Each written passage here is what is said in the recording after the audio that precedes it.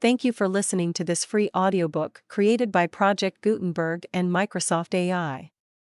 To learn more about the project or give feedback on the quality of a recording, please visit aka.ms/audiobook. Typee by Herman Melville. Contents.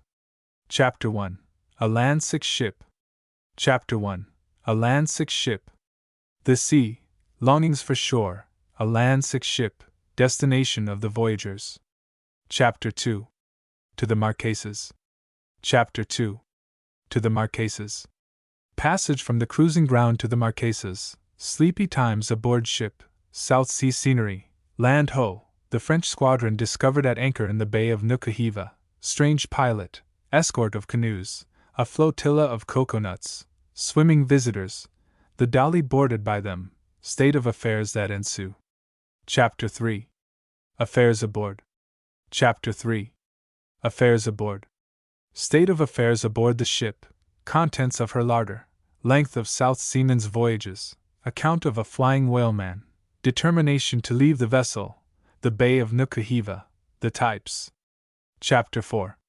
Last night aboard. Chapter 4. Last night aboard. Thoughts previous to attempting an escape. Toby, a fellow sailor, agrees to share the adventure, last night aboard the ship. Chapter 5. The Escape. Chapter 5. The Escape. A specimen of nautical oratory, criticisms of the sailors, the starboard watch are given a holiday, the escape to the mountains. Chapter 6. Disappointment. Chapter 6. Disappointment. The other side of the mountain, disappointment, inventory of articles brought from the ship, division of the stock of bread, appearance of the interior of the island, a discovery, a ravine and waterfalls, a sleepless night, further discoveries, my illness, a Marquesan landscape. Chapter 7. A Wild Goose Chase. Chapter 7. A Wild Goose Chase. The important question, Typee or Hapar? A wild goose chase, my sufferings, disheartening situation, a night in the ravine, morning meal, happy idea of Toby, journey towards the valley. Chapter 8. Into the valley. Chapter 8. Into the valley. Perilous passage of the ravine, descent into the valley. Chapter 9. Cautious advance. Chapter 9. Cautious advance.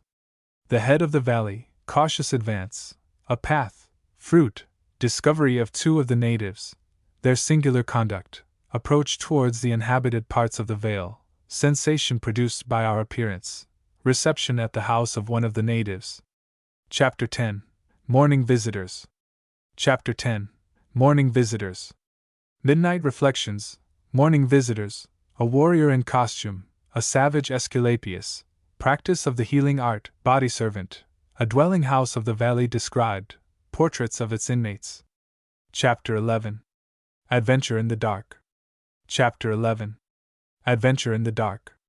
Officiousness of Korikori, his devotion, a bath in the stream, want of refinement of the Typee damsels, stroll with Mehivi, a Typee highway, the taboo groves, the hula hula ground, the time-worn savages, hospitality of Mehivi, midnight musings, adventure in the dark, distinguished honors paid to the visitors, strange procession, and return to the house of Marheo.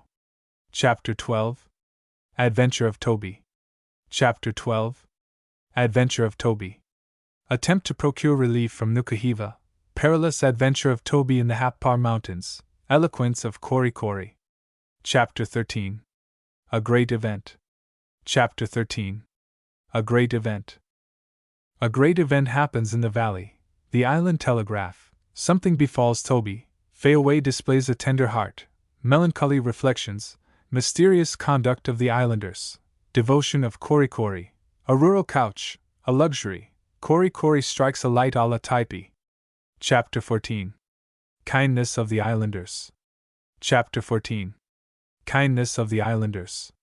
Kindness of Marheo and the rest of the islanders, a full description of the breadfruit tree, different modes of preparing the fruit. Chapter 15. Melancholy Condition. Chapter 15. Melancholy Condition. Melancholy Condition, occurrence at the Anecdote of Marhale, shaving the head of a warrior. Chapter 16. Improvement. Chapter 16. Improvement. Improvement in health and spirits. Felicity of the types. A skirmish in the mountain with the warriors of Hapar. Chapter 17. A stranger arrives. Chapter 17. A stranger arrives.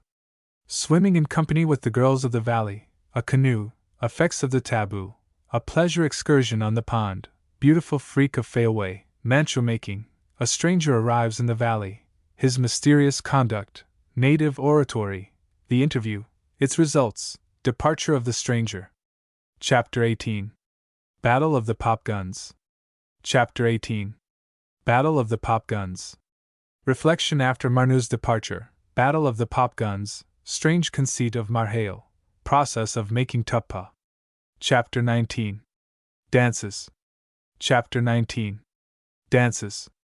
History of a day as usually spent in the Typee Valley, dances of the Marquesan girls. Chapter 20. Monuments. Chapter 20. Monuments. The spring of Arva, remarkable monumental remains, some ideas with regard to the history of the Typees found in the valley. Chapter 21. A festival. Chapter 21. A festival. Preparations for a grand festival in the valley, strange doings in the taboo groves, monument of calabashes, gala costume of the Typee damsels, departure for the festival. Chapter 22. The Feast of Calabashes. Chapter 22. The Feast of Calabashes. The Feast of Calabashes. Chapter 23. Religion of the Types.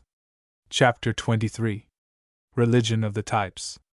Ideas suggested by the Feast of Calabashes, effigy of a dead warrior, a singular superstition, the priest Kali and the god Moa Archua, amazing religious observance, a dilapidated shrine, Kori and the idol, an inference. Chapter 24. Beauty of the Types. Chapter 24. Beauty of the Types. General information gathered at the festival, personal beauty of the Types, their superiority over the inhabitants of the other islands, diversity of complexion, a vegetable cosmetic and ointment, testimony of voyagers to the uncommon beauty of the Marquesans, few evidences of intercourse with civilized beings, dilapidated musket, primitive simplicity of government, regal dignity of Mehivi. Chapter 25. Marriage customs. Chapter 25. Marriage customs. King Mehivi, conduct of Marheo and Mehivi in certain delicate matters, peculiar system of marriage, number of population, uniformity, embalming, places of sepulture, funeral obsequies at Nukahiva, number of inhabitants in Typee, location of the dwellings, happiness enjoyed in the valley. Chapter 26. Social conditions. Chapter 26. Social conditions. The social condition and general character of the types. Chapter 27. Fishing parties. Chapter 27. Fishing parties.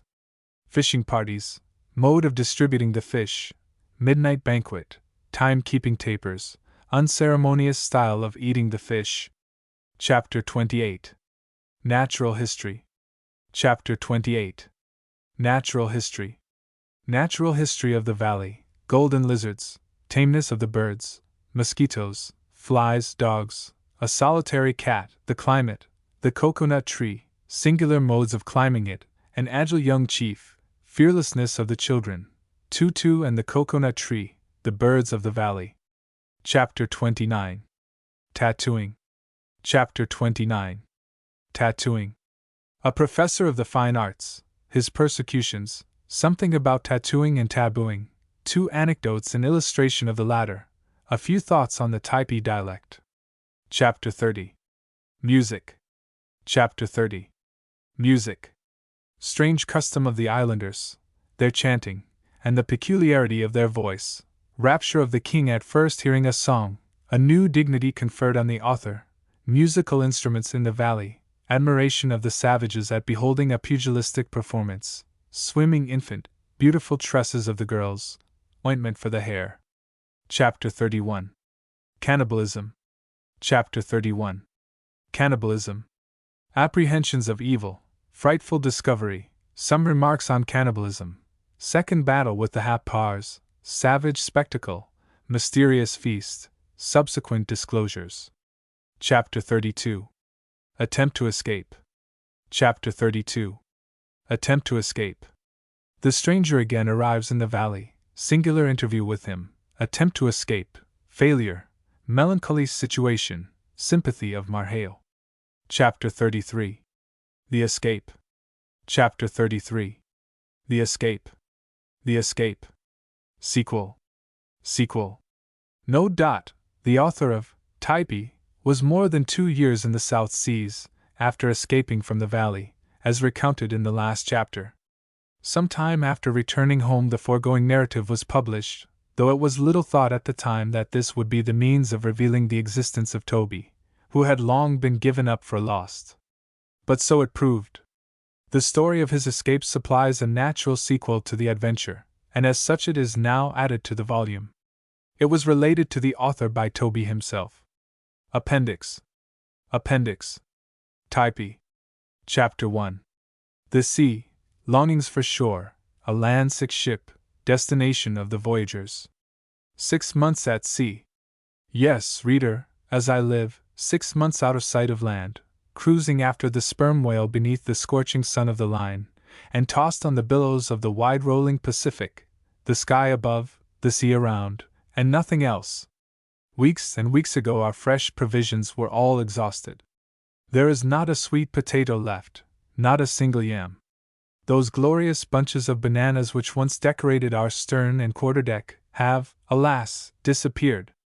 And the delicious oranges which hung suspended from our tops and stays, they, too, are gone. Yes, they are all departed, and there is nothing left us but salt horse and sea biscuit. Oh! For a refreshing glimpse of one blade of grass, for a snuff at the fragrance of a handful of the loamy earth. Is there nothing fresh around us? Is there no green thing to be seen? Yes, the inside of our bulwarks is painted green, but what a vile and sickly hue it is, as if nothing bearing even the semblance of verdure could flourish this weary way from land. Even the bark that once clung to the wood we use for fuel has been gnawed off and devoured by the captain's pig, and so long ago, too, that the pig himself has in turn been devoured. There is but one solitary tenant in the chicken coop, once a gay and dapper young cock, bearing him so bravely among the coy hens. But look at him now, there he stands, moping all the day long on that everlasting one leg of his. He turns with disgust from the moldy corn before him, and the brackish water in his little trough. He mourns no doubt his lost companions, literally snatched from him one by one, and never seen again. But his days of mourning will be few, for Mungo, our black cook, told me yesterday that the word had at last gone forth, and poor Pedro's fate was sealed. His attenuated body will be laid out upon the captain's table next Sunday, and long before night will be buried, with all the usual ceremonies, beneath that worthy individual's vest. Who would believe that there could be any one so cruel as to long for the decapitation of the luckless Pedro? Yet the sailors pray every minute, selfish fellows, that the miserable fowl may be brought to his end. They say the captain will never point the ship for the land so long as he has in anticipation a mess of fresh meat. This unhappy bird can alone furnish it, and when he is once devoured, the captain will come to his senses. I wish thee no harm, Peter, but as thou art doomed, sooner or later, to meet the fate of all thy race, and if putting a period to thy existence is to be the signal for our deliverance, why, truth to speak, I wish thy throat cut this very moment, for oh! How I wish to see the living earth again. The old ship herself longs to look out upon the land from her hawse-holes once more, as Jack Lewis said right the other day when the captain found fault with his steering. Why, d'ye see, Captain Bangs, says bold Jack, I'm as good a helmsman as ever put hand to spoke, but none of us can steer the old lady now. We can't keep her full and by, sir, watch her ever so close she will fall off, and then, sir, when I put the helm down so gently and try like to coax her to the work, she won't take it kindly, but will fall round off again, and it's all because she knows the land is under the lee, sir, and she won't go any more to windward. Aye, and why should she, Jack? Didn't every one of her stout timbers grow on shore, and hasn't she sensibilities as well as we? Poor old ship! Her very looks denote her desires. How deplorable she appears! The paint on her sides, burned up by the scorching sun, is puffed out and cracked. See the weeds she trails along with her, and what an unsightly bunch of these horrid barnacles has formed about her sternpiece. And every time she rises on a sea, she shows her copper torn away or hanging in jagged strips. Poor old ship! I say again, for 6 months she has been rolling and pitching about, never for one moment at rest. But courage, old lass, I hope to see thee soon within a biscuit's toss of the merry land, riding snugly at anchor in some green cove, and sheltered from the boisterous winds. Hurrah, my lads! It's a settled thing. Next week we shape our course to the Marquesas. The Marquesas. What strange visions of outlandish things does the very name spirit up?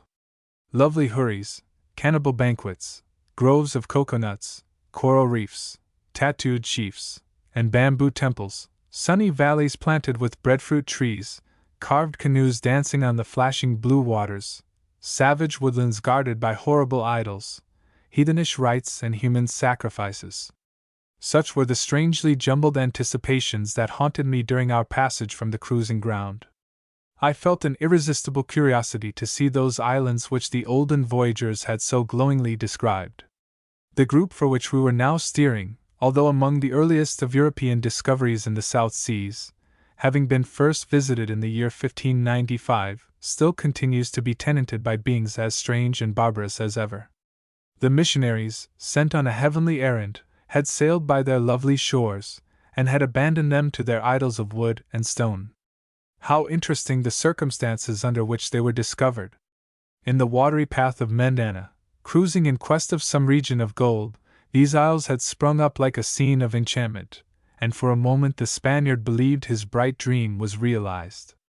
In honor of the Marquis de Mendoza, then Viceroy of Peru, under whose auspices the navigator sailed, he bestowed upon them the name which denoted the rank of his patron, and gave to the world, on his return, a vague and magnificent account of their beauty. But these islands, undisturbed for years, relapsed into their previous obscurity, and it is only recently that anything has been known concerning them. Once in the course of a half-century, to be sure, some adventurous rover would break in upon their peaceful repose, and, astonished at the unusual scene, would be almost tempted to claim the merit of a new discovery. Of this interesting group, but little account has ever been given, if we accept the slight mention made of them in the sketches of South Sea voyages. Cook, in his repeated circumnavigations of the globe, barely touched at their shores, and all that we know about them is from a few general narratives.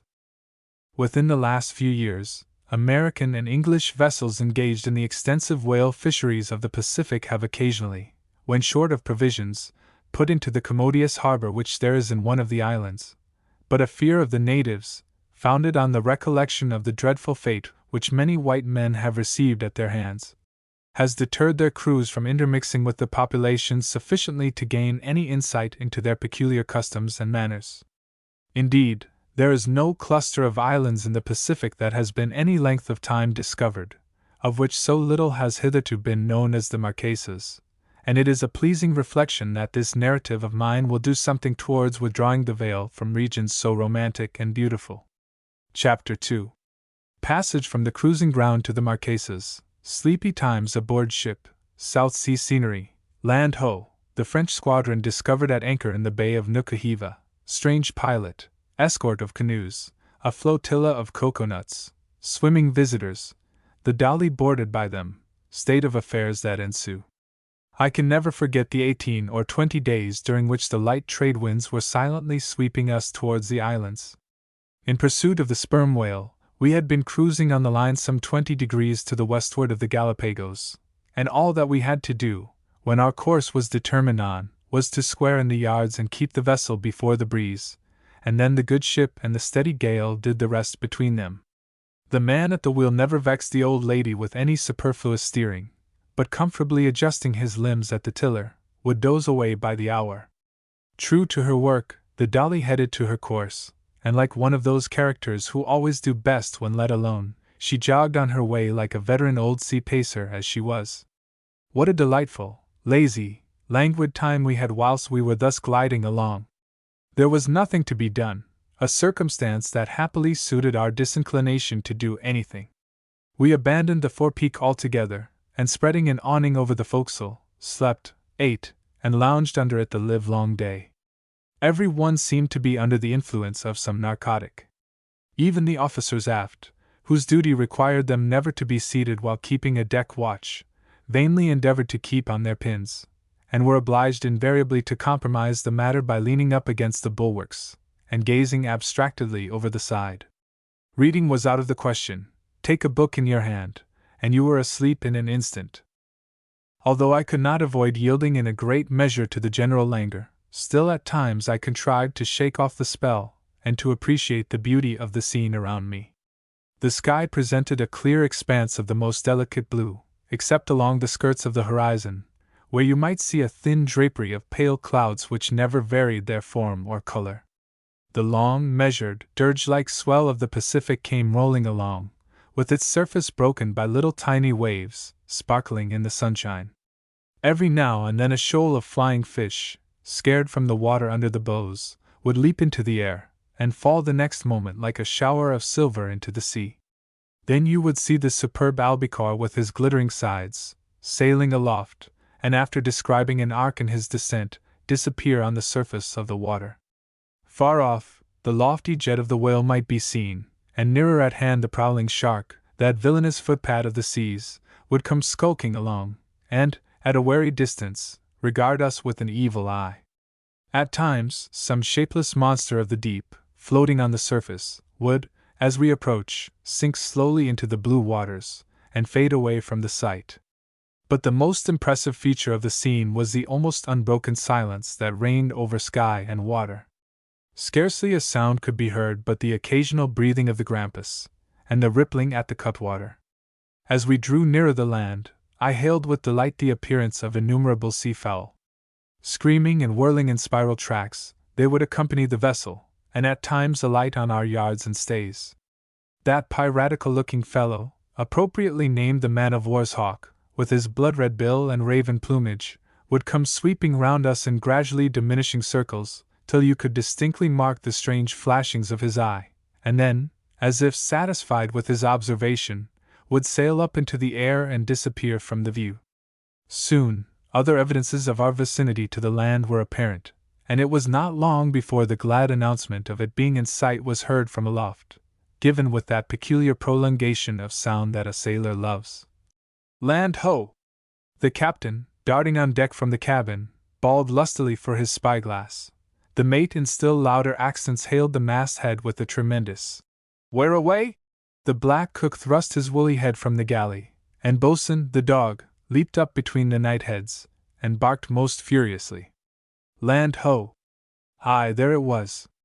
A hardly perceptible blue irregular outline, indicating the bold contour of the lofty heights of Nukuhiva.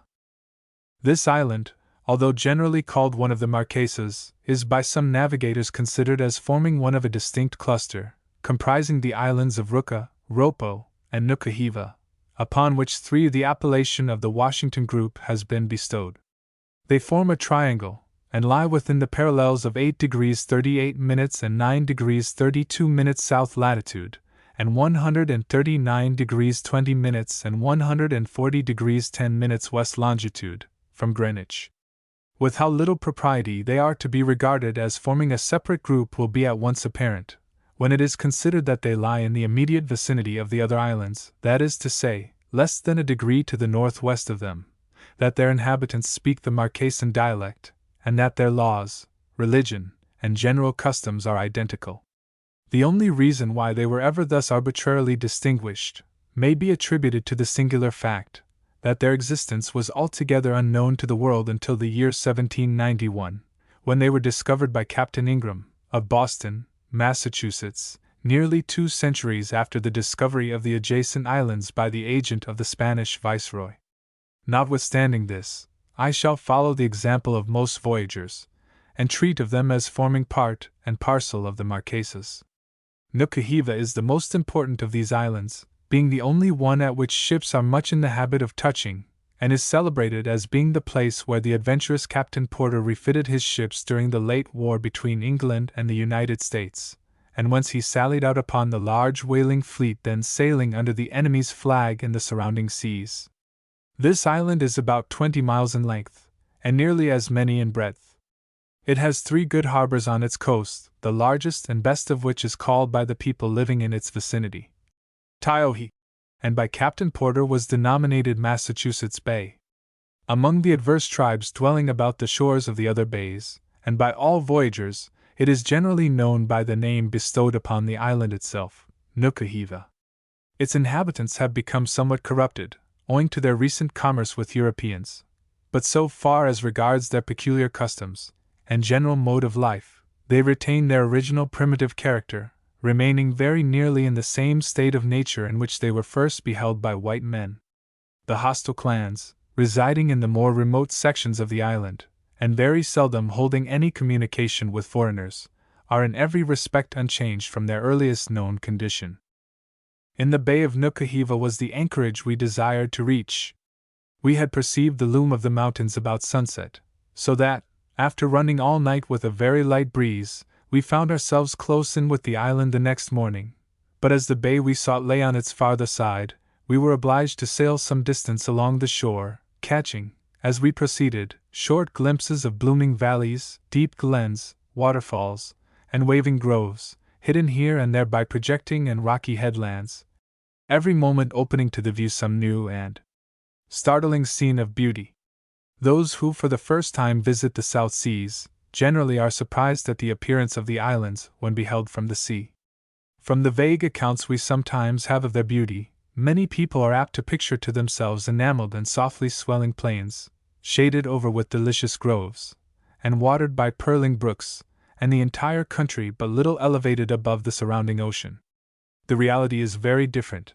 Bold rock-bound coasts, with the surf beating high against the lofty cliffs, and broken here and there into deep inlets, which open to the view thickly wooded valleys, separated by the spurs of mountains clothed with tufted grass, and sweeping down towards the sea from an elevated and furrowed interior, formed the principal features of these islands. Towards noon we drew abreast the entrance to the harbor, and at last we slowly swept by the intervening promontory, and entered the Bay of Nukuhiva. No description can do justice to its beauty, but that beauty was lost to me then, and I saw nothing but the tricolored flag of France, trailing over the stern of 6 vessels, whose black hulls and bristling broadsides proclaimed their warlike character. There they were, floating in that lovely bay, the green eminences of the shore looking down so tranquilly upon them, as if rebuking the sternness of their aspect. To my eye, nothing could be more out of keeping than the presence of these vessels, but we soon learnt what brought them there. The whole group of islands had just been taken possession of by Rear Admiral du Petit-Thouars, in the name of the invincible French nation. This item of information was imparted to us by a most extraordinary individual, a genuine South Sea vagabond, who came alongside of us in a whaleboat as soon as we entered the bay, and by the aid of some benevolent persons at the gangway, was assisted on board, for our visitor was in that interesting stage of intoxication when a man is amiable and helpless.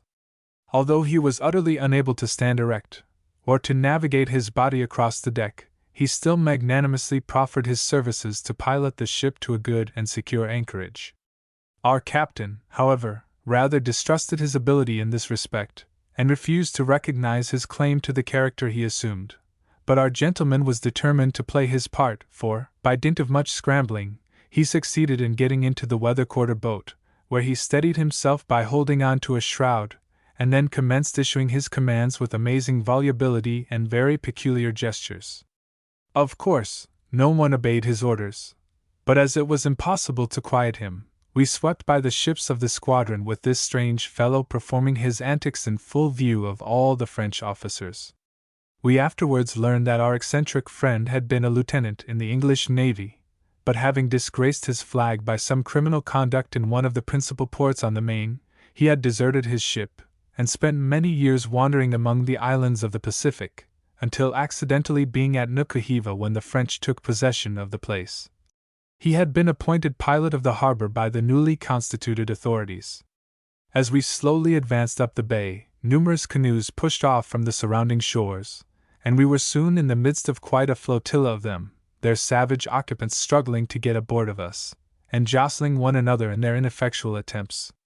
Occasionally the projecting outriggers of their slight shallops, running foul of one another, would become entangled beneath the water, threatening to capsize the canoes, when a scene of confusion would ensue that baffles description. Such strange outcries and passionate gesticulations I never certainly heard or saw before. You would have thought the islanders were on the point of flying at one another's throats, whereas they were only amicably engaged in disentangling their boats. Scattered here and there among the canoes might be seen numbers of coconuts floating closely together in circular groups, and bobbing up and down with every wave. By some inexplicable means these coconuts were all steadily approaching towards the ship. As I leaned curiously over the side, endeavoring to solve their mysterious movements, one mass, far in advance of the rest, attracted my attention. In its center was something I could take for nothing else than a coconut, but which I certainly considered one of the most extraordinary specimens of the fruit I had ever seen. It kept twirling and dancing about among the rest in the most singular manner, and as it drew nearer, I thought it bore a remarkable resemblance to the brown-shaven skull of one of the savages. Presently it betrayed a pair of eyes, and soon I became aware that what I had supposed to have been one of the fruit was nothing else than the head of an islander, who had adopted this singular method of bringing his produce to market. The coconuts were all attached to one another by strips of the husk, partly torn from the shell, and rudely fastened together. Their proprietor, inserting his head into the midst of them, impelled his necklace of coconuts through the water by striking out beneath the surface with his feet.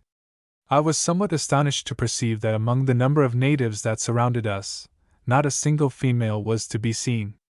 At that time I was ignorant of the fact that by the operation of the taboo, the use of canoes in all parts of the island is rigorously prohibited to the entire sex, for whom it is death even to be seen entering one when hauled on shore. Consequently, whenever a Marquesan lady voyages by water, she puts in requisition the paddles of her own fair body.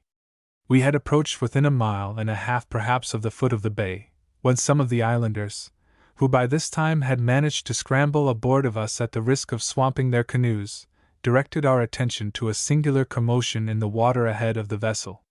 At first I imagined it to be produced by a shoal of fish sporting on the surface, but our savage friends assured us that it was caused by a shoal of Winhanees, young girls, who in this manner were coming off from the shore to welcome us. As they drew nearer, and I watched the rising and sinking of their forms, and beheld the uplifted right arm bearing above the water the girdle of Typee, and their long dark hair trailing beside them as they swam, I almost fancied they could be nothing else than so many mermaids, and very like mermaids they behaved too. We were still some distance from the beach, and under slow headway, when we sailed right into the midst of these swimming nymphs, and they boarded us at every quarter, many seizing hold of the chain plates and springing into the chains, others, at the peril of being run over by the vessel in her course, catching at the bobstays, and wreathing their slender forms about the ropes, hung suspended in the air. All of them at length succeeded in getting up the ship's side, where they clung dripping with the brine and glowing from the bath, their jet-black tresses streaming over their shoulders, and half enveloping their otherwise naked forms. There they hung, sparkling with savage vivacity, laughing gaily at one another, and chattering away with infinite glee. Nor were they idle the while, for each one performed the simple offices of the toilet for the other. Their luxuriant locks, wound up and twisted into the smallest possible compass, were freed from the briny element, the whole person carefully dried, and from a little round shell that passed from hand to hand, anointed with a fragrant oil. Their adornments were completed by passing a few loose folds of white Typee, in a modest cincture, around the waist. Thus arrayed they no longer hesitated, but flung themselves lightly over the bulwarks, and were quickly frolicking about the decks. Many of them went forward, perching upon the head rails or running out upon the bowsprit, while others seated themselves upon the taffrail, or reclined at full length upon the boats. Their appearance perfectly amazed me, their extreme youth, the light clear brown of their complexions, their delicate features, and inexpressibly graceful figures, their softly molded limbs, and free unstudied action, seemed as strange as beautiful. The dolly was fairly captured, and never, I will say, was vessel carried before by such a dashing and irresistible party of boarders. The ship taken, we could not do otherwise than yield ourselves prisoners, and for the whole period that she remained in the bay, the Dolly, as well as her crew, were completely in the hands of the mermaids. In the evening, after we had come to an anchor, the deck was illuminated with lanterns, and this picturesque band of sylphs, tricked out with flowers, and dressed in robes of variegated tupa, got up a ball in great style. These females are passionately fond of dancing, and in the wild grace and spirit of their style excel everything that I have ever seen. The varied dances of the Marquesan girls are beautiful in the extreme, but there is an abandoned voluptuousness in their character which I dare not attempt to describe. Our ship was now wholly given up to every species of riot and debauchery. The grossest licentiousness and the most shameful inebriety prevailed, with occasional and but short-lived interruptions, through the whole period of her stay. Alas for the poor savages when exposed to the influence of these polluting examples! Unsophisticated and confiding, they are easily led into every vice, and humanity weeps over the ruin thus remorselessly inflicted upon them by their European civilizers. Thrice happy are they who, inhabiting some yet undiscovered island in the midst of the ocean, have never been brought into contaminating contact with the white man. Chapter 3. State of affairs aboard the ship, contents of her larder, length of South Seaman's voyages, account of a flying whaleman, determination to leave the vessel, the Bay of Nukuhiva, the types. It was in the summer of 1842 that we arrived at the islands. Our ship had not been many days in the harbor of Nukuhiva before I came to the determination of leaving her. That my reasons for resolving to take this step were numerous and weighty may be inferred from the fact that I chose rather to risk my fortunes among the savages of the island than to endure another voyage on board the Dolly. To use the concise, point-blank phrase of the sailors, I had made up my mind to run away. Now, as a meaning is generally attached to these two words no way flattering to the individual to whom they are applied, it behoves me, for the sake of my own character, to offer some explanation of my conduct. When I entered on board the Dolly, I signed, as a matter of course, the ship's articles, thereby voluntarily engaging and legally binding myself to serve in a certain capacity for the period of the voyage, and special considerations apart, I was of course bound to fulfill the agreement.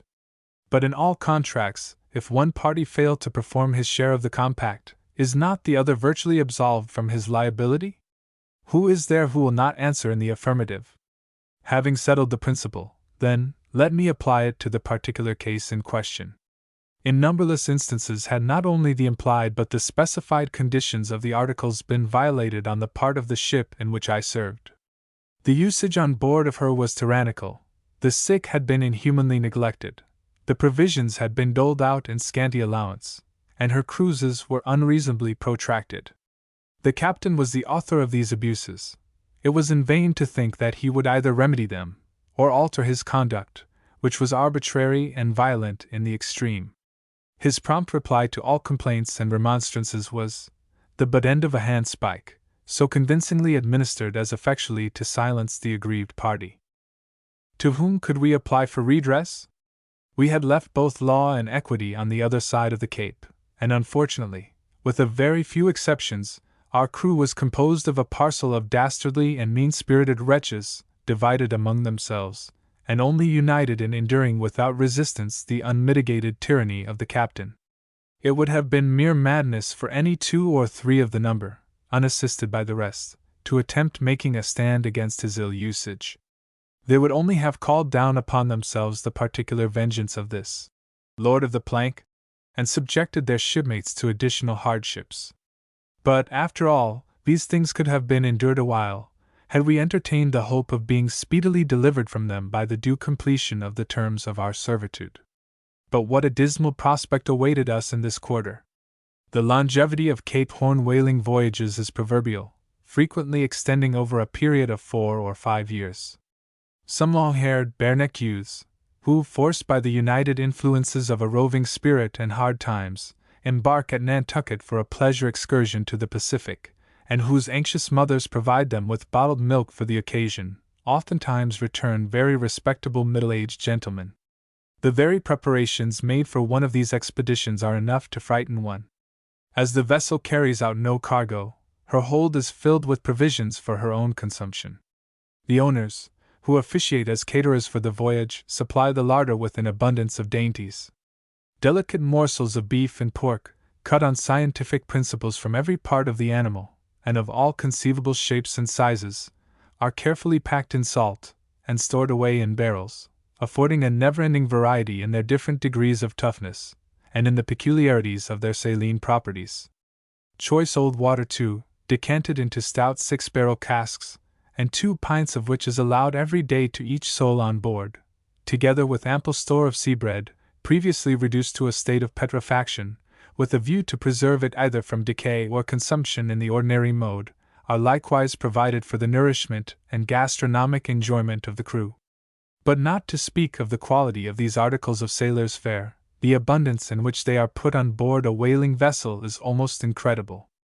Oftentimes, when we had occasion to break out in the hold, and had beheld the successive tiers of casks and barrels, whose contents were all destined to be consumed in due course by the ship's company, my heart has sunk within me. Although, as a general case, a ship unlucky in falling in with whales continues to cruise after them until she has barely sufficient provisions remaining to take her home, turning round then quietly and making the best of her way to her friends, yet there are instances when even this natural obstacle to the further prosecution of the voyage is overcome by headstrong captains, who, bartering the fruits of their hard-earned toils for a new supply of provisions in some of the ports of Chile or Peru, begin the voyage afresh with unabated zeal and perseverance. It is in vain that the owners write urgent letters to him to sail for home, and for their sake to bring back the ship, since it appears he can put nothing in her. Not he.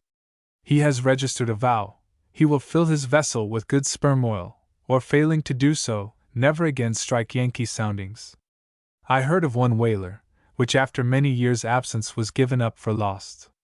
The last that had been heard of her was a shadowy report of her having touched at some of those unstable islands in the far Pacific, whose eccentric wanderings are carefully noted in each new edition of the South Sea charts. After a long interval, however, the Perseverance, for that was her name, was spoken somewhere in the vicinity of the ends of the earth, cruising along as leisurely as ever, her sails all bepatched and bequilted with rope yarns, her spars fished with old pipe staves, and her rigging knotted and spliced in every possible direction. Her crew was composed of some 20 venerable Greenwich pensioner-looking old salts, who just managed to hobble about deck. The ends of all the running ropes, with the exception of the signal halyards and poop downhaul, were rove through snatch blocks, and led to the capstan or windlass, so that not a yard was braced or a sail set without the assistance of machinery. Her hull was encrusted with barnacles, which completely encased her. 3 pet sharks followed in her wake, and every day came alongside to regale themselves from the contents of the cook's bucket, which were pitched over to them. A vast shoal of bonettas and albicores always kept her company. Such was the account I heard of this vessel, and the remembrance of it always haunted me. What eventually became of her I never learned. At any rate, she never reached home, and I suppose she is still regularly tacking twice in the 24 hours somewhere off Buggery Island, or the Devil's Tail Peak. Having said thus much touching the usual length of these voyages, when I informed the reader that ours had as it were just commenced, we being only 15 months out, and even at that time hailed as a late arrival, and boarded for news, he will readily perceive that there was little to encourage one in looking forward to the future, especially as I had always had a presentiment that we should make an unfortunate voyage, and our experience so far had justified the expectation. I may here state, and on my faith as an honest man, that some time after arriving home from my adventures, I learned that this vessel was still in the Pacific, and that she had met with very poor success in the fishery. Very many of her crew, also, left her, and her voyage lasted about 5 years. But to return to my narrative. Placed in these circumstances, then, with no prospect of matters mending if I remained aboard the Dolly, I at once made up my mind to leave her.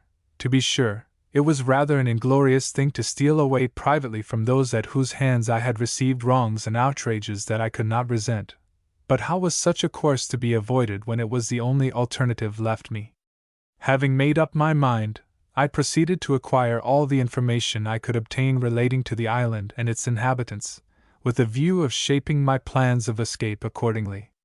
The result of these inquiries I will now state, in order that the ensuing narrative may be the better understood. The Bay of Nukuhiva, in which we were then lying, is an expanse of water not unlike in figure the space included within the limits of a horseshoe.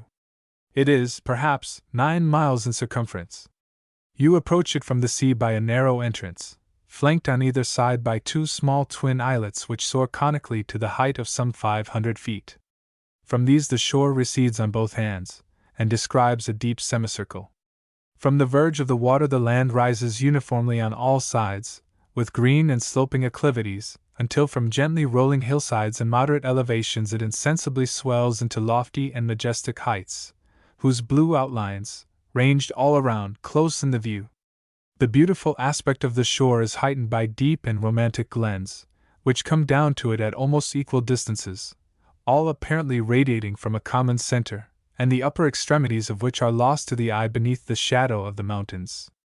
Down each of these little valleys flows a clear stream, here and there assuming the form of a slender cascade, then stealing invisibly along until it bursts upon the sight again in larger and more noisy waterfalls, and at last demurely wanders along to the sea. The houses of the natives, constructed of the yellow bamboo, tastefully twisted together in a kind of wickerwork, and thatched with the long tapering leaves of the palmetto, are scattered irregularly along these valleys beneath the shady branches of the coconut trees. Nothing can exceed the imposing scenery of this bay. Viewed from our ship as she lay at anchor in the middle of the harbor, it presented the appearance of a vast natural amphitheater in decay, and overgrown with vines, the deep glens that furrowed its sides appearing like enormous fissures caused by the ravages of time. Very often, when lost in admiration at its beauty, I have experienced a pang of regret that a scene so enchanting should be hidden from the world in these remote seas, and seldom meet the eyes of devoted lovers of nature. Besides this bay, the shores of the island are indented by several other extensive inlets, into which descend broad and verdant valleys. These are inhabited by as many distinct tribes of savages, who, although speaking kindred dialects of a common language, and having the same religion and laws, have from time immemorial waged hereditary warfare against each other. The intervening mountains, generally 2,000 or 3,000 feet above the level of the sea, geographically define the territories of each of these hostile tribes, who never cross them, save on some expedition of war or plunder. Immediately adjacent to Nukuhiva, and only separated from it by the mountains seen from the harbor, lies the lovely valley of Happar, whose inmates cherish the most friendly relations with the inhabitants of Nukuhiva. On the other side of Happar, and closely adjoining it, is the magnificent valley of the dreaded Types, the unappeasable enemies of both these tribes. These celebrated warriors appear to inspire the other islanders with unspeakable terrors. Their very name is a frightful one, for the word Typee in the Marquesan dialect signifies a lover of human flesh. It is rather singular that the title should have been bestowed upon them exclusively, inasmuch as the natives of all this group are irreclaimable cannibals. The name may, perhaps, have been given to denote the peculiar ferocity of this clan, and to convey a special stigma along with it. These same types enjoy a prodigious notoriety all over the islands. The natives of Nukuhiva would frequently recount in pantomime to our ship's company their terrible feats, and would show the marks of wounds they had received in desperate encounters with them. When ashore they would try to frighten us by pointing to one of their own number, and calling him a Typee, manifesting no little surprise that we did not take to our heels at so terrible an announcement. It was quite amusing, too, to see with what earnestness they disclaimed all cannibal propensities on their own part, while they denounced their enemies, the Types, as inveterate gormandizers of human flesh. But this is a peculiarity to which I shall hereafter have occasion to allude. Although I was convinced that the inhabitants of our bay were as arrant cannibals as any of the other tribes on the island, still I could not but feel a particular, and most unqualified repugnance to the aforesaid Types. Even before visiting the Marquesas, I had heard from men who had touched at the group on former voyages some revolting stories in connection with these savages, and fresh in my remembrance was the adventure of the master of the Catherine, who only a few months previous, imprudently venturing into this bay in an armed boat for the purpose of barter, was seized by the natives, carried back a little distance into their valley, and was only saved from a cruel death by the intervention of a young girl, who facilitated his escape by night along the beach to Nukuhiva. I had heard, too, of an English vessel that many years ago, after a weary cruise, sought to enter the Bay of Nukuhiva, and arriving within 2 or 3 miles of the land, was met by a large canoe filled with natives, who offered to lead the way to the place of their destination. The captain, unacquainted with the localities of the island, joyfully acceded to the proposition. The canoe paddled on and the ship followed. She was soon conducted to a beautiful inlet, and dropped her anchor in its waters beneath the shadows of the lofty shore. That same night the perfidious types, who had thus inveigled her into their fatal bay, flocked aboard the doomed vessel by hundreds, and at a given signal murdered every soul on board. Chapter 4. Thoughts previous to attempting an escape.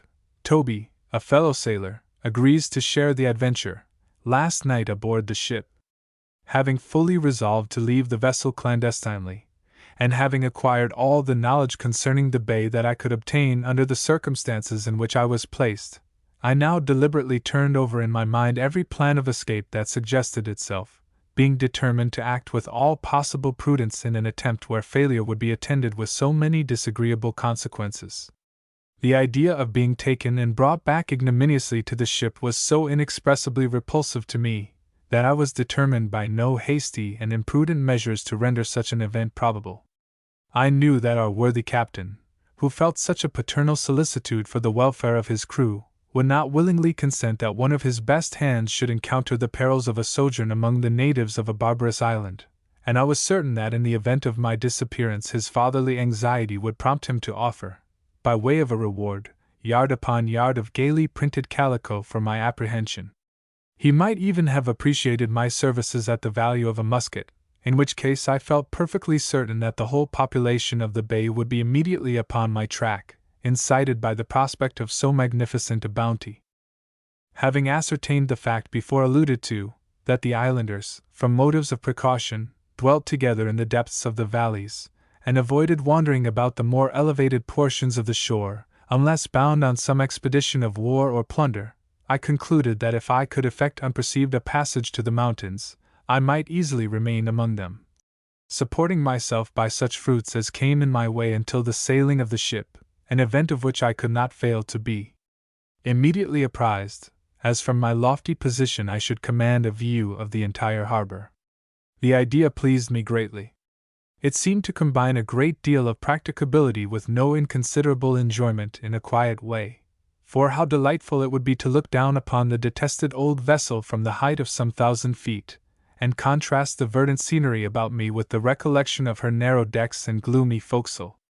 Why, it was really refreshing even to think of it, and so I straightway fell to picturing myself seated beneath a cocoanut tree on the brow of the mountain, with a cluster of plantains within easy reach, criticizing her nautical evolutions as she was working her way out of the harbor. To be sure, there was one rather unpleasant drawback to these agreeable anticipations: the possibility of falling in with a foraging party of these same bloody-minded types, whose appetites, edged perhaps by the air of so elevated a region, might prompt them to devour one. This, I must confess, was the most disagreeable view of the matter. Just to think of a party of these unnatural gourmands taking it into their heads to make a convivial meal of a poor devil, who would have no means of escape or defense. However, there was no help for it. I was willing to encounter some risks in order to accomplish my object, and counted much upon my ability to elude these prowling cannibals amongst the many coverts which the mountains afforded. Besides, the chances were 10 to 1 in my favor that they would none of them quit their own fastnesses. I had determined not to communicate my design of withdrawing from the vessel to any of my shipmates, and least of all to solicit any one to accompany me in my flight.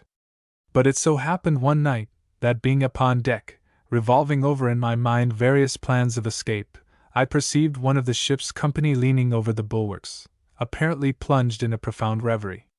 He was a young fellow about my own age, for whom I had all along entertained a great regard, and Toby, such was the name by which he went among us, for his real name he would never tell us, was every way worthy of it. He was active, ready, and obliging, of dauntless courage, and singularly open and fearless in the expression of his feelings. I had on more than one occasion got him out of scrapes into which this had led him, and I know not whether it was from this cause, or a certain congeniality of sentiment between us, that he had always shown a partiality for my society. We had battled out many a long watch together, beguiling the weary hours with chat, song, and story, mingled with a good many imprecations upon the hard destiny it seemed our common fortune to encounter. Toby, like myself, had evidently moved in a different sphere of life, and his conversation at times betrayed this, although he was anxious to conceal it. He was one of that class of rovers you sometimes meet at sea, who never reveal their origin, never allude to home, and go rambling over the world as if pursued by some mysterious fate they cannot possibly elude. There was much even in the appearance of Toby calculated to draw me towards him, for while the greater part of the crew were as coarse in person as in mind, Toby was endowed with a remarkably prepossessing exterior. Arrayed in his blue frock and duck trousers, he was as smart a looking sailor as ever stepped upon a deck. He was singularly small and slightly made, with great flexibility of limb. His naturally dark complexion had been deepened by exposure to the tropical sun, and a mass of jetty locks clustered about his temples, and threw a darker shade into his large black eyes. He was a strange wayward being, moody, fitful, and melancholy, at times almost morose. He had a quick and fiery temper too, which, when thoroughly roused, transported him into a state bordering on delirium. It is strange the power that a mind of deep passion has over feeble natures. I have seen a brawny fellow, with no lack of ordinary courage, fairly quail before this slender stripling, when in one of his furious fits. But these paroxysms seldom occurred, and in them my big-hearted shipmate vented the bile which more calm-tempered individuals get rid of by a continual pettishness at trivial annoyances. No one ever saw Toby laugh, I mean in the hearty abandonment of broad-mouthed mirth. He did smile sometimes, it is true, and there was a good deal of dry, sarcastic humor about him, which told the more from the imperturbable gravity of his tone and manner. Latterly I had observed that Toby's melancholy had greatly increased, and I had frequently seen him since our arrival at the island gazing wistfully upon the shore, when the remainder of the crew would be riding below. I was aware that he entertained a cordial detestation of the ship, and believed that should a fair chance of escape present itself, he would embrace it willingly. But the attempt was so perilous in the place where we then lay, that I supposed myself the only individual on board the ship who was sufficiently reckless to think of it. In this, however, I was mistaken. When I perceived Toby leaning, as I have mentioned, against the bulwarks and buried in thought, it struck me at once that the subject of his meditations might be the same as my own. And if it be so, thought I, is he not the very one of all my shipmates whom I would choose for the partner of my adventure? And why should I not have some comrade with me to divide its dangers and alleviate its hardships? Perhaps I might be obliged to lie concealed among the mountains for weeks. In such an event, what a solace would a companion be? These thoughts passed rapidly through my mind, and I wondered why I had not before considered the matter in this light. But it was not too late. A tap upon the shoulder served to rouse Toby from his reverie. I found him ripe for the enterprise, and a very few words sufficed for a mutual understanding between us. In an hour's time we had arranged all the preliminaries, and decided upon our plan of action.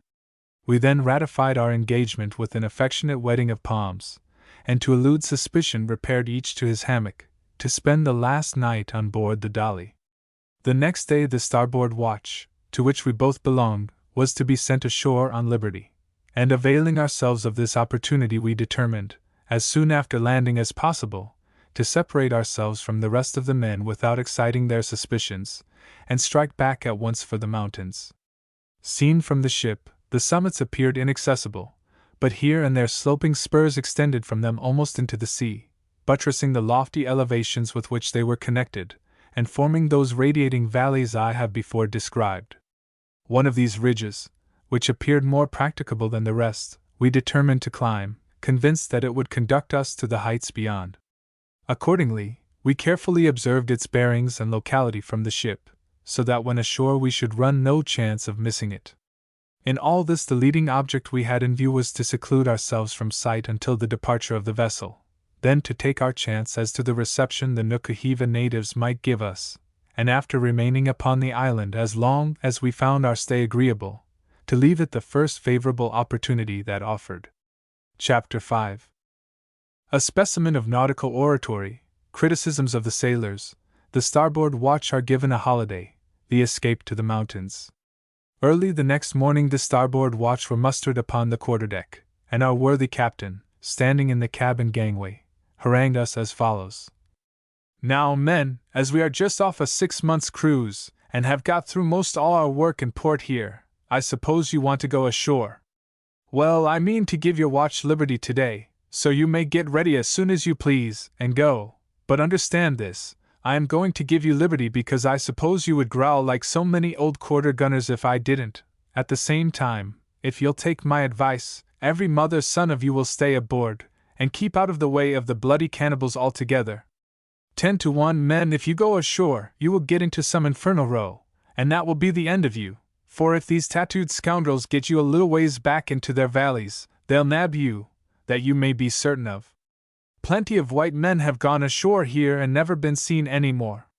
There was the old Dido, she put in here about 2 years ago, and sent one watch off on liberty.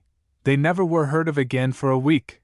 The natives swore they didn't know where they were, and only 3 of them ever got back to the ship again, and one with his face damaged for life, for the cursed heathens tattooed a broad patch clean across his figurehead. But it will be no use talking to you, for go you will, that I see plainly. So all I have to say is, that you need not blame me if the islanders make a meal of you. You may stand some chance of escaping them though, if you keep close about the French encampment, and are back to the ship again before sunset. Keep that much in your mind, if you forget all the rest I've been saying to you. There, go forward, bear a hand and rig yourselves, and stand by for a call. At 2 bells the boat will be manned to take you off, and the Lord have mercy on you. Various were the emotions depicted upon the countenances of the starboard watch whilst listening to this address, but on its conclusion there was a general move towards the forecastle, and we soon were all busily engaged in getting ready for the holidays so auspiciously announced by the skipper. During these preparations, his harangue was commented upon in no very measured terms, and one of the party, after denouncing him as a lying old son of a sea cook who begrudged a fellow a few hours' liberty, exclaimed with an oath, "But you don't bounce me out of my liberty, old chap, for all your yarns, for I would go ashore if every pebble on the beach was a live coal, and every stick a gridiron, and the cannibals stood ready to broil me on landing."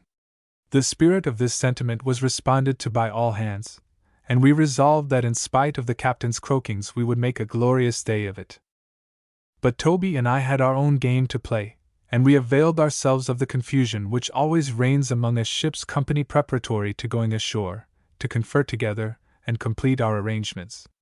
As our object was to effect as rapid a flight as possible to the mountains, we determined not to encumber ourselves with any superfluous apparel, and accordingly, while the rest were rigging themselves out with some idea of making a display, we were content to put on new stout duck trousers, serviceable pumps, and heavy haverfrocks, which, with a Peta hat, completed our equipment.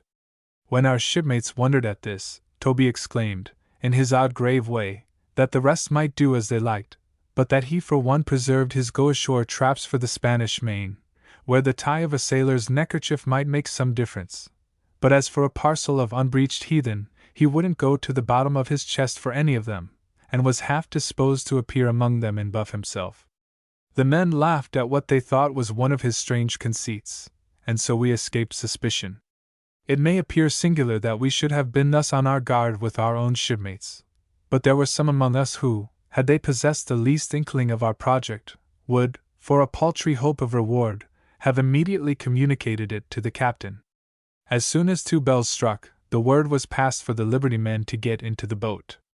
I lingered behind in the forecastle a moment, to take a parting glance at its familiar features, and just as I was about to ascend to the deck, my eye happened to light on the bread barge and beef kid, which contained the remnants of our last hasty meal. Although I had never before thought of providing anything in the way of food for our expedition, as I fully relied upon the fruits of the island to sustain us wherever we might wander, yet I could not resist the inclination I felt to provide a luncheon from the relics before me. Accordingly I took a double handful of those small, broken, flinty bits of biscuit which generally go by the name of midshipman's nuts, and thrust them into the bosom of my frock, in which same ample receptacle I had previously stowed away several pounds of tobacco and a few yards of cotton cloth, articles with which I intended to purchase the goodwill of the natives, as soon as we should appear among them after the departure of our vessel. This last addition to my stock caused a considerable protuberance in front, which I abetted in a measure by shaking the bits of bread around my waist, and distributing the plugs of tobacco among the folds of the garment. Hardly had I completed these arrangements when my name was sung out by a dozen voices, and I sprung upon the deck, where I found all the party in the boat, and impatient to shove off.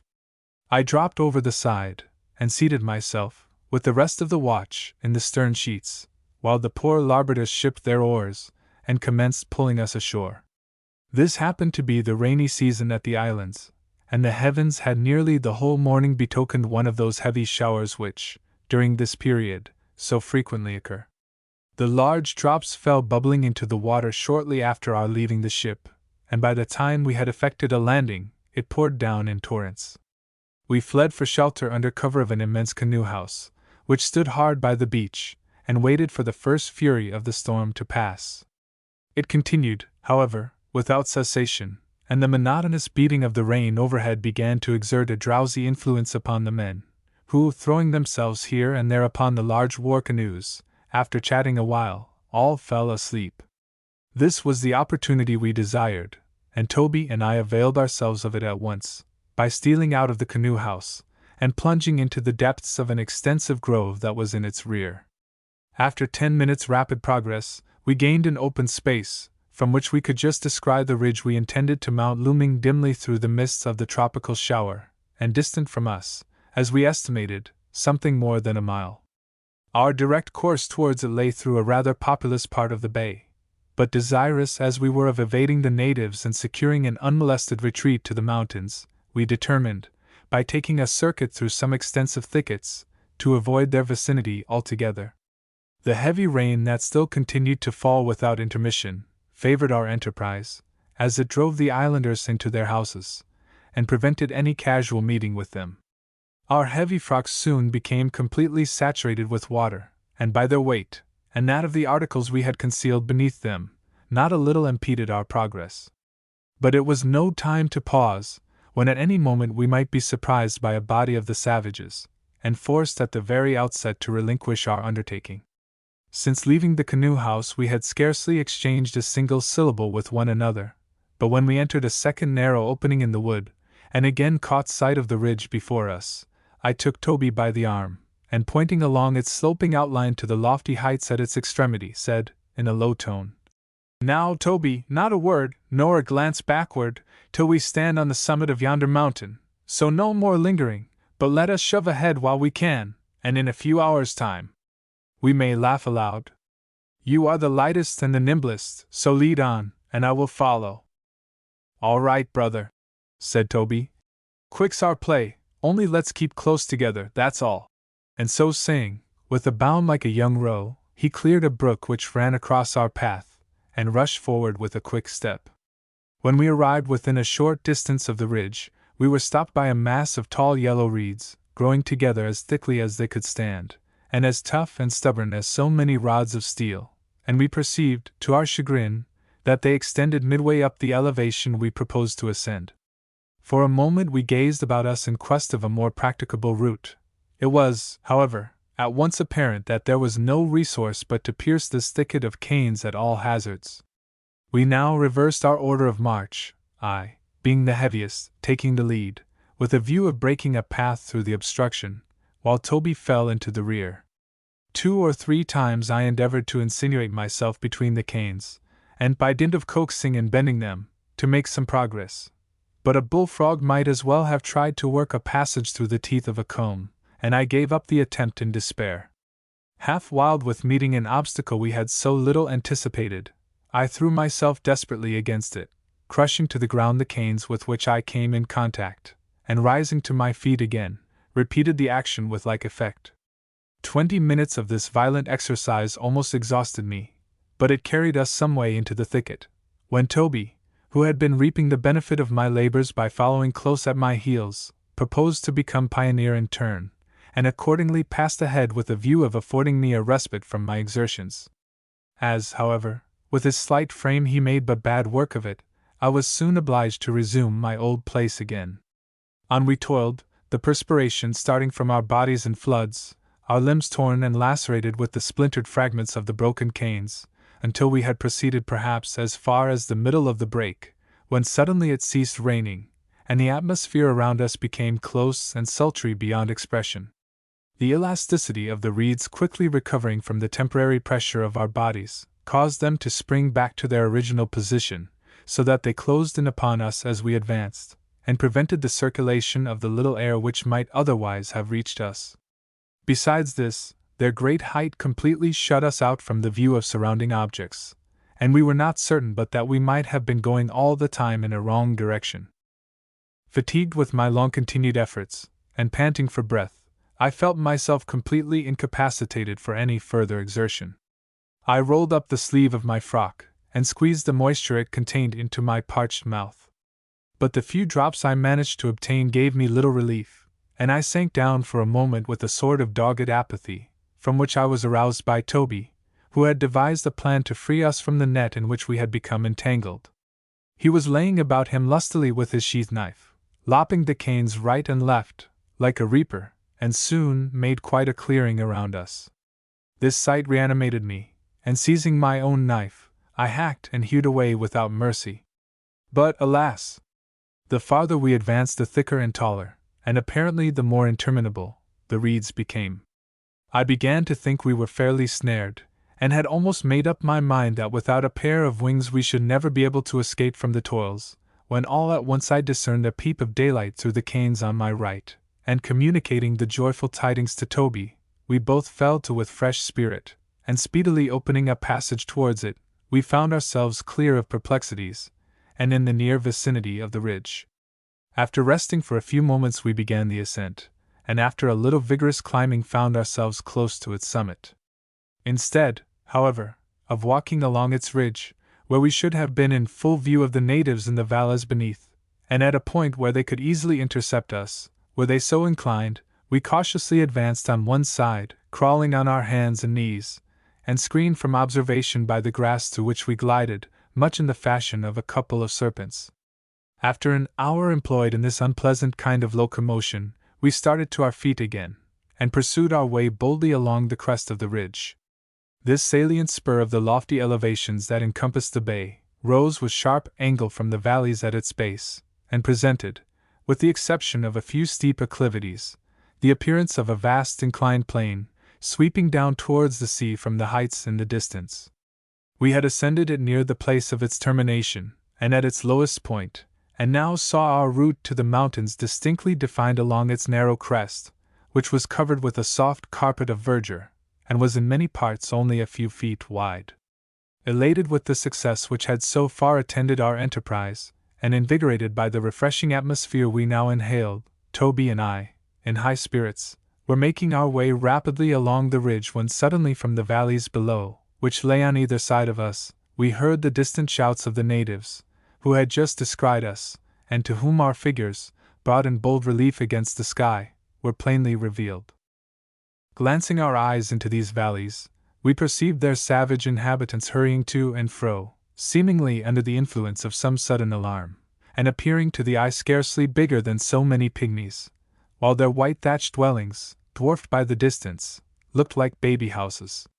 As we looked down upon the islanders from our lofty elevation, we experienced a sense of security, feeling confident that, should they undertake a pursuit, it would, from the start we now had, proved entirely fruitless, unless they followed us into the mountains, where we knew they cared not to venture. However, we thought it was well to make the most of our time, and accordingly, where the ground would admit of it, we ran swiftly along the summit of the ridge, until we were brought to a stand by a steep cliff, which at first seemed to interpose an effectual barrier to our farther advance. By dint of much hard scrambling, however, and at some risk to our necks, we at last surmounted it, and continued our flight with unabated celerity. We had left the beach early in the morning, and after an uninterrupted, though at times difficult and dangerous ascent, during which we had never once turned our faces to the sea, we found ourselves, about 3 hours before sunset, standing on the top of what seemed to be the highest land on the island, an immense overhanging cliff composed of basaltic rocks, hung round with parasitical plants. We must have been more than 3,000 feet above the level of the sea, and the scenery viewed from this height was magnificent. The lonely bay of Nukuhiva, dotted here and there with the black hulls of the vessels composing the French squadron, lay reposing at the base of a circular range of elevations, whose verdant sides, perforated with deep glens, or diversified with smiling valleys, formed altogether the loveliest view I ever beheld, and were I to live 100 years, I shall never forget the feeling of admiration which I then experienced. Chapter 6. The other side of the mountain, disappointment, inventory of articles brought from the ship, division of the stock of bread, appearance of the interior of the island, a discovery, a ravine and waterfalls, a sleepless night, further discoveries, my illness, a Marquesan landscape. My curiosity had been not a little raised with regard to the description of country we should meet on the other side of the mountains, and I had supposed, with Toby, that immediately on gaining the heights we should be enabled to view the large bays of Happar and Typee reposing at our feet on one side, in the same way that Nukuhiva lay spread out below on the other. But here we were disappointed. Instead of finding the mountain we had ascended sweeping down in the opposite direction into broad and capacious valleys, the land appeared to retain its general elevation, only broken into a series of ridges and intervalles, which as far as the eye could reach stretched away from us, with their precipitous sides covered with the brightest verdure, and waving here and there with the foliage of clumps of woodland, among which, however, we perceived none of those trees upon whose fruit we had relied with such certainty. This was a most unlooked-for discovery, and one that promised to defeat our plans altogether, for we could not think of descending the mountain on the Nukuhiva side in quest of food. Should we for this purpose be induced to retrace our steps, we should run no small chance of encountering the natives, who in that case, if they did nothing worse to us, would be certain to convey us back to the ship for the sake of the reward in calico and trinkets, which we had no doubt our skipper would hold out to them as an inducement to our capture. What was to be done? The Dolly would not sail perhaps for 10 days, and how were we to sustain life during this period? I bitterly repented our improvidence in not providing ourselves, as we easily might have done, with a supply of biscuit. With a rueful visage I now bethought me of the scanty handful of bread I had stuffed into the bosom of my frock, and felt somewhat desirous to ascertain what part of it had weathered the rather rough usage it had experienced in ascending the mountain. I accordingly proposed to Toby that we should enter into a joint examination of the various articles we had brought from the ship. With this intent we seated ourselves upon the grass, and a little curious to see with what kind of judgment my companion had filled his frock, which I remarked seemed about as well lined as my own, I requested him to commence operations by spreading out its contents. Thrusting his hand, then, into the bosom of his capacious receptacle, he first brought to light about a pound of tobacco, whose component parts still adhered together, the whole outside being covered with soft particles of sea bread. Wet and dripping, it had the appearance of having been just recovered from the bottom of the sea. But I paid slight attention to a substance of so little value to us in our present situation, as soon as I perceived the indications it gave of Toby's foresight in laying in a supply of food for the expedition.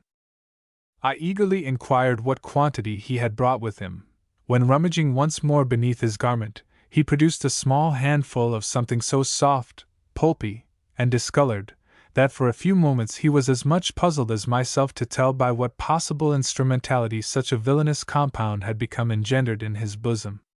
I can only describe it as a hash of soaked bread and bits of tobacco, brought to a doughy consistency by the united agency of perspiration and rain.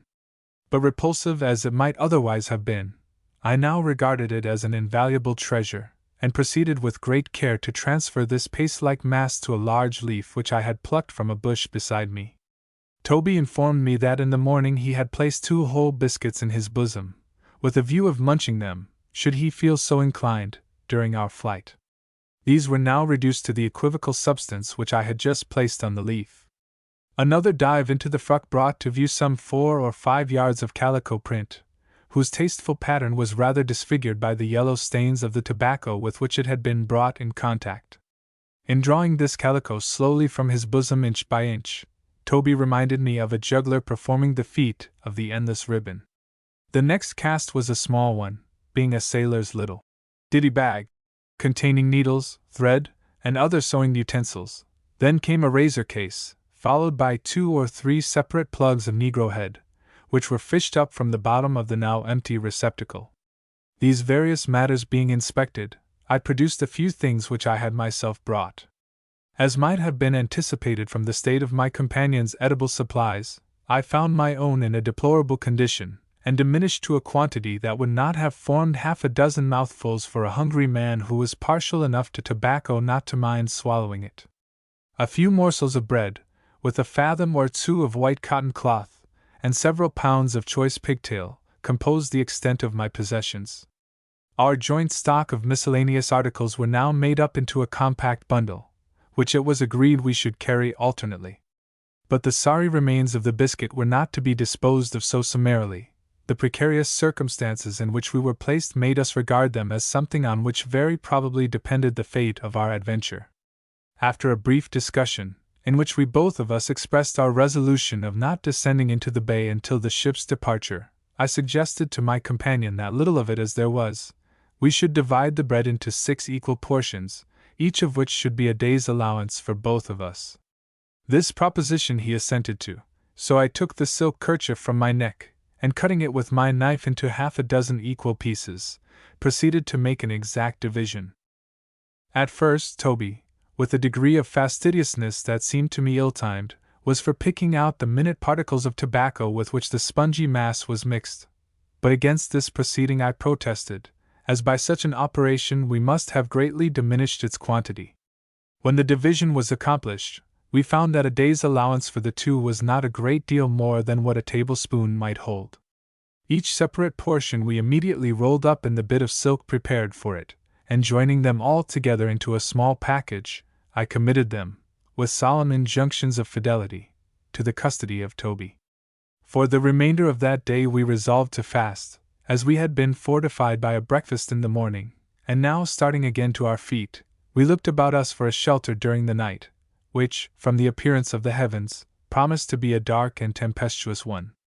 There was no place near us which would in any way answer our purpose, so turning our backs upon Nukahiva, we commenced exploring the unknown regions which lay upon the other side of the mountain. In this direction, as far as our vision extended, not a sign of life, nor anything that denoted even the transient residence of man could be seen. The whole landscape seemed one unbroken solitude, the interior of the island having apparently been untenanted since the morning of the creation, and as we advanced through this wilderness, our voices sounded strangely in our ears, as though human accents had never before disturbed the fearful silence of the place, interrupted only by the low murmurings of distant waterfalls. Our disappointment, however, in not finding the various fruits with which we had intended to regale ourselves during our stay in these wilds, was a good deal lessened by the consideration that from this very circumstance we should be much less exposed to a casual meeting with the savage tribes about us, who we knew always dwelt beneath the shadows of those trees which supplied them with food. We wandered along, casting eager glances into every bush we passed, until just as we had succeeded in mounting one of the many ridges that intersected the ground, I saw in the grass before me something like an indistinctly traced footpath, which appeared to lead along the top of the ridge, and to descend with it into a deep ravine about half a mile in advance of us. Robinson Crusoe could not have been more startled at the footprint in the sand than we were at this unwelcome discovery. My first impulse was to make as rapid a retreat as possible, and bend our steps in some other direction, but our curiosity to see whither this path might lead prompted us to pursue it.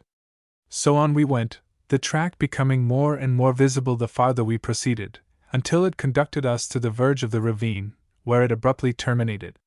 "And so," said Toby, peering down into the chasm, "everyone that travels this path takes a jump here, eh?" "Not so," said I, "for I think they might manage to descend without it. What say you, shall we attempt the feat? And what, in the name of caves and coal-holes, do you expect to find at the bottom of that gulf but a broken neck? Why, it looks blacker than our ship's hold, and the roar of those waterfalls down there would batter one's brains to pieces. Oh no, Toby! I exclaimed, laughing. But there's something to be seen here, that's plain, or there would have been no path, and I am resolved to find out what it is. I will tell you what, my pleasant fellow, rejoined Toby, quickly. If you are going to pry into everything you meet with here that excites your curiosity, you will marvelously soon get knocked on the head. To a dead certainty you will come bang upon a party of these savages in the midst of your discovery makings, and I doubt whether such an event would particularly delight you. Just take my advice for once, and let us bout ship and steer in some other direction. Besides, it's getting late, and we ought to be mooring ourselves for the night.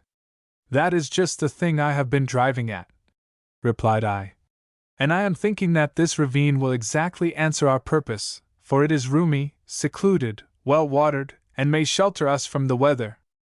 Aye, and from sleep too, and by the same token will give us sore throats, and rheumatism into the bargain, cried Toby, with evident dislike at the idea. Oh, very well then, my lad, said I. Since you will not accompany me, here I go alone. You will see me in the morning. And advancing to the edge of the cliff upon which we had been standing, I proceeded to lower myself down by the tangled roots which clustered about all the crevices of the rock. As I had anticipated, Toby, in spite of his previous remonstrances, followed my example, and dropping himself with the activity of a squirrel from point to point, he quickly outstripped me, and effected a landing at the bottom before I had accomplished 2/3 of the descent. The sight that now greeted us was one that will ever be vividly impressed upon my mind. 5 foaming streams, rushing through as many gorges, and swelled and turbid by the recent rains, united together in one mad plunge of nearly 80 feet, and fell with wild uproar into a deep black pool scooped out of the gloomy-looking rocks that lay piled around, and thence in one collected body dashed down a narrow sloping channel which seemed to penetrate into the very bowels of the earth. Overhead, vast roots of trees hung down from the sides of the ravine, dripping with moisture, and trembling with the concussions produced by the fall. It was now sunset, and the feeble uncertain light that found its way into these caverns and woody depths heightened their strange appearance, and reminded us that in a short time we should find ourselves in utter darkness. As soon as I had satisfied my curiosity by gazing at this scene, I fell to wondering how it was that what we had taken for a path should have conducted us to so singular a place, and began to suspect that after all I might have been deceived in supposing it to have been a track formed by the islanders. This was rather an agreeable reflection than otherwise, for it diminished our dread of accidentally meeting with any of them, and I came to the conclusion that perhaps we could not have selected a more secure hiding place than this very spot we had so accidentally hit upon. Toby agreed with me in this view of the matter, and we immediately began gathering together the limbs of trees which lay scattered about, with the view of constructing a temporary hut for the night. This we were obliged to build close to the foot of the cataract, for the current of water extended very nearly to the sides of the gorge. The few moments of light that remained we employed in covering our hut with a species of broad-bladed grass that grew in every fissure of the ravine. Our hut, if it deserved to be called one, consisted of 6 or 8 of the straightest branches we could find laid obliquely against the steep wall of rock, with their lowered ends within a foot of the stream. Into the space thus covered over we managed to crawl, and dispose our wearied bodies as best we could. Shall I ever forget that horrid night? As for poor Toby, I could scarcely get a word out of him. It would have been some consolation to have heard his voice, but he lay shivering the livelong night like a man afflicted with the palsy, with his knees drawn up to his head, while his back was supported against the dripping side of the rock. During this wretched night there seemed nothing wanting to complete the perfect misery of our condition. The rain descended in such torrents that our poor shelter proved a mere mockery. In vain did I try to elude the incessant streams that poured upon me. By protecting one part one only exposed another, and the water was continually finding some new opening through which to drench us. I have had many a ducking in the course of my life, and in general cared little about it, but the accumulated horrors of that night, the death-like coldness of the place, the appalling darkness and the dismal sense of our forlorn condition, almost unmanned me. It will not be doubted that the next morning we were early risers, and as soon as I could catch the faintest glimpse of anything like daylight I shook my companion by the arm, and told him it was sunrise. Poor Toby lifted up his head, and after a moment's pause said, in a husky voice, "Then, shipmate, my toplights have gone out, for it appears darker now with my eyes open than it did when they were shut." "Nonsense!" exclaimed I. "You are not awake yet." "Awake!" roared Toby in a rage. "Awake! You mean to insinuate I've been asleep, do you? It is an insult to a man to suppose he could sleep in such a place as this." By the time I had apologized to my friend for having misconstrued his silence, it had become somewhat more light, and we crawled out of our lair. The rain had ceased, but everything around us was dripping with moisture. We stripped off our saturated garments, and wrung them as dry as we could. We contrived to make the blood circulate in our benumbed limbs by rubbing them vigorously with our hands, and after performing our ablutions in the stream, and putting on our still wet clothes, we began to think it advisable to break our long fast, it being now 24 hours since we had tasted food. Accordingly, our day's ration was brought out, and seating ourselves on a detached fragment of rock, we proceeded to discuss it. First we divided it into equal portions, and carefully rolling one of them up for our evening's repast, divided the remainder again as equally as possible, and then drew lots for the first choice.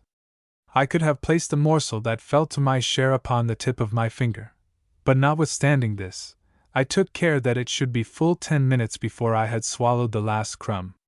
What a true saying it is that appetite furnishes the best sauce. There was a flavor and a relish to this small particle of food that, under other circumstances, it would have been impossible for the most delicate viands to have imparted. A copious draught of the pure water which flowed at our feet served to complete the meal, and after it we rose sensibly refreshed, and prepared for whatever might befall us. We now carefully examined the chasm in which we had passed the night. We crossed the stream, and gaining the farther side of the pool I have mentioned, discovered proofs that the spot must have been visited by someone but a short time previous to our arrival.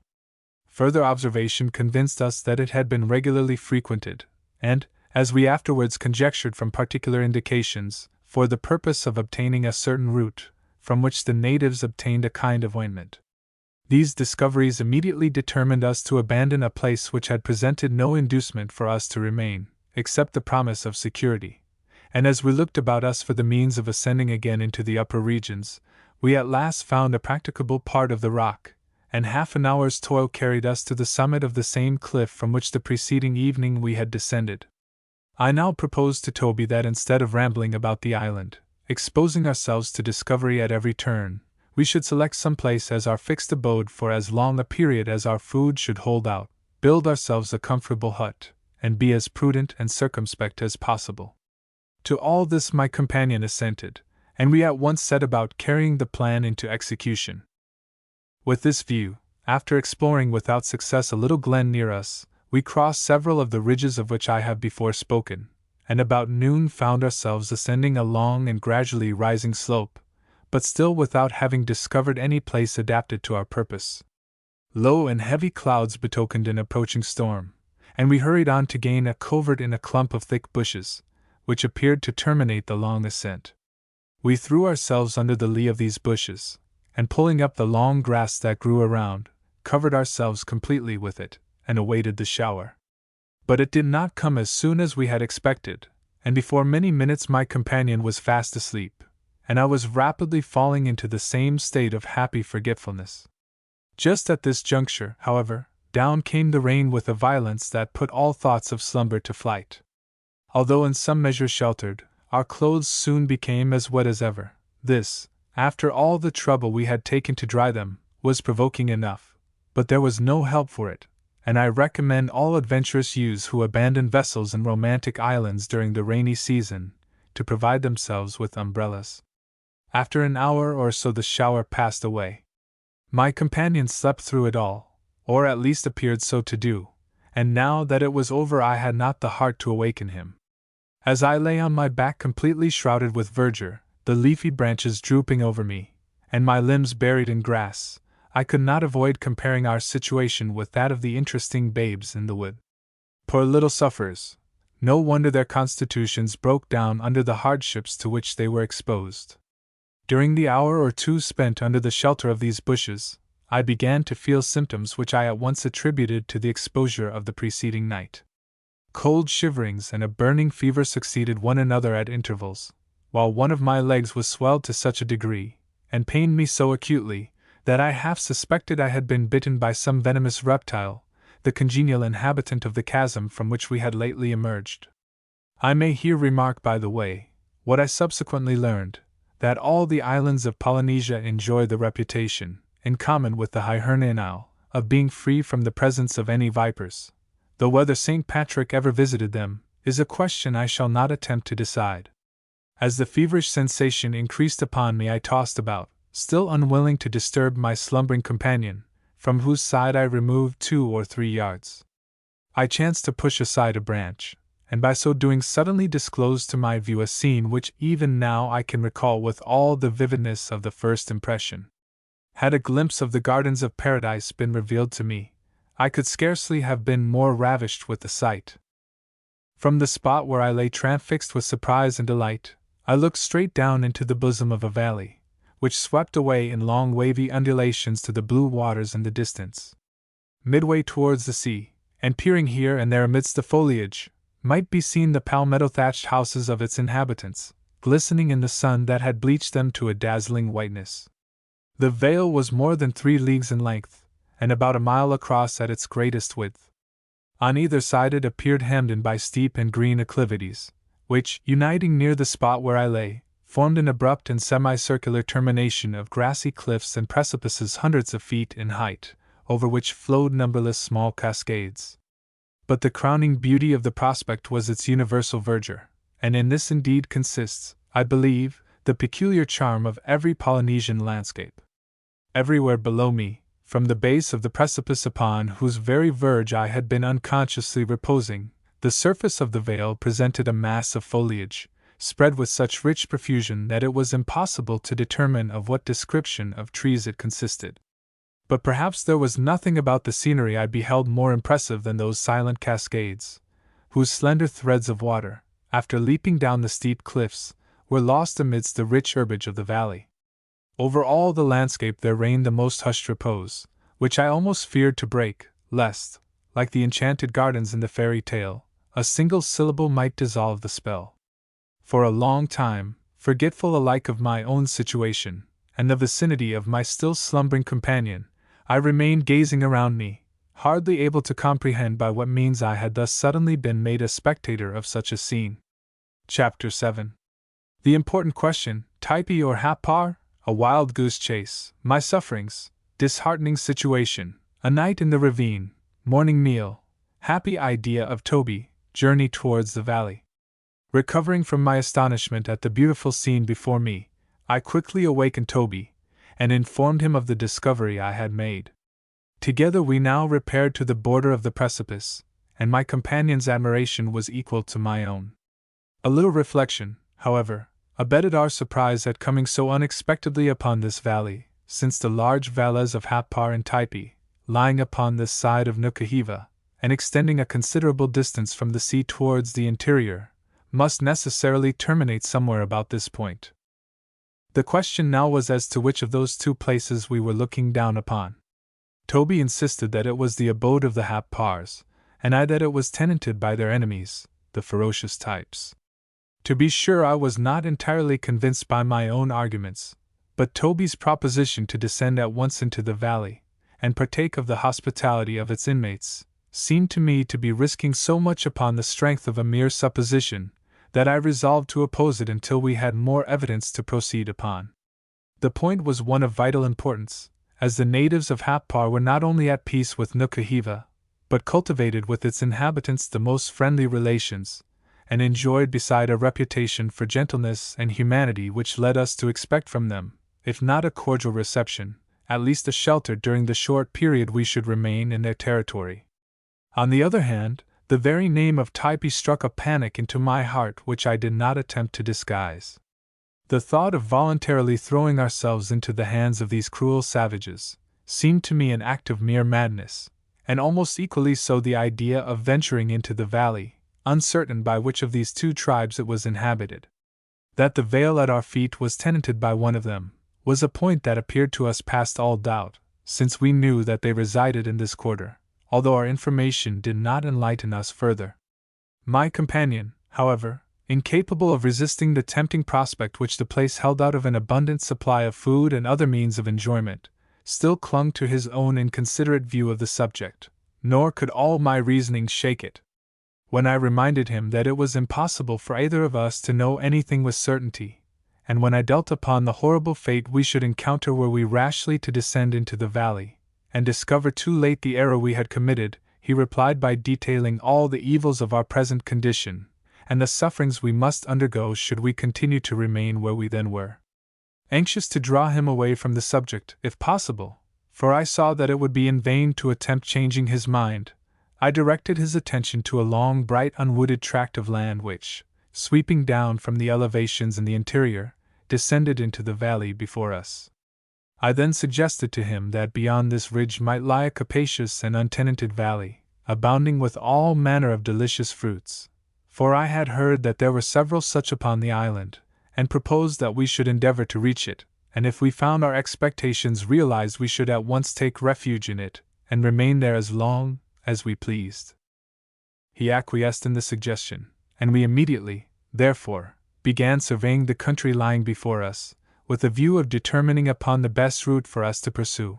But it presented little choice, the whole interval being broken into steep ridges, divided by dark ravines, extending in parallel lines at right angles to our direct course. All these we would be obliged to cross before we could hope to arrive at our destination. A weary journey! But we decided to undertake it, though, for my own part, I felt little prepared to encounter its fatigues, shivering and burning by turns with the ague and fever, for I know not how else to describe the alternate sensations I experienced, and suffering not a little from the lameness which afflicted me. Added to this was the faintness consequent on our meager diet, a calamity in which Toby participated to the same extent as myself. These circumstances, however, only augmented my anxiety to reach a place which promised us plenty and repose, before I should be reduced to a state which would render me altogether unable to perform the journey. Accordingly, we now commenced it by descending the almost perpendicular side of a steep and narrow gorge, bristling with a thick growth of reeds. Here there was but one mode for us to adopt. We seated ourselves upon the ground, and guided our descent by catching at the canes in our path. The velocity with which we thus slid down the side of the ravine soon brought us to a point where we could use our feet, and in a short time we arrived at the edge of the torrent, which rolled impetuously along the bed of the chasm. After taking a refreshing draught from the water of the stream, we addressed ourselves to a much more difficult undertaking than the last. Every foot of our late descent had to be regained in ascending the opposite side of the gorge, an operation rendered the less agreeable from the consideration that in these perpendicular episodes we did not progress 100 yards on our journey. But, ungrateful as the task was, we set about it with exemplary patience, and after a snail-like progress of an hour or more, had scaled perhaps 1/2 of the distance, when the fever which had left me for a while returned with such violence, and accompanied by so raging a thirst, that it required all the entreaties of Toby to prevent me from losing all the fruits of my late exertion. By precipitating myself madly down the cliffs we had just climbed, in quest of the water which flowed so temptingly at their base. At the moment all my hopes and fears appeared to be merged in this one desire, careless of the consequences that might result from its gratification. I am aware of no feeling, either of pleasure or of pain, that so completely deprives one of all power to resist its impulses, as this same raging thirst. Toby earnestly conjured me to continue the ascent, assuring me that a little more exertion would bring us to the summit, and that then in less than 5 minutes we should find ourselves at the brink of the stream, which must necessarily flow on the other side of the ridge. "Do not," he exclaimed, "turn back, now that we have proceeded thus far, for I tell you that neither of us will have the courage to repeat the attempt, if once more we find ourselves looking up to where we now are from the bottom of these rocks." I was not yet so perfectly beside myself as to be heedless of these representations, and therefore toiled on, ineffectually endeavoring to appease the thirst which consumed me, by thinking that in a short time I should be able to gratify it to my heart's content. At last we gained the top of the second elevation, the loftiest of those I have described as extending in parallel lines between us and the valley we desired to reach. It commanded a view of the whole intervening distance, and discouraged as I was by other circumstances, this prospect plunged me into the very depths of despair. Nothing but dark and fearful chasms, separated by sharp-crested and perpendicular ridges as far as the eye could reach. Could we have stepped from summit to summit of these steep but narrow elevations, we could easily have accomplished the distance. But we must penetrate to the bottom of every yawning gulf, and scale in succession every one of the eminences before us. Even Toby, although not suffering as I did, was not proof against the disheartening influences of the sight. But we did not long stand to contemplate it, impatient as I was to reach the waters of the torrent which flowed beneath us. With an insensibility to danger which I cannot call to mind without shuddering, we threw ourselves down the depths of the ravine, startling its savage solitudes with the echoes produced by the falling fragments of rock we every moment dislodged from their places, careless of the insecurity of our footing, and reckless whether the slight roots and twigs we clutched at sustained us for the while, or treacherously yielded to our grasp. For my own part, I scarcely knew whether I was helplessly falling from the heights above, or whether the fearful rapidity with which I descended was an act of my own volition. In a few minutes we reached the foot of the gorge, and kneeling upon a small ledge of dripping rocks, I bent over to the stream. What a delicious sensation was I now to experience! I paused for a second to concentrate all my capabilities of enjoyment, and then immerged my lips in the clear element before me. Had the apples of Sodom turned to ashes in my mouth, I could not have felt a more startling revulsion. A single drop of the cold fluid seemed to freeze every drop of blood in my body. The fever that had been burning in my veins gave place on the instant to death-like chills, which shook me one after another like so many shocks of electricity, while the perspiration produced by my late violent exertions congealed in icy beads upon my forehead. My thirst was gone, and I fairly loathed the water. Starting to my feet, the sight of those dank rocks, oozing forth moisture at every crevice, and the dark stream shooting along its dismal channel, sent fresh chills through my shivering frame, and I felt as uncontrollable a desire to climb up towards the genial sunlight as I before had to descend the ravine. After 2 hours' perilous exertions we stood upon the summit of another ridge, and it was with difficulty I could bring myself to believe that we had ever penetrated the black and yawning chasm which then gaped at our feet. Again we gazed upon the prospect which the height commanded, but it was just as depressing as the one which had before met our eyes.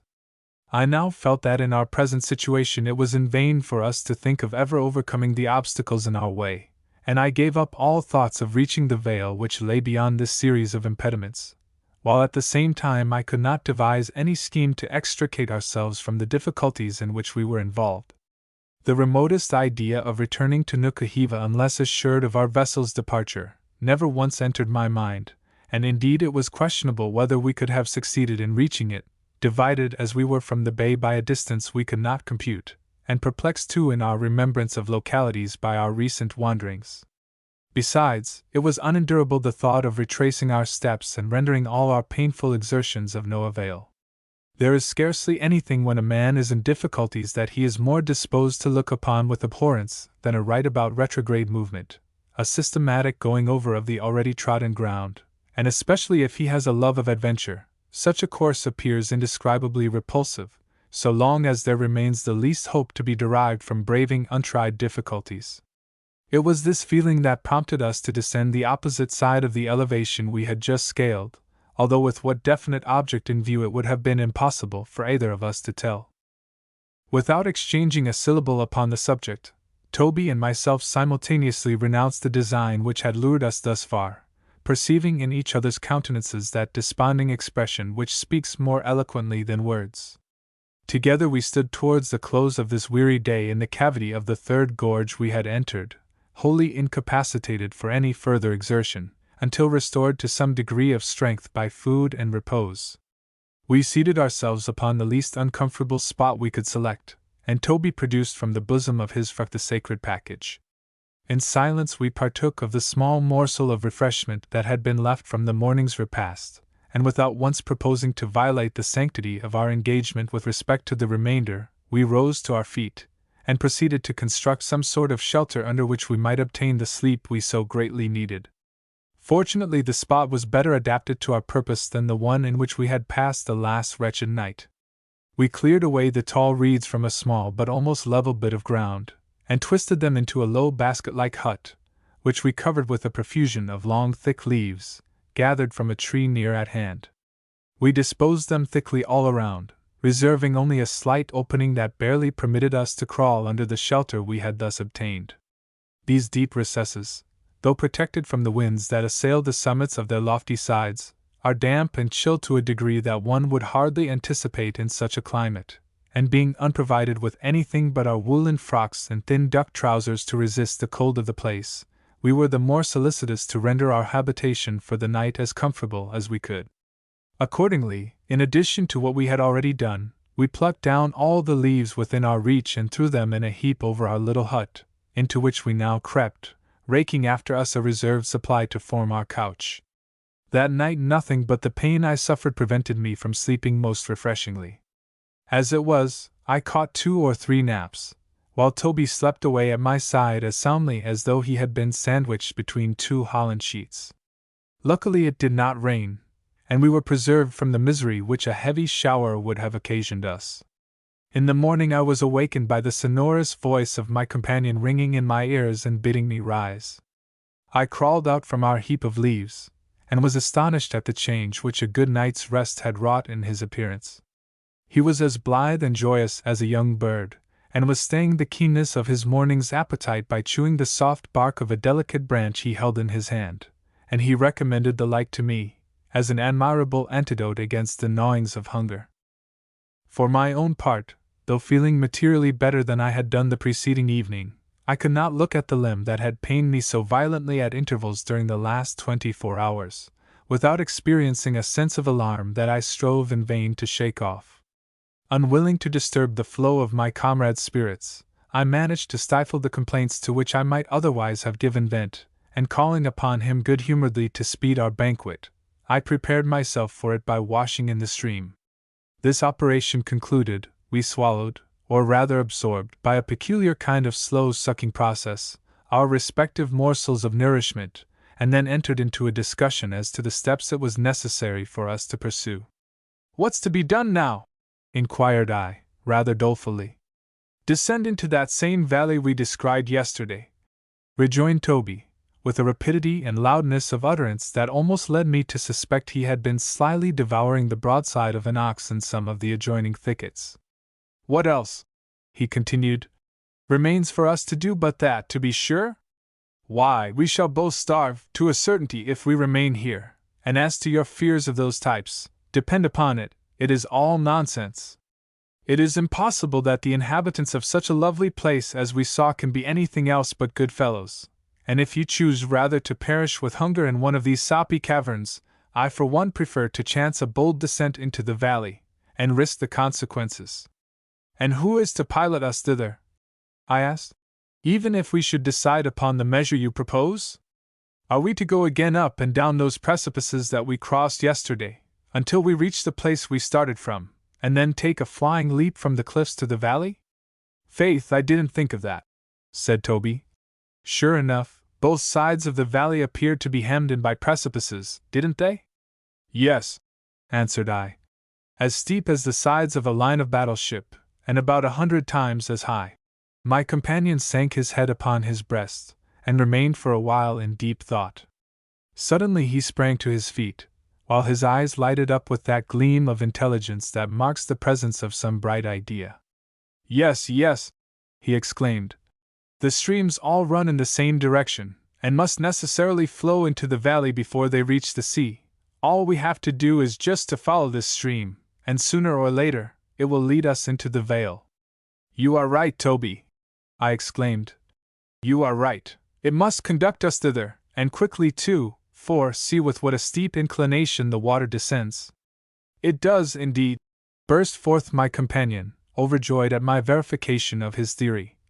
"It does, indeed. Why, it is as plain as a pikestaff. Let us proceed at once. Come, throw away all those stupid ideas about the types, and hurrah for the lovely valley of the Happars." You will have it to be Hapar, I see, my dear fellow. Pray heaven, you may not find yourself deceived, observed I, with a shake of my head. Amen to all that, and much more, shouted Toby, rushing forward. But Hapar it is, for nothing else than Hapar can it be. So glorious a valley, such forests of breadfruit trees, such groves of cocoanut, such wildernesses of guava bushes. Ah, shipmate! Don't linger behind. In the name of all delightful fruits, I am dying to be at them. Come on, shove ahead, there's a lively lad, never mind the rocks, kick them out of the way, as I do, and tomorrow, old fellow, take my word for it, we shall be in clover.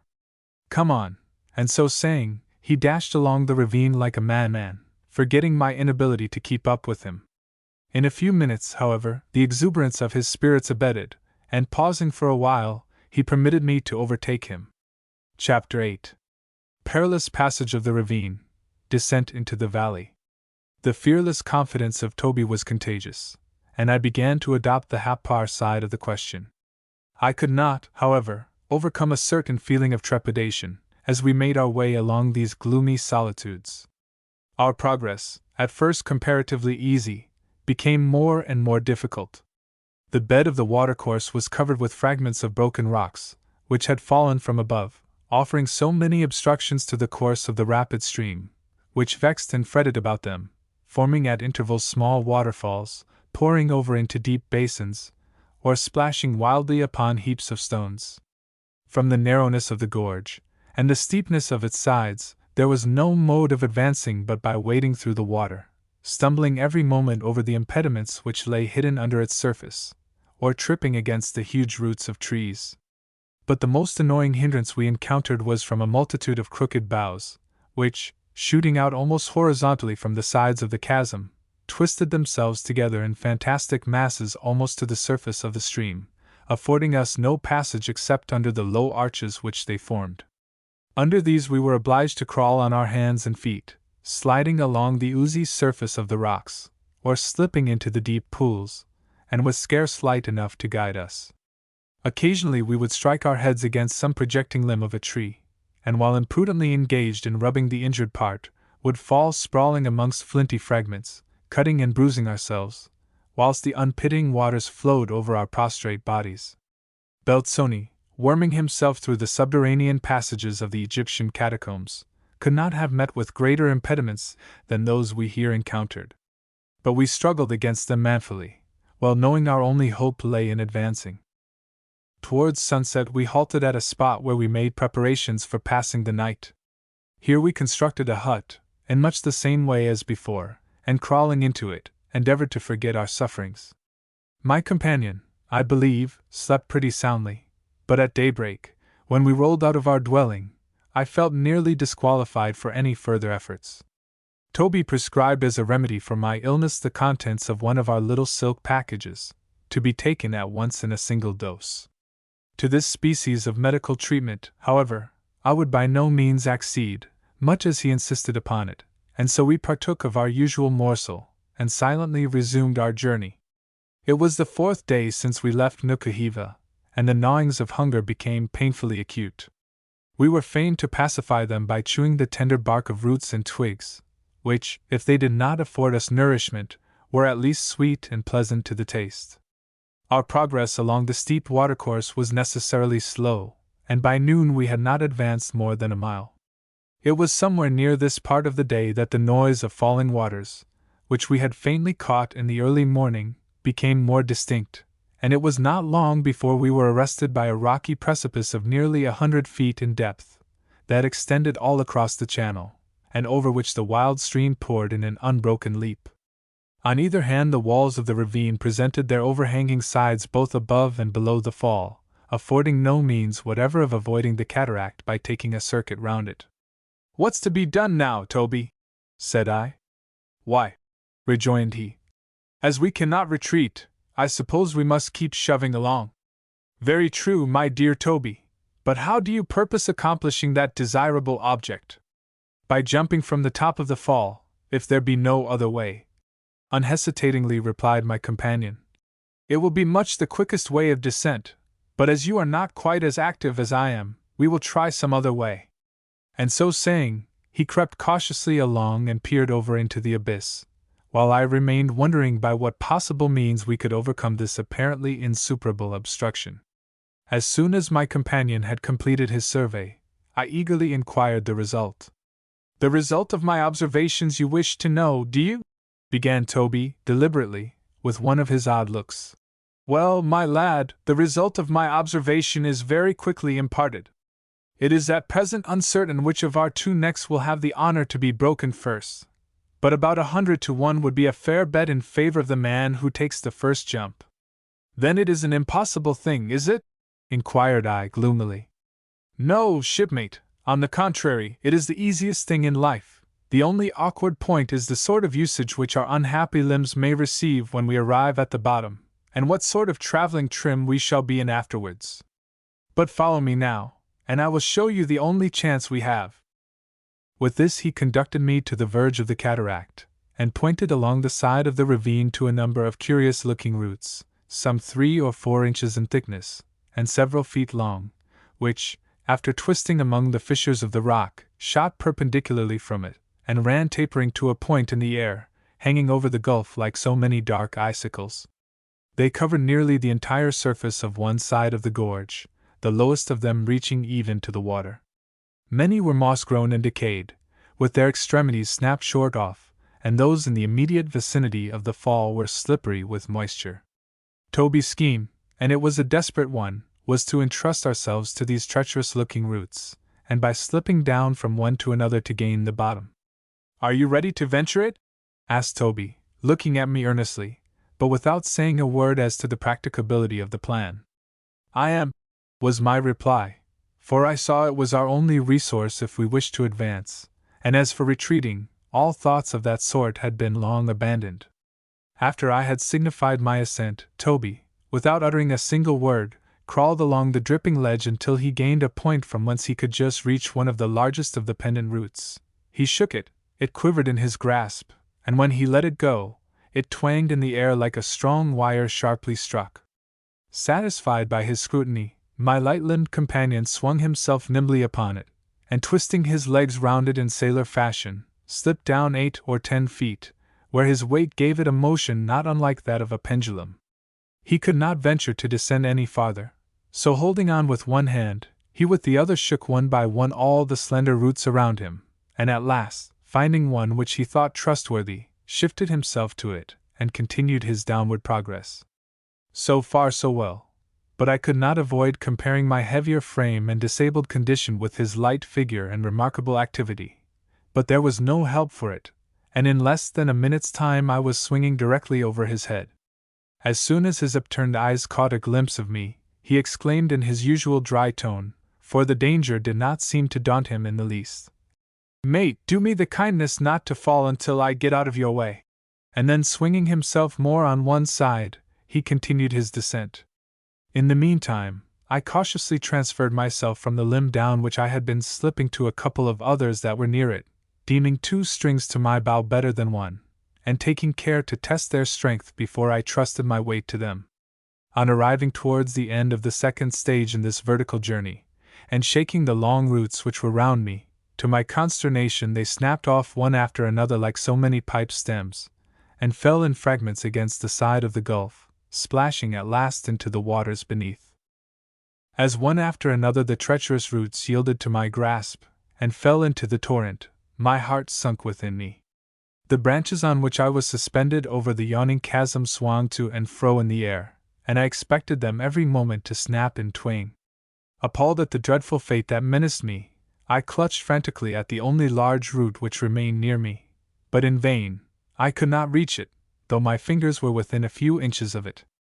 Again and again I tried to reach it, until at length, maddened with the thought of my situation, I swayed myself violently by striking my foot against the side of the rock, and at the instant that I approached the large root caught desperately at it, and transferred myself to it. It vibrated violently under the sudden weight, but fortunately did not give way. My brain grew dizzy with the idea of the frightful risk I had just run, and I involuntarily closed my eyes to shut out the view of the depth beneath me. For the instant I was safe, and I uttered a devout ejaculation of thanksgiving for my escape. "Pretty well done!" shouted Toby underneath me. "You are nimbler than I thought you to be, hopping about up there from root to root like any young squirrel. As soon as you have diverted yourself sufficiently, I would advise you to proceed." "Aye, Toby, all in good time, 2 or 3 more such famous routes as this, and I shall be with you." The residue of my downward progress was comparatively easy. The roots were in greater abundance, and in 1 or 2 places jutting out points of rock assisted me greatly. In a few moments I was standing by the side of my companion. Substituting a stout stick for the one I had thrown aside at the top of the precipice, we now continued our course along the bed of the ravine. Soon we were saluted by a sound in advance, that grew by degrees louder and louder, as the noise of the cataract we were leaving behind gradually died on our ears. "Another precipice for us, Toby." "Very good, we can descend them, you know, come on." Nothing indeed appeared to depress or intimidate this intrepid fellow. Typee or Niagara's, he was as ready to engage one as the other, and I could not avoid 1,000 times congratulating myself upon having such a companion in an enterprise like the present. After an hour's painful progress, we reached the verge of another fall, still loftier than the preceding, and flanked both above and below with the same steep masses of rock, presenting, however, here and there narrow irregular ledges, supporting a shallow soil, on which grew a variety of bushes and trees, whose bright verdure contrasted beautifully with the foamy waters that flowed between them. Toby, who invariably acted as pioneer, now proceeded to reconnoiter. On his return, he reported that the shelves of rock on our right would enable us to gain with little risk the bottom of the cataract. Accordingly, leaving the bed of the stream at the very point where it thundered down, we began crawling along one of these sloping ledges until it carried us to within a few feet of another that inclined downward at a still sharper angle, and upon which, by assisting each other, we managed to alight in safety. We warily crept along this, steadying ourselves by the naked roots of the shrubs that clung to every fissure. As we proceeded, the narrow path became still more contracted, rendering it difficult for us to maintain our footing, until suddenly, as we reached an angle of the wall of rock where we had expected it to widen, we perceived to our consternation that a yard or 2 farther on it abruptly terminated at a place we could not possibly hope to pass. Toby, as usual, led the van, and in silence I waited to learn from him how he proposed to extricate us from this new difficulty. "Well, my boy," I exclaimed, after the expiration of several minutes, during which time my companion had not uttered a word, "what's to be done now?" He replied in a tranquil tone that probably the best thing we could do in the present strait was to get out of it as soon as possible. "Yes, my dear Toby, but tell me how we are to get out of it." "Something in this sort of style," he replied, and at the same moment, to my horror, he slipped sideways off the rock, and, as I then thought, by good fortune merely, alighted among the spreading branches of a species of palm tree that, shooting its hardy roots along a ledge below, curved its trunk upwards into the air, and presented a thick mass of foliage about 20 feet below the spot where we had thus suddenly been brought to a standstill. I voluntarily held my breath, expecting to see the form of my companion, after being sustained for a moment by the branches of the tree, sink through their frail support, and fall headlong to the bottom. To my surprise and joy, however, he recovered himself, and disentangling his limbs from the fractured branches, he peered out from his leafy bed, and shouted lustily, "Come on, my hearty, there is no other alternative!" And with this he ducked beneath the foliage, and slipping down the trunk, stood in a moment at least 50 feet beneath me, upon the broad shelf of rock from which sprung the tree he had descended. What would I not have given at that moment to have been by his side? The feat he had just accomplished seemed little less than miraculous, and I could hardly credit the evidence of my senses when I saw the wide distance that a single daring act had so suddenly placed between us. Toby's animating "Come on!" again sounded in my ears, and dreading to lose all confidence in myself if I remained meditating upon the step, I once more gazed down to assure myself of the relative bearing of the tree and my own position, and then closing my eyes and uttering one comprehensive ejaculation of prayer, I inclined myself over towards the abyss, and after one breathless instant fell with a crash into the tree, the branches snapping and crackling with my weight, as I sunk lower and, lower among them until I was stopped by coming in contact with a sturdy limb. In a few moments I was standing at the foot of the tree, manipulating myself all over with a view of ascertaining the extent of the injuries I had received. To my surprise, the only effects of my feat were a few slight contusions too trifling to care about. The rest of our descent was easily accomplished, and in half an hour after regaining the ravine, we had partaken of our evening morsel, built our hut as usual, and crawled under its shelter.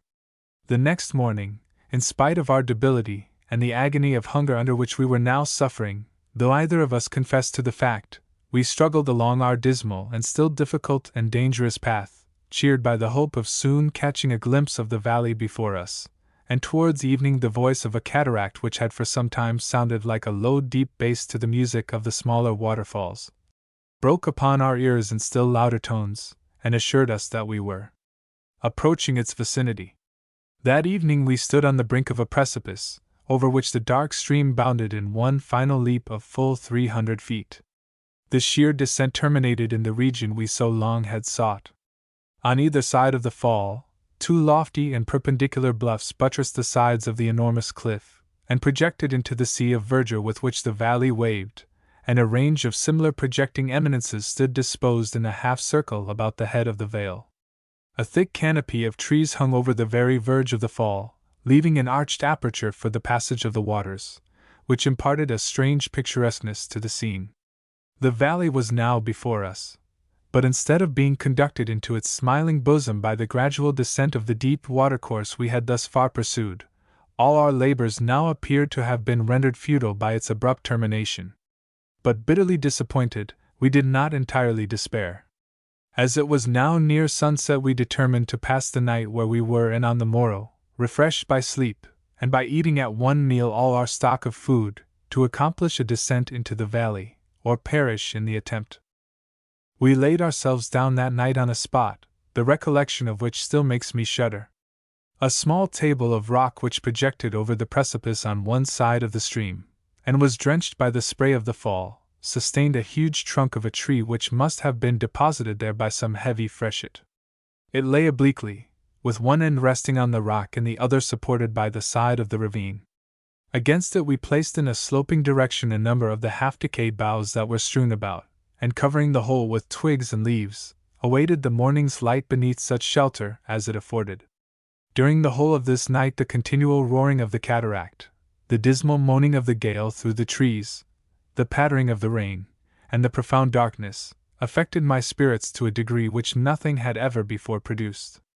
Wet, half famished, and chilled to the heart with the dampness of the place, and nearly wild with the pain I endured, I fairly cowered down to the earth under this multiplication of hardships, and abandoned myself to frightful anticipations of evil, and my companion, whose spirit at last was a good deal broken, scarcely uttered a word during the whole night. At length the day dawned upon us, and rising from our miserable pallet, we stretched our stiffened joints, and after eating all that remained of our bread, prepared for the last stage of our journey. I will not recount every hairbreadth escape, and every fearful difficulty that occurred before we succeeded in reaching the bosom of the valley.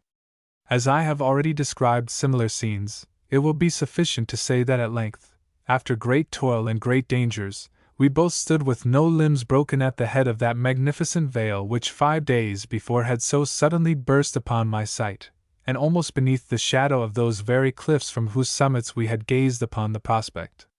Chapter 9. The head of the valley, cautious advance, a path, fruit, discovery of 2 of the natives, their singular conduct, approach towards the inhabited parts of the vale, sensation produced by our appearance, reception at the house of one of the natives. How to obtain the fruit which we felt convinced must grow near at hand was our first thought. Typee or Happar? A frightful death at the hands of the fiercest of cannibals, or a kindly reception from a gentler race of savages? Which? But it was too late now to discuss a question which would so soon be answered. The part of the valley in which we found ourselves appeared to be altogether uninhabited. An almost impenetrable thicket extended from side to side, without presenting a single plant affording the nourishment we had confidently calculated upon, and with this object, we followed the course of the stream, casting quick glances as we proceeded into the thick jungles on either hand. My companion, to whose solicitations I had yielded in descending into the valley, now that the step was taken, began to manifest a degree of caution I had little expected from him.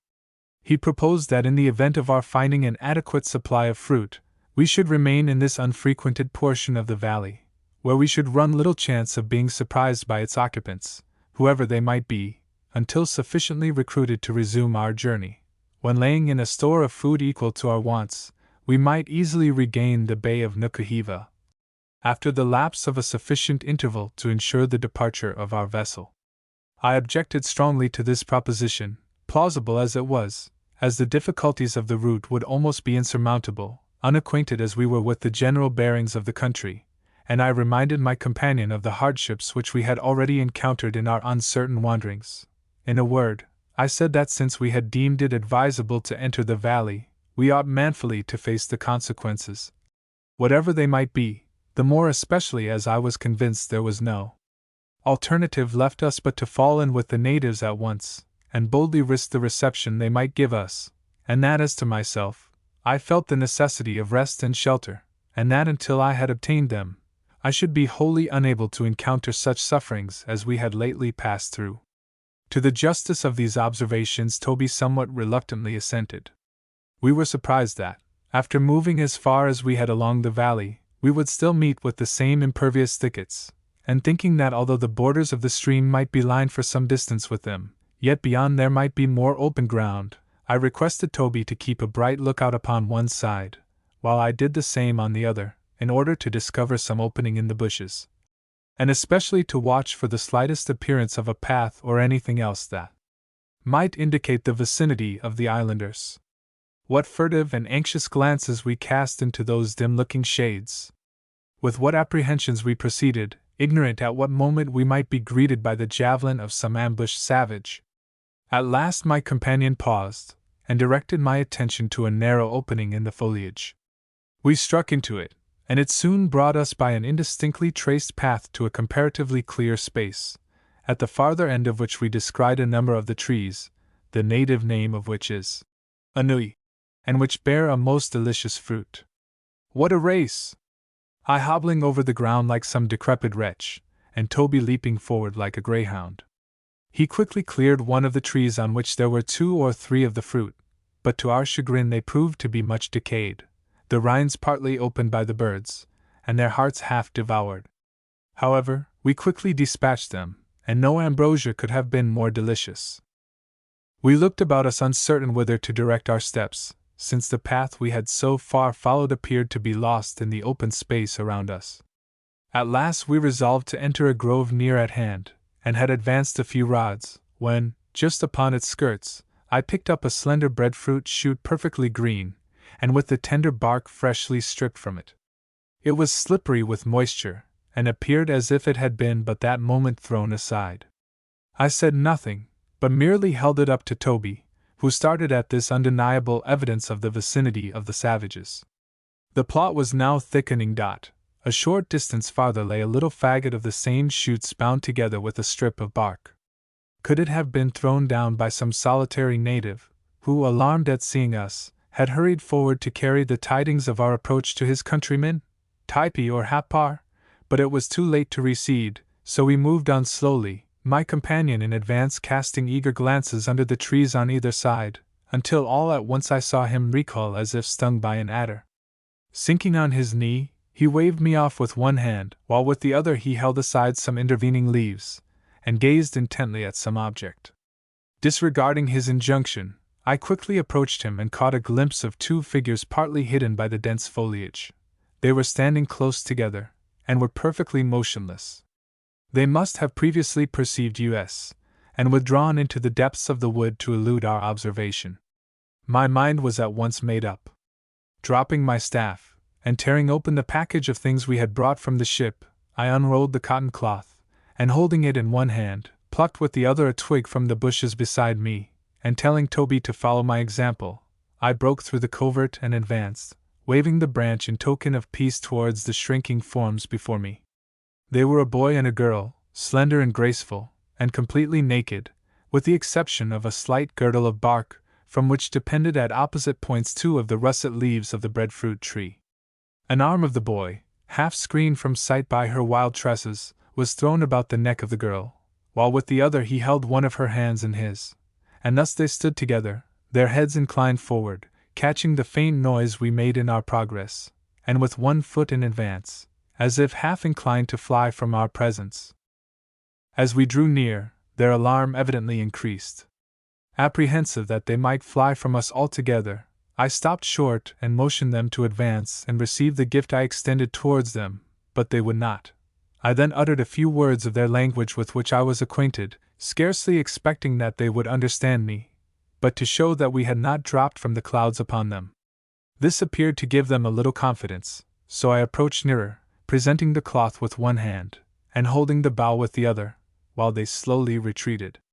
At last they suffered us to approach so near to them that we were enabled to throw the cotton cloth across their shoulders, giving them to understand that it was theirs, and by a variety of gestures endeavoring to make them understand that we entertained the highest possible regard for them. The frightened pair now stood still, whilst we endeavored to make them comprehend the nature of our wants. In doing this, Toby went through with a complete series of pantomimic illustrations, opening his mouth from ear to ear, and thrusting his fingers down his throat, gnashing his teeth and rolling his eyes about, till I verily believe the poor creatures took us for a couple of white cannibals who were about to make a meal of them. When, however, they understood us, they showed no inclination to relieve our wants. At this juncture it began to rain violently, and we motioned them to lead us to some place of shelter. With this request they appeared willing to comply, but nothing could evince more strongly the apprehension with which they regarded us, than the way in which, whilst walking before us, they kept their eyes constantly turned back to watch every movement we made, and even our very looks. "Typee or Hap-par, Toby?" asked I, as we walked after them. "Of course, Hap-par," he replied, with a show of confidence which was intended to disguise his doubts.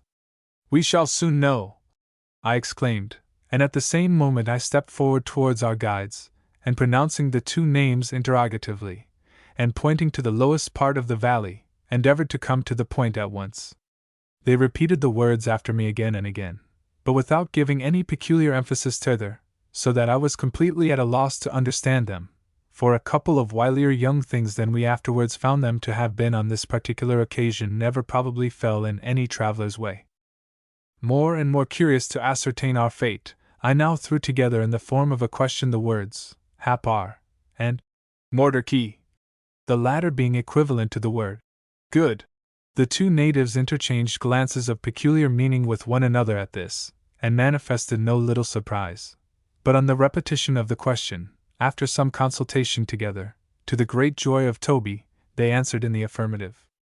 Toby was now in ecstasies, especially as the young savages continued to reiterate their answer with great energy, as though desirous of impressing us with the idea that being among the Hap-pars, we ought to consider ourselves perfectly secure.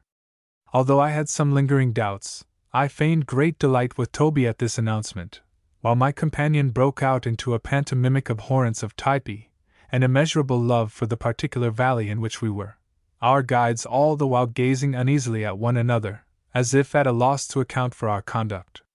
They hurried on, and we followed them, until suddenly they set up a strange halloo, which was answered from beyond the grove through which we were passing, and the next moment we entered upon some open ground, at the extremity of which we descried a long, low hut, and in front of it were several young girls. As soon as they perceived us they fled with wild screams into the adjoining thickets, like so many startled fawns. A few moments after the whole valley resounded with savage outcries, and the natives came running towards us from every direction. Had an army of invaders made an irruption into their territory, they could not have evinced greater excitement. We were soon completely encircled by a dense throng, and in their eager desire to behold us, they almost arrested our progress, an equal number surrounding our youthful guides, who, with amazing volubility, appeared to be detailing the circumstances which had attended their meeting with us. Every item of intelligence appeared to redouble the astonishment of the islanders, and they gazed at us with inquiring looks. At last we reached a large and handsome building of bamboos, and were by signs told to enter it, the natives opening a lane for us through which to pass. On entering, without ceremony we threw our exhausted frames upon the mats that covered the floor. In a moment the slight tenement was completely full of people, whilst those who were unable to gain admittance gazed at us through its open canework. It was now evening, and by the dim light we could just discern the savage countenances around us, gleaming with wild curiosity and wonder, the naked forms and tattooed limbs of brawny warriors, with here and there the slighter figures of young girls, all engaged in a perfect storm of conversation, of which we were of course the one only theme. Whilst our recent guides were fully occupied in answering the innumerable questions which every one put to them. Nothing can exceed the fierce gesticulation of these people when animated in conversation, and on this occasion they gave loose to all their natural vivacity, shouting and dancing about in a manner that well nigh intimidated us. Close to where we lay, squatting upon their haunches, were some 8 or 10 noble-looking chiefs, for such they subsequently proved to be, who, more reserved than the rest, regarded us with a fixed and stern attention, which not a little discomposed our equanimity. One of them in particular, who appeared to be the highest in rank, placed himself directly facing me, looking at me with a rigidity of aspect under which I absolutely quailed. He never once opened his lips, but maintained his severe expression of countenance, without turning his face aside for a single moment. Never before had I been subjected to so strange and steady a glance. It revealed nothing of the mind of the savage, but it appeared to be reading my own. After undergoing this scrutiny till I grew absolutely nervous, with a view of diverting it if possible, and conciliating the good opinion of the warrior, I took some tobacco from the bosom of my frock, and offered it to him. He quietly rejected the proffered gift, and without speaking, motioned me to return it to its place. In my previous intercourse with the natives of Nukuhiva and Tyre, I had found that the present of a small piece of tobacco would have rendered any of them devoted to my service. Was this act of the chief a token of his enmity? Typee or Hapar? I asked within myself. I started, for at the same moment this identical question was asked by the strange being before me. I turned to Toby. The flickering light of a native taper showed me his countenance pale with trepidation at this fatal question. I paused for a second, and I know not by what impulse it was that I answered. Typee. The piece of dusky statuary nodded in approval, and then murmured, Mordecai? Mordecai, said I, without further hesitation. Typee Mordecai. What a transition! The dark figures around us leaped to their feet, clapped their hands in transport, and shouted again and again the talismanic syllables, the utterance of which appeared to have settled everything.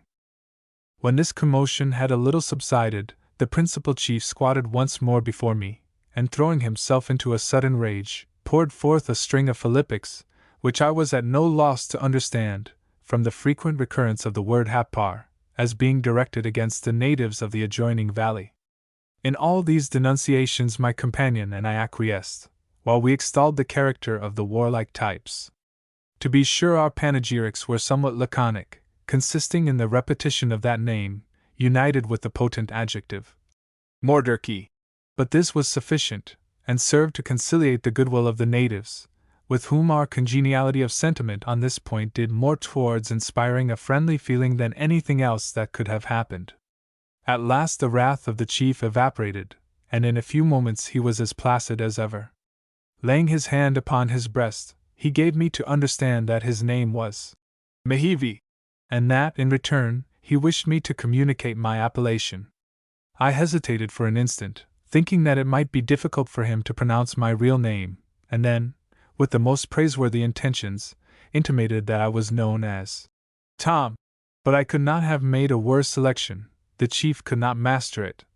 Tomo, Tama, Tommy, everything but plain. Tom. As he persisted in garnishing the word with an additional syllable, I compromised the matter with him at the word Tomo, and by that name I went during the entire period of my stay in the valley. The same proceeding was gone through with Toby, whose mellifluous appellation was more easily caught. An exchange of names is equivalent to a ratification of goodwill and amity among these simple people, and as we were aware of this fact, we were delighted that it had taken place on the present occasion. Reclining upon our mats, we now held a kind of levee, giving audience to successive troops of the natives, who introduced themselves to us by pronouncing their respective names, and retired in high good humor on receiving ours in return. During the ceremony the greatest merriment prevailed, nearly every announcement on the part of the islanders being followed by a fresh sally of gaiety, which induced me to believe that some of them at least were innocently diverting the company at our expense, by bestowing upon themselves a string of absurd titles, of the honor of which we were, of course, entirely ignorant. All this occupied about an hour, when the throng having a little diminished, I turned to Mehevi, and gave him to understand that we were in need of food and sleep. Immediately the attentive chief addressed a few words to one of the crowd, who disappeared, and returned in a few moments with a calabash of poi, and 2 or 3 young coconuts stripped of their husks, and with their shells partly broken. We both of us forthwith placed one of those natural goblets to our lips, and drained it in a moment of the refreshing draught it contained. The poi was then placed before us, and even famished as I was, I paused to consider in what manner to convey it to my mouth. This staple article of food among the Marquise Islanders is manufactured from the produce of the breadfruit tree. It somewhat resembles in its plastic nature our bookbinder's paste, is of a yellow color, and somewhat tart to the taste. Such was the dish, the merits of which I was now eager to discuss. I eyed it wistfully for a moment, and then, unable any longer to stand on ceremony, plunged my hand into the yielding mass, and to the boisterous mirth of the natives drew it forth laden with the poi, which adhered in lengthening strings to every finger. So stubborn was its consistency, that in conveying my heavily freighted hand to my mouth, the connecting links almost raised the calabash from the mats on which it had been placed. This display of awkwardness, in which, by the by, Toby kept me company, convulsed the bystanders with uncontrollable laughter. As soon as their merriment had somewhat subsided, Mehevi, motioning us to be attentive, dipped the forefinger of his right hand in the dish, and giving it a rapid and scientific twirl, drew it out coated smoothly with the preparation. With a second peculiar flourish he prevented the poi from dropping to the ground as he raised it to his mouth, into which the finger was inserted, and was drawn forth perfectly free of any adhesive matter. This performance was evidently intended for our instruction, so I again essayed the feat on the principles inculcated, but with very ill success.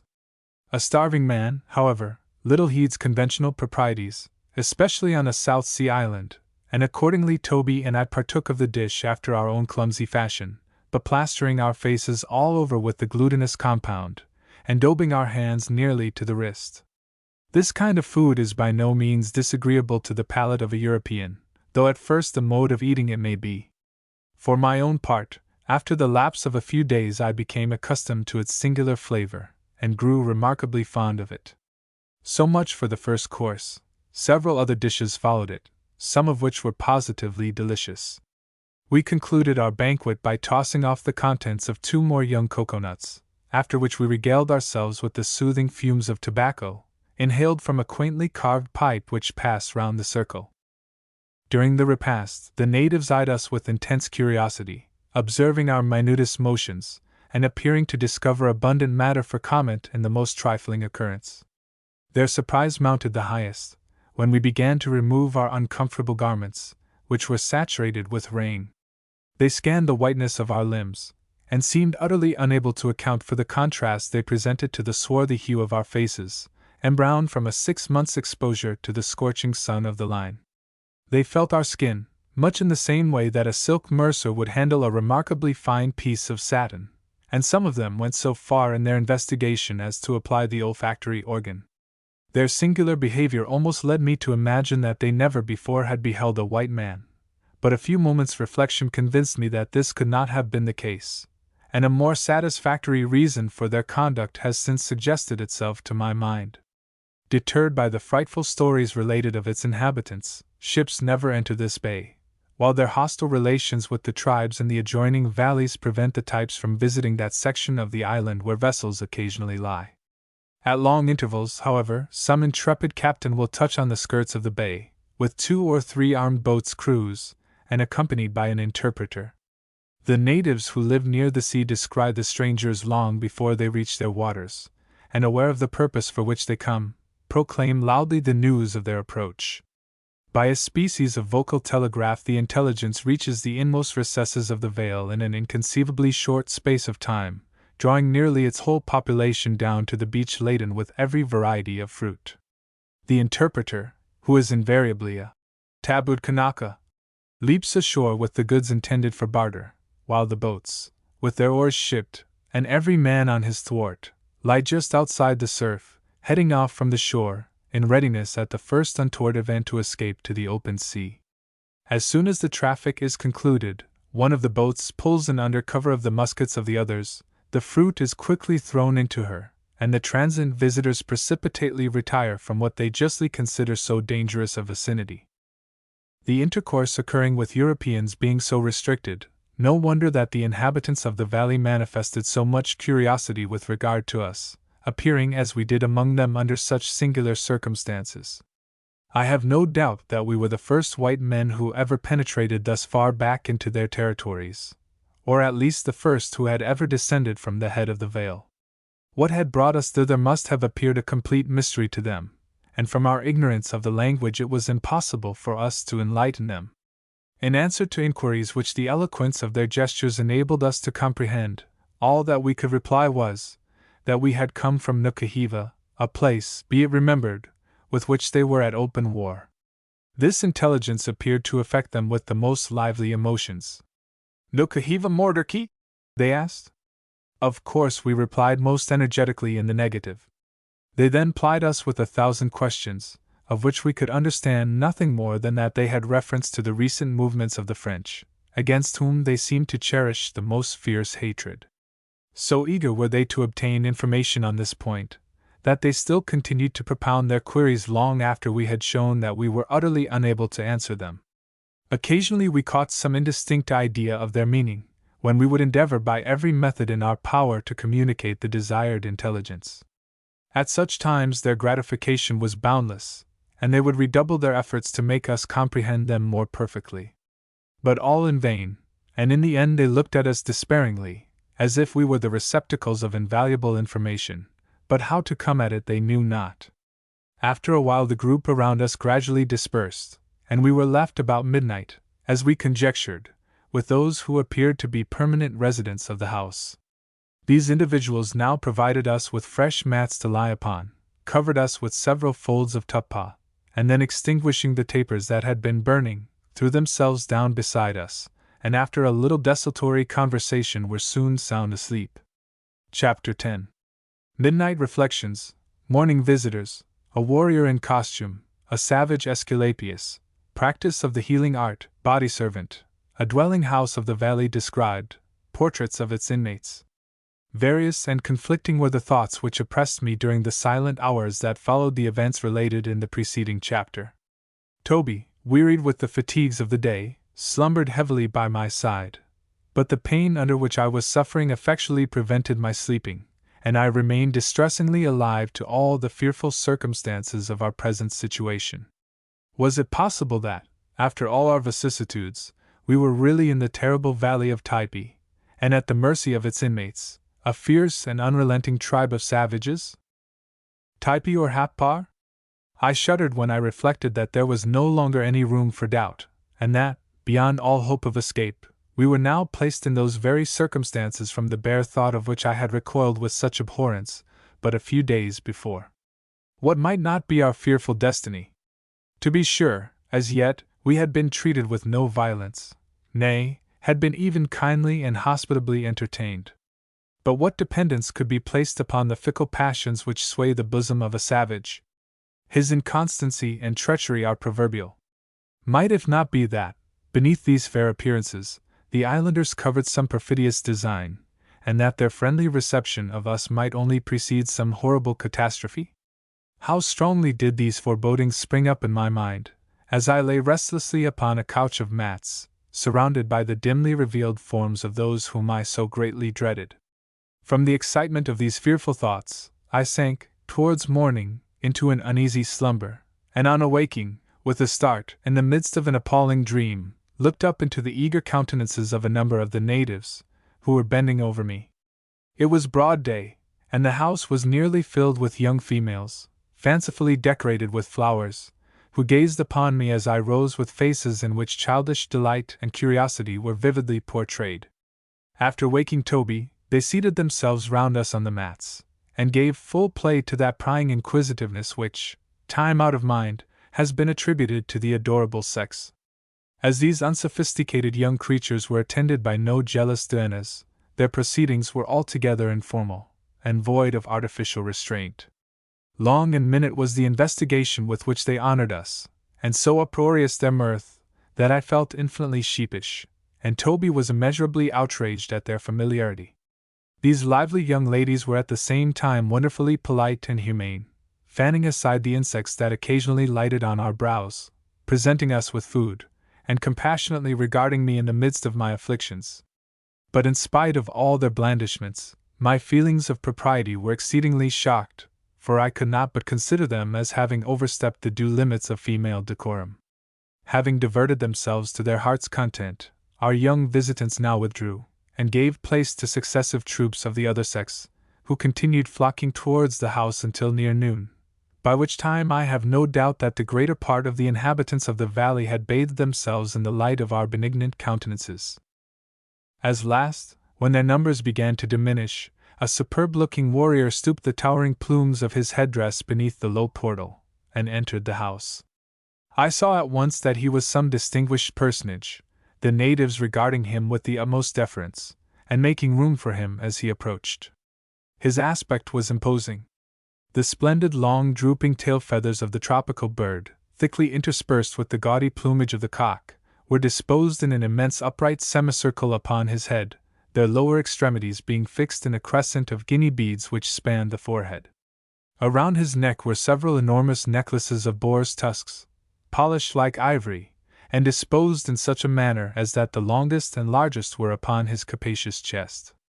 Thrust forward through the large apertures in his ears were two small and finely shaped sperm whale teeth, presenting their cavities in front, stuffed with freshly plucked leaves, and curiously wrought at the other end into strange little images and devices. These barbaric trinkets, garnished in this manner at their open extremities, and tapering and curving round to a point behind the ear, resembled not a little a pair of cornucopias. The loins of the warrior were girt about with heavy folds of a dark-colored tuppa, hanging before and behind in clusters of braided tassels, while anklets and bracelets of curling human hair completed his unique costume. In his right hand he grasped a beautifully carved paddle spear, nearly 15 feet in length, made of the bright corewood, one end sharply pointed, and the other flattened like an oar blade. Hanging obliquely from his girdle by a loop of shinnate was a richly decorated pipe. The slender reed forming its stem was colored with a red pigment, and round it, as well as the idol bowl, fluttered little streamers of the thinnest tuppa. But that which was most remarkable in the appearance of this splendid islander was the elaborate tattooing displayed on every noble limb. All imaginable lines and curves and figures were delineated over his whole body, and in their grotesque variety and infinite profusion, I could only compare them to the crowded groupings of quaint patterns we sometimes see in costly pieces of lace work. The most simple and remarkable of all these ornaments was that which decorated the countenance of the chief. Two broad stripes of tattooing, diverging from the center of his shaven crown, obliquely crossed both eyes, staining the lids, to a little below either ear, where they united with another stripe, which swept in a straight line along the lips, and formed the base of the triangle. The warrior, from the excellence of his physical proportions, might certainly have been regarded as one of nature's noblemen, and the lines drawn upon his face may possibly have denoted his exalted rank. This warlike personage, upon entering the house, seated himself at some distance from the spot where Toby and myself reposed, while the rest of the savages looked alternately from us to him, as if in expectation of something they were disappointed in not perceiving. Regarding the chief attentively, I thought his lineaments appeared familiar to me. As soon as his full face was turned upon me, and I again beheld its extraordinary embellishment, and met the strange gaze to which I had been subjected the preceding night, I immediately, in spite of the alteration in his appearance, recognized the noble Mahiti. On addressing him, he advanced at once in the most cordial manner, and greeting me warmly, seemed to enjoy not a little the effect his barbaric costume had produced upon me. I forthwith determined to secure, if possible, the goodwill of this individual, as I easily perceived he was a man of great authority in his tribe, and one who might exert a powerful influence upon our subsequent fate. In the endeavor I was not repulsed, for nothing could surpass the friendliness he manifested towards both my companion and myself. He extended his sturdy limbs by our side, and endeavored to make us comprehend the full extent of the kindly feelings by which he was actuated. The almost insuperable difficulty in communicating to one another our ideas affected the chief with no little mortification. He evinced a great desire to be enlightened with regard to the customs and peculiarities of the far-off country we had left behind us, and to which, under the name of Manica, he frequently alluded. But that which more than any other subject engaged his attention was the late proceedings of the Frane, as he called the French, in the neighboring bay of Nukuhiva. This seemed a never-ending theme with him, and one concerning which he was never weary of interrogating us. All the information we succeeded in imparting to him on this subject was little more than that we had seen 6 men of war lying in the hostile bay at the time we had left it. When he received this intelligence, Mehivi, by the aid of his fingers, went through a long numerical calculation, as if estimating the number of Frenchmen the squadron might contain. It was just after employing his faculties in this way that he happened to notice the swelling in my limb. He immediately examined it with the utmost attention, and after doing so, dispatched a boy, who happened to be standing by, with some message. After the lapse of a few moments, the stripling re-entered the house with an aged islander, who might have been taken for old Hippocrates himself. His head was as bald as the polished surface of a cocoanut shell, which article it precisely resembled in smoothness and color, while a long silvery beard swept almost to his girdle of bark. Encircling his temples was a bandeau of the twisted leaves of the omu tree, pressed closely over the brows to shield his feeble vision from the glare of the sun. His tottering steps were supported by a long slim staff, resembling the wand with which a theatrical magician appears on the stage, and in one hand he carried a freshly plaited fan of the green leaflets of the cocoanut tree. A flowing robe of tapa, knotted over the shoulder, hung loosely round his stooping form, and heightened the venerableness of his aspect. Mehivi, saluting this old gentleman, motioned him to a seat between us, and then uncovering my limb, desired him to examine it. The leech gazed intently from me to Toby, and then proceeded to business. After diligently observing the ailing member, he commenced manipulating it, and on the supposition probably that the complaint had deprived the leg of all sensation, began to pinch and hammer it in such a manner that I absolutely roared with the pain. Thinking that I was as capable of making an application of thumps and pinches to the part as any one else, I endeavored to resist this species of medical treatment. But it was not so easy a matter to get out of the clutches of the old wizard. He fastened on the unfortunate limb as if it were something for which he had been long seeking, and muttering some kind of incantation continued his discipline, pounding it after a fashion that set me well nigh crazy, while Mehivi, upon the same principle which prompts an affectionate mother to hold a struggling child in a dentist's chair, restrained me in his powerful grasp, and actually encouraged the wretch in this infliction of torture. Almost frantic with rage and pain, I yelled like a bedlamite, while Toby, throwing himself into all the attitudes of a posture master, vainly endeavored to expostulate with the natives by signs and gestures. To have looked at my companion, as, sympathizing with my sufferings, he strove to put an end to them, one would have thought that he was the deaf and dumb alphabet incarnated. Whether my tormentor yielded to Toby's entreaties, or paused from sheer exhaustion, I do not know, but all at once he ceased his operations, and at the same time the chief relinquishing his hold upon me, I fell back, faint and breathless with the agony I had endured. My unfortunate limb was now left much in the same condition as a rump steak after undergoing the castigating process which precedes cooking. My physician, having recovered from the fatigues of his exertions, as if anxious to make amends for the pain to which he had subjected me, now took some herbs out of a little wallet that was suspended from his waist, and moistening them in water, applied them to the inflamed part, stooping over it at the same time, and either whispering a spell, or having a little confidential chat with some imaginary demon located in the calf of my leg. My limb was now swathed in leafy bandages, and grateful to Providence for the cessation of hostilities, I was suffered to rest. Mehivi shortly after rose to depart, but before he went he spoke authoritatively to one of the natives, whom he addressed as Kori Kori, and from the little I could understand of what took place, pointed him out to me as a man whose peculiar business henceforth would be to attend upon my person. I am not certain that I comprehended as much as this at the time, but the subsequent conduct of my trusty body servant fully assured me that such must have been the case. I could not but be amused at the manner in which the chief addressed me upon this occasion, talking to me for at least 15 or 20 minutes as calmly as if I could understand every word that he said. I remarked this peculiarity very often afterwards in many other of the islanders.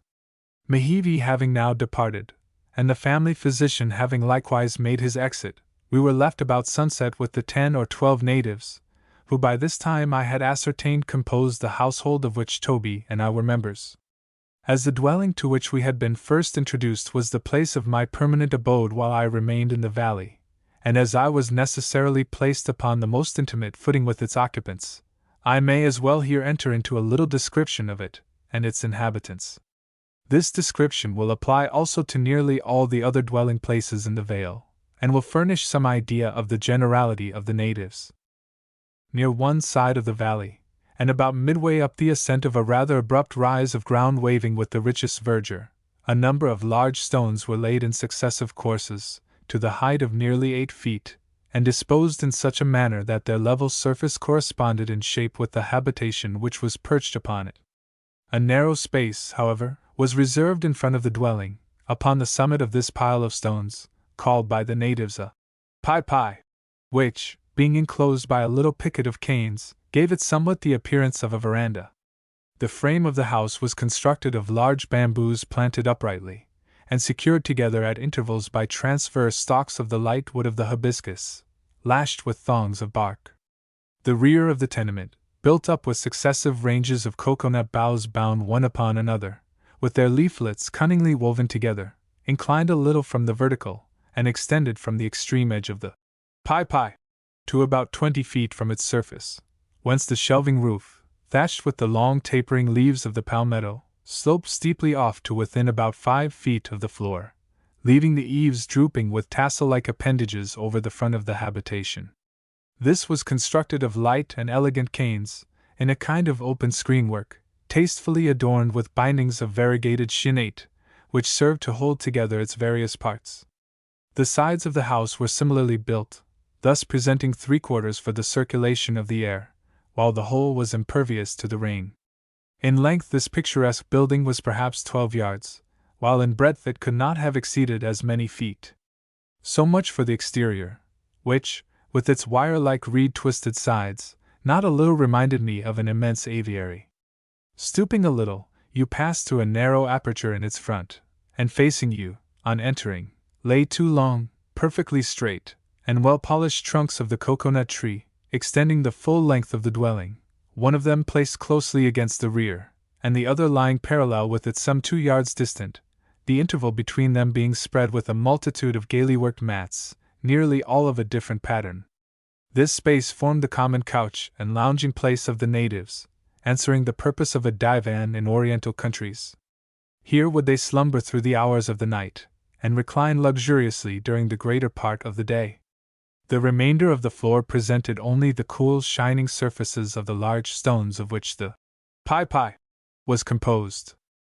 From the ridgepole of the house hung suspended a number of large packages enveloped in coarse tuppa, some of which contained festival dresses, and various other matters of the wardrobe, held in high estimation.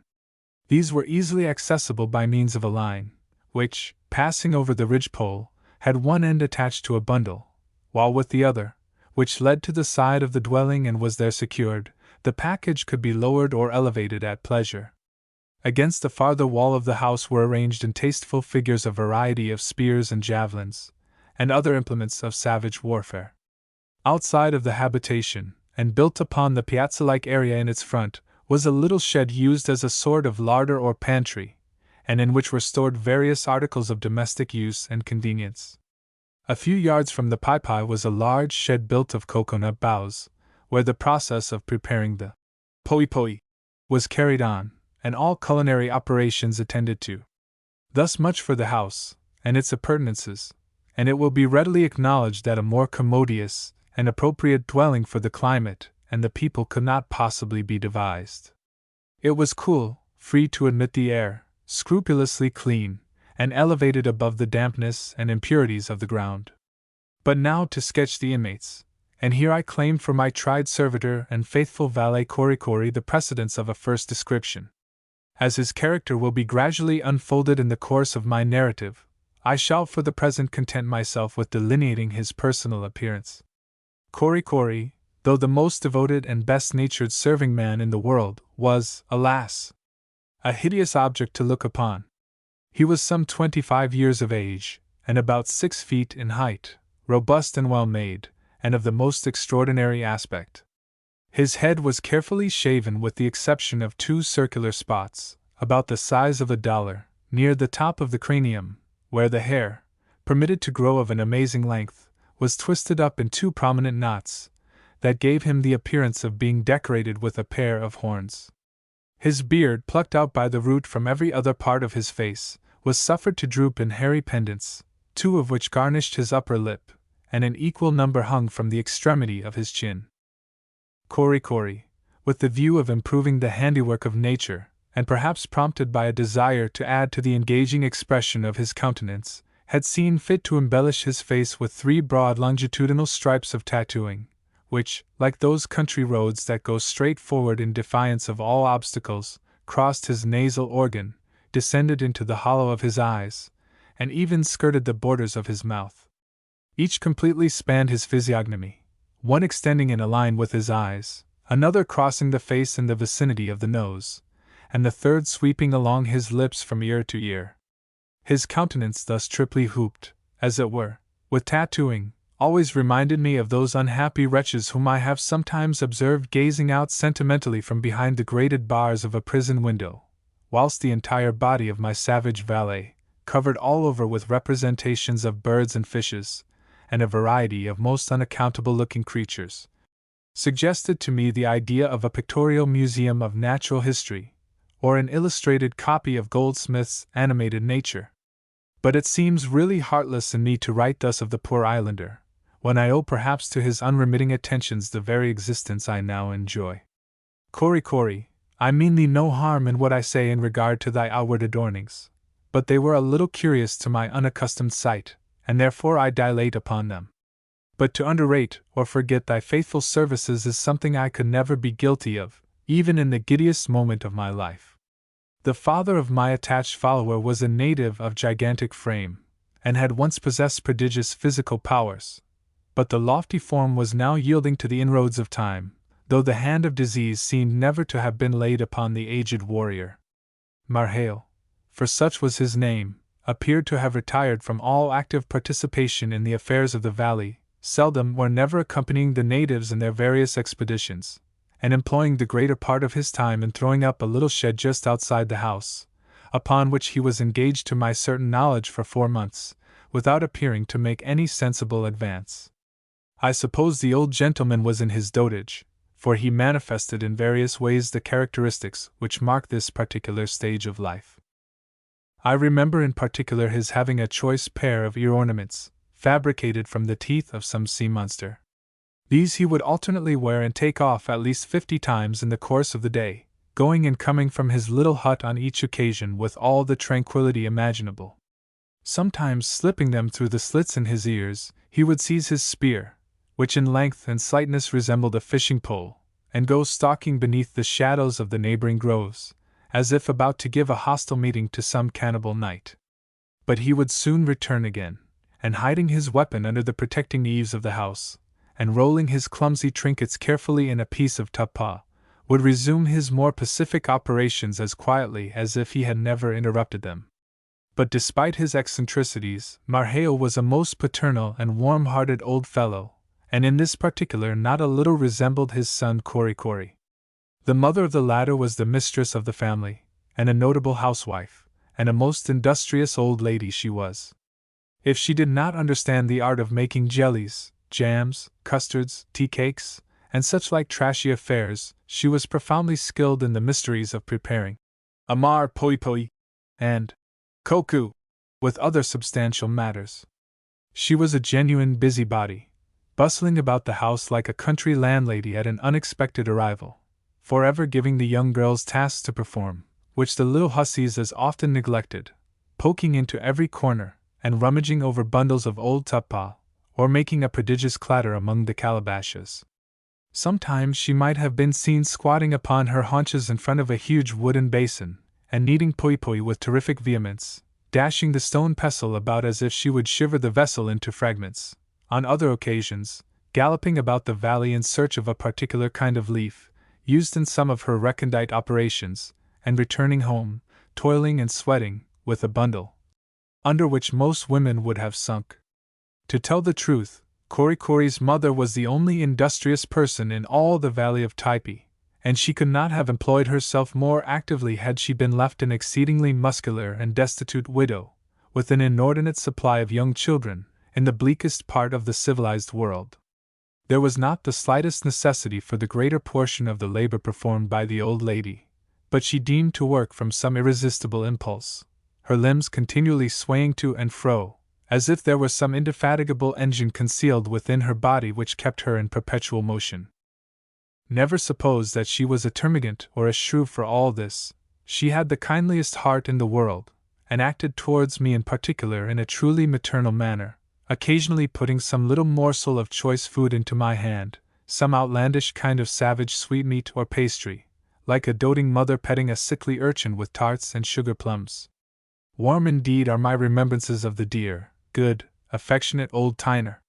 Besides the individuals I have mentioned, there belonged to the household 3 young men, dissipated, good-for-nothing, roistering blades of savages, who were either employed in prosecuting love affairs with the maidens of the tribe, or grew boozy on arva and tobacco in the company of congenial spirits, the scapegraces of the valley. Among the permanent inmates of the house were likewise several lovely damsels, who instead of thrumming pianos and reading novels, like more enlightened young ladies, substituted for these employments the manufacture of a fine species of Typee, but for the greater portion of the time were skipping from house to house, gaddying and gossiping with their acquaintances. From the rest of these, however, I must except the beauteous nymph Fayaway, who was my peculiar favorite. Her free pliant figure was the very perfection of female grace and beauty. Her complexion was a rich and mantling olive, and when watching the glow upon her cheeks I could almost swear that beneath the transparent medium there lurked the blushes of a feigned vermilion. The face of this girl was a rounded oval, and each feature as perfectly formed as the heart or imagination of man could desire.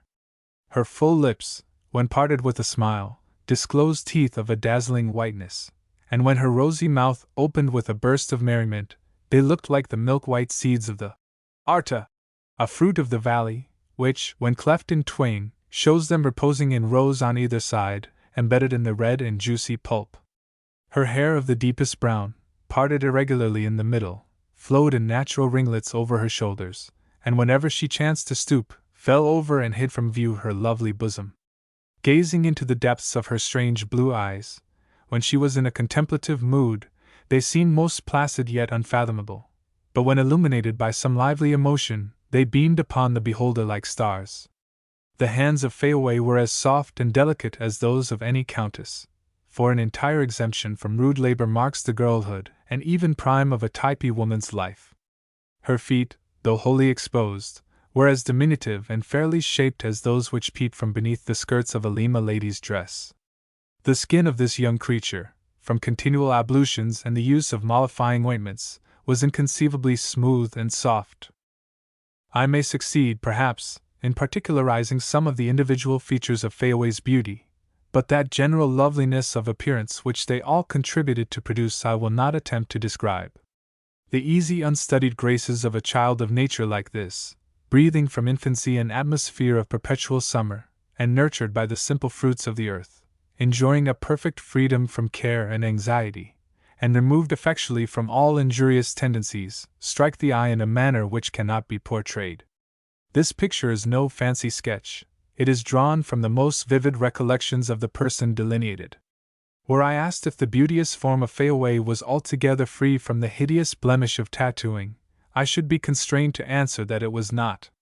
But the practitioners of this barbarous art, so remorseless in their inflictions upon the brawny limbs of the warriors of the tribe, seemed to be conscious that it needs not the resources of their profession to augment the charms of the maidens of the vale.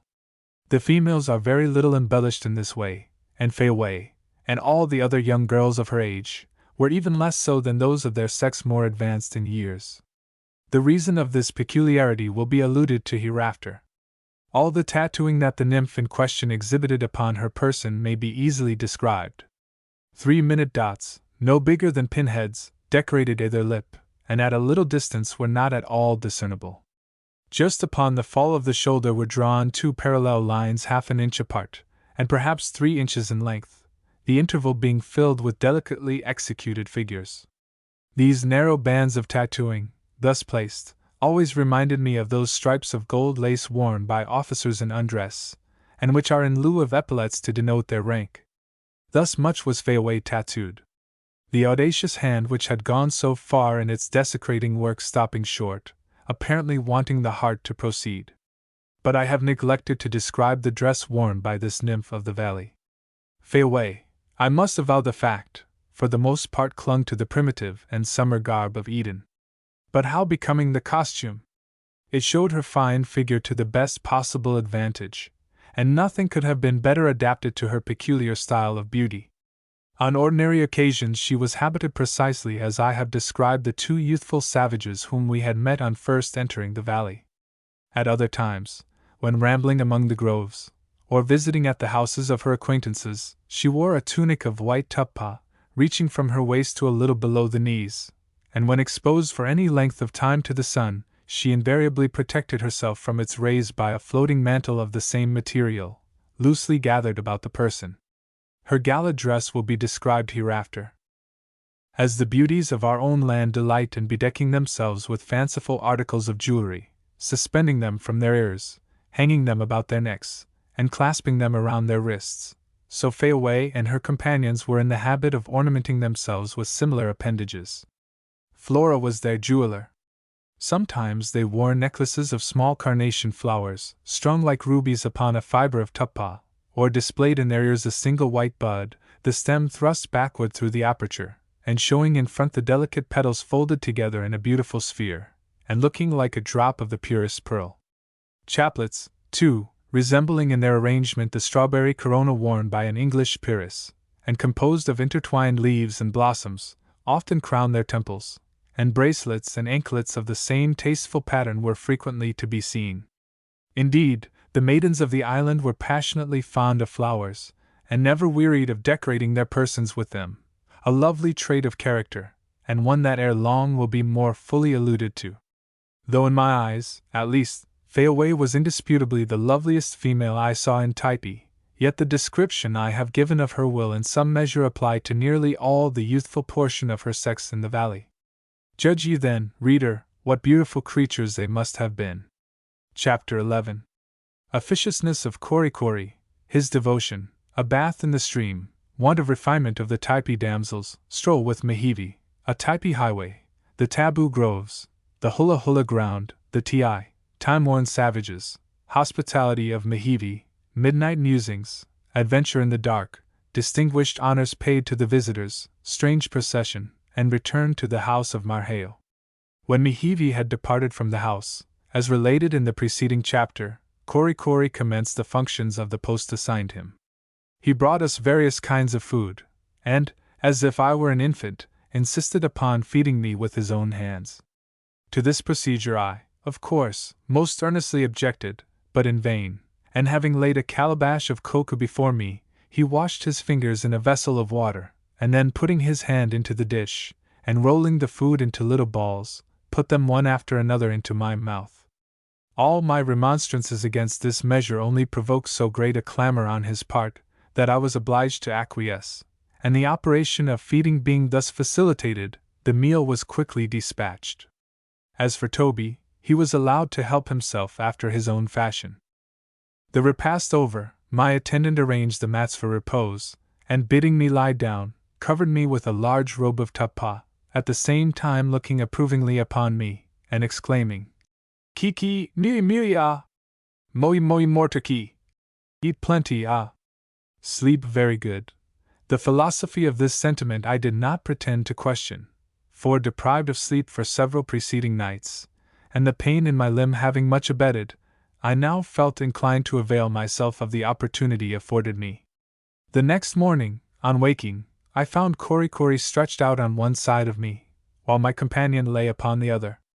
I felt sensibly refreshed after a night of sound repose, and immediately agreed to the proposition of my valet that I should repair to the water and wash, although dreading the suffering that the exertion might produce. From this apprehension, however, I was quickly relieved, for Korikori, leaping from the Typee, and then backing himself up against it, like a porter in readiness to shoulder a trunk, with loud vociferations, and a superabundance of gestures gave me to understand that I was to mount upon his back, and be thus transported to the stream, which flowed perhaps 200 yards from the house. Our appearance upon the veranda in front of the habitation drew together quite a crowd, who stood looking on, and conversing with one another in the most animated manner. They reminded one of a group of idlers gathered about the door of a village tavern, when the equipage of some distinguished traveler is brought round previous to his departure. As soon as I clasped my arms about the neck of the devoted fellow, and he jogged off with me, the crowd, composed chiefly of young girls and boys, followed after, shouting and capering with infinite glee, and accompanied us to the banks of the stream.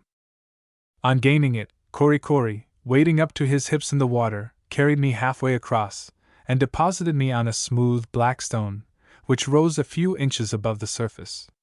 The amphibious rabble at our heels plunged in after us, and climbing to the summit of the grass-grown rocks, with which the bed of the brook was here and there broken, waited curiously to witness our morning ablutions. I felt somewhat embarrassed by the presence of the female portion of the company, but nevertheless removed my frock, and washed myself down to my waist in the stream. As soon as Korikori comprehended from my motions that this was to be the extent of my performance, he appeared perfectly aghast with astonishment, and rushing toward me, poured out a torrent of words in eager deprecation of so limited an operation, enjoining me by unmistakable signs to immerse my whole body. To this I was forced to consent, and the honest fellow, regarding me as a froward, inexperienced child, whom it was his duty to serve at the risk of offending, lifted me from the rock, and tenderly bathed my limbs. This over, and resuming my seat, I could not avoid bursting into admiration of the scene around me. From the verdant surfaces of the large stones that lay scattered about, the natives were now sliding off into the water, diving and ducking beneath the surface in all directions, the young girls springing buoyantly into the air, with their long tresses dancing about their shoulders, their eyes sparkling like drops of dew in the sun, and their gay laughter pealing forth at every frolicsome incident. On the afternoon of the day that I took my first bath in the valley, we received another visit from Melville. The noble savage seemed to be in the same pleasant mood, and was quite as cordial in his manner as before. After remaining about an hour, he rose from the mats, and motioning to leave the house, invited Toby and myself to accompany him. I pointed to my leg, but Melville in his turn pointed to Korikori, and removed that objection, so, mounting upon the faithful fellow's shoulders again, like the old man of the sea astride of Sinbad, I followed after the chief. The nature of the route we now pursued struck me more forcibly than anything I had yet seen, as illustrating the indolent disposition of the islanders. The path was obviously the most beaten one in the valley, several others leading from either side into it, and perhaps for successive generations it had formed the principal avenue of the place. And yet, until I grew more familiar with its impediments, it seemed as difficult to travel as the recesses of a wilderness. Part of it swept around an abrupt rise of ground, the surface of which was broken by frequent inequalities, and thickly strewn with projecting masses of rocks, whose summits were often hidden from view by the drooping foliage of the luxurious vegetation. Sometimes directly over, sometimes evading these obstacles with a wide circuit, the path wound along, one moment climbing over a sudden eminence, smooth with continued wear, then descending on the other side into a steep glen, and crossing the flinty channel of a brook. Here it pursued the depths of a glade, occasionally obliging you to stoop beneath vast horizontal branches, and now you stepped over huge trunks and boughs that lay rotting across the track. Such was the grand thoroughfare of Typee. After proceeding a little distance along it, Cory panting and blowing with the weight of his burden, I dismounted from his back, and grasping the long spear of Mehevi in my hand, assisted my steps over the numerous obstacles of the road, preferring this mode of advance to one which, from the difficulties of the way, was equally painful to myself and my wearied servitor. Our journey was soon at an end, for, scaling a sudden height, we came abruptly upon the place of our destination. I wish that it were possible to sketch in words this spot as vividly as I recollect it. Here were situated the taboo groves of the valley, the scene of many a prolonged feast, of many a horrid rite. Beneath the dark shadows of the consecrated breadfruit trees there reigned a solemn twilight, a cathedral-like gloom. The frightful genius of pagan worship seemed to brood in silence over the place, breathing its spell upon every object around. Here and there, in the depths of these awful shades, half screened from sight by masses of overhanging foliage, rose the idolatrous altars of the savages, built of enormous blocks of black and polished stone, placed one upon another, without cement, to the height of 12 or 15 feet, and surmounted by a rustic open temple, enclosed with a low picket of canes, within which might be seen, in various stages of decay, offerings of breadfruit and coconuts, and the putrefying relics of some recent sacrifice. In the midst of the wood was the hallowed, hula ground, set apart for the celebration of the fantastical religious ritual of these people, comprising an extensive oblong Typee, terminating at either end in a lofty terraced altar, guarded by ranks of hideous wooden idols, and with the two remaining sides flanked by ranges of bamboo sheds, opening towards the interior of the quadrangle thus formed. Vast trees, standing in the middle of this space, and throwing over it an umbrageous shade, had their massive trunks built round with slight stages, elevated a few feet above the ground, and railed in with canes, forming so many rustic pulpits, from which the priests harangued their devotees. This holiest of spots was defended from profanation by the strictest edicts of the all-pervading taboo, which condemned to instant death the sacrilegious female who should enter or touch its sacred precincts, or even so much as press with her feet the ground made holy by the shadows that it cast. Access was had to the enclosure through an embowered entrance on one side, facing a number of towering coconut trees, planted at intervals along a level area of 100 yards. At the farther extremity of this space was to be seen a building of considerable size, reserved for the habitation of the priests and religious attendants of the grove. In its vicinity was another remarkable edifice, built as usual upon the summit of a Typee, and at least 200 feet in length, though not more than 20 in breadth. The whole front of this latter structure was completely open, and from one end to the other ran a narrow veranda, fenced in on the edge of the Typee with a picket of canes. Its interior presented the appearance of an immense lounging place, the entire floor being strewn with successive layers of mats, lying between parallel trunks of coconut trees, selected for the purpose from the straightest and most symmetrical the vale afforded. To this building, denominated in the language of the natives, the T.I. Mehevi now conducted us. Thus far we had been accompanied by a troop of the natives of both sexes, but as soon as we approached its vicinity, the females gradually separated themselves from the crowd, and standing aloof, permitted us to pass on. The merciless prohibitions of the taboo extended likewise to this edifice, and were enforced by the same dreadful penalty that secured the hula ground from the imaginary pollution of a woman's presence. On entering the house, I was surprised to see 6 muskets ranged against the bamboo on one side, from the barrels of which depended as many small canvas pouches, partly filled with powder. Disposed about these muskets, like the cutlasses that decorate the bulkhead of a man-of-war's cabin, were a great variety of rude spears and paddles, javelins, and war-clubs.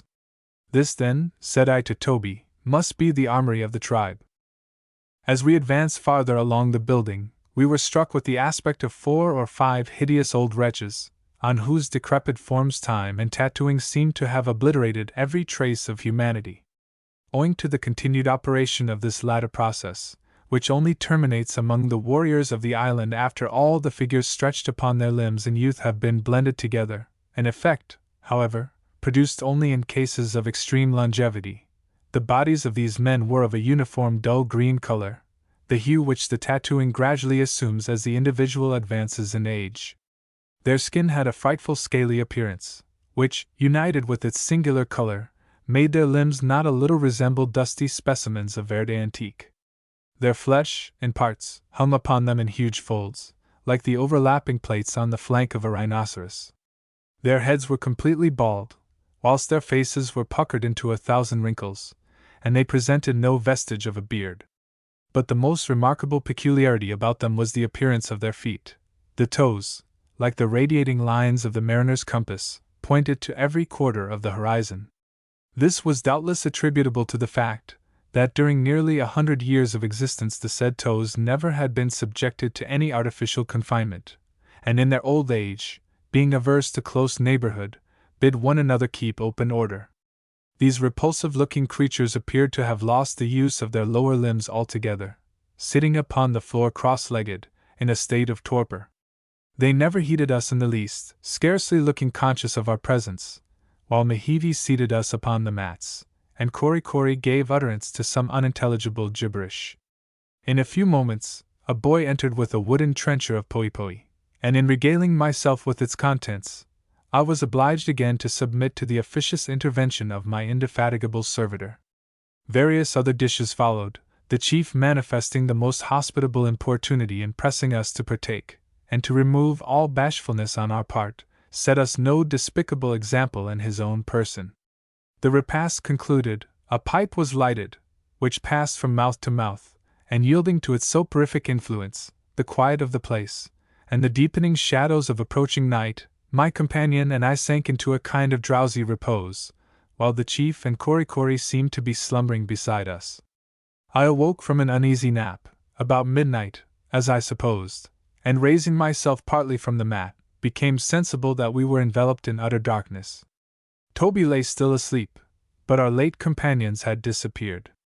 The only sound that interrupted the silence of the place was the asthmatic breathing of the old men I have mentioned, who reposed at a little distance from us. Besides them, as well as I could judge, there was no one else in the house. Apprehensive of some evil, I roused my comrade, and we were engaged in a whispered conference concerning the unexpected withdrawal of the natives, when all at once, from the depths of the grove, in full view of us where we lay, shoots of flame were seen to rise, and in a few moments illuminated the surrounding trees, casting, by contrast, into still deeper gloom the darkness around us. While we continued gazing at this sight, dark figures appeared moving to and fro before the flames, while others, dancing and capering about, looked like so many demons. Regarding this new phenomenon with no small degree of trepidation, I said to my companion, "What can all this mean, Toby?" "Oh, nothing," replied he. "Getting the fire ready, I suppose." "Fire!"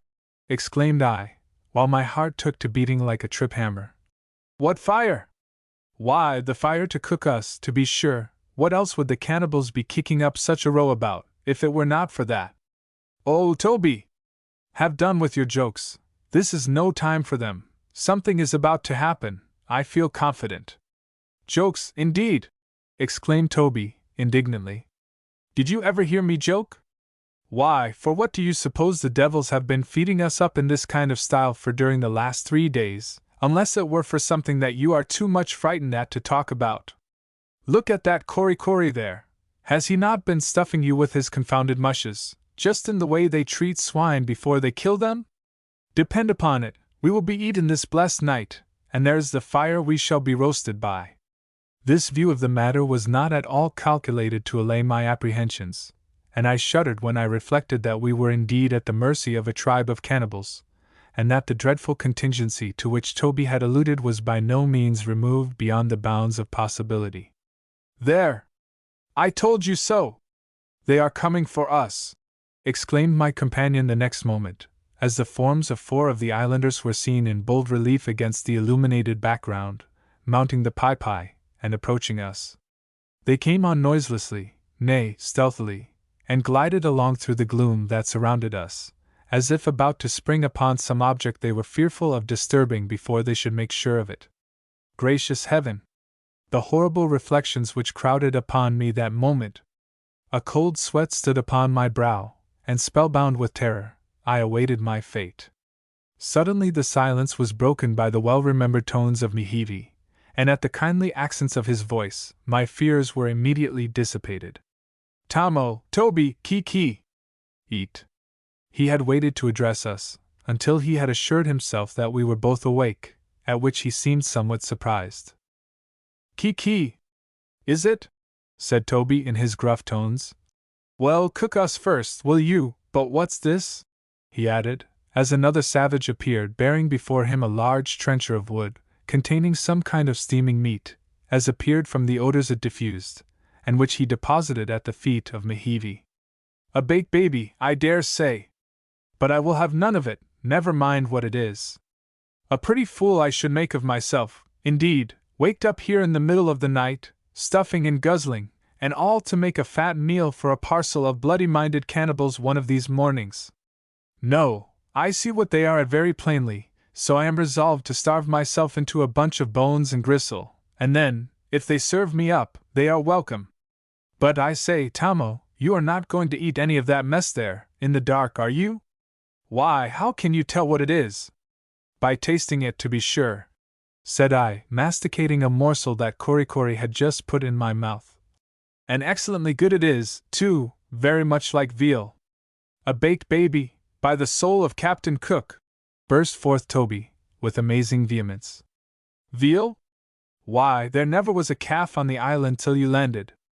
I tell you, you are bolting down mouthfuls from a dead happer's carcass, as sure as you live, and no mistake. Emetics and lukewarm water. What a sensation in the abdominal regions! Sure enough, where could the fiends incarnate have obtained meat? But I resolved to satisfy myself at all hazards, and turning to Mehivi, I soon made the ready chief understand that I wished a light to be brought. When the taper came, I gazed eagerly into the vessel, and recognized the mutilated remains of a juvenile porker. Porky! Exclaimed Korikori, looking complacently at the dish, and from that day to this I have never forgotten that such is the designation of a pig in the Typee lingo. The next morning, after being again abundantly feasted by the hospitable Mehivi, Toby and myself arose to depart. But the chief requested us to postpone our intention. Abo. Wait, he said, and accordingly we resumed our seats, while, assisted by the zealous Korikori, he appeared to be engaged in giving directions to a number of the natives outside, who were busily employed in making arrangements, the nature of which we could not comprehend. But we were not left long in our ignorance, for a few moments only had elapsed, when the chief beckoned us to approach, and we perceived that he had been marshalling a kind of guard of honor to escort us on our return to the house of Marheo. The procession was led off by two venerable-looking savages, each provided with a spear, from the end of which streamed a pennon of milk-white tuppa. After them went several youths, bearing aloft calabashes of poipoi, and followed in their turn by 4 stalwart fellows, sustaining long bamboos, from the tops of which hung suspended, at least 20 feet from the ground, large baskets of green breadfruit. Then came a troop of boys, carrying bunches of ripe bananas, and baskets made of woven leaflets of coconut boughs, filled with the young fruit of the tree, the naked shells, stripped of their husks, peeping forth from the verdant wickerwork that surrounded them. Last of all came a burly islander, holding over his head a wooden trencher, in which lay disposed the remnants of our midnight feast, hidden from view, however, by a covering of breadfruit leaves. Astonished as I was at this exhibition, I could not avoid smiling at its grotesque appearance, and the associations it naturally called up. Mehivi, it seemed, was bent on replenishing old Marheo's larder, fearful, perhaps, that without this precaution his guests might not fare as well as they could desire. As soon as I descended from the Typee, the procession formed anew, enclosing us in its center, where I remained, part of the time carried by Korikori, and occasionally relieving him from his burden by limping along with a spear. When we moved off in this order, the natives struck up a musical recitative, which, with various alternations, they continued until we arrived at the place of our destination. As we proceeded on our way, bands of young girls, darting from the surrounding groves, hung upon our skirts, and accompanied us with shouts of merriment and delight, which almost drowned the deep notes of the recitative. On approaching old Marheo's domicile, its inmates rushed out to receive us, and while the gifts of Mehivi were being disposed of, The superannuated warrior did the honors of his mansion with all the warmth of hospitality evinced by an English squire, when he regales his friends at some fine old patrimonial mansion. Chapter 12. Attempt to procure relief from Nukuhiva. Perilous adventure of Toby in the Happar Mountains. Eloquence of Kori Kori. Amidst these novel scenes a week passed away almost imperceptibly. The natives, actuated by some mysterious impulse, day after day redoubled their attention to us. Their manner towards us was unaccountable. Surely, thought I, they would not act thus if they meant us any harm. But why this excess of deferential kindness, or what equivalent can they imagine us capable of rendering them for it? We were fairly puzzled. But despite the apprehensions I could not dispel, the horrible character imputed to these types appeared to be wholly undeserved. "Why, they are cannibals," said Toby, on one occasion when I eulogized the tribe. "Granted," I replied, "but a more humane, gentlemanly, and amiable set of epicures do not probably exist in the Pacific." But notwithstanding the kind treatment we received, I was too familiar with the fickle disposition of savages not to feel anxious to withdraw from the valley, and put myself beyond the reach of that fearful death which, under all these smiling appearances, might yet menace us. But here there was an obstacle in the way of doing so. It was idle for me to think of moving from the place until I should have recovered from the severe lameness that afflicted me. Indeed, my malady began seriously to alarm me, for, despite the herbal remedies of the natives, it continued to grow worse and worse.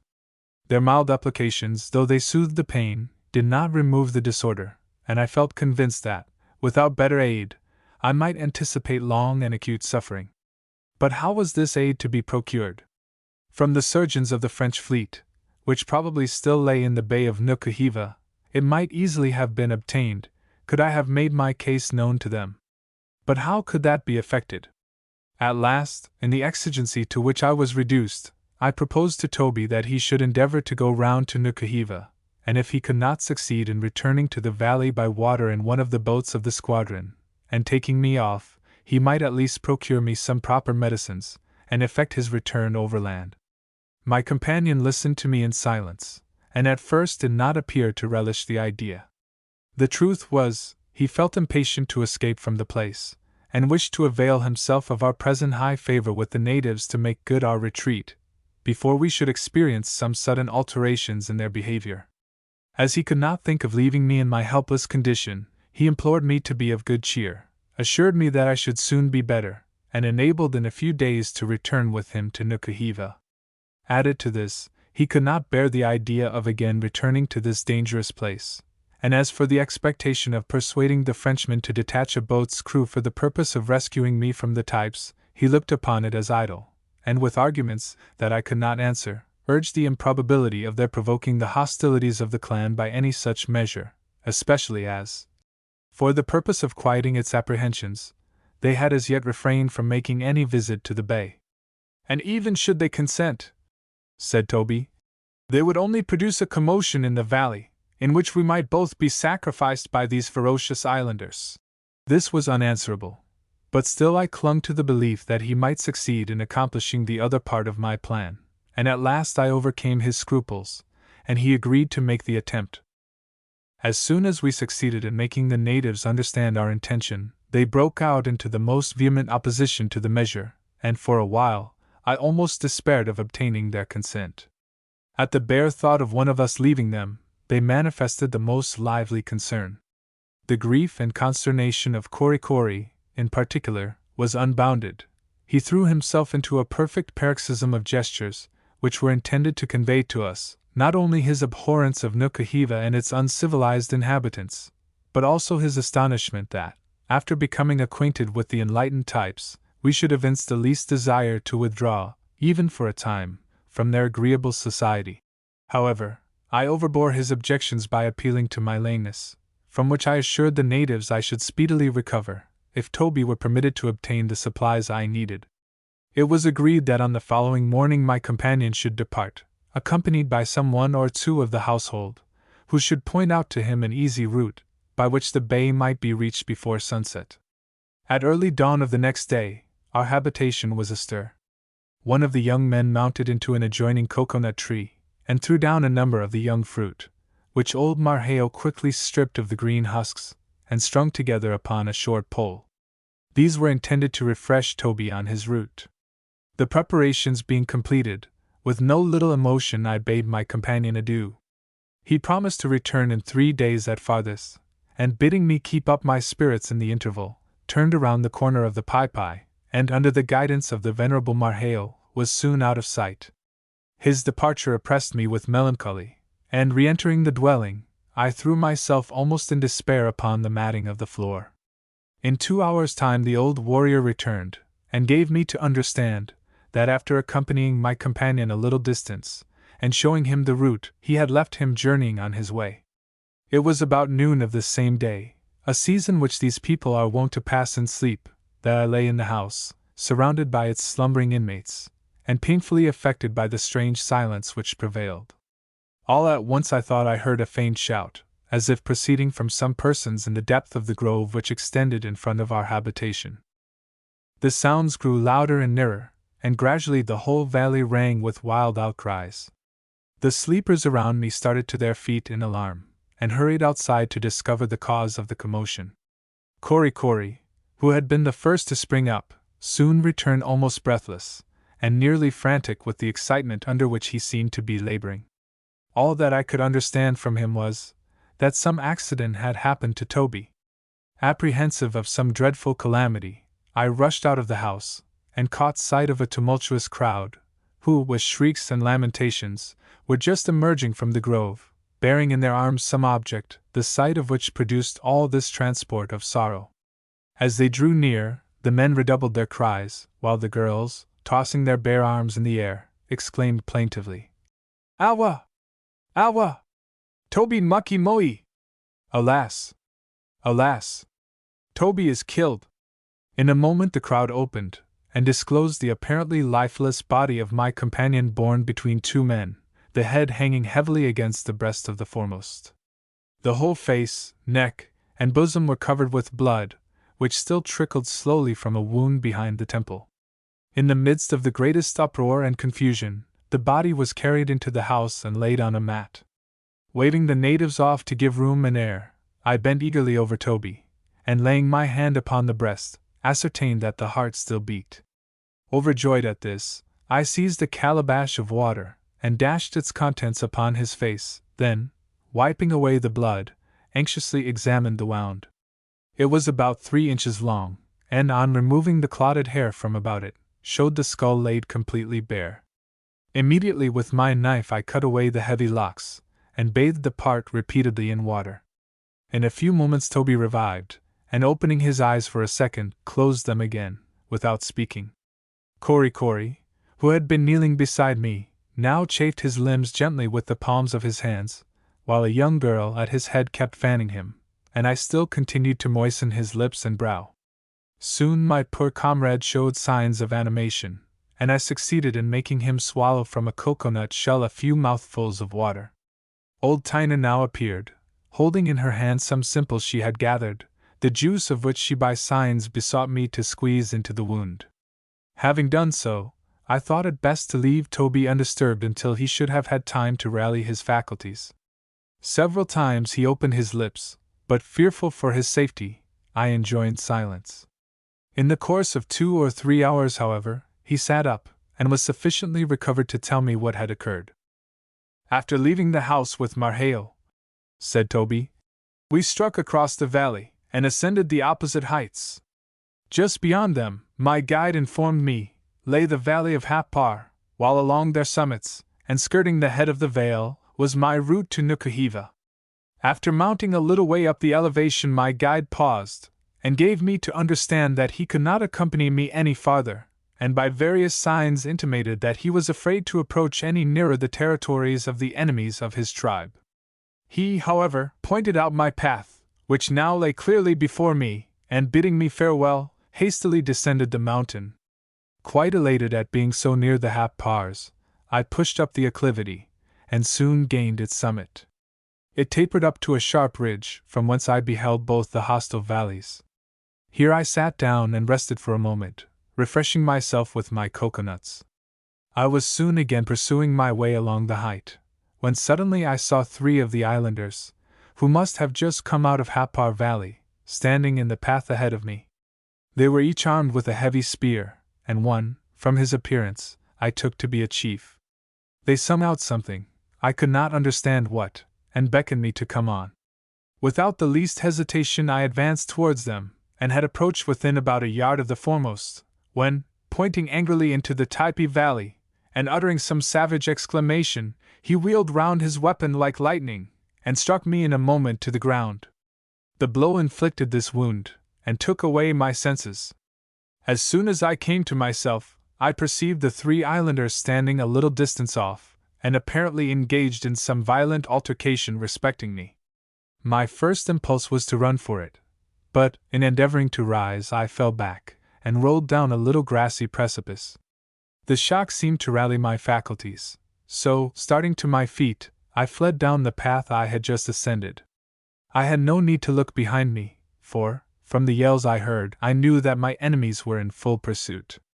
Urged on by their fearful outcries, and heedless of the injury I had received, though the blood flowing from the wound trickled over into my eyes and almost blinded me, I rushed down the mountain side with the speed of the wind. In a short time I had descended nearly a third of the distance, and the savages had ceased their cries, when suddenly a terrific howl burst upon my ear, and at the same moment a heavy javelin darted past me as I fled, and stuck quivering in a tree close to me. Another yell followed, and a second spear and a third shot through the air within a few feet of my body, both of them piercing the ground obliquely in advance of me. The fellows gave a roar of rage and disappointment, but they were afraid, I suppose, of coming down farther into the Typee Valley, and so abandoned the chase. I saw them recover their weapons and turn back, and I continued my descent as fast as I could. What could have caused this ferocious attack on the part of these Happars I could not imagine, unless it were that they had seen me ascending the mountain with Marheo, and that the mere fact of coming from the Typee Valley was sufficient to provoke them. As long as I was in danger I scarcely felt the wound I had received, but when the chase was over I began to suffer from it. I had lost my hat in the flight, and the sun scorched my bare head. I felt faint and giddy, but fearful of falling to the ground beyond the reach of assistance, I staggered on as well as I could, and at last gained the level of the valley, and then down I sunk, and I knew nothing more until I found myself lying upon these mats, and you stooping over me with the calabash of water. Such was Toby's account of this sad affair. I afterwards learned that fortunately he had fallen close to a spot where the natives go for fuel. A party of them caught sight of him as he fell, and sounding the alarm, had lifted him up, and after ineffectually endeavoring to restore him at the brook, had hurried forward with him to the house. This incident threw a dark cloud over our prospects.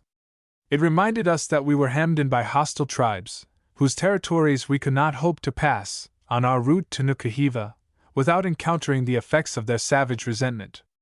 There appeared to be no avenue open to our escape but the sea, which washed the lower extremity of the vale. Our Typee friends availed themselves of the recent disaster of Toby to exhort us to a due appreciation of the blessings we enjoyed among them, contrasting their own generous reception of us with the animosity of their neighbors. They likewise dwelt upon the cannibal propensities of the Happars, a subject which they were perfectly aware could not fail to alarm us, while at the same time they earnestly disclaimed all participation in so horrid a custom. Nor did they omit to call upon us to admire the natural loveliness of their own abode, and the lavish abundance with which it produced all manner of luxuriant fruits, exalting it in this particular above any of the surrounding valleys. Kori seemed to experience so heartfelt a desire to infuse into our minds proper views on these subjects, that, assisted in his endeavors by the little knowledge of the language we had acquired, he actually made us comprehend a considerable part of what he said. To facilitate our correct apprehension of his meaning, he at first condensed his ideas into the smallest possible compass. Happar kikino nue, he exclaimed. Nue, kiki kanaka ah. O motarki, which signifies, terrible fellows those Happars, devour an amazing quantity of men, shocking bad. Thus far he explained himself by a variety of gestures, during the performance of which he would dart out of the house, and point abhorrently towards the Happar Valley, running into us again with the rapidity that showed he was fearful we would lose one part of his meaning before he could complete the other, and continuing his illustrations by seizing the fleshy part of my arm in his teeth, intimating by the operation that the people who lived over in that direction would like nothing better than to treat me in that manner. Having assured himself that we were fully enlightened on this point, he proceeded to another branch of the subject. Typee me. Arki, ne myri, ne y ne poi, ne koku ne kiki ne, which, liberally interpreted as before, would imply, Typee. Isn't it a fine place though? No danger of starving here, I tell you, plenty of breadfruit, plenty of water, plenty of pudding, plenty of everything, heaps. All this was accompanied by a running commentary of signs and gestures which it was impossible not to comprehend. As he continued his harangue, however, Cory, in emulation of our more polished orators, began to launch out rather diffusely into other branches of his subject, enlarging probably upon the moral reflections it suggested, and proceeded in such a strain of unintelligible and stunning gibberish, that he actually gave me the headache for the rest of the day. Chapter 13. A great event happens in the valley. The island telegraph. Something befalls Toby. Fayaway displays a tender heart. Melancholy reflections. Mysterious conduct of the islanders. Devotion of Cory. A rural couch. A luxury. Cory strikes a light a la Typee. In the course of a few days Toby had recovered from the effects of his adventure with the Hapar warriors, the wound on his head rapidly healing under the vegetable treatment of the good Tyner. Less fortunate than my companion, however, I still continued to languish under a complaint, the origin and nature of which was still a mystery. Cut off as I was from all intercourse with the civilized world, and feeling the inefficacy of anything the natives could do to relieve me, knowing, too, that so long as I remained in my present condition it would be impossible for me to leave the valley, whatever opportunity might present itself, and apprehensive that ere long we might be exposed to some caprice on the part of the islanders, I now gave up all hopes of recovery, and became a prey to the most gloomy thoughts. A deep dejection fell upon me, which neither the friendly remonstrances of my companion, the devoted attentions of Cory, nor all the soothing influences of Fayaway, could remove. One morning, as I lay on the mats in the house plunged in melancholy reverie, and regardless of everything around me, Toby, who had left me about an hour, returned in haste, and with great glee told me to cheer up and be of good heart, for he believed, from what was going on among the natives, that there were boats approaching the bay. These tidings operated upon me like magic. The hour of our deliverance was at hand, and starting up, I was soon convinced that something unusual was about to occur. The word, "Boatee! Boatee!"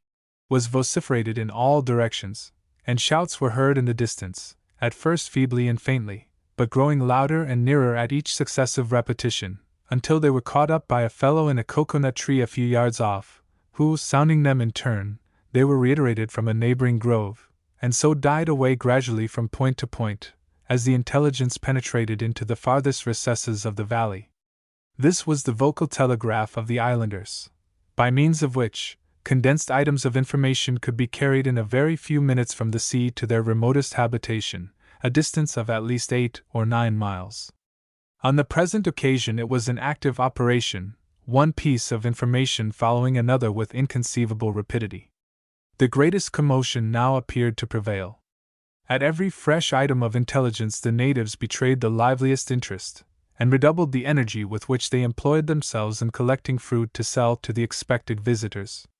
Some were tearing off the husks from coconuts, some, perched in the trees, were throwing down breadfruit to their companions, who gathered them in heaps as they fell, while others were plying their fingers rapidly in weaving leafen baskets in which to carry the fruit. There were other matters, too, going on at the same time. Here you would see a stout warrior polishing his spear with a bit of old tapa, or adjusting the folds of the girdle about his waist, and there you might descry a young damsel decorating herself with flowers, as if having in her eye some maidenly conquest, while, as in all cases of hurry and confusion in every part of the world, A number of individuals kept hurrying to and fro with amazing vigor and perseverance, doing nothing themselves and hindering others. Never before had we seen the islanders in such a state of bustle and excitement, and the scene furnished abundant evidence of the fact that it was only at long intervals any such events occur. When I thought of the length of time that might intervene before a similar chance of escape would be presented, I bitterly lamented that I had not the power of availing myself effectually of the present opportunity. From all that we could gather, it appeared that the natives were fearful of arriving too late upon the beach, unless they made extraordinary exertions. Sick and lame as I was, I would have started with Toby at once, had not Kory not only refused to carry me, but manifested the most invincible repugnance to our leaving the neighborhood of the house. The rest of the savages were equally opposed to our wishes, and seemed grieved and astonished at the earnestness of my solicitations. I clearly perceived that, while my attendant avoided all appearance of constraining my movements, he was nevertheless determined to thwart my wishes. He seemed to me on this particular occasion, as well as often afterwards, to be executing the orders of some other person with regard to me, though at the same time feeling towards me the most lively affection. Toby, who had made up his mind to accompany the islanders if possible as soon as they were in readiness to depart, and who for that reason had refrained from showing the same anxiety that I had done, now represented to me that it was idle for me to entertain the hope of reaching the beach in time to profit by any opportunity that might then be presented. "Do you not see," said he, "the savages themselves are fearful of being too late, and I should hurry forward myself at once, did I not think that, if I showed too much eagerness, I should destroy all our hopes of reaping any benefit from this fortunate event. If you will only endeavor to appear tranquil or unconcerned, you will quiet their suspicions, and I have no doubt they will then let me go with them to the beach, supposing that I merely go out of curiosity. Should I succeed in getting down to the boats, I will make known the condition in which I have left you, and measures may then be taken to secure our escape." In the expediency of this I could not but acquiesce, and as the natives had now completed their preparations, I watched with the liveliest interest the reception that Toby's application might meet with. As soon as they understood from my companion that I intended to remain, they appeared to make no objection to this proposition, and even hailed it with pleasure. Their singular conduct on this occasion not a little puzzled me at the time, and imparted to subsequent events an additional mystery. The islanders were now to be seen hurrying along the path which led to the sea. I shook Toby warmly by the hand, and gave him my Peta hat to shield his wounded head from the sun, as he had lost his own. He cordially returned the pressure of my hand, and solemnly promising to return as soon as the boats should leave the shore, sprang from my side, and the next minute disappeared in a turn of the grove. In spite of the unpleasant reflections that crowded upon my mind, I could not but be entertained by the novel and animated sight which now met my view. One after another, the natives crowded along the narrow path, laden with every variety of fruit. Here, you might have seen one, who, after ineffectually endeavoring to persuade a surly porker to be conducted in leading strings, was obliged at last to seize the perverse animal in his arms, and carry him struggling again his naked breast, and squealing without intermission. There went two, who at a little distance might have been taken for the Hebrew spies, on their return to Moses with the goodly bunch of grapes. One trotted before the other at a distance of a couple of yards, while between them, from a pole resting on their shoulders, was suspended a huge cluster of bananas, which swayed to and fro with the rocking gait at which they proceeded. Here ran another, perspiring with his exertions, and bearing before him a quantity of coconuts, who, fearful of being too late, heeded not the fruit that dropped from his basket, and appeared solely intent upon reaching his destination, careless how many of his coconuts kept company with him. In a short time the last straggler was seen hurrying on his way, and the faint shouts of those in advance died insensibly upon the ear. Our part of the valley now appeared nearly deserted by its inhabitants, Kory, his aged father, and a few decrepit old people being all that were left. Towards sunset, the islanders in small parties began to return from the beach, and among them, as they drew near to the house, I sought to descry the form of my companion. But one after another they passed the dwelling, and I caught no glimpse of him. Supposing, however, that he would soon appear with some of the members of the household, I quieted my apprehensions, and waited patiently to see him advancing, in company with the beautiful Fei Wei. At last I perceived Tyner coming forward, followed by the girls and young men who usually resided in the house of Marhale. But with them came not my comrade, and filled with 1,000 alarms, I eagerly sought to discover the cause of his delay. My earnest questions appeared to embarrass the natives greatly. All their accounts were contradictory, one giving me to understand that Toby would be with me in a very short time, another, that he did not know where he was, while a third, violently inveighing against him, assured me that he had stolen away, and would never come back. It appeared to me, at the time, that in making these various statements they endeavored to conceal from me some terrible disaster, lest the knowledge of it should overpower me. Fearful lest some fatal calamity had overtaken him, I sought out young Fei Wei, and endeavored to learn from her, if possible, the truth. This gentle being had early attracted my regard, not only from her extraordinary beauty, but from the attractive cast of her countenance, singularly expressive of intelligence and humanity. Of all the natives, she alone seemed to appreciate the effect which the peculiarity of the circumstances in which we were placed had produced upon the minds of my companion and myself. In addressing me, especially when I lay reclining upon the mat suffering from pain, there was a tenderness in her manner which it was impossible to misunderstand or resist. Whenever she entered the house, the expression of her face indicated the liveliest sympathy for me, and moving towards the place where I lay, with one arm slightly elevated in a gesture of pity, and her large glistening eyes gazing intently into mine, she would murmur plaintively, "Awa! Awa! Tamo!" and seat herself mournfully beside me.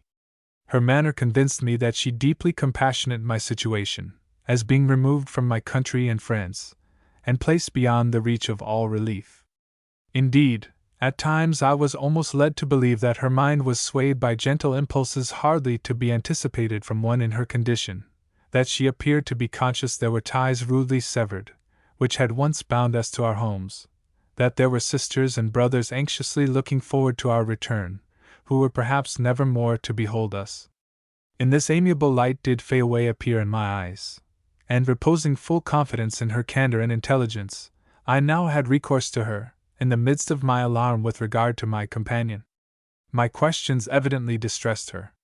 She looked round from one to another of the bystanders, as if hardly knowing what answer to give me.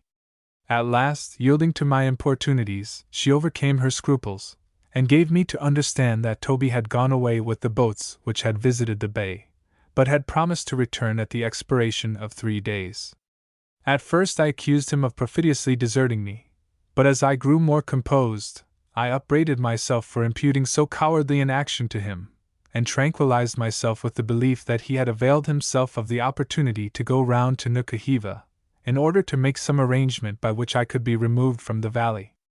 At any rate, thought I, he will return with the medicines I require, and then, as soon as I recover, there will be no difficulty in the way of our departure. Consoling myself with these reflections, I lay down that night in a happier frame of mind than I had done for some time. The next day passed without any allusion to Toby on the part of the natives, who seemed desirous of avoiding all reference to the subject. This raised some apprehensions in my breast, but when night came, I congratulated myself that the second day had now gone by, and that on the morrow Toby would again be with me. But the morrow came and went, and my companion did not appear. Ah! Thought I, he reckons 3 days from the morning of his departure, tomorrow he will arrive. But that weary day also closed upon me without his return. Even yet I would not despair. I thought that something detained him, that he was waiting for the sailing of a boat at Nukahiva, and that in a day or 2, at farthest, I should see him again. But day after day of renewed disappointment passed by. At last hope deserted me, and I fell a victim to despair. Yes, thought I gloomily, he has secured his own escape, and cares not what calamity may befall his unfortunate comrade. Fool that I was, to suppose that any one would willingly encounter the perils of this valley, after having once got beyond its limits. He has gone, and has left me to combat alone all the dangers by which I am surrounded. Thus would I sometimes seek to derive a desperate consolation from dwelling upon the perfidy of Toby, whilst, at other times, I sunk under the bitter remorse which I felt at having, by my own imprudence, brought upon myself the fate which I was sure awaited me. At other times I thought that perhaps, after all, these treacherous savages had made away with him, and thence the confusion into which they were thrown by my questions, and their contradictory answers. Or he might be a captive in some other part of the valley, or, more dreadful still, might have met with that fate at which my very soul shuddered. But all these speculations were vain. No tidings of Toby ever reached me. He had gone never to return. The conduct of the islanders appeared inexplicable. All reference to my lost comrade was carefully evaded, and if at any time they were forced to make some reply to my frequent inquiries on the subject, they would uniformly denounce him as an ungrateful runaway, who had deserted his friend, and taken himself off to that vile and detestable place Nukahiva. But whatever might have been his fate, now that he was gone the natives multiplied their acts of kindness and attention towards myself, treating me with a degree of deference which could hardly have been surpassed had I been some celestial visitant. Korikori never for one moment left my side, unless it were to execute my wishes. The faithful fellow, twice every day, in the cool of the morning and in the evening, insisted upon carrying me to the stream, and bathing me in its refreshing water. Frequently in the afternoon, he would carry me to a particular part of the stream, where the beauty of the scene produced a soothing influence upon my mind. At this place the waters flowed between grassy banks, planted with enormous breadfruit trees, whose vast branches, interlacing overhead, formed a leafy canopy. Near the stream were several smooth black rocks. One of these, projecting several feet above the surface of the water, had upon its summit a shallow cavity, which, filled with freshly gathered leaves, formed a delightful couch. Here I often laid for hours, covered with a gauze-like veil of tapa, while Fayaway, seated beside me, and holding in her hand a fan woven from the leaflets of a young coconut bough, brushed aside the insects that occasionally lighted on my face, and Korikori, with a view of chasing away my melancholy, performed 1,000 antics in the water before us. As my eye wandered along this romantic stream, it would fall upon the half-immersed figure of a beautiful girl, standing in the transparent water, and catching in a little net a species of diminutive shellfish, of which these people are extravagantly fond. Sometimes a chattering group would be seated upon the edge of a low rock in the midst of the brook, busily engaged in thinning and polishing the shells of coconuts, by rubbing them briskly with a small stone in the water, an operation which soon converts them into a light and elegant drinking vessel, somewhat resembling goblets made of tortoise shell. But the tranquilizing influences of beautiful scenery, and the exhibition of human life under so novel and charming an aspect, were not my only sources of consolation. Every evening the girls of the house gathered about me on the mats, and, after chasing away Korikori from my side, who, nevertheless, retired only to a little distance, and watched their proceedings with the most jealous attention, would anoint my body with a fragrant oil, squeezed from a yellow root, previously pounded between a couple of stones, and which in their language is denominated aka. I used to hail with delight the daily recurrence of this luxurious operation, in which I forgot all my troubles, and buried for the time every feeling of sorrow. Sometimes, in the cool of the evening, my devoted servitor would lead me out upon the Typee in front of the house, and seating me near its edge, protect my body from the annoyance of the insects which occasionally hovered in the air, by wrapping me round with a large roll of tapa. He then bustled about, and employed himself at least 20 minutes in adjusting everything to secure my personal comfort. Having perfected his arrangements, he would get my pipe, and lighting it, would hand it to me. Often he was obliged to strike a light for the occasion, and as the mode he adopted was entirely different from what I had ever seen or heard of before, I will describe it. A straight, dry, and partly decayed stick of the hibiscus, about 6 feet in length, and half as many inches in diameter, with a smaller bit of wood, not more than a foot long, and scarcely an inch wide, is as invariably to be met with in every house in Typee, as a box of lucifer matches in the corner of a kitchen cupboard at home. The islander, placing the larger stick obliquely against some object, with one end elevated at an angle of 45 degrees, mounts astride of it, like an urchin about to gallop off upon a cane, and then, grasping the smaller one firmly in both hands, he rubs its pointed end slowly up and down the extent of a few inches on the principal stick, until at last he makes a narrow groove in the wood, with an abrupt termination at the point farthest from him, where all the dusty particles which the friction creates are accumulated in a little heap. At first Korikori goes to work quite leisurely, but gradually quickens his pace, and waxing warm in the employment, drives the stick furiously along the smoking channel, plying his hands to and fro with amazing rapidity, the perspiration starting from every pore.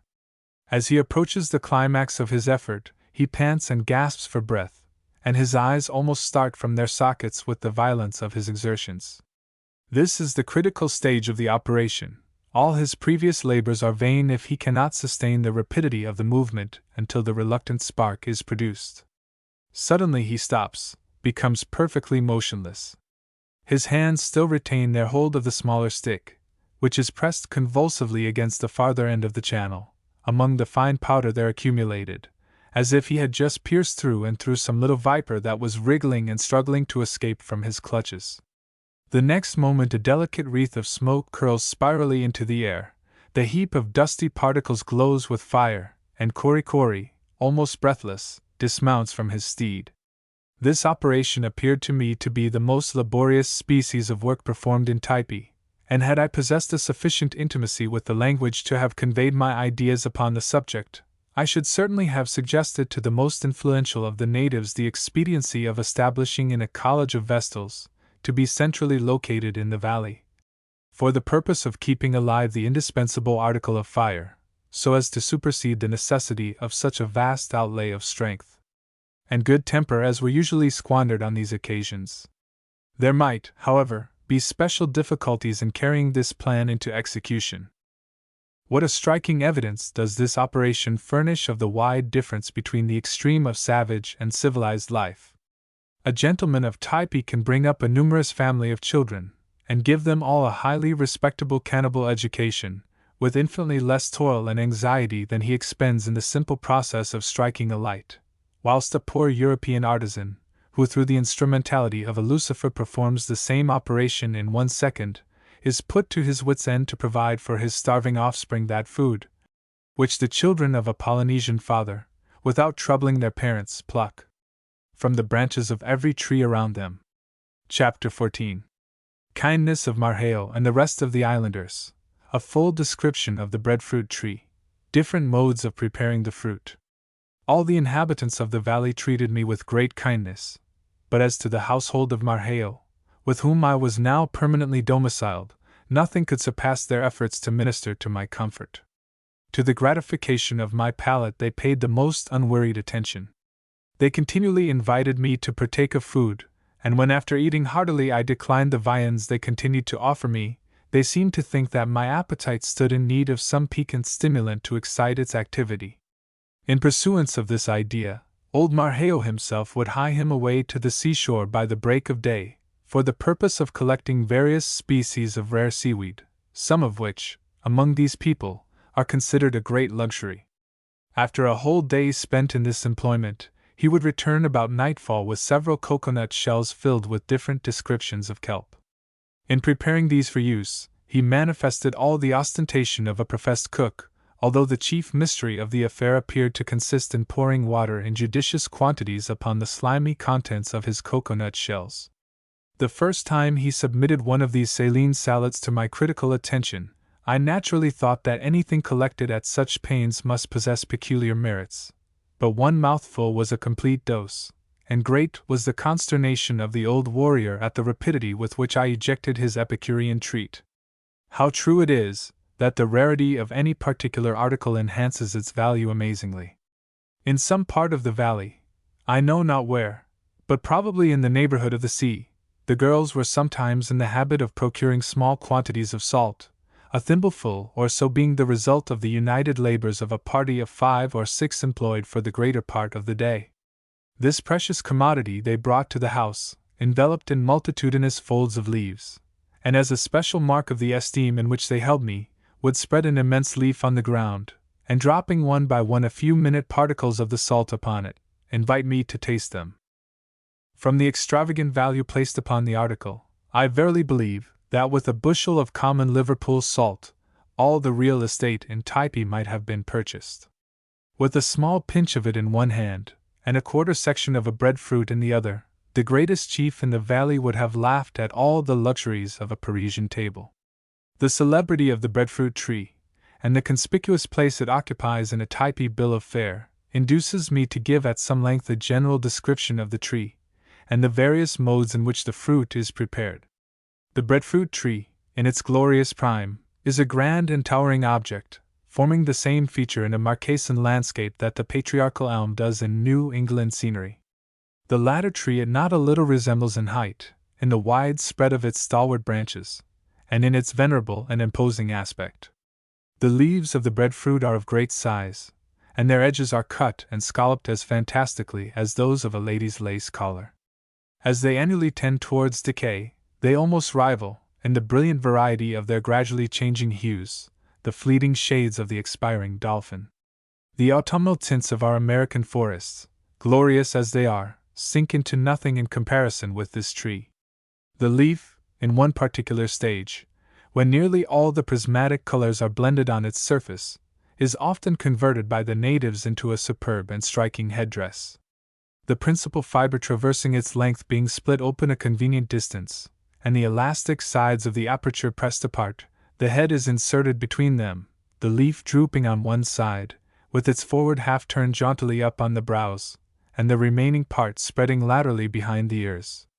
The fruit somewhat resembles in magnitude and general appearance one of our citron melons of ordinary size, but unlike the citron, it has no sectional lines drawn along the outside.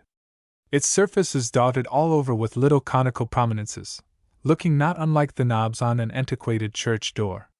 The rind is perhaps 1/8 of an inch in thickness, and denuded of this, at the time when it is in the greatest perfection, the fruit presents a beautiful globe of white pulp, the whole of which may be eaten, with the exception of a slender core, which is easily removed. The breadfruit, however, is never used, and is indeed altogether unfit to be eaten, until submitted in one form or other to the action of fire. The most simple manner in which this operation is performed, and I think the best, consists in placing any number of the freshly plucked fruit, when in a particular state of greenness, among the embers of a fire, in the same way that you would roast a potato. After a lapse of 10 or 15 minutes, the green rind embrowns and cracks, showing through the fissures in its sides the milk-white interior. As soon as it cools, the rind drops off, and you then have the soft round pulp in its purest and most delicious state. Thus eaten, it has a mild and pleasing flavor. Sometimes, after having been roasted in the fire, the natives snatch it briskly from the embers, and permitting it to slip out of the yielding rind into a vessel of cold water, stir up the mixture, which they call boa show.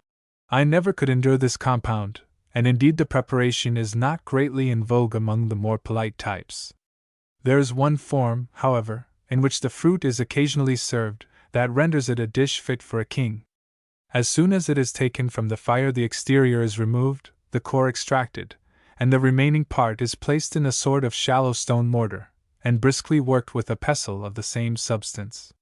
While one person is performing this operation, another takes a ripe cocoanut, and breaking it in half, which they also do very cleverly, proceeds to grate the juicy meat into fine particles. This is done by means of a piece of mother-of-pearl shell, lashed firmly to the extreme end of a heavy stick, with its straight side accurately notched like a saw. The stick is sometimes a grotesquely formed limb of a tree, with 3 or 4 branches twisting from its body like so many shapeless legs, and sustaining it 2 or 3 feet from the ground. The native, first placing a calabash beneath the nose, as it were, of his curious-looking log steed, for the purpose of receiving the grated fragments as they fall, mounts astride of it as if it were a hobby horse, and twirling the inside of one of his hemispheres of cocoanut around the sharp teeth of the mother-of-pearl shell, the pure white meat falls in snowy showers into the receptacle provided. Having obtained a quantity sufficient for his purpose, he places it in a bag made of the net-like fibrous substance attached to all cocoanut trees, and compressing it over the breadfruit, which being now sufficiently pounded, is put into a wooden bowl, extracts a thick creamy milk.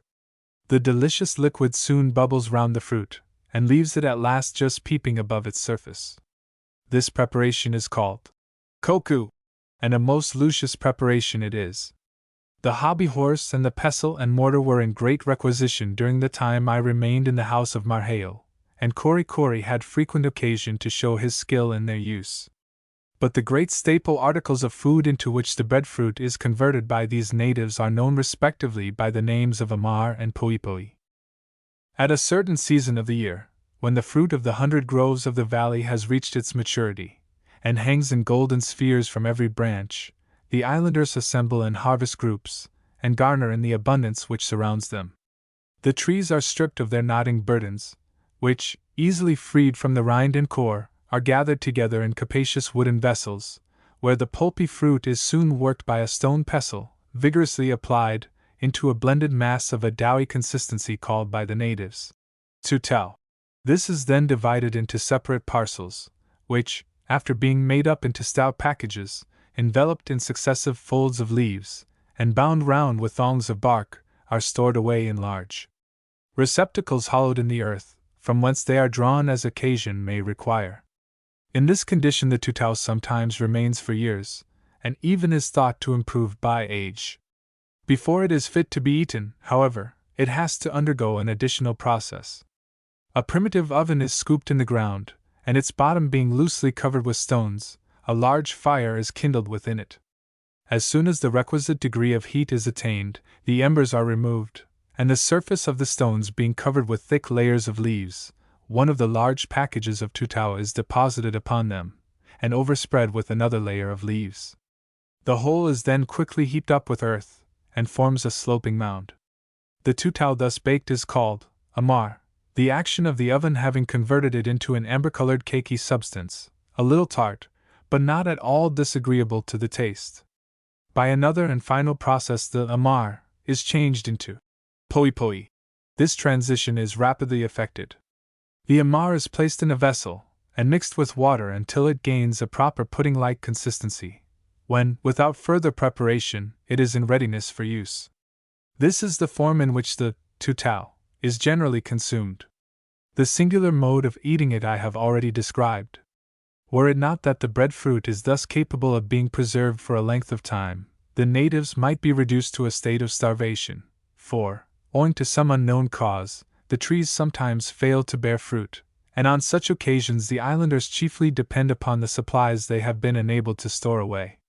This stately tree, which is rarely met with upon the Sandwich Islands, and then only of a very inferior quality, and at Tahiti does not abound to a degree that renders its fruit the principal article of food, attains its greatest excellence in the genial climate of the Marquesan group, where it grows to an enormous magnitude, and flourishes in the utmost abundance. Chapter 15. Melancholy Condition, Occurrence at the Ti. Anecdote of Marhale, shaving the head of a warrior. In looking back to this period, and calling to remembrance the numberless proofs of kindness and respect which I received from the natives of the valley, I can scarcely understand how it was that, in the midst of so many consolatory circumstances, my mind should still have been consumed by the most dismal forebodings, and have remained a prey to the profoundest melancholy. It is true that the suspicious circumstances which had attended the disappearance of Toby were enough of themselves to excite distrust with regard to the savages, in whose power I felt myself to be entirely placed, especially when it was combined with the knowledge that these very men, kind and respectful as they were to me, were, after all, nothing better than a set of cannibals. But my chief source of anxiety, and that which poisoned every temporary enjoyment, was the mysterious disease in my leg, which still remained unabated.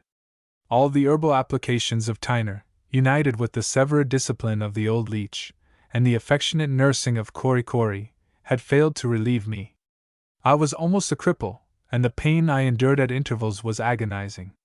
The unaccountable malady showed no signs of amendment. On the contrary, its violence increased day by day, and threatened the most fatal results, unless some powerful means were employed to counteract it. It seemed as if I were destined to sink under this grievous affliction, or at least that it would hinder me from availing myself of any opportunity of escaping from the valley.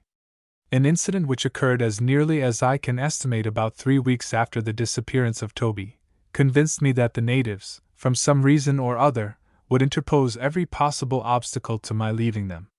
One morning there was no little excitement evinced by the people near my abode, and which I soon discovered proceeded from a vague report that boats had been seen at a great distance approaching the bay.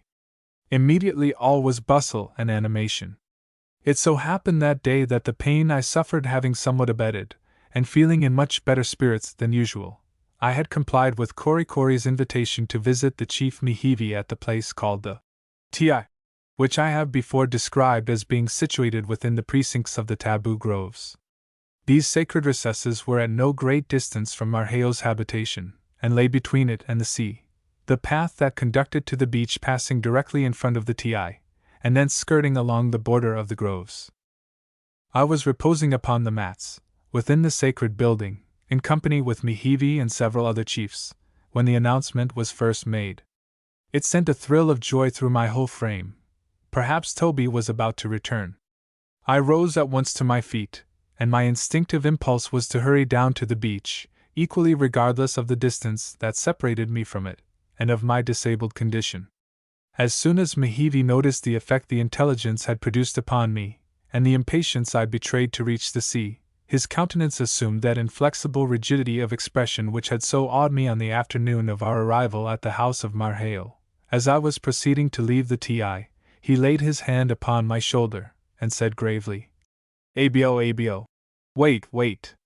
Solely intent upon the one thought that occupied my mind, and heedless of his request, I was brushing past him, when suddenly he reassumed a tone of authority, and told me to, sit down. Though struck by the alteration in his demeanor, the excitement under which I labored was too strong to permit me to obey the unexpected command, and I was still limping towards the edge of the Typee with Korikori clinging to one arm in his efforts to restrain me when the natives around me started to their feet, ranged themselves along the open front of the building, while Mihivi looked at me scowlingly, and reiterated his commands still more sternly. It was at this moment, when 50 savage countenances were glaring upon me, that I first truly experienced I was indeed a captive in the valley. The conviction rushed upon me with staggering force, and I was overwhelmed by this confirmation of my worst fears. I saw at once that it was useless for me to resist, and sick at heart, I reseated myself upon the mats, and for the moment abandoned myself to despair. I now perceived the natives one after the other hurrying past the Typee and pursuing the route that conducted to the sea. These savages, thought I, will soon be holding communication with some of my own countrymen perhaps, who with ease could restore me to liberty did they know of the situation I was in. No language can describe the wretchedness which I felt, and in the bitterness of my soul I imprecated 1,000 curses on the perfidious Toby, who had thus abandoned me to destruction. It was in vain that Korikori tempted me with food, or lighted my pipe, or sought to attract my attention by performing the uncouth antics that had sometimes diverted me. I was fairly knocked down by this last misfortune, which, much as I had feared it, I had never before had the courage calmly to contemplate. Regardless of everything but my own sorrow, I remained in the Typee for several hours, until shouts proceeding at intervals from the groves beyond the house proclaimed the return of the natives from the beach. Whether any boats visited the bay that morning or not, I never could ascertain. The savages assured me that there had not, but I was inclined to believe that by deceiving me in this particular they sought to allay the violence of my grief. However that might be, this incident showed plainly that the Types intended to hold me a prisoner. As they still treated me with the same sedulous attention as before, I was utterly at a loss how to account for their singular conduct. Had I been in a situation to instruct them in any of the rudiments of the mechanic arts, or had I manifested a disposition to render myself in any way useful among them, their conduct might have been attributed to some adequate motive, but as it was, the matter seemed to me inexplicable. During my whole stay on the island there occurred but 2 or 3 instances where the natives applied to me with the view of availing themselves of my superior information, and these now appear so ludicrous that I cannot forbear relating them. The few things we had brought from Nukahiva had been done up into a small bundle which we had carried with us in our descent to the valley. This bundle, the first night of our arrival, I had used as a pillow, but on the succeeding morning, opening it for the inspection of the natives, they gazed upon the miscellaneous contents as though I had just revealed to them a casket of diamonds, and they insisted that so precious a treasure should be properly secured. A line was accordingly attached to it, and the other end being passed over the ridgepole of the house, it was hoisted up to the apex of the roof, where it hung suspended directly over the mats where I usually reclined. When I desired anything from it, I merely raised my finger to a bamboo beside me, and taking hold of the string which was there fastened, lowered the package. This was exceedingly handy, and I took care to let the natives understand how much I applauded the invention. Of this package the chief contents were a razor with its case, a supply of needles and thread, a pound or two of tobacco, and a few yards of a bright-colored calico.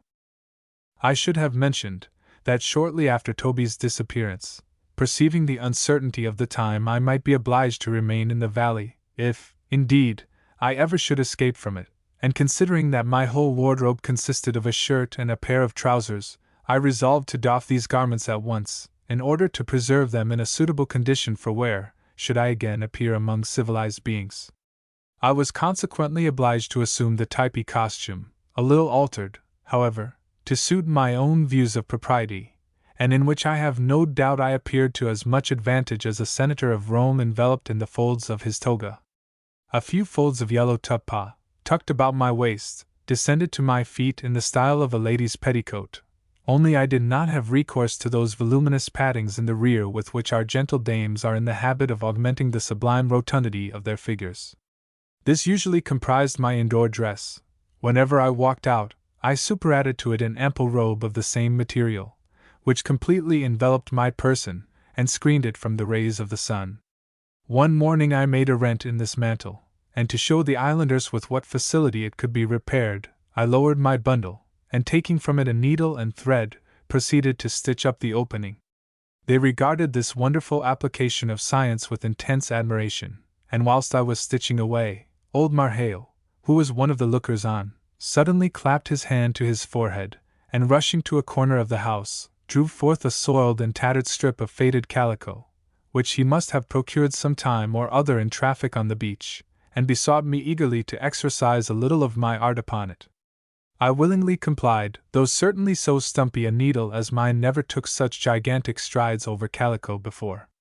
The repairs completed, old Marheo gave me a paternal hug, and divesting himself of his maro girdle, swathed the calico about his loins, and slipping the beloved ornaments into his ears, grasped his spear and sallied out of the house, like a valiant Templar arrayed in a new and costly suit of armor. I never used my razor during my stay in the island, but, although a very subordinate affair, it had been vastly admired by the types, and Narmini, a great hero among them, who was exceedingly precise in the arrangements of his toilet and the general adjustment of his person, being the most accurately tattooed and laboriously horrified individual in all the valley, thought it would be a great advantage to have it applied to the already shaven crown of his head. The implement they usually employ is a shark's tooth, which is about as well adapted to the purpose as a one-pronged fork for pitching hay. No wonder, then, that the acute Narmini perceived the advantage my razor possessed over the usual implement. Accordingly, one day, he requested as a personal favor that I would just run over his head with the razor. In reply, I gave him to understand that it was too dull, and could not be used to any purpose without being previously sharpened. To assist my meaning, I went through an imaginary honing process on the palm of my hand. Narmini took my meaning in an instant, and running out of the house, returned the next moment with a huge rough mass of rock as big as a millstone, and indicated to me that that was exactly the thing I wanted. Of course there was nothing left for me but to proceed to business, and I began scraping away at a great rate. He writhed and wriggled under the infliction, but fully convinced of my skill, endured the pain like a martyr. Though I never saw Narmini in battle, I will, from what I then observed, stake my life upon his courage and fortitude. Before commencing operations, his head had presented a surface of short bristling hairs, and by the time I had concluded my unskillful operation it resembled not a little a stubble field after being gone over with a harrow. However, as the chief expressed the liveliest satisfaction at the result, I was too wise to dissent from his opinion. Chapter 16. Improvement in health and spirits, felicity of the types, a skirmish in the mountain with the warriors of Hapar. Day after day wore on, and still there was no perceptible change in the conduct of the islanders towards me.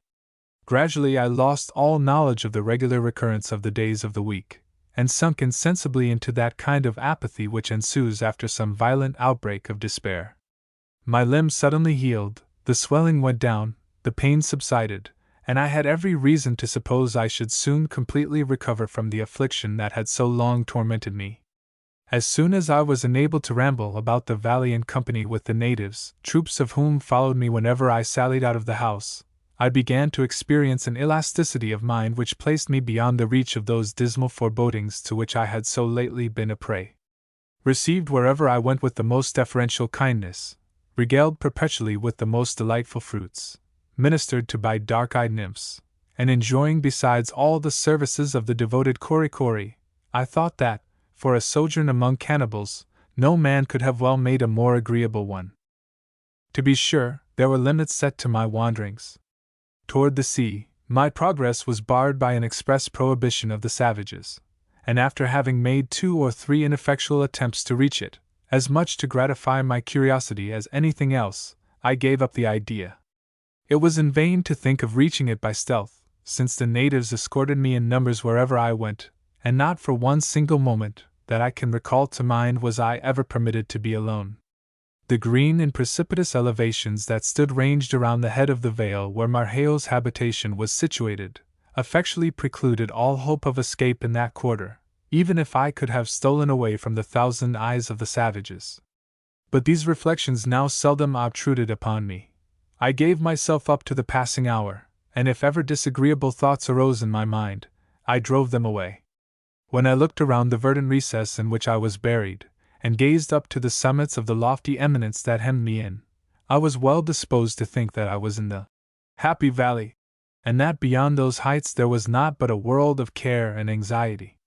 In this frame of mind, every object that presented itself to my notice struck me in a new light, and the opportunities I now enjoyed of observing the manners of the natives tended to strengthen my favorable impressions.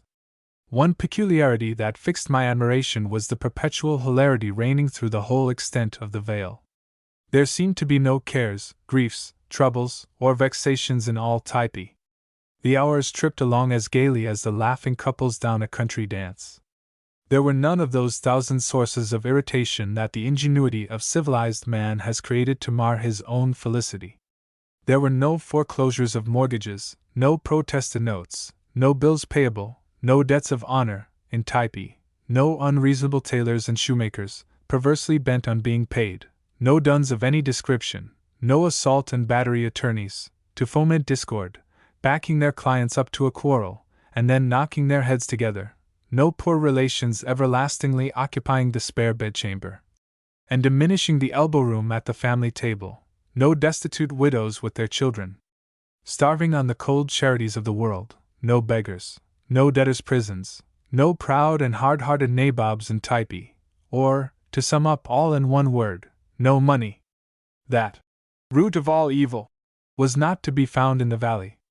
In this secluded abode of happiness there were no cross old women, no cruel stepdames, no withered spinsters, no love-sick maidens, no sour old bachelors, no inattentive husbands, no melancholy young men, no blubbering youngsters, and no squalling brats. All was mirth, fun, and high good humor. Blue devils, hypochondria, and doleful dumps went and hid themselves among the nooks and crannies of the rocks. Here you would see a parcel of children frolicking together the livelong day, and no quarreling, no contention among them. The same number in our own land could not have played together for the space of an hour without biting or scratching one another. There you might have seen a throng of young females, not filled with envyings of each other's charms, nor displaying the ridiculous affectations of gentility, nor yet moving in whalebone corsets, like so many automatons, but free, and artificially happy and unconstrained. There were some spots in that sunny vale where they would frequently resort to decorate themselves with garlands of flowers.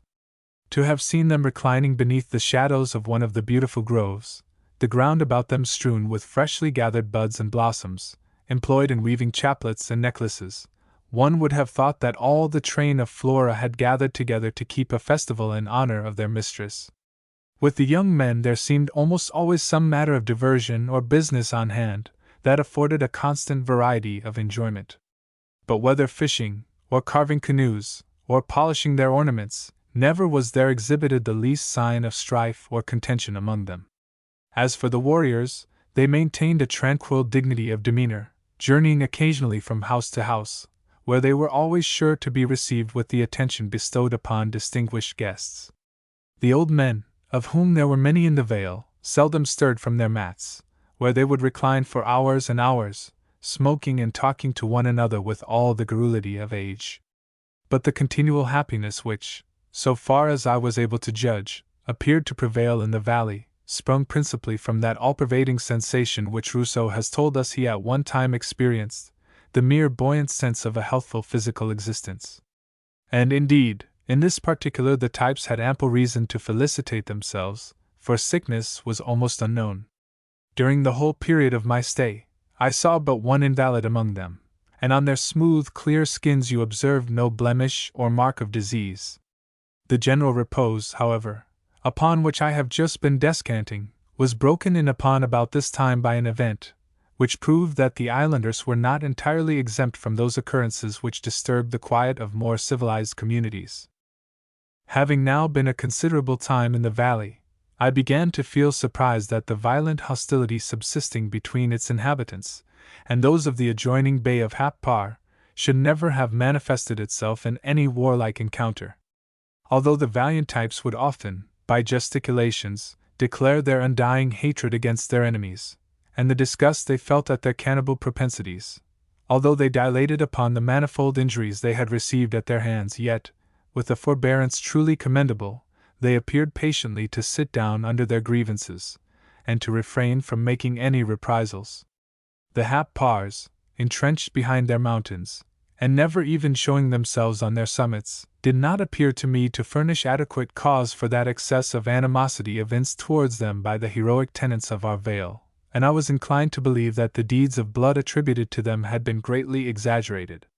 On the other hand, as the clamors of war had not up to this period disturbed the serenity of the tribe, I began to distrust the truth of those reports which ascribed so fierce and belligerent a character to the Typee nation.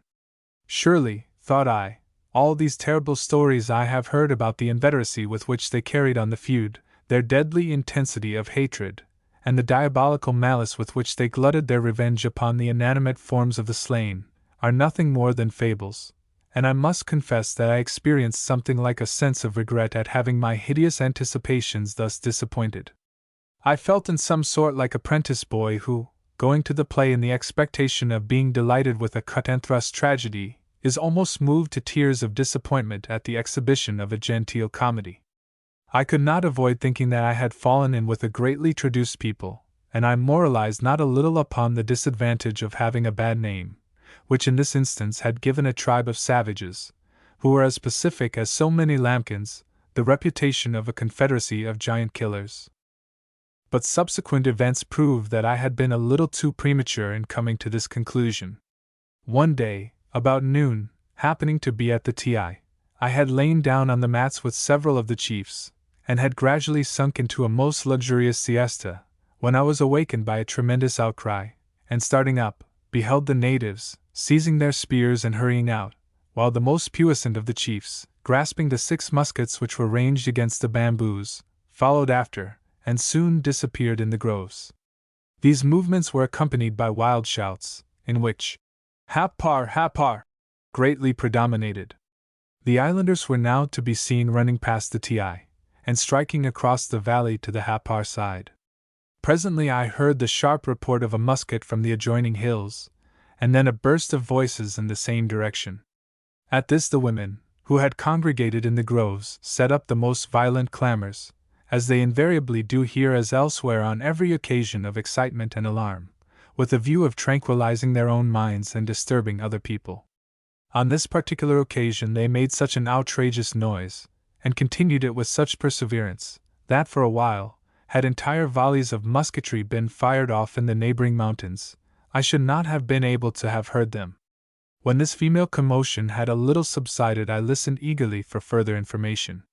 At last bang went another shot, and then a second volley of yells from the hills. Again all was quiet, and continued so for such a length of time that I began to think the contending armies had agreed upon a suspension of hostilities, when pop went a third gun, followed as before with a yell. After this, for nearly 2 hours nothing occurred worthy of comment, save some straggling shouts from the hillside, sounding like the halloos of a parcel of truant boys who had lost themselves in the woods. During this interval I had remained standing on the piazza of the Typee, which directly fronted the Happar mountain, and with no one near me but Korikori and the old superannuated savages I have before described. These latter never stirred from their mats, and seemed altogether unconscious that anything unusual was going on. As for Korikori, he appeared to think that we were in the midst of great events, and sought most zealously to impress me with a due sense of their importance. Every sound that reached us conveyed some momentous item of intelligence to him. At such times, as if he were gifted with second sight, he would go through a variety of pantomimic illustrations, showing me the precise manner in which the redoubtable types were at that very moment chastising the insolence of the enemy. Mehivi hana pit pinoi hapar, he exclaimed every 5 minutes, giving me to understand that under that distinguished captain the warriors of his nation were performing prodigies of valor.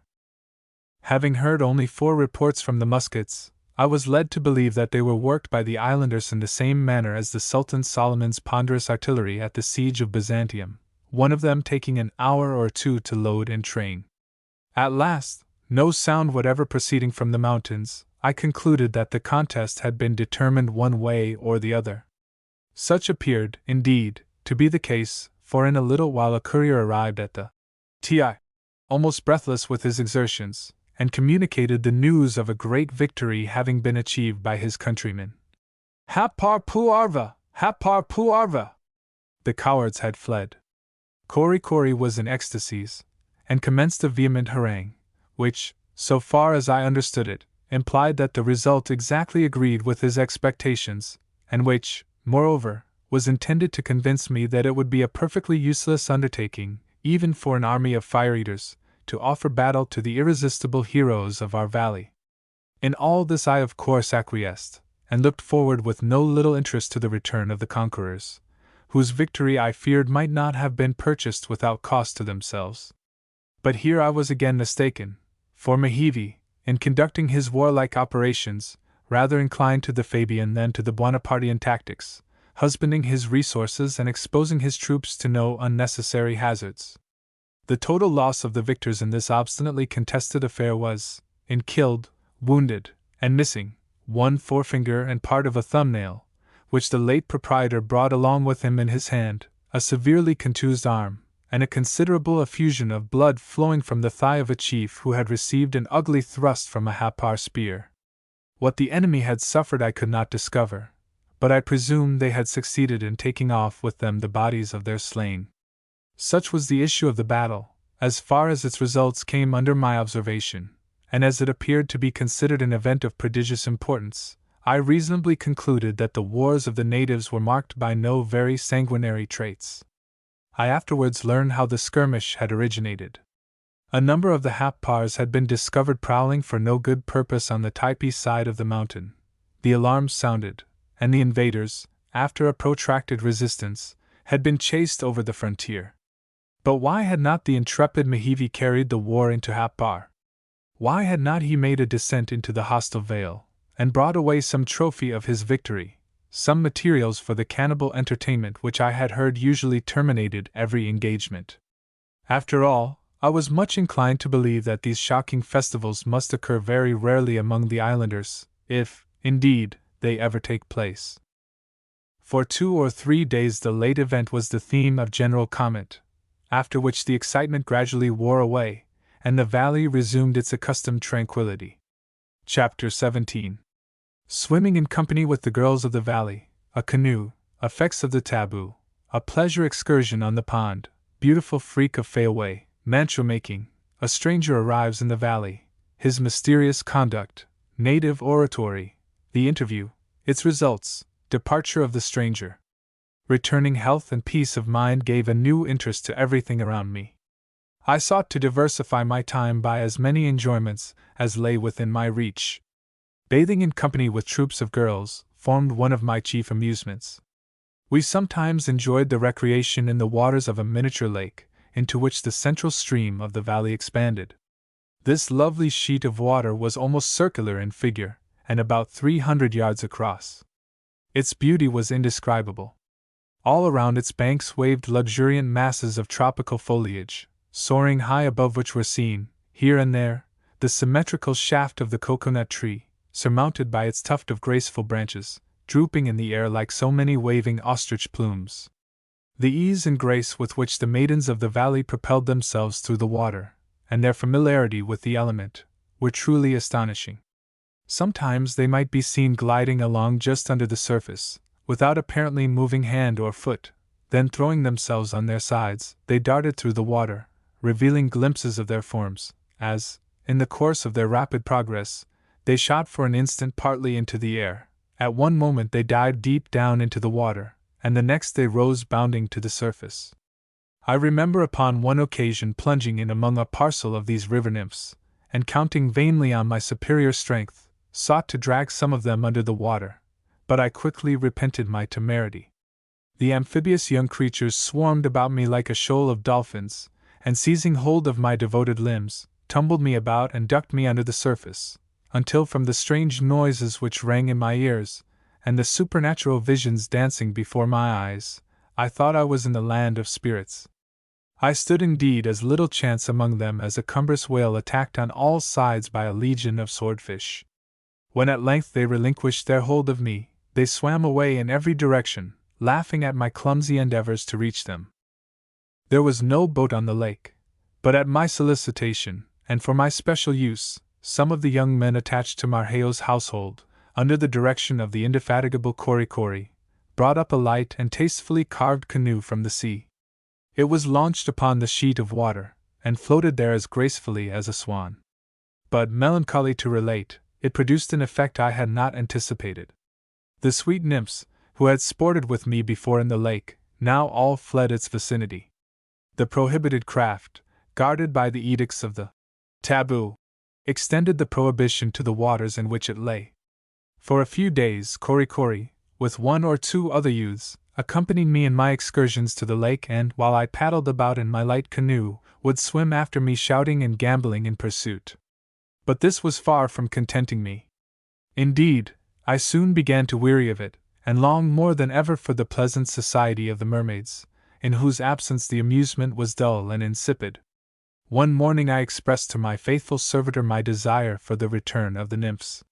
The honest fellow looked at me, bewildered for a moment, and then shook his head solemnly, and murmured, "Taboo! Taboo!" giving me to understand that unless the canoe was removed, I could not expect to have the young ladies back again. But to this procedure I was averse. I not only wanted the canoe to stay where it was, but I wanted the beauteous Fayaway to get into it, and paddle with me about the lake. This latter proposition completely horrified Korikori's notions of propriety. He inveighed against it, as something too monstrous to be thought of. It not only shocked their established notions of propriety, but was at variance with all their religious ordinances. However, although the taboo was a ticklish thing to meddle with, I determined to test its capabilities of resisting an attack. I consulted the chief Mehivi, who endeavored to persuade me from my object, but I was not to be repulsed, and accordingly increased the warmth of my solicitations. At last he entered into a long, and I have no doubt a very learned and eloquent exposition of the history and nature of the taboo, as affecting this particular case, employing a variety of most extraordinary words, which, from their amazing length and sonorousness, I have every reason to believe were of a theological nature. But all that he said failed to convince me, partly perhaps, because I could not comprehend a word that he uttered, but chiefly, that for the life of me, I could not understand why a woman should not have as much right to enter a canoe as a man. At last he became a little more rational, and intimated that, out of the abundant love he bore me, he would consult with the priests, and see what could be done. How it was that the priesthood of Typee satisfied the affair with their consciences, I know not, but so it was, and Fayaway's dispensation from this portion of the taboo was at length procured. Such an event, I believe, never before had occurred in the valley, but it was high time the islanders should be taught a little gallantry, and I trust that the example I set them may produce beneficial effects.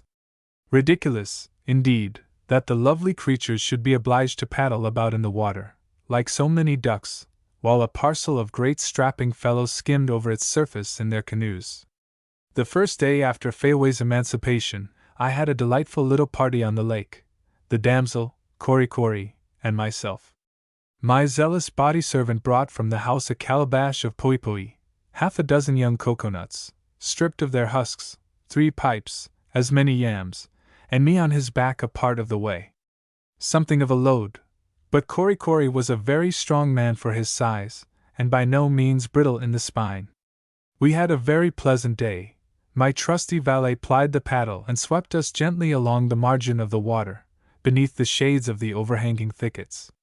Fayaway and I reclined in the stern of the canoe, the gentle nymph occasionally placing her pipe to her lips, and exhaling the mild fumes of the tobacco, to which her rosy breath added a fresh perfume.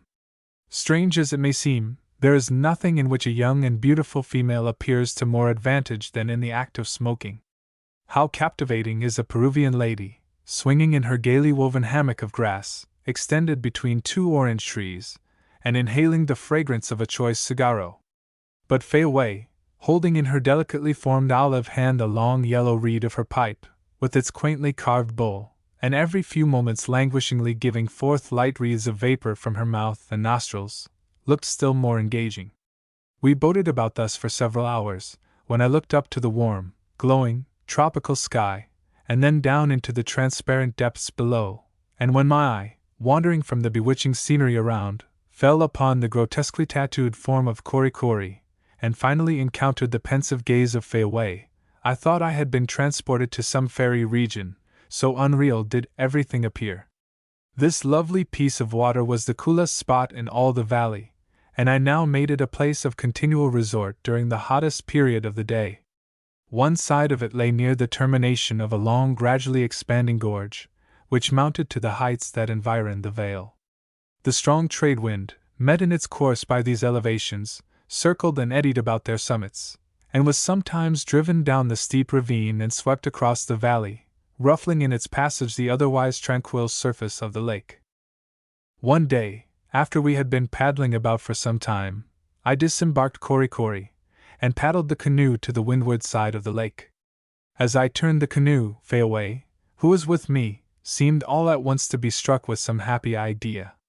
With a wild exclamation of delight, she disengaged from her person the ample robe of tupaw which was knotted over her shoulder, for the purpose of shielding her from the sun, and spreading it out like a sail, stood erect with upraised arms in the head of the canoe. We American sailors pride ourselves upon our straight clean spars, but a prettier little mast than Fayaway made was never shipped aboard of any craft.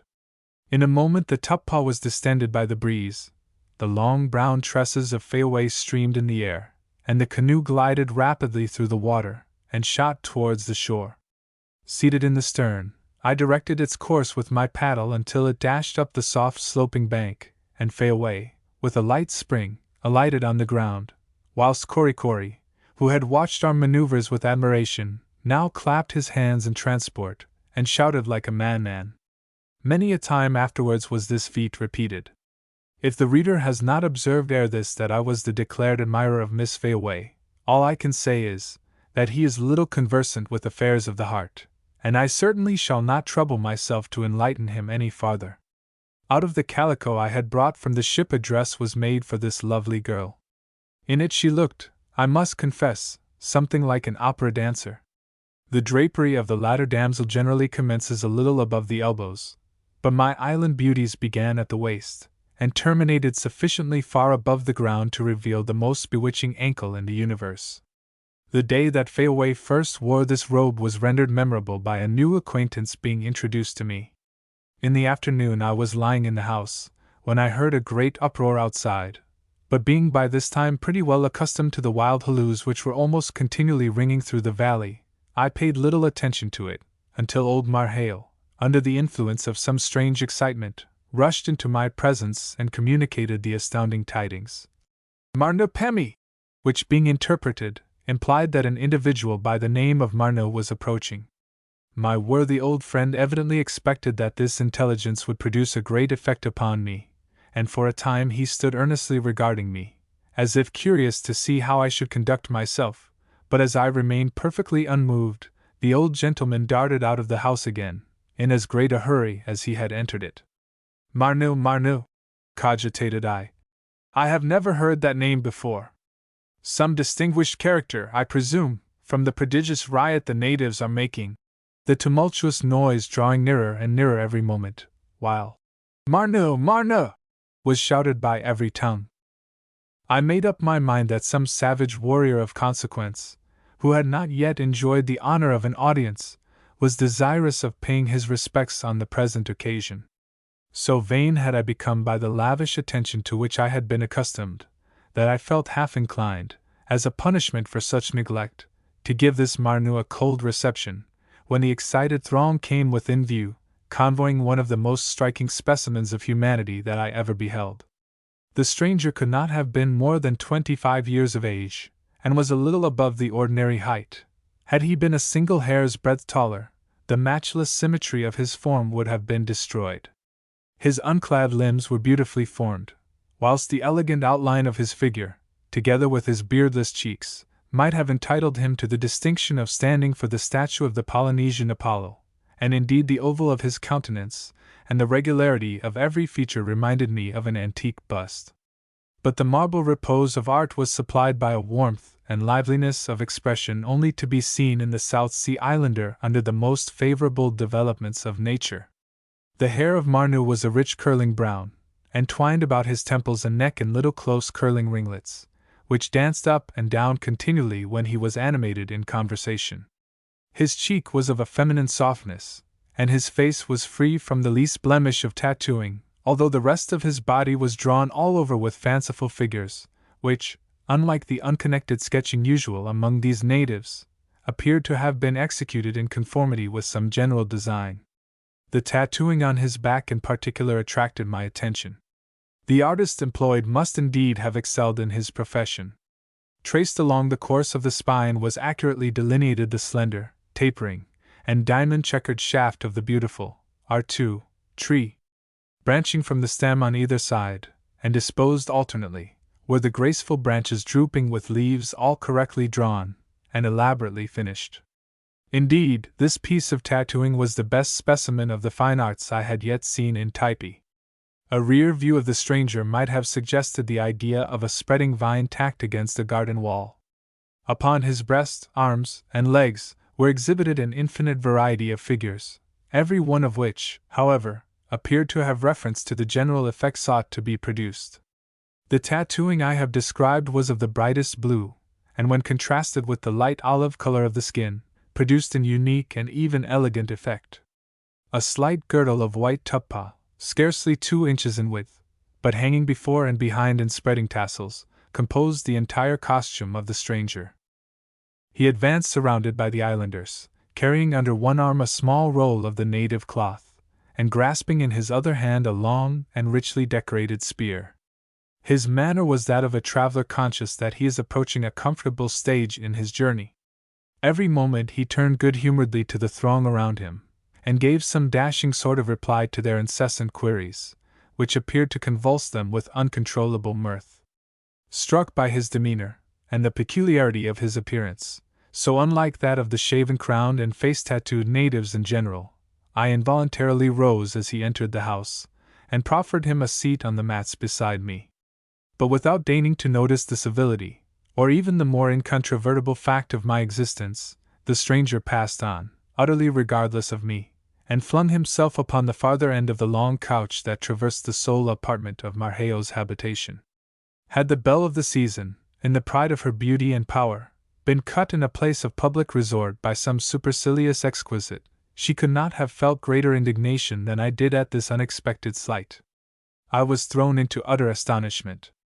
The conduct of the savages had prepared me to anticipate from every newcomer the same extravagant expression of curiosity and regard. The singularity of his conduct, however, only roused my desire to discover who this remarkable personage might be, who now engrossed the attention of every one. Tyner placed before him a calabash of poipoi, from which the stranger regaled himself, alternating every mouthful with some rapid exclamation, which was eagerly caught up and echoed by the crowd that completely filled the house. When I observed the striking devotion of the natives to him, and their temporary withdrawal of all attention from myself, I felt not a little piqued. The glory of Tomo is departed, thought I, and the sooner he removes from the valley the better. These were my feelings at the moment, and they were prompted by that glorious principle inherent in all heroic natures, the strong-rooted determination to have the biggest share of the pudding or to go without any of it. Marnu, this all-attractive personage, having satisfied his hunger, and inhaled a few whiffs from a pipe which was handed to him, launched out into an harangue which completely enchained the attention of his auditors. Little as I understood of the language, yet from his animated gestures and the varying expression of his features, reflected as from so many mirrors in the countenances around him, I could easily discover the nature of those passions which he sought to arouse. From the frequent recurrence of the words, Nukahiva, and Frane French, and some others with the meaning of which I was acquainted, he appeared to be rehearsing to his auditors events which had recently occurred in the neighboring bays. But how he had gained the knowledge of these matters, I could not understand, unless it were that he had just come from Nukahiva, a supposition which his travel-stained appearance not a little supported. But if a native of that region, I could not account for his friendly reception at the hands of the types.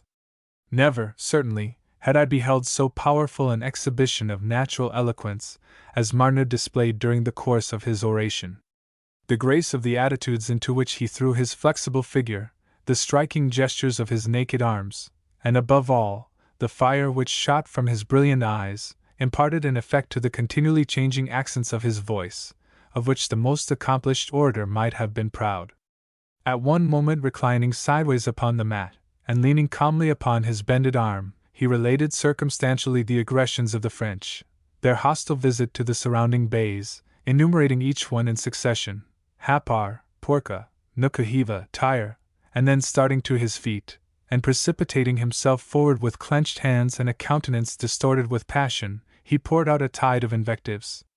Falling back into an attitude of lofty command, he exhorted the types to resist these encroachments, reminding them, with a fierce glance of exultation, that as yet the terror of their name had preserved them from attack, and with a scornful sneer, he sketched in ironical terms the wondrous intrepidity of the French, who, with 5 war canoes and hundreds of men, had not dared to assail the naked warriors of their valley. The effect he produced upon his audience was electric.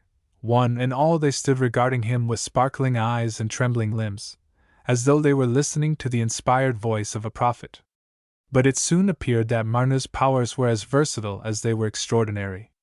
As soon as he had finished his vehement harangue, he threw himself again upon the mats, and singling out individuals in the crowd, addressed them by name, in a sort of bantering style, the humor of which, though nearly hidden from me, filled the whole assembly with uproarious delight. He had a word for everybody, and turning rapidly from one to another, gave utterance to some hasty witticism, which was sure to be followed by peals of laughter. To the females, as well as to the men, he addressed his discourse. Heaven only knows what he said to them, but he caused smiles and blushes to mantle their ingenuous faces. I am, indeed, very much inclined to believe that Marnu, with his handsome person and captivating manners, was a sad deceiver among the simple maidens of the island. During all this time, he had never for one moment deigned to regard me. He appeared, indeed, to be altogether unconscious of my presence. I was utterly at a loss how to account for this extraordinary conduct. I easily perceived that he was a man of no little consequence among the islanders, that he possessed uncommon talents, and was gifted with a higher degree of knowledge than the inmates of the valley. For these reasons, I therefore greatly feared lest, having, from some cause or other, unfriendly feelings towards me, he might exert his powerful influence to do me mischief. It seemed evident that he was not a permanent resident of the Vale, and yet, whence could he have come? On all sides the types were girt in by hostile tribes, and how could he possibly, if belonging to any of these, be received with so much cordiality? The personal appearance of the enigmatical stranger suggested additional perplexities. The face, free from tattooing, and the unshaven crown, were peculiarities I had never before remarked in any part of the island, and I had always heard that the contrary were considered the indispensable distinctions of a Marquesan warrior. Altogether the matter was perfectly incomprehensible to me, and I awaited its solution with no small degree of anxiety. At length, from certain indications, I suspected that he was making me the subject of his remarks, although he appeared cautiously to avoid either pronouncing my name or looking in the direction where I lay. All at once he rose from the mats where he had been reclining, and still conversing, moved towards me, his eye purposely evading mine, and seated himself within less than a yard of me. I had hardly recovered from my surprise, when he suddenly turned round, and with a most benignant countenance, extended his right hand gracefully towards me. Of course I accepted the courteous challenge, and, as soon as our palms met, he bent towards me, and murmured in musical accents, "How you do? How long have you been in this bay? You like this bay?"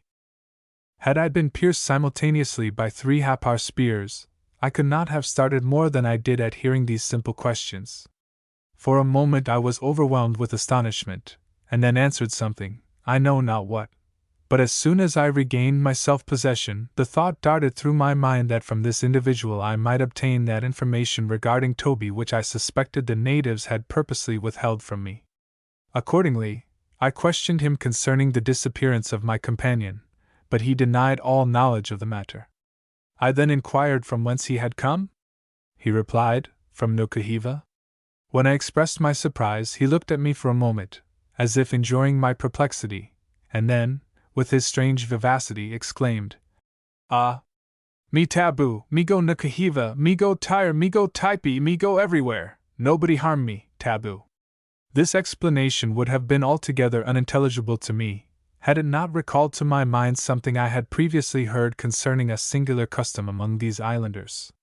Though the country is possessed by various tribes, whose mutual hostilities almost wholly preclude any intercourse between them, yet there are instances where a person having ratified friendly relations with some individual belonging to the valley, whose inmates are at war with his own, may, under particular restrictions, venture with impunity into the country of his friend, where, under other circumstances, he would have been treated as an enemy. In this light are personal friendships regarded among them, and the individual so protected is said to be taboo, and his person, to a certain extent, is held as sacred. Thus the stranger informed me he had access to all the valleys in the island. Curious to know how he had acquired his knowledge of English, I questioned him on the subject. At first, for some reason or other, he evaded the inquiry, but afterwards told me that, when a boy, he had been carried to sea by the captain of a trading vessel, with whom he had stayed 3 years, living part of the time with him at Sydney, in Australia, and that, at a subsequent visit to the island, the captain had, at his own request, permitted him to remain among his countrymen. The natural quickness of the savage had been wonderfully improved by his intercourse with the white men, and his partial knowledge of a foreign language gave him a great ascendancy over his less accomplished countrymen. When I asked the now affable Marno why it was that he had not previously spoken to me, he eagerly inquired what I had been led to think of him from his conduct in that respect. I replied that I had supposed him to be some great chief or warrior, who had seen plenty of white men before, and did not think it worth while to notice a poor sailor. At this declaration of the exalted opinion I had formed of him, he appeared vastly gratified, and gave me to understand that he had purposely behaved in that manner, in order to increase my astonishment, as soon as he should see proper to address me. Marno now sought to learn my version of the story as to how I came to be an inmate of the Typee Valley. When I related to him the circumstances under which Toby and I had entered it, he listened with evident interest, but as soon as I alluded to the absence, yet unaccounted for, of my comrade, he endeavored to change the subject, as if it were something he desired not to agitate. It seemed, indeed, as if everything connected with Toby was destined to beget distrust and anxiety in my bosom. Notwithstanding Marno's denial of any knowledge of his fate, I could not avoid suspecting that he was deceiving me, and this suspicion revived those frightful apprehensions with regard to my own fate, which, for a short time past, had subsided in my breast. Influenced by these feelings, I now felt a strong desire to avail myself of the stranger's protection, and under his safeguard to return to Nukuhiva. But as soon as I hinted at this, he he unhesitatingly pronounced it to be entirely impracticable, assuring me that the types would never consent to my leaving the valley. Although what he said merely confirmed the impression which I had before entertained, still it increased my anxiety to escape from a captivity, which, however endurable, nay, delightful it might be in some respects, involved in its issues a fate marked by the most frightful contingencies. I could not conceal from my mind that Toby had been treated in the same friendly manner as I had been, and yet all their kindness terminated with his mysterious disappearance. Might not the same fate await me, a fate too dreadful to think of? Stimulated by these considerations, I urged anew my request to Marnu, but he only set forth in stronger colors the impossibility of my escape, and repeated his previous declaration that the types would never be brought to consent to my departure. When I endeavored to learn from him the motives which prompted them to hold me a prisoner, Marnu again assumed that mysterious tone which had tormented me with apprehensions when I had questioned him with regard to the fate of my companion.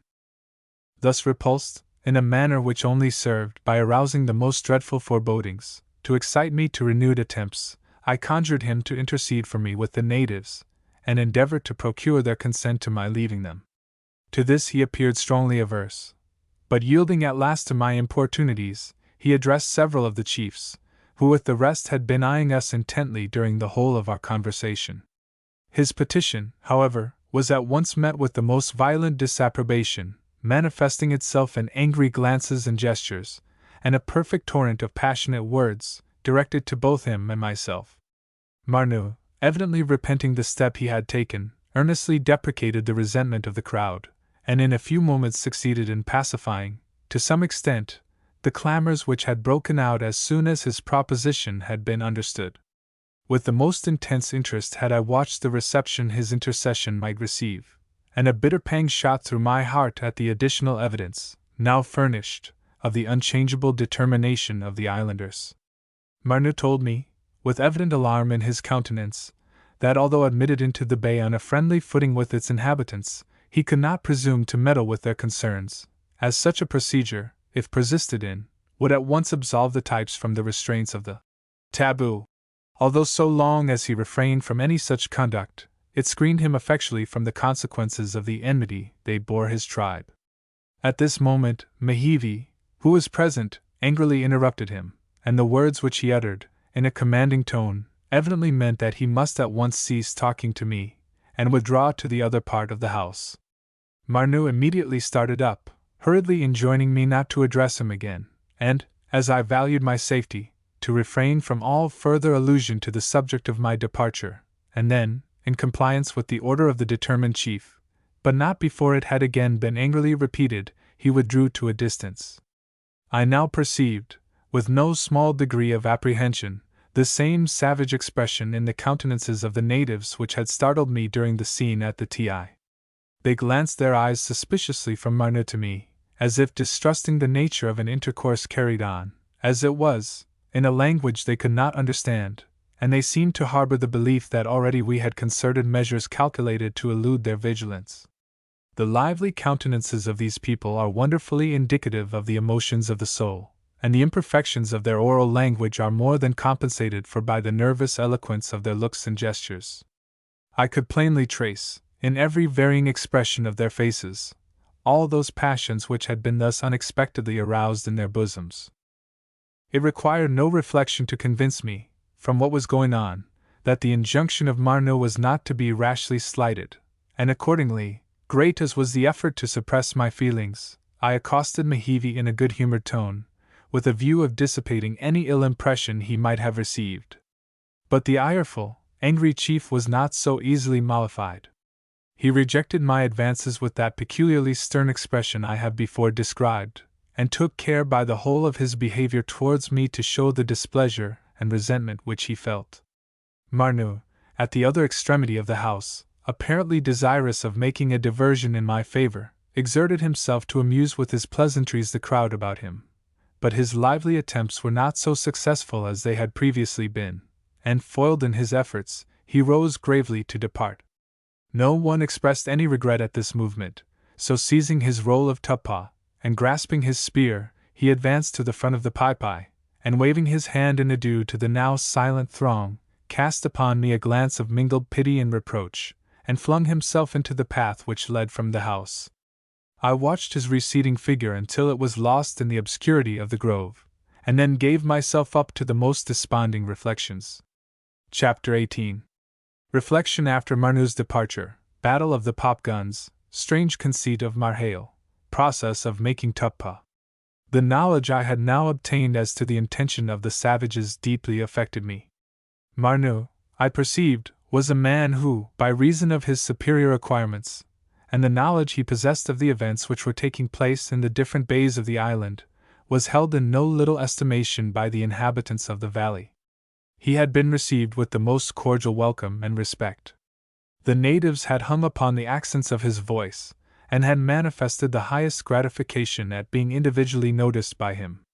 And yet, despite all this, a few words urged in my behalf, with the intent of obtaining my release from captivity, had sufficed not only to banish all harmony and goodwill, but if I could believe what he told me, had gone nigh to endanger his own personal safety.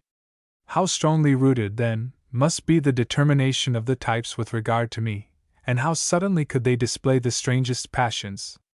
The mere suggestion of my departure had estranged from me, for the time at least, Mehevi, who was the most influential of all the chiefs, and who had previously exhibited so many instances of his friendly sentiments. The rest of the natives had likewise evinced their strong repugnance to my wishes, and even Korikori himself seemed to share in the general disapprobation bestowed upon me. In vain I racked my invention to find out some motive for the strange desire these people manifested to retain me among them, but I could discover none.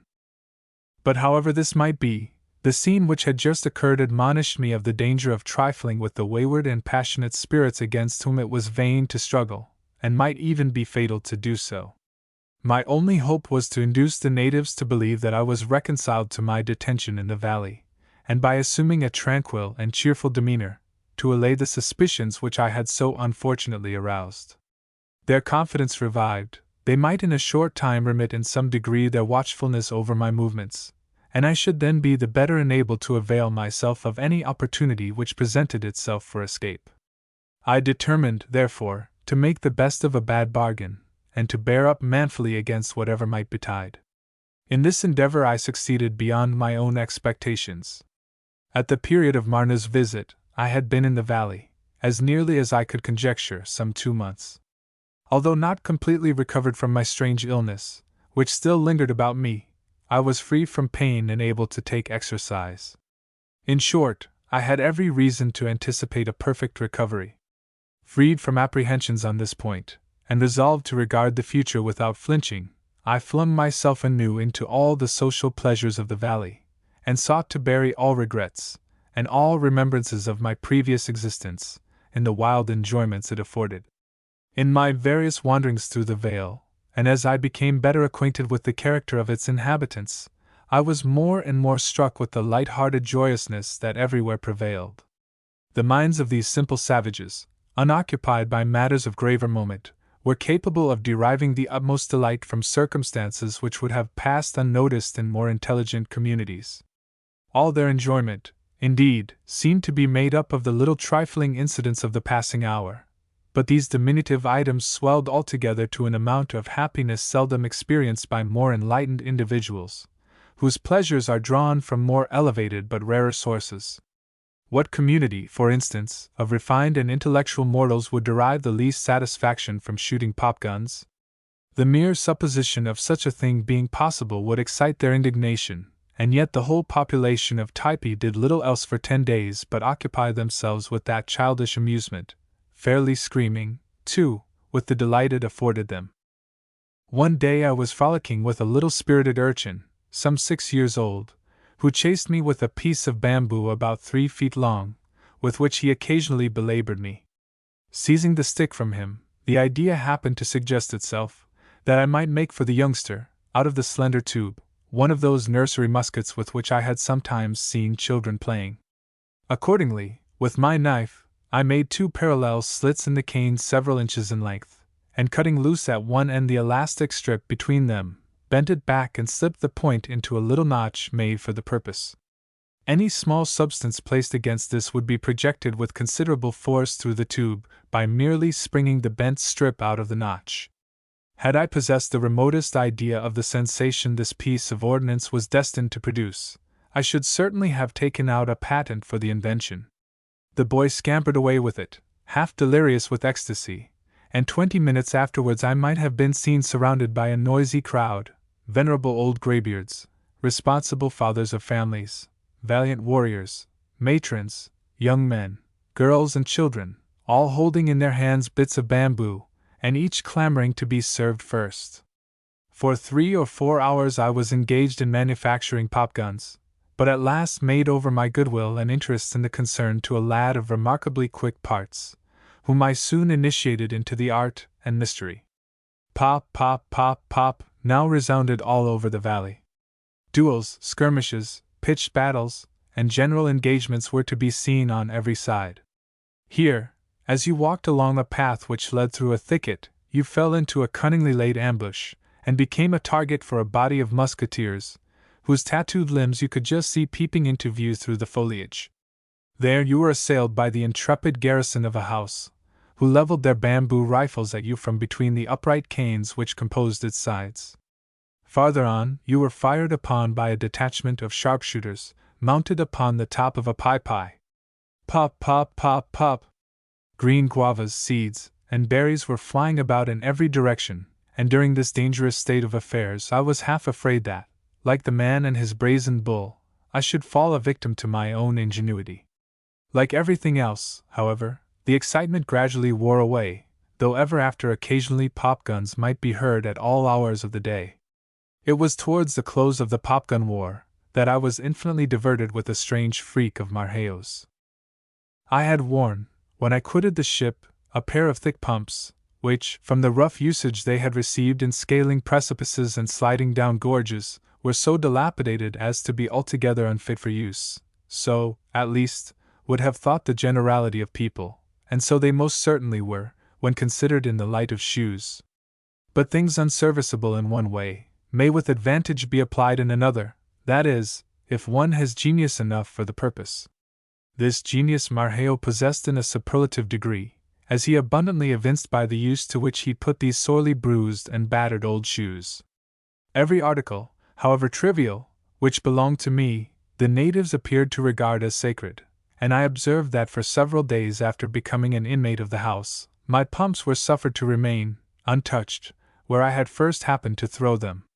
I remembered, however, that after a while I had missed them from their accustomed place, but the matter gave me no concern, supposing that Tyner, like any other tidy housewife, having come across them in some of her domestic occupations, had pitched the useless things out of the house.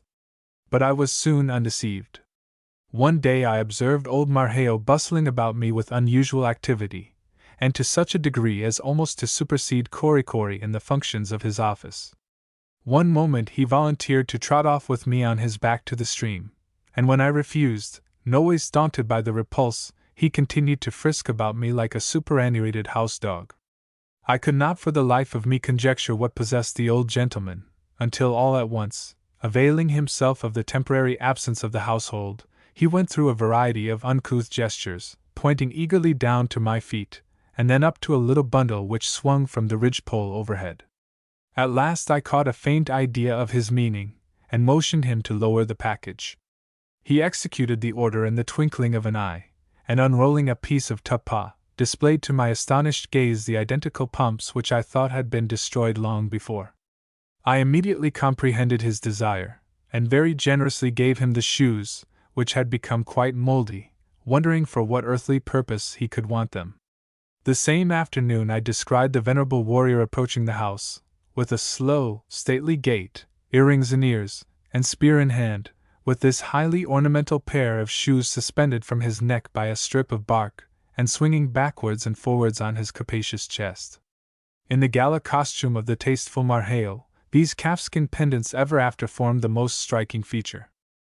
But to turn to something a little more important. Although the whole existence of the inhabitants of the valley seemed to pass away exempt from toil, yet there were some light employments which, although amusing rather than laborious as occupations, contributed to their comfort and luxury. Among these, the most important was the manufacture of the native cloth, Typee, so well known, under various modifications, throughout the whole Polynesian archipelago. As is generally understood, this useful and sometimes elegant article is fabricated from the bark of different trees. But, as I believe that no description of its manufacture has ever been given, I shall state what I know regarding it. In the manufacture of the beautiful white Typee generally worn on the Marquesan Islands, the preliminary operation consists in gathering a certain quantity of the young branches of the cloth tree.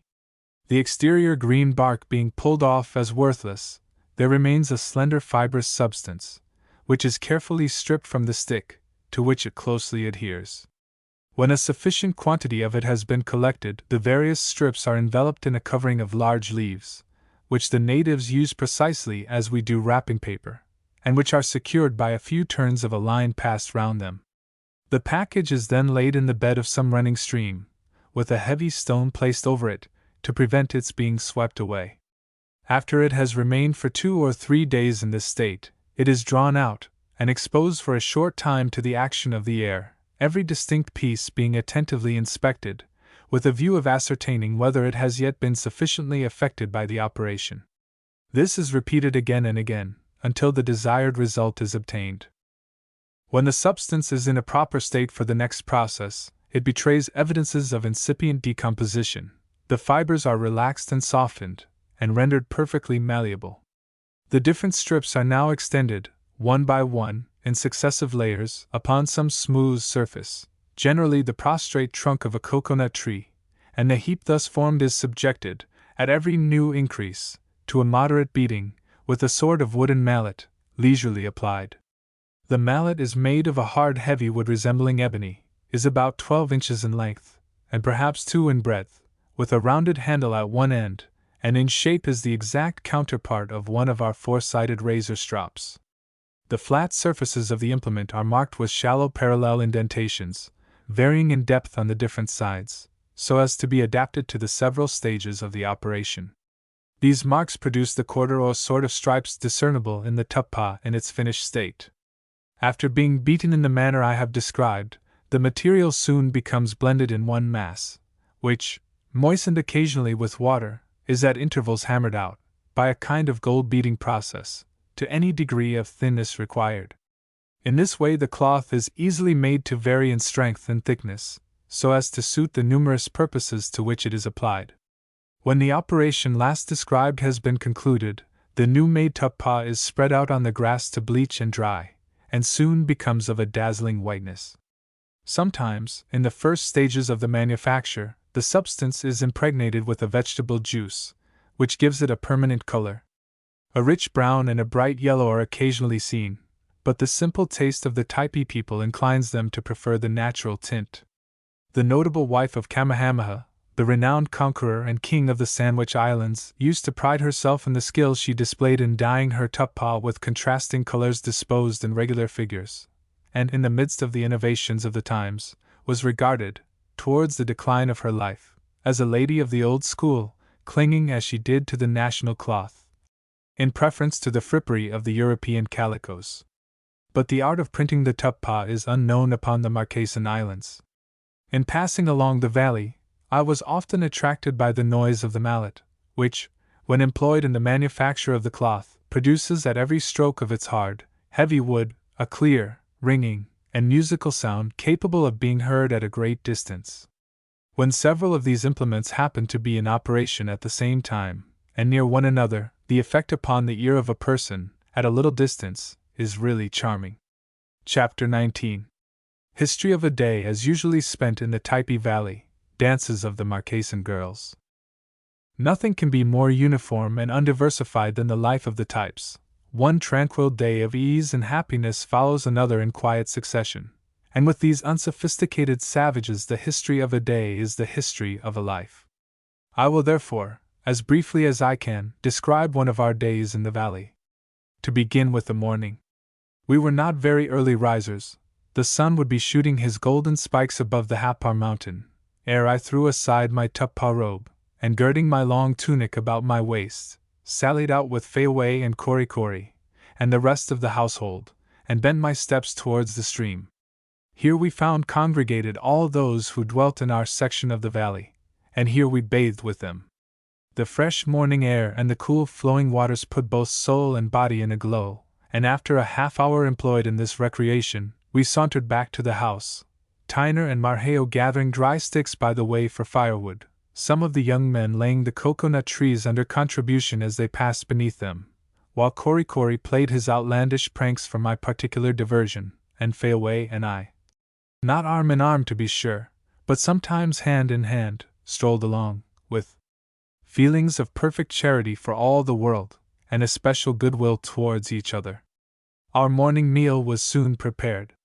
The islanders are somewhat abstemious at this repast, reserving the more powerful efforts of their appetite to a later period of the day. For my own part, with the assistance of my valet, who, as I have before stated, always officiated as spoon on these occasions, I ate sparingly from one of Tyner's trenchers of poipoi, which was devoted exclusively for my own use, being mixed with the milky meat of ripe coconut, a section of a roasted breadfruit, a small cake of amar, or a mess of koku, 2 or 3 bananas, or a mommy apple, an anui, or some other agreeable and nutritious fruit, served from day to diversify the meal, which was finished by tossing off the liquid contents of a young coconut or two.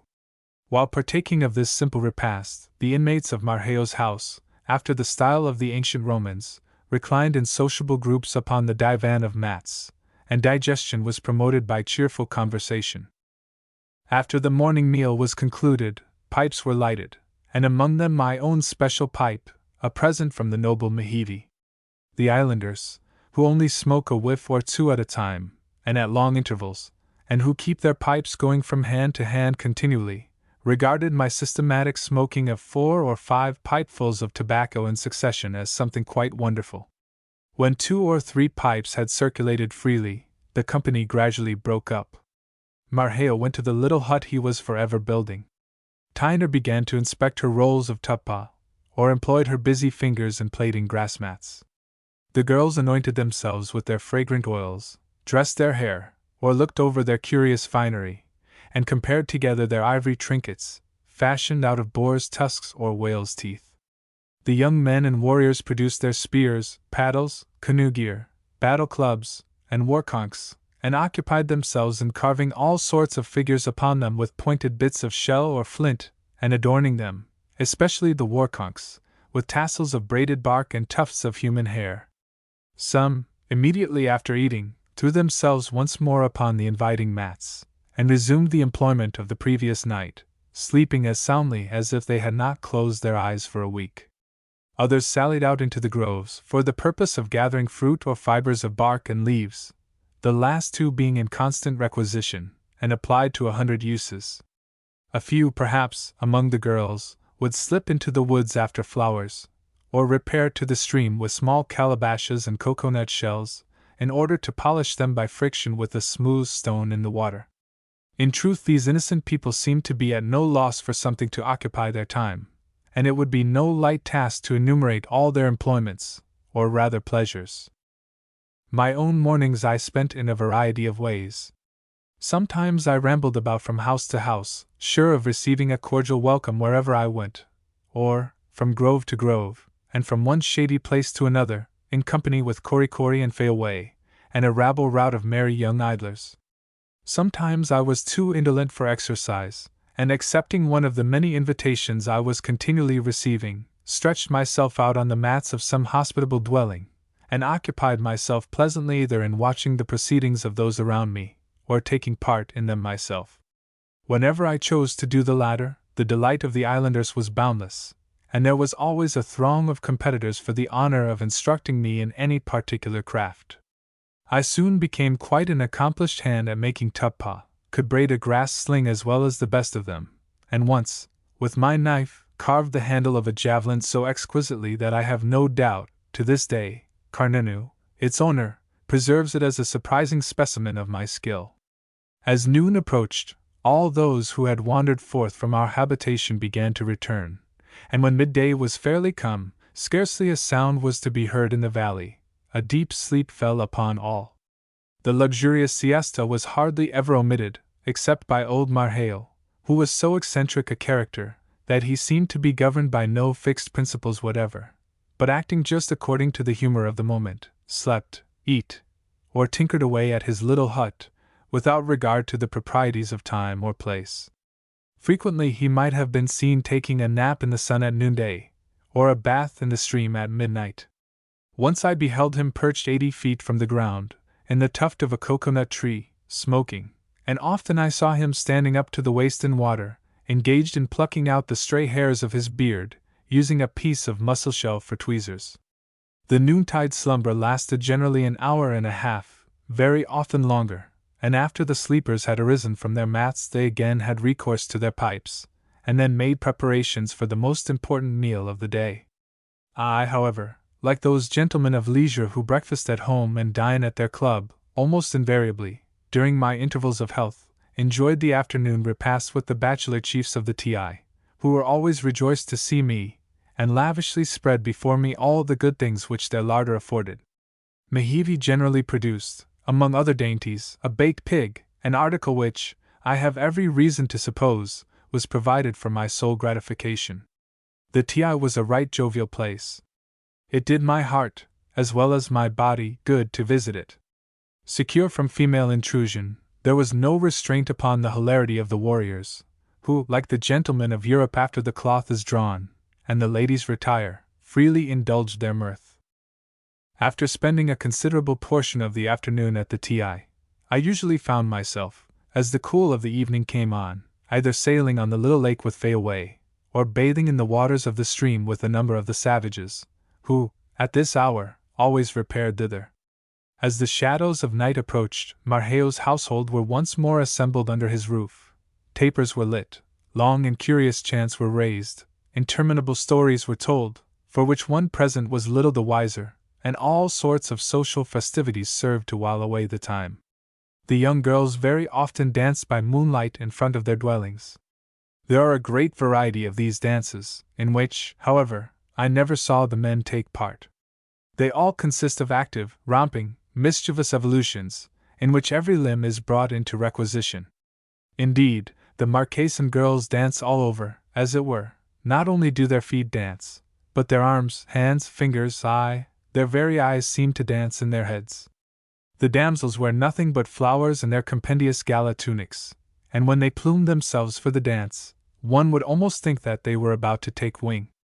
Unless some particular festivity was going forward, the inmates of Marheo's house retired to their mats rather early in the evening, but not for the night, since after slumbering lightly for a while, they rose again, relit their tapers, partook of the third and last meal of the day, at which poipoi alone was eaten, and then, after inhaling a narcotic whiff from a pipe of tobacco, disposed themselves for the great business of the night, sleep. With the Marquesans it might almost be styled the great business of life, for they pass a large portion of their time in the arms of somnus. The native strength of their constitution is no way shown more emphatically than in the quantity of sleep they can endure.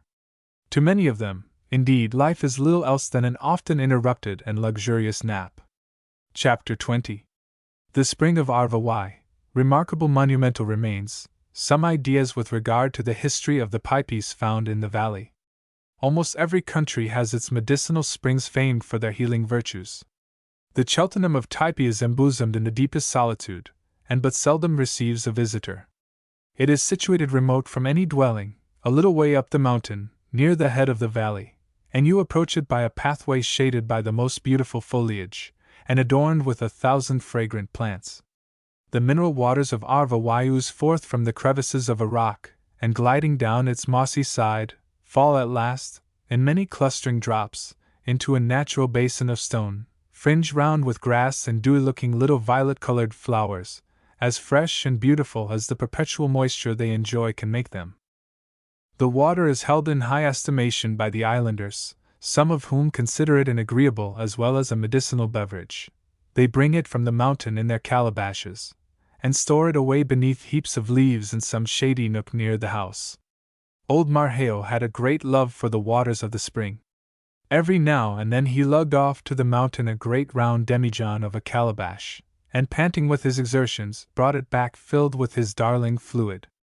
The water tasted like a solution of a dozen disagreeable things, and was sufficiently nauseous to have made the fortune of the proprietor, had the spa been situated in the midst of any civilized community.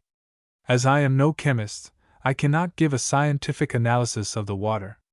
All I know about the matter is, that one day Marheo in my presence poured out the last drop from his huge calabash, and I observed at the bottom of the vessel a small quantity of gravelly sediment very much resembling our common sand. Whether this is always found in the water, and gives it its peculiar flavor and virtues, or whether its presence was merely incidental, I was not able to ascertain. One day, in returning from this spring by a circuitous path, I came upon a scene which reminded me of Stonehenge and the architectural labors of the Druid. At the base of one of the mountains, and surrounded on all sides by dense groves, a series of vast terraces of stone rises, step by step, for a considerable distance up the hillside. These terraces cannot be less than 100 yards in length, and 20 in width. Their magnitude, however, is less striking than the immense size of the blocks composing them. Some of the stones, of an oblong shape, are from 10 to 15 feet in length, and 5 or 6 feet thick. Their sides are quite smooth, but though square, and of pretty regular formation, they bear no mark of the chisel. They are laid together without cement, and here and there show gaps between. The topmost terrace and the lower one are somewhat peculiar in their construction. They have both a quadrangular depression in the center, leaving the rest of the terrace elevated several feet above it. In the intervals of the stones immense trees have taken root, and their broad boughs stretching far over, and interlacing together, support a canopy almost impenetrable to the sun overgrowing the greater part of them, and climbing from one to another, is a wilderness of vines, in whose sinewy embrace many of the stones lie half hidden, while in some places a thick growth of bushes entirely covers them. There is a wild pathway which obliquely crosses 2 of these terraces, and so profound is the shade, so dense the vegetation, that a stranger to the place might pass along it without being aware of its existence.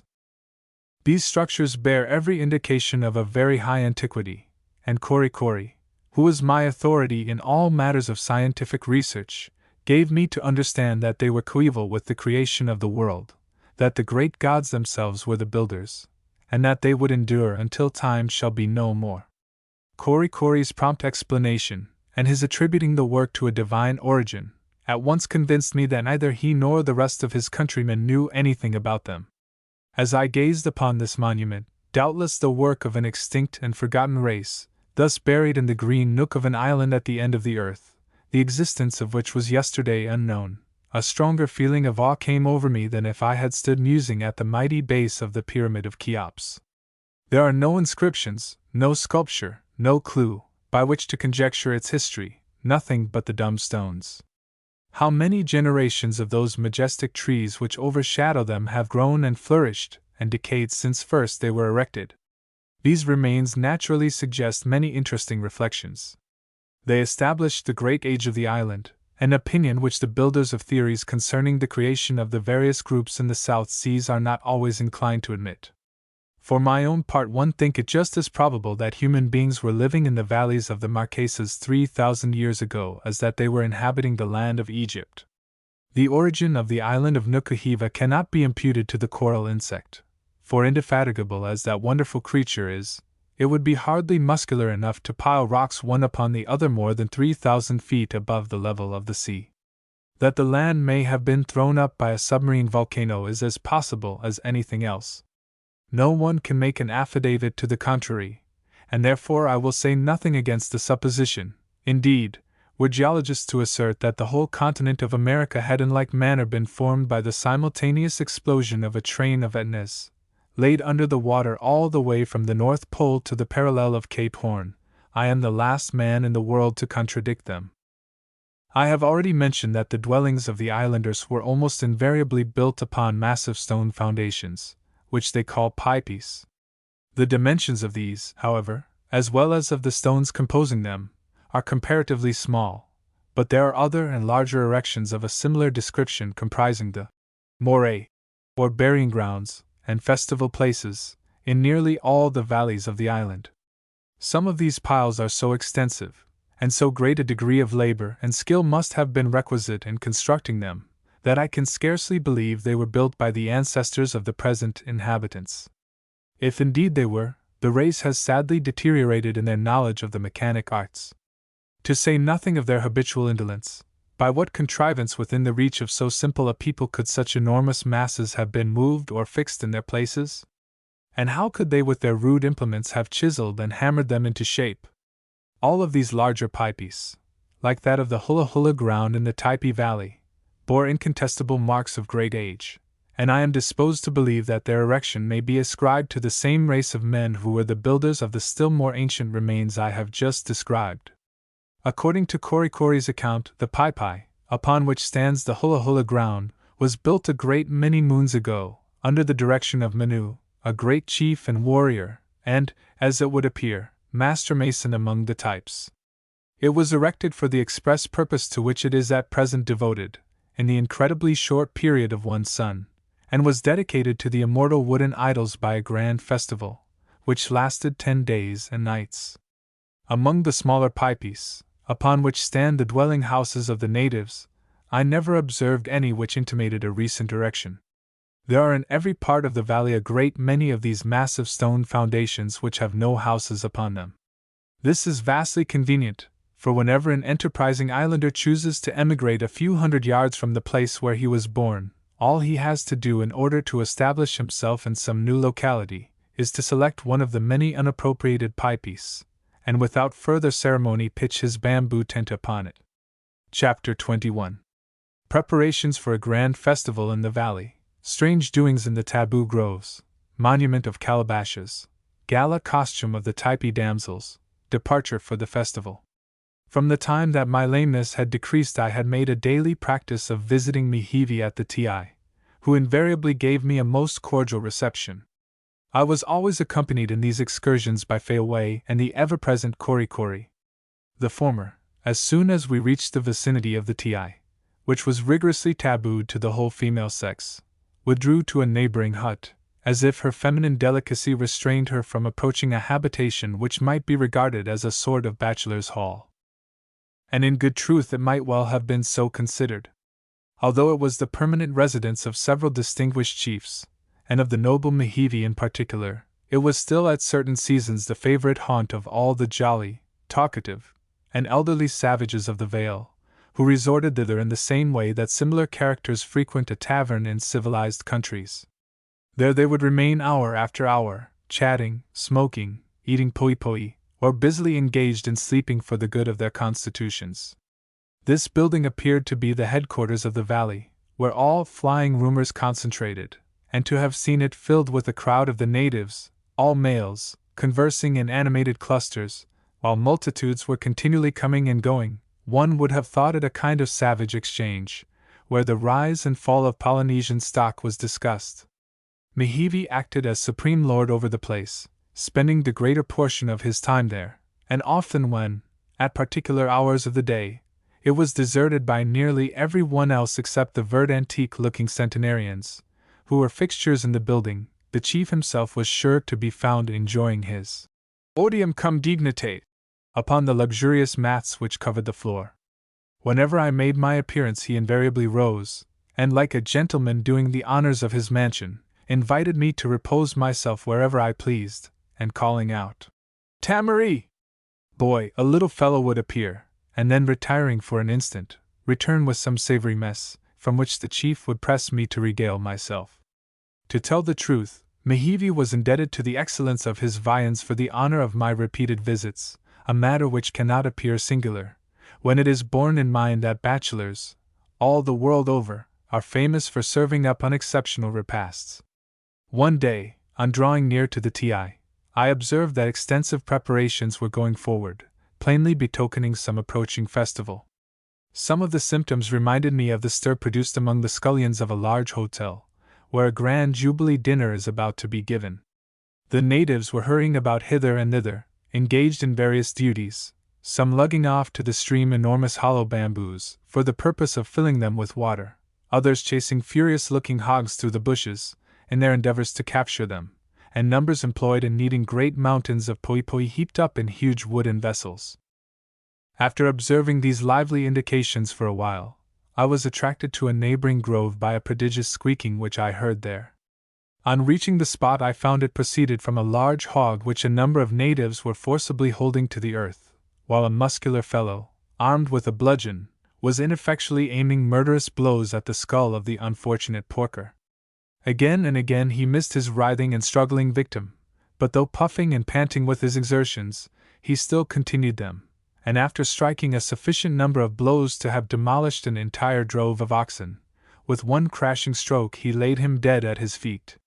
Without letting any blood from the body, it was immediately carried to a fire which had been kindled near at hand, and 4 savages, taking hold of the carcass by its legs, passed it rapidly to and fro in the flames. In a moment the smell of burning bristles betrayed the object of this procedure. Having got thus far in the matter, the body was removed to a little distance, and being disemboweled, the entrails were laid aside as choice parts, and the whole carcass thoroughly washed with water. An ample thick green cloth, composed of the long thick leaves of a species of palm tree, ingeniously tacked together with little pins of bamboo, was now spread upon the ground, in which the body being carefully rolled, it was borne to an oven previously prepared to receive it. Here it was at once laid upon the heated stones at the bottom, and covered with thick layers of leaves, the whole being quickly hidden from sight by a mound of earth raised over it.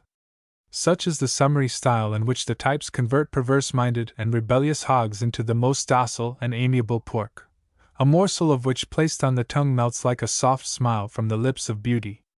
I commend their peculiar mode of proceeding to the consideration of all butchers, cooks, and housewives.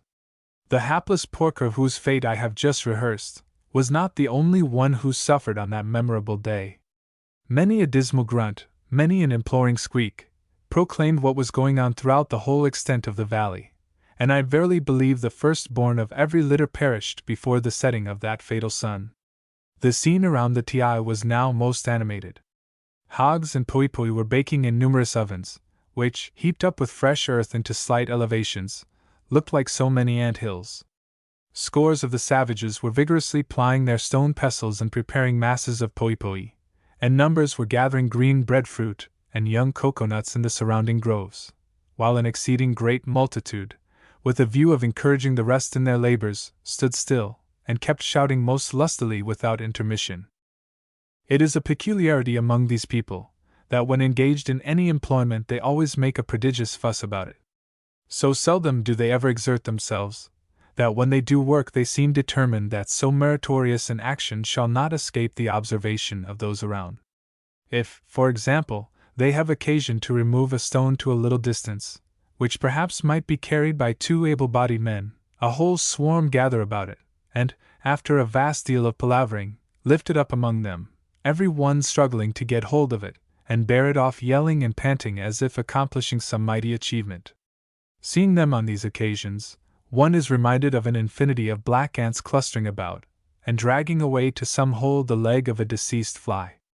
Having for some time attentively observed these demonstrations of good cheer, I entered the Typee, where Mehevi sat complacently looking out upon the busy scene, and occasionally issuing his orders. The chief appeared to be in an extraordinary flow of spirits, and gave me to understand that on the morrow there would be grand doings in the groves generally, and at the Typee in particular, and urged me by no means to absent himself. In commemoration of what event, however, or in honor of what distinguished personage, the feast was to be given, altogether past my comprehension.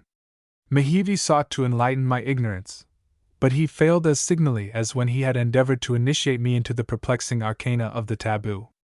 On leaving the Typee, Korikori, who had, as a matter of course, accompanied me, observing that my curiosity remained unabated, resolved to make everything plain and satisfactory. With this intent, he escorted me through the taboo groves, pointing out to my notice a variety of objects, and endeavored to explain them in such an indescribable jargon of words, that it almost put me in bodily pain to listen to him. In particular, he led me to a remarkable pyramidical structure some 3 yards square at the base, and perhaps 10 feet in height, which had lately been thrown up, and occupied a very conspicuous position. It was composed principally of large empty calabashes, with a few polished coconut shells, and looked not unlike a cenotaph of skulls. My cicerone perceived the astonishment with which I gazed at this monument of savage crockery, and immediately addressed himself to the task of enlightening me, but all in vain, and to this hour the nature of the monument remains a complete mystery to me. As, however, it formed so prominent a feature in the approaching revels, I bestowed upon the latter, in my own mind, the title of the Feast of Calabashes. The following morning, awakening rather late, I perceived the whole of Marheo's family busily engaged in preparing for the festival. The old warrior himself was arranging in round balls the 2 gray locks of hair that were suffered to grow from the crown of his head. His earrings and spear, both well polished, lay beside him, while the highly decorative pair of shoes hung suspended from a projecting cane against the side of the house. The young men were similarly employed, and the fair damsels, including Fayaway, were anointing themselves with aka, arranging their long tresses, and performing other matters connected with the duties of the toilet. Having completed their preparations, the girls now exhibited themselves in gala costume, the most conspicuous feature of which was a necklace of beautiful white flowers, with the stems removed, and strung closely together upon a single fiber of tapa. Corresponding ornaments were inserted in their ears, and woven garlands upon their heads. About their waist they wore a short tunic of spotless white tapa, and some of them superadded to this a mantle of the same material, tied in an elaborate bow upon the left shoulder, and falling about the figure in picturesque folds. Thus arrayed, I would have matched the charming Fayaway against any beauty in the world. People may say what they will about the taste evinced by our fashionable ladies in dress. Their jewels, their feathers, their silks and their furbelows would have sunk into utter insignificance beside the exquisite simplicity of attire adopted by the nymphs of the Vale on this festive occasion. I should like to have seen a gallery of coronation beauties, at Westminster Abbey, confronted for a moment by this band of island girls, their stiffness, formality, and affectation contrasted with the artless vivacity and unconcealed natural graces of these savage maidens. It would be the Venus de Medici placed beside a milliner's doll. It was not long before Corey and myself were left alone in the house, the rest of its inmates having departed for the taboo groves. My valet was all impatience to follow them, and was as fidgety about my dilatory movements as a diner out waiting hat in hand at the bottom of the stairs for some lagging companion. At last, yielding to his importunities, I set out for the Ti. As we passed the houses peeping out from the groves through which our route lay, I noticed that they were entirely deserted by their inhabitants. When we reached the rock that abruptly terminated the path, and concealed from us the festive scene, wild shouts and a confused blending of voices assured me that the occasion, whatever it might be, had drawn together a great multitude. Corey, previous to mounting the elevation, paused for a moment, like a dandy at a ballroom door, to put a hasty finish to his toilet. During this short interval, the thought struck me that I ought myself perhaps to be taking some little pains with my appearance. But as I had no holiday raiment, I was not a little puzzled to devise some means of decorating myself. However, as I felt desirous to create a sensation, I determined to do all that lay in my power, and knowing that I could not delight the savages more than by conforming to their style of dress, I removed from my person the large robe of tapa which I was accustomed to wear over my shoulders whenever I sallied into the open air, and remained merely girt about with a short tunic descending from my waist to my knees. My quick-witted attendant fully appreciated the compliment I was paying to the costume of his race, and began more sedulously to arrange the folds of the one only garment which remained to me. Whilst he was doing this, I caught sight of a knot of young girls, who were sitting near us on the grass surrounded by heaps of flowers, which they were forming into garlands. I motioned to them to bring some of their handiwork to me, and in an instant a dozen wreaths were at my disposal. One of them I put round the apology for a hat which I had been forced to construct for myself out of palmetto leaves, and some of the others I converted into a splendid girdle. These operations finished, with a slow and dignified step of a full-dressed beau I ascended the rock. Chapter 22. The Feast of Calabashes. The whole population of the valley seemed to be gathered within the precincts of the grove. In the distance could be seen the long front of the Ti, its immense piazza swarming with men, arrayed in every variety of fantastic costume, and all vociferating with animated gestures, while the whole interval between it and the place where I stood was enlivened by groups of females fancifully decorated, dancing, capering, and uttering wild exclamations. As soon as they descried me, they set up a shout of welcome, and a band of them came dancing towards me, chanting as they approached some wild recitative. The change in my garb seemed to transport them with delight, and clustering about me on all sides, they accompanied me towards the Typee. When, however, we drew near it, these joyous nymphs paused in their career, and parting on either side, permitted me to pass on to the now densely thronged building. So soon as I mounted to the Typee, I saw at a glance that the revels were fairly under way. What lavish plenty reigned around, Warwick feasting his retainers with beef and ale, was a niggard to the noble Mehevi. All along the piazza of the Typee were arranged elaborately carved canoe-shaped vessels, some 20 feet in length, filled with newly made poipoi, and sheltered from the sun by the broad leaves of the banana. At intervals were heaps of green breadfruit, raised in pyramidical stacks, resembling the regular piles of heavy shot to be seen in the yard of an arsenal. Inserted into the interstices of the huge stones which formed the Typee were large boughs of trees, hanging from the branches of which, and screened from the sun by their foliage, were innumerable little packages with leafy coverings containing the meat of the numerous hogs which had been slain, done up in this manner to make it more accessible to the crowd. Leaning against the railing of the piazza were an immense number of long, heavy bamboos, plugged at the lower end, and with their projecting muzzles stuffed with a wad of leaves. These were filled with water from the stream, and each of them might hold from 4 to 5 gallons. The banquet being thus spread, naught remained but for every one to help himself at his pleasure. Accordingly, not a moment passed but the transplanted boughs I have mentioned were rifled by the throng of the fruit they certainly had never borne before. Calabashes of poipoi were continually being replenished from the extensive receptacle in which that article was stored, and multitudes of little fires were kindled about the Typee for the purpose of roasting the breadfruit. Within the building itself was presented a most extraordinary scene. The immense lounge of mats lying between the parallel rows of the trunks of coconut trees, and extending the entire length of the house, at least 200 feet, was covered by the reclining forms of a host of chiefs and warriors, who were eating at a great rate, or soothing the cares of Polynesian life in the sedative fumes of tobacco. The smoke was inhaled from large pipes, the bowls of which, made out of small coconut shells, were curiously carved in strange heathenish devices. These were passed from mouth to mouth by the recumbent smokers, each of whom, taking 2 or 3 prodigious whiffs, handed the pipe to his neighbor, sometimes for that purpose stretching indolently across the body of some dozing individual whose exertions at the dinner table had already induced sleep. The tobacco used among the types was of a very mild and pleasing flavor, and as I always saw it in leaves, and the natives appeared pretty well supplied with it, I was led to believe that it must have been the growth of the valley. Indeed, Korikori gave me to understand that this was the case, but I never saw a single plant growing on the island. At Nukuhiva, and I believe, in all the other valleys, the weed is very scarce, being only obtained in small quantities from foreigners, and smoking is consequently with the inhabitants of these places a very great luxury. How it was that the types were so well furnished with it I cannot divine. I should think them too indolent to devote any attention to its culture, and indeed, as far as my observation extended, not a single atom of the soil was under any other cultivation than that of shower and sunshine. The tobacco plant, however, like the sugar cane, may grow wild in some remote part of the vale.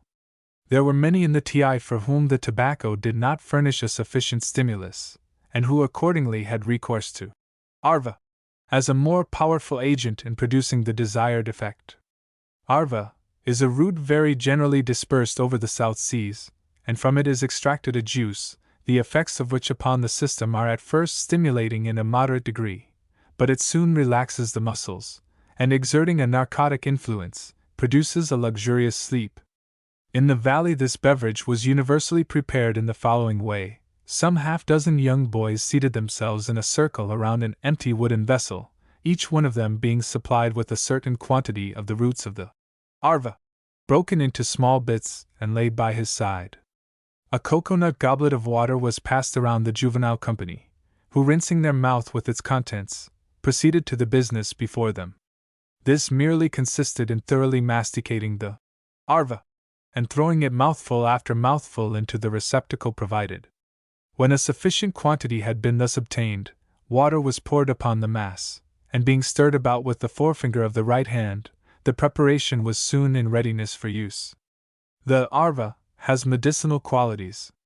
Upon the Sandwich Islands it has been employed with no small success in the treatment of scrofulous affections, and in combating the ravages of a disease which for so many years has been gradually depopulating those fine and interesting islands. But the tenants of the Typee Valley, as yet exempt from these inflictions, generally employ the arva as a minister to social enjoyment, and a calabash of the liquid circulates among them as the bottle with us. Mehivi, who was greatly delighted with the change in my costume, gave me a cordial welcome. He had reserved for me a most delectable mess of kaku, well knowing my partiality for that dish, and had likewise selected 3 or 4 young coconuts, several roasted breadfruit, and a magnificent bunch of bananas, for my especial comfort and gratification. These various matters were at once placed before me, but Kori deemed the banquet entirely insufficient for my wants until he had supplied me with one of the leafy packages of pork, which, notwithstanding the somewhat hasty manner in which it had been prepared, possessed a most excellent flavor, and was surprisingly sweet and tender. Pork is not a staple article of food among the people of the Marquesas, consequently they pay little attention to the breeding of the swine. The hogs are permitted to roam at large in the groves, where they obtain no small portion of their nourishment from the coconuts which continually fall from the trees. But it is only after infinite labor and difficulty that the hungry animal can pierce the husk and shell so as to get at the meat. I have frequently been amused at seeing one of them, after crunching the obstinate nut with his teeth for a long time unsuccessfully, get into a violent passion with it. He would then root furiously under the coconut, and with a fling of his snout, toss it before him on the ground. Following it up, he would crunch at it again savagely for a moment, and the next knock it on one side, pausing immediately after, as if wondering how it could so suddenly have disappeared. In this way the persecuted coconuts were often chased half across the valley. The second day of the Feast of Calabashes was ushered in by still more uproarious noises than the first. The skins of innumerable sheep seemed to be resounding to the blows of an army of drummers. Startled from my slumbers by the din, I leaped up, and found the whole household engaged in making preparations for immediate departure. Curious to discover of what strange events these novel sounds might be the precursors, and not a little desirous to catch a sight of the instruments which produced the terrific noise, I accompanied the natives as soon as they were in readiness to depart for the taboo groves. The comparatively open space that extended from the Ti toward the rock, to which I have before alluded as forming the ascent to the place, was, with the building itself, now altogether deserted by the men, the whole distance being filled by bands of females, shouting and dancing under the influence of some strange excitement. I was amused at the appearance of 4 or 5 old women, who in a state of utter nudity, with their arms extended flatly down their side, and holding themselves perfectly erect, were leaping stiffly into the air, like so many sticks bobbing to the surface, after being pressed perpendicularly into the water. They preserved the utmost gravity of countenance, and continued their extraordinary movements without a single moment's cessation. They did not appear to attract the observation of the crowd around them, but I must candidly confess that, for my own part, I stared at them most pertinaciously. Desirous of being enlightened in regard to the meaning of this peculiar diversion, I turned inquiringly to Kori. That learned Typee immediately proceeded to explain the whole matter thoroughly.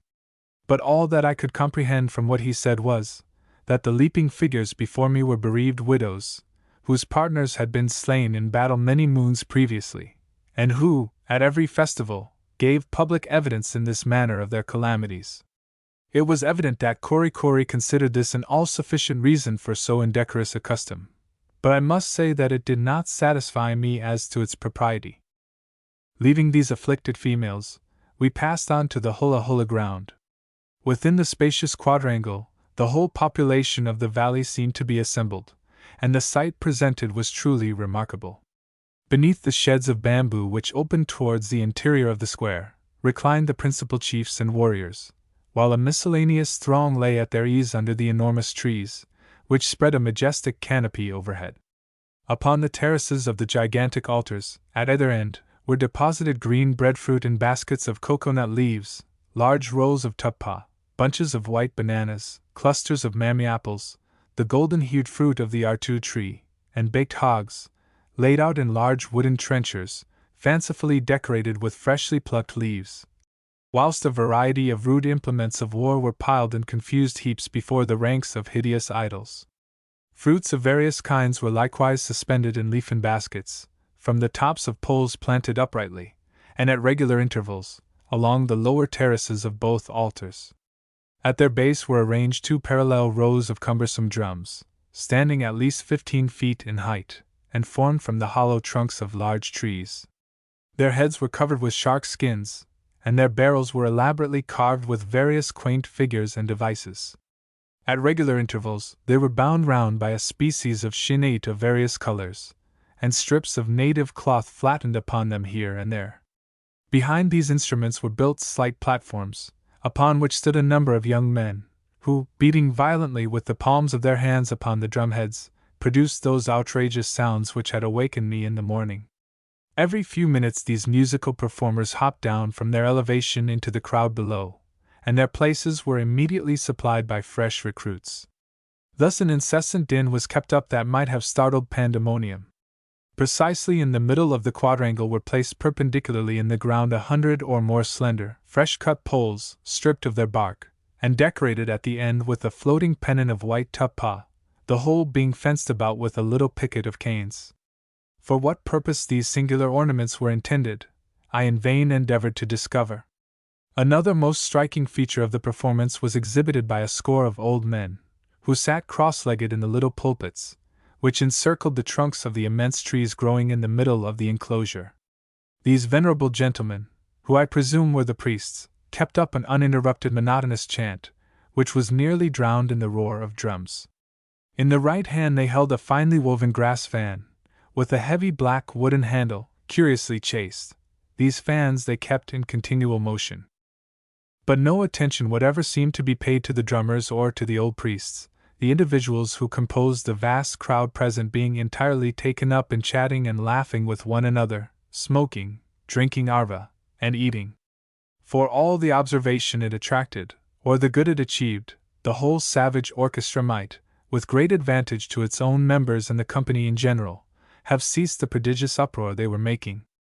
In vain I questioned Kori and others of the natives, as to the meaning of the strange things that were going on. All their explanations were conveyed in such a mass of outlandish gibberish and gesticulation that I gave up the attempt in despair. All that day the drums resounded, the priests chanted, and the multitude feasted and roared till sunset, when the throng dispersed, and the taboo groves were again abandoned to quiet and repose. The next day the same scene was repeated until night, when this singular festival terminated. Chapter 23. Ideas suggested by the Feast of Calabashes, effigy of a dead warrior, a singular superstition, the priest Kali and the god Moa Archua, amazing religious observance, a dilapidated shrine, Kori and the idol, an inference. Although I had been baffled in my attempts to learn the origin of the Feast of Calabashes, yet it seemed very plain to me that it was principally, if not wholly, of a religious character. Yet, notwithstanding all I observed on this occasion, I am free to confess my almost entire inability to gratify any curiosity that may be felt with regard to the theology of the valley. I doubt whether the inhabitants themselves could do so. They are either too lazy or too sensible to worry themselves about abstract points of religious belief. While I was among them, they never held any synods or councils to settle the principles of their faith by agitating them. An unbounded liberty of conscience seemed to prevail. Those who pleased to do so were allowed to repose implicit faith in an ill-favored god, with a large bottle nose, and fat shapeless arms crossed upon his breast, whilst others worshipped an image which, having no likeness either in heaven or on earth, could hardly be called an idol. As the islanders always maintained a discreet reserve with regard to my own peculiar views on religion, I thought it would be excessively ill-bred in me to pry into theirs. But although my knowledge of the religious faith of the types was unavoidably limited, one of their superstitious observances with which I became acquainted interested me greatly. In one of the most secluded portions of the valley, within a stone's cast of Fayaway's lake, for so I christened the scene of our island yachting, and hard by a growth of palms, which stood ranged in order along both banks of the stream, waving their green arms as if to do honor to its passage, was the mausoleum of a deceased warrior chief. Like all the other edifices of any note, it was raised upon a small pypie of stones, which, being of unusual height, was a conspicuous object from a distance. A light thatching of bleached palmetto leaves hung over it like a self-supported canopy, for it was not until you came very near that you saw it was supported by 4 slender columns of bamboo, rising at each corner to a little more than the height of a man.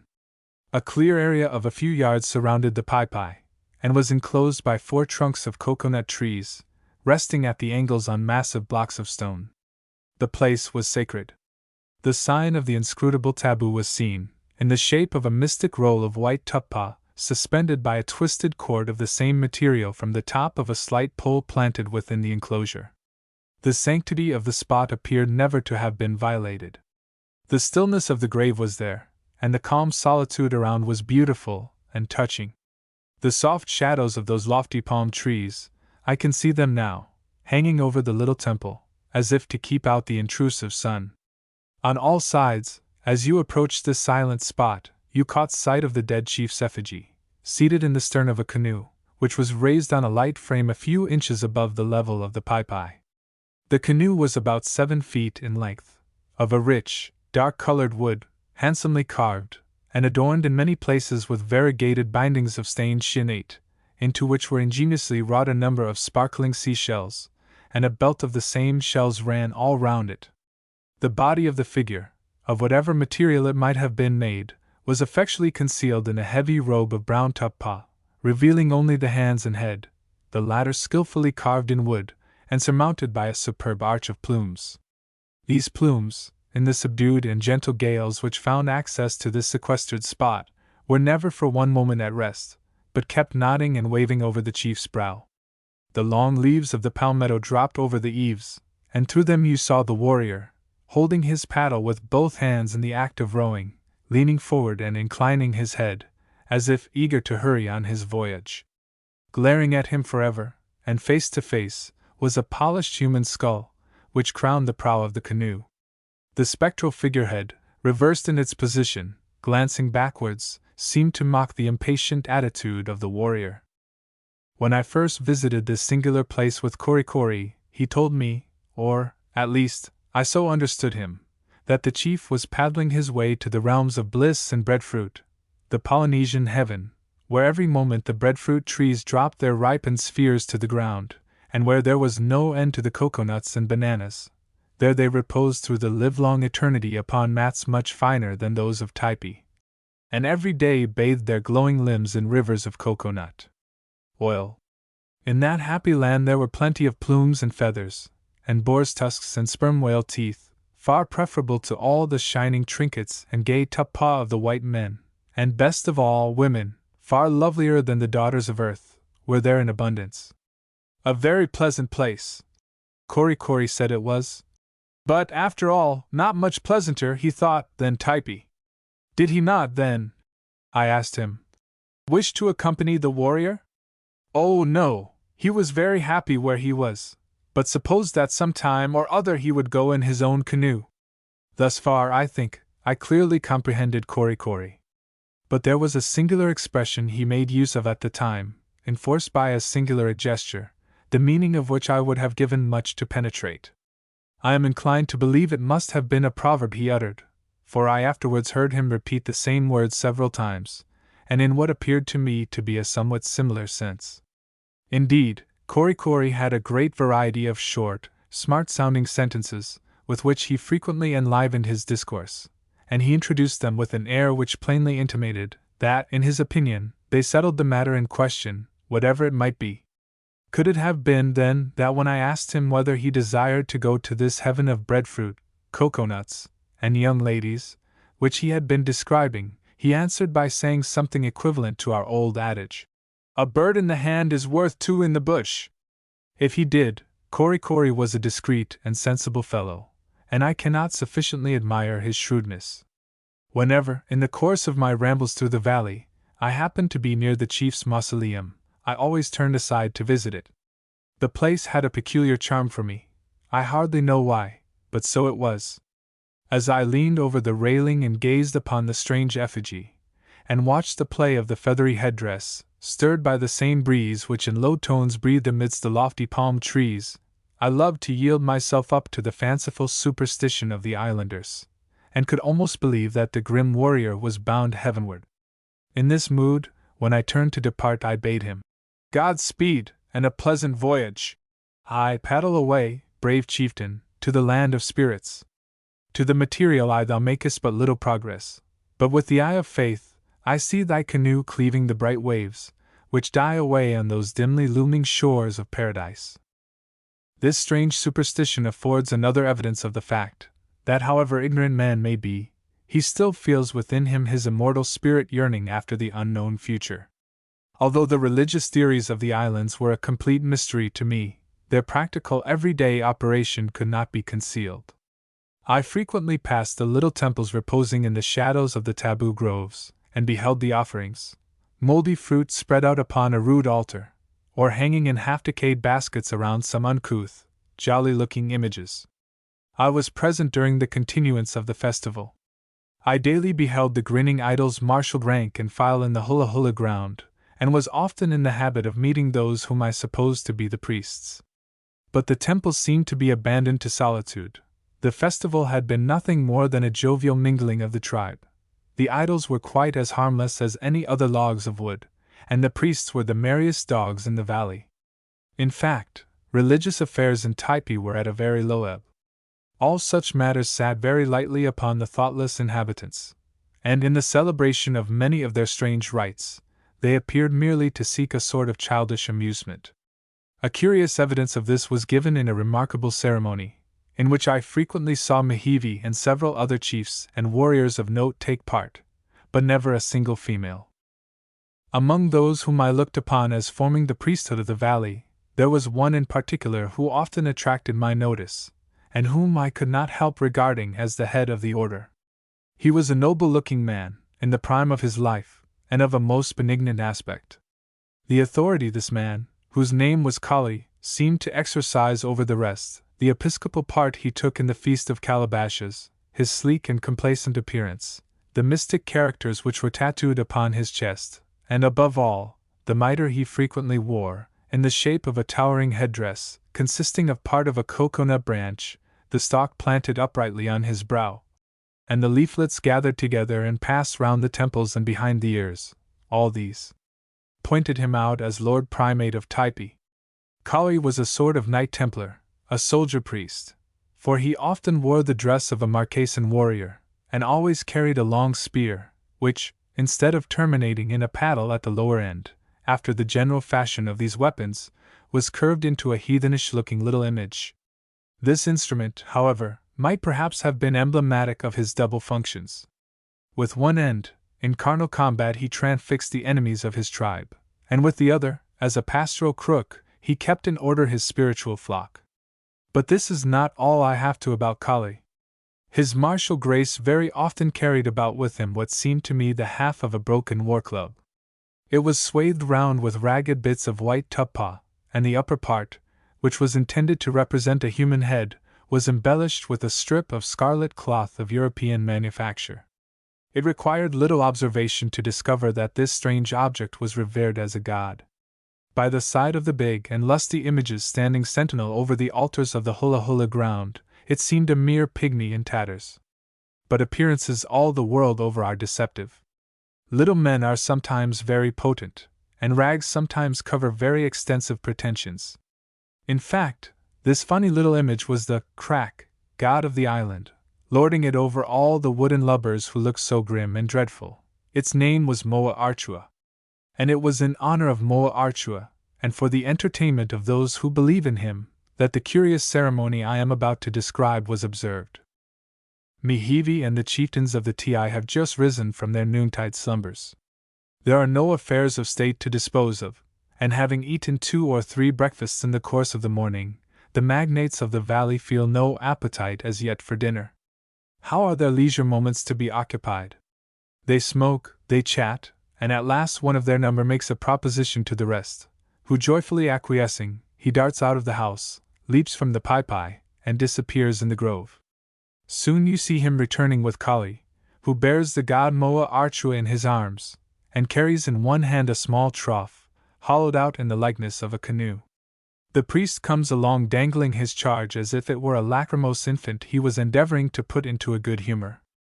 Presently, entering the Ti, he seats himself on the mats as composedly as a juggler about to perform his sleight of hand tricks, and, with the chiefs disposed in a circle around him, commences his ceremony. In the first place he gives Moa Archua an affectionate hug, then caressingly lays him to his breast, and finally, whispers something in his ear, the rest of the company listening eagerly for a reply. But the baby god is deaf or dumb, perhaps both, for never a word does he utter. At last Kali speaks a little louder, and soon growing angry, comes boldly out with what he has to say, and bawls to him. He put me in mind of a choleric fellow, who, after trying in vain to communicate a secret to a deaf man, all at once flies into a passion and screams it out so that every one may hear. Still Moa Archua remains as quiet as ever, and Kali, seemingly losing his temper, fetches him a box over the head, strips him of his tuppa and red cloth, and laying him in a state of nudity in a little trough, covers him from sight. At this proceeding all present loudly applaud, and signify their approval by uttering the adjective, motarchy, with violent emphasis. Kali, however, is so desirous his conduct should meet with unqualified approbation, that he inquires of each individual separately whether, under existing circumstances, he has not done perfectly right in shutting up Moa Archua. The invariable response is, yes, yes, repeated over again and again in a manner which ought to quiet the scruples of the most conscientious. After a few moments Kali brings forth his doll again, and while arraying it very carefully in the tuppa and red cloth, alternately fondles and chides it. The toilet being completed, he once more speaks to it aloud. The whole company hereupon showed the greatest interest, while the priest, holding Moa Archua to his ear, interprets to them what he pretends the god is confidentially communicating to him. Some items of intelligence appear to tickle all present amazingly, for one claps his hands in a rapture, another shouts with merriment, and a third leaps to his feet and capers about like a madman. What under the sun Moa Archua on these occasions had to say to Kali I never could find out, but I could not help thinking that the former showed a sad want of spirit in being disciplined into making those disclosures, which at first he seemed bent on withholding. Whether the priest honestly interpreted what he believed the divinity said to him, or whether he was not all the while guilty of a vile humbug, I shall not presume to decide.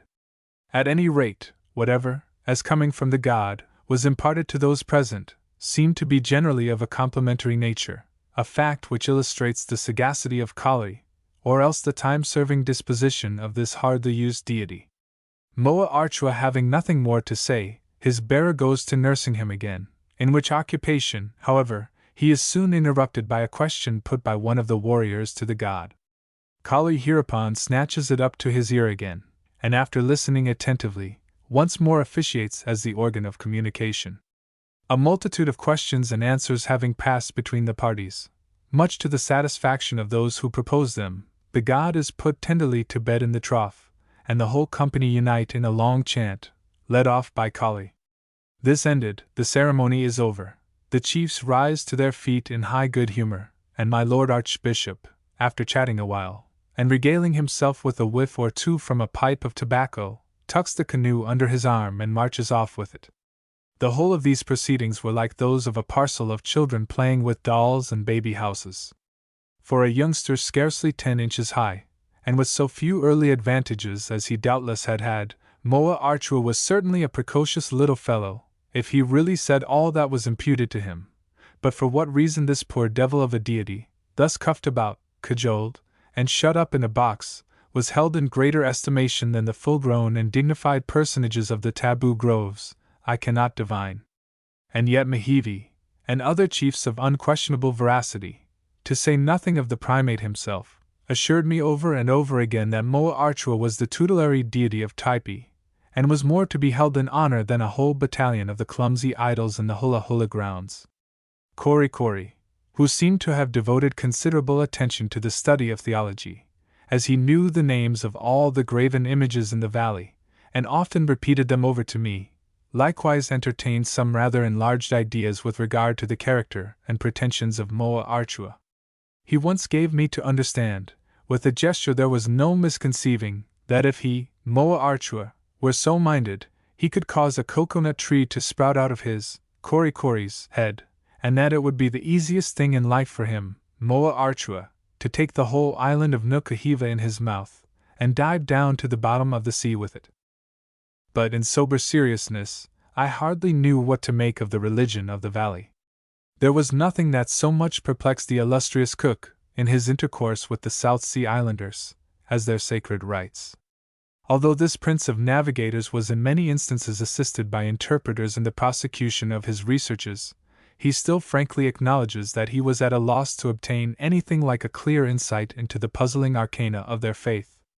A similar admission has been made by other eminent voyagers, by Carteret, Byron, Kotzebue, and Vancouver. For my own part, although hardly a day passed while I remained upon the island that I did not witness some religious ceremony or other, it was very much like seeing a parcel of Freemasons making secret signs to each other. I saw everything, but could comprehend nothing. On the whole, I am inclined to believe that the islanders in the Pacific have no fixed and definite ideas whatever on the subject of religion. I am persuaded that Kali himself would be effectually posed were he called upon to draw up the articles of his faith, and pronounce the creed by which he hoped to be saved. In truth, the types, so far as their actions evince, submitted to no laws, human or divine, always accepting the thrice mysterious taboo. The independent electors of the valley were not to be browbeaten by chiefs, priests, idols, or devils. As for the luckless idols, they received more hard knocks than supplications. I do not wonder that some of them looked so grim, and stood so bolt upright, as if fearful of looking to the right or the left, lest they should give any one offense. The fact is, they had to carry themselves pretty straight, or suffer the consequences.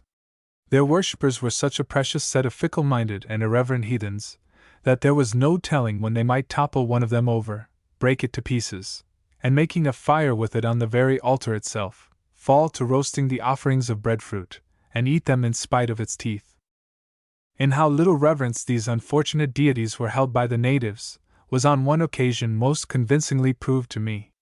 Walking with Korikori through the deepest recesses of the groves, I perceived a curious-looking image about 6 feet in height, which originally had been placed upright against a low Typee, surmounted by a ruinous bamboo temple, but having become fatigued and weak in the knees, was now carelessly leaning against it. The idol was partly concealed by the foliage of a tree which stood near, and whose leafy boughs drooped over the pile of stones, as if to protect the rude fane from the decay to which it was rapidly hastening. The image itself was nothing more than a grotesquely shaped log, carved in the likeness of a portly naked man, with the arms clasped over the head, the jaws thrown wide apart, and its thick shapeless legs bowed into an arch. It was much decayed. The lower part was overgrown with a bright silky moss. Thin spears of grass sprouted from the distended mouth, and fringed the outline of the head and arms. His godship had literally attained a green old age. All its prominent points were bruised and battered or entirely rotted away. The nose had taken its departure, and from the general appearance of the head, it might have been supposed that the wooden divinity, in despair at the neglect of its worshippers, had been trying to beat its own brains out against the surrounding trees. I drew near, to inspect more closely this strange object of idolatry, but halted reverently at the distance of 2 or 3 paces, out of regard of the religious prejudices of my valet.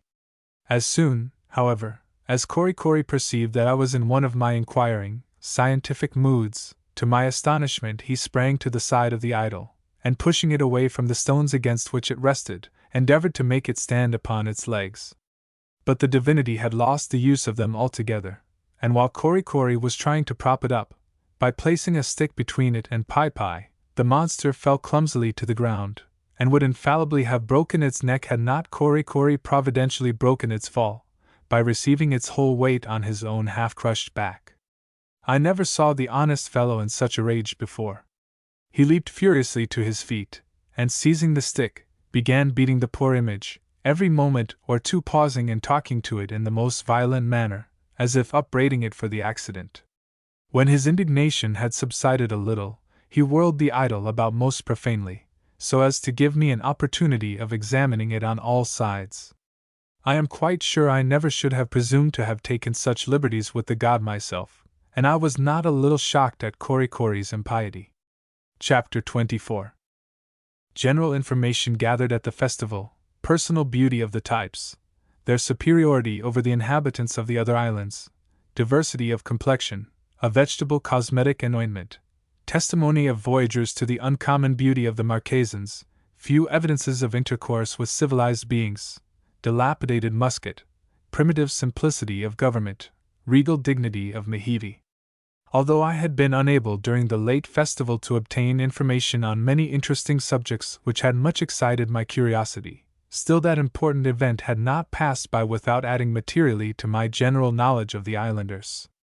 I was especially struck by the physical strength and beauty which they displayed, by their great superiority in these respects over the inhabitants of the neighboring bay of Nukuhiva, and by the singular contrasts they presented among themselves in their various shades of complexion. In beauty of form they surpassed anything I had ever seen. Not a single instance of natural deformity was observable in all the throng attending the revels.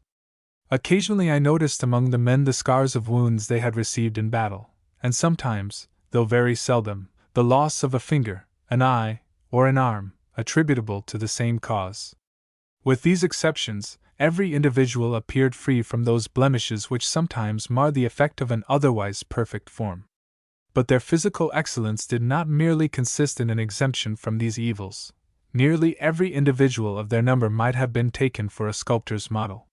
When I remembered that these islanders derived no advantage from dress, but appeared in all the naked simplicity of nature, I could not avoid comparing them with the fine gentlemen and dandies who promenade such unexceptional figures in our frequented thoroughfares. Stripped of the cunning artifices of the tailor, and standing forth in the garb of Eden, what a sorry set of round-shouldered, spindle-shanked, crane-necked varlets would civilized men appear! Stuffed calves, padded breasts, and scientifically cut pantaloons would then avail them nothing, and the effect would be truly deplorable. Nothing in the appearance of the islanders struck me more forcibly than the whiteness of their teeth. The novelist always compares the masticators of his heroine to ivory, but I boldly pronounce the teeth of the types to be far more beautiful than ivory itself. The jaws of the oldest graybeards among them were much better garnished than those of the youths of civilized countries, while the teeth of the young and middle-aged, in their purity and whiteness, were actually dazzling to the eye. This marvelous whiteness of the teeth is to be ascribed to the pure vegetable diet of these people, and the uninterrupted healthfulness of their natural mode of life.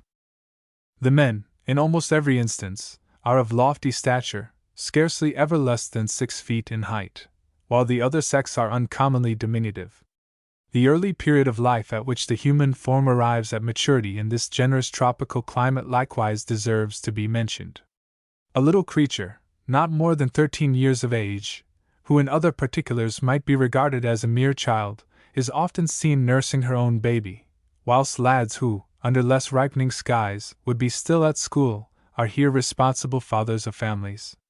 On first entering the Typee Valley, I had been struck with the marked contrasts presented by its inhabitants with those of the bay I had previously left. In the latter place, I had not been favorably impressed with the personal appearance of the male portion of the population, although with the females, excepting in some truly melancholy instances, I had been wonderfully pleased. Apart, however, from these considerations, I am inclined to believe that there exists a radical difference between the two tribes, if indeed they are not distinct races of men. To those who have merely touched at Nukuhiva Bay, without visiting other portions of the island, would hardly appear credible the diversities presented between the various small clans inhabiting so diminutive a spot. But the hereditary hostility which has existed between them for ages fully accounts for this. Not so easy, however, is it to assign an adequate cause for the endless variety of complexions to be seen in the Typee Valley. During the festival, I had noticed several young females whose skins were almost as white as any Saxon damsels, a slight dash of the mantling brown being all that marked the difference. This comparative fairness of complexion, though in a great degree perfectly natural, is partly the result of an artificial process, and of an entire exclusion from the sun. The juice of the papa root, found in great abundance at the head of the valley, is held in great esteem as a cosmetic, with which many of the females daily anoint their whole person. The habitual use of it whitens and beautifies the skin.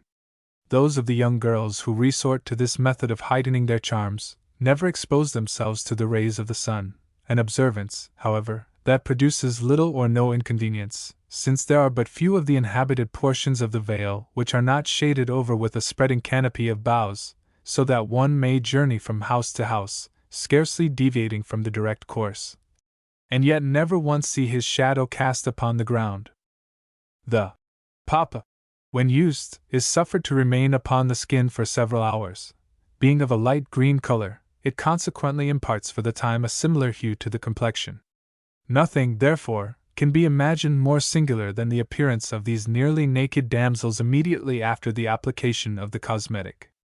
To look at one of them you would almost suppose she was some vegetable in an unripe state, and that, instead of living in the shade forever, she ought to be placed out in the sun to ripen.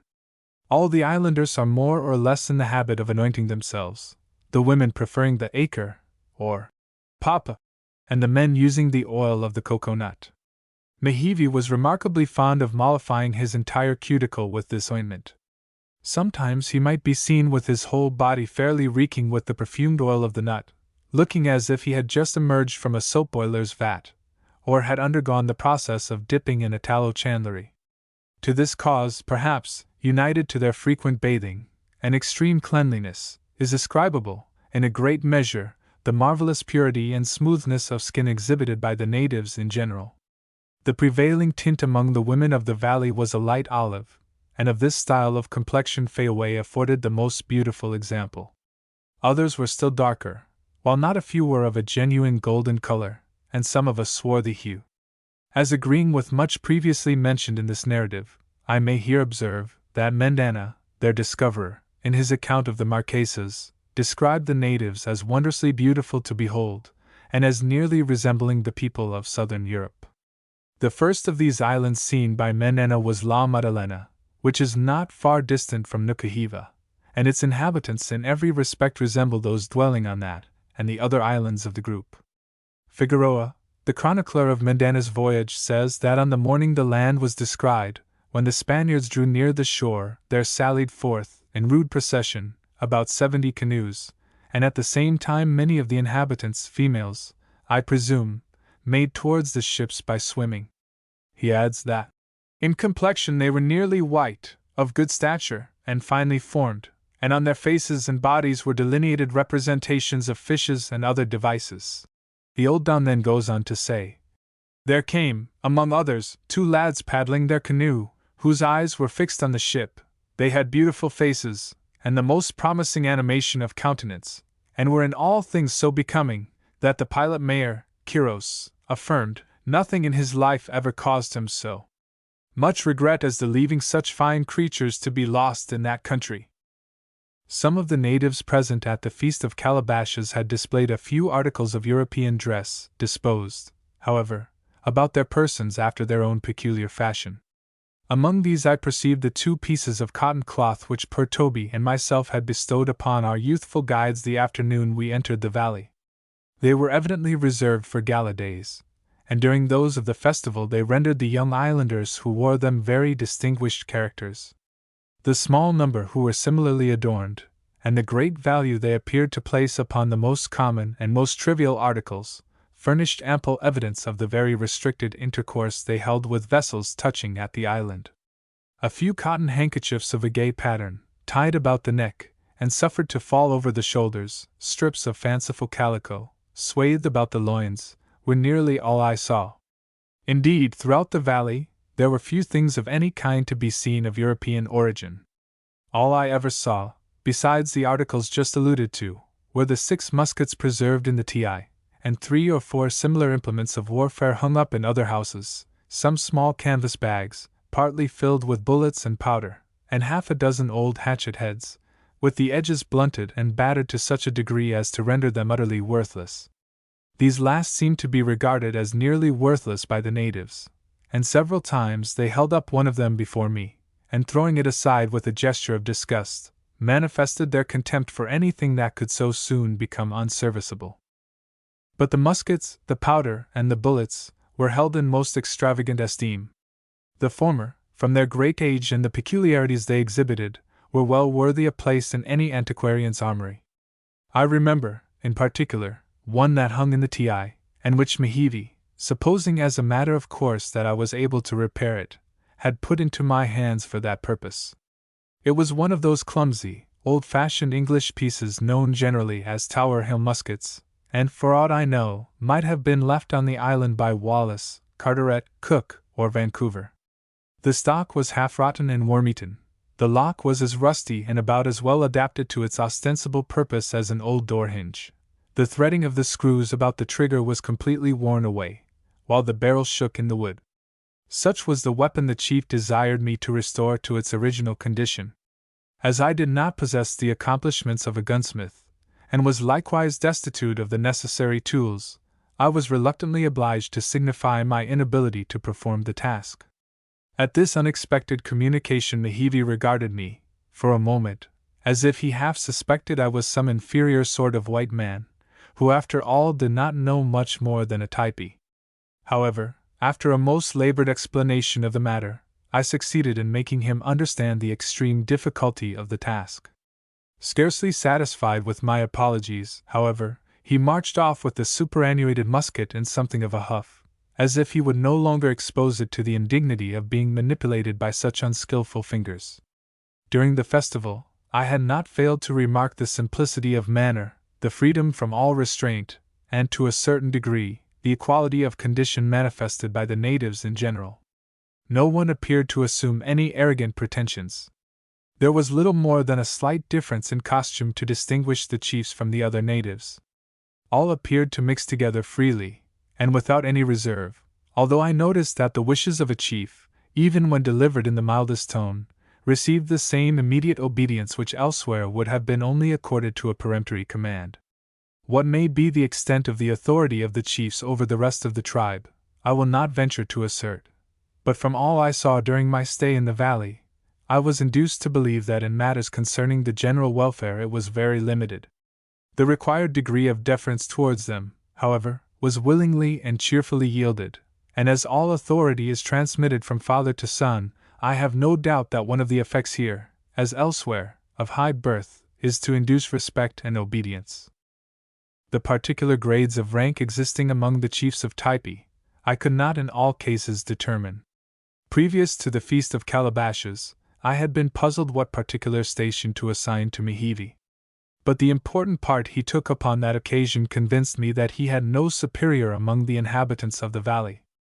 I had invariably noticed a certain degree of deference paid to him by all with whom I had ever seen him brought in contact, but when I remembered that my wanderings had been confined to a limited portion of the valley, and that towards the sea a number of distinguished chiefs resided, some of whom had separately visited me at Marheyo's house, and whom, until the festival, I had never seen in the company of Mehevi, I felt disposed to believe that his rank, after all, might not be particularly elevated.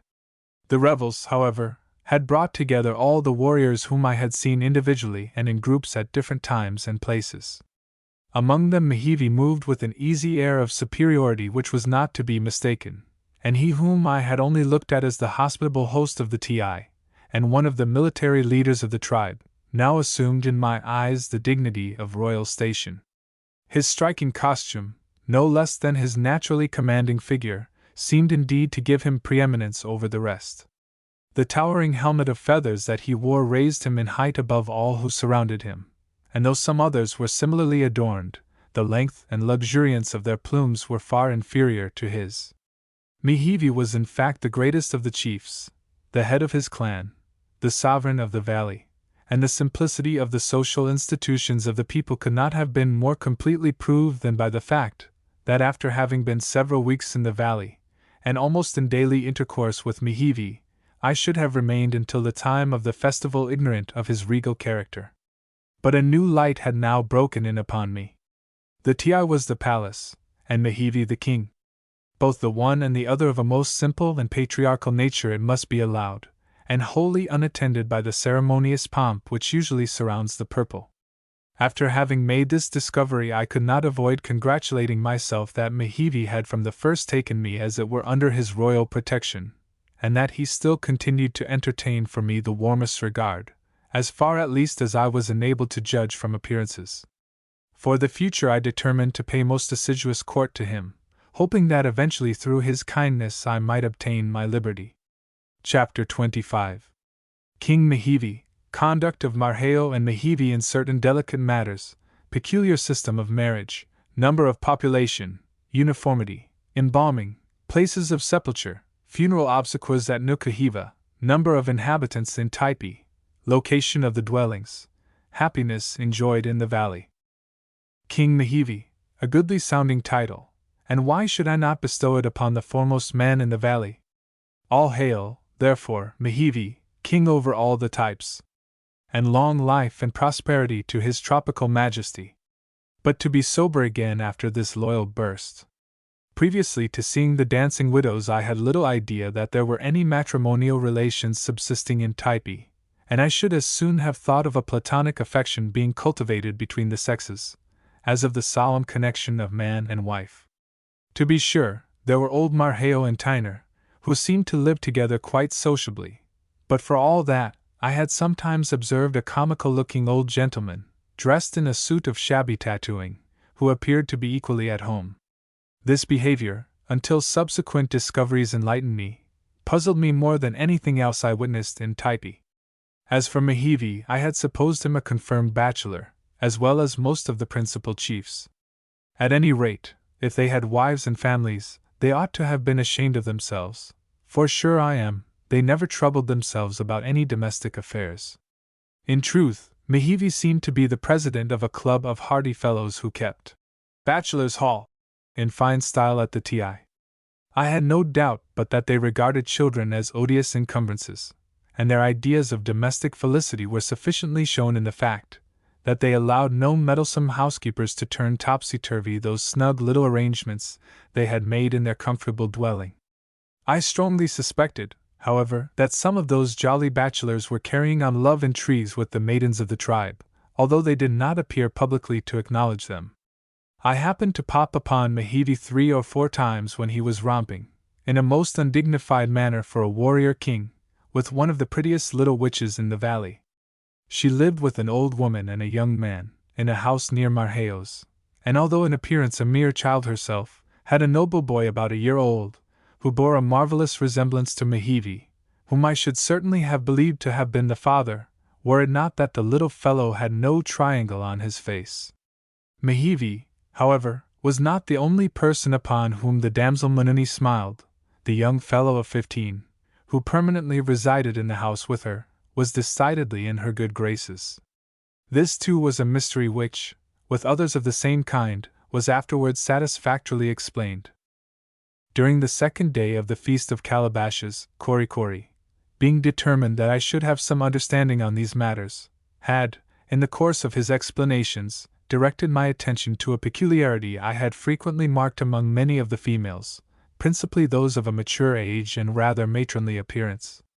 This consisted in having the right hand and the left foot most elaborately tattooed, while the rest of the body was wholly free from the operation of the art, with the exception of the minutely dotted lips and slight marks on the shoulders, to which I have previously referred as comprising the sole tattooing exhibited by Fayaway, in common with other young girls of her age. The hand and foot thus embellished were, according to Korikori, the distinguishing badge of wedlock, so far as that social and highly commendable institution is known among these people. It answers, indeed, the same purpose as the plain gold ring worn by our fair spouses.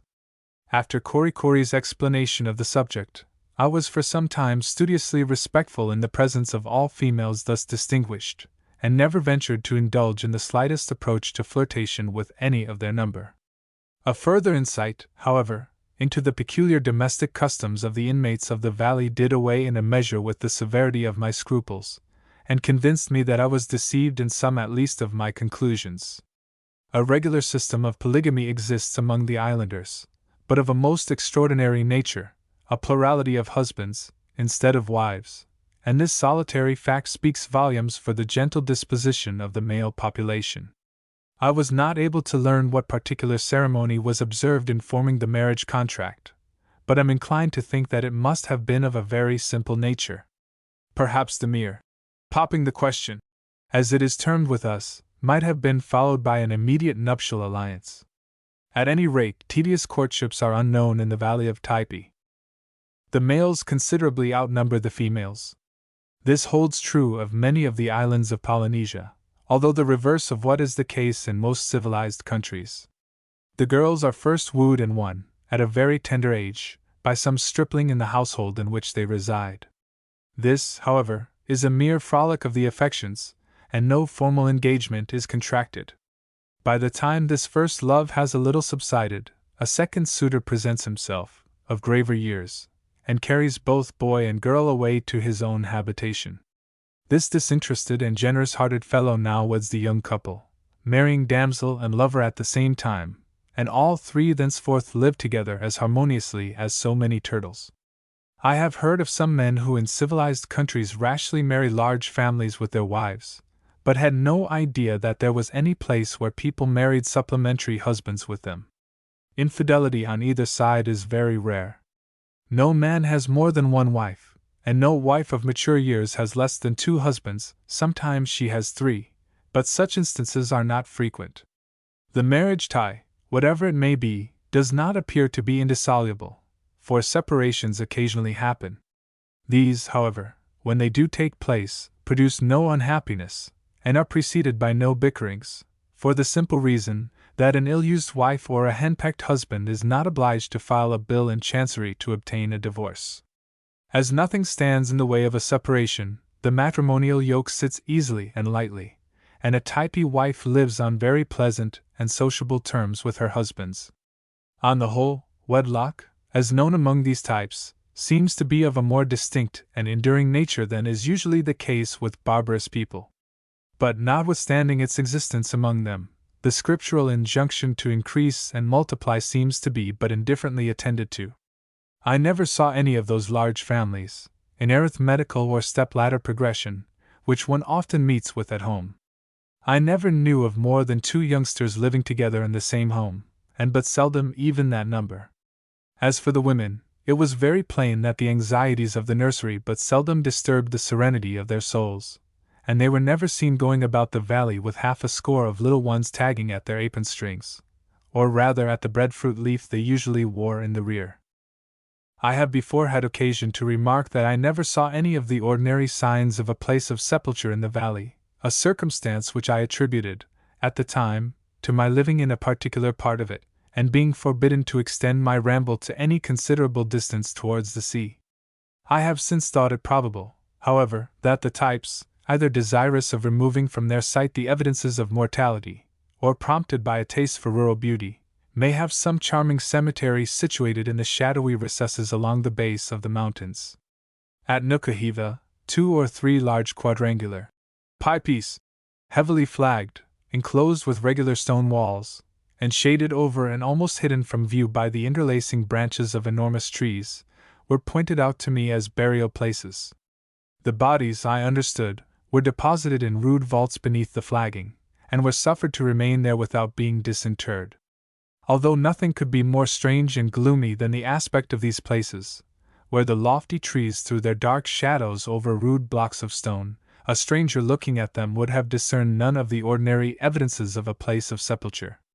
During my stay in the valley, as none of its inmates were so accommodating as to die and be buried in order to gratify my curiosity with regard to their funeral rites, I was reluctantly obliged to remain in ignorance of them. As I have reason to believe, however, that the observances of the types in these matters are the same with those of all other tribes on the island, I will here relate a scene I chanced to witness at Nukuhiva. A young man had died, about daybreak, in a house near the beach. I had been sent ashore that morning, and saw a good deal of the preparations they were making for his obsequies. The body, neatly wrapped in new white tuppa, was laid out in an open shed of coconut boughs, upon a bier constructed of elastic bamboos ingeniously twisted together. This was supported, about 2 feet from the ground, by large canes planted uprightly in the earth. Two females, of a dejected appearance, watched by its side, plaintively chanting, and beating the air with large grass fans whitened with pipeclay. In the dwelling house adjoining a numerous company were assembled, and various articles of food were being prepared for consumption. 2 or 3 individuals, distinguished by headdresses of beautiful Typee, and wearing a great number of ornaments, appeared to officiate as masters of the ceremonies. By noon the entertainment had fairly begun, and we were told that it would last during the whole of the 2 following days. With the exception of those who mourned by the corpse, every one seemed disposed to drown the sense of the late bereavement in convivial indulgence. The girls, decked out in their savage finery, danced, the old men chanted, the warriors smoked and chatted, and the young and lusty, of both sexes, feasted plentifully, and seemed to enjoy themselves as pleasantly as they could have done had it been a wedding. The islanders understand the art of embalming, and practice it with such success, that the bodies of their great chiefs are frequently preserved for many years in the very houses where they died. I saw 3 of these in my visit to the Bay of Tyre. One was enveloped in immense folds of Typee, with only the face exposed, and hung erect against the side of the dwelling. The others were stretched out upon biers of bamboo, in open, elevated temples, which seemed consecrated to their memory. The heads of enemies killed in battle are invariably preserved, and hung up as trophies in the house of the conqueror.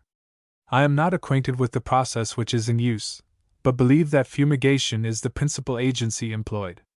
All the remains which I saw presented the appearance of a ham after being suspended for some time in a smoky chimney.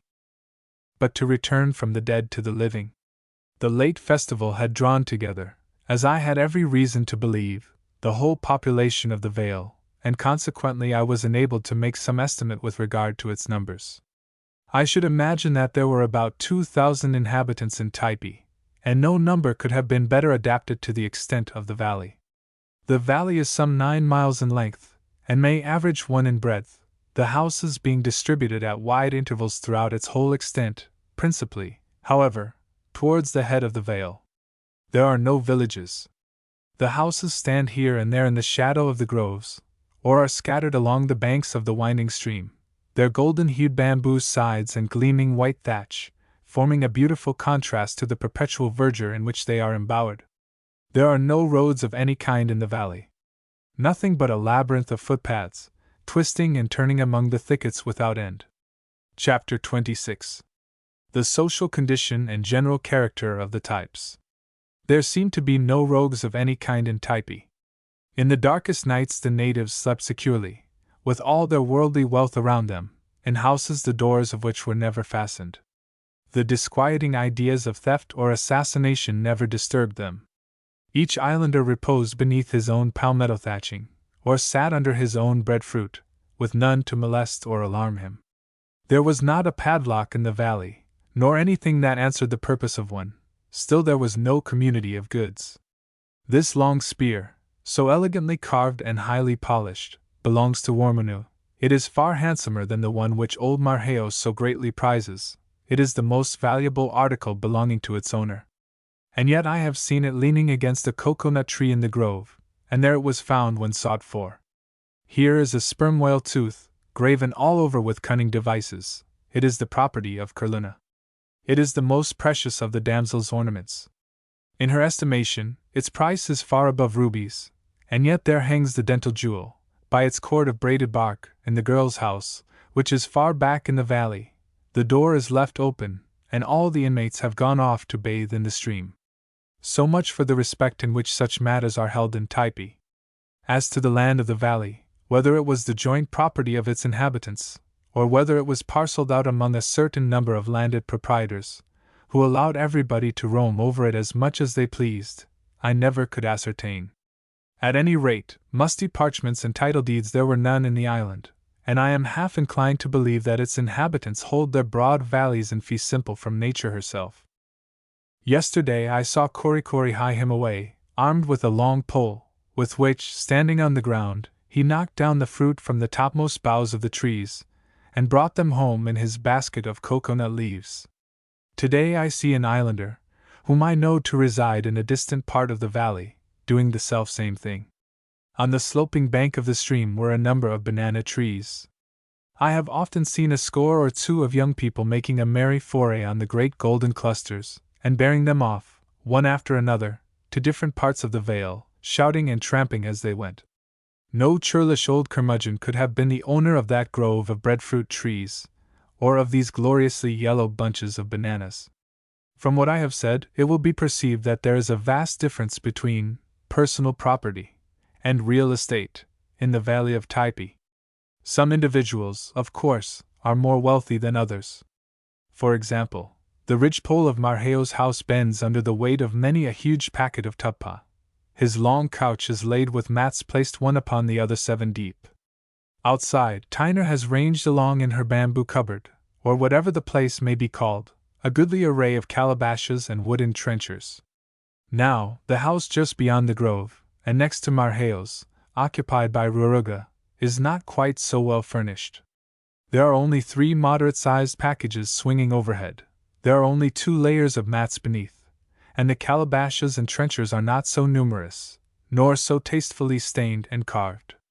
But then, Ruruga has a house, not so pretty a one, to be sure, but just as commodious as Marheo's, and I suppose, if he wished to vie with his neighbor's establishment, he could do so with very little trouble. These, in short, constitute the chief differences perceivable in the relative wealth of the people in Typee. They lived in great harmony with each other. I will give an instance of their fraternal feeling. One day, in returning with Korikori from my accustomed visit to the Ti, we passed by a little opening in the grove, on one side of which, my attendant informed me, was that afternoon to be built a dwelling of bamboo. At least 100 of the natives were bringing materials to the ground, some carrying in their hands 1 or 2 of the canes which were to form the sides, others slender rods of the hibiscus, strung with palmetto leaves, for the roof. Every one contributed something to the work, and by the united, but easy, and even indolent, labors of all, the entire work was completed before sunset. The islanders, while employed in erecting this tenement, reminded me of a colony of beavers at work. To be sure, they were hardly as silent and demure as those wonderful creatures, nor were they by any means as diligent. To tell the truth, they were somewhat inclined to be lazy, but a perfect tumult of hilarity prevailed, and they worked together so unitedly, and seemed actuated by such an instinct of friendliness, that it was truly beautiful to behold.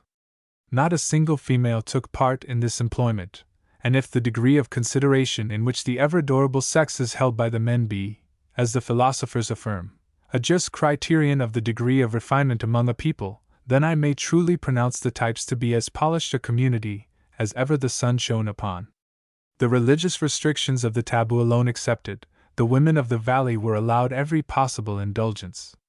Nowhere are the ladies more assiduously courted, nowhere are they better appreciated as the contributors to our highest enjoyments, and nowhere are they more sensible of their power.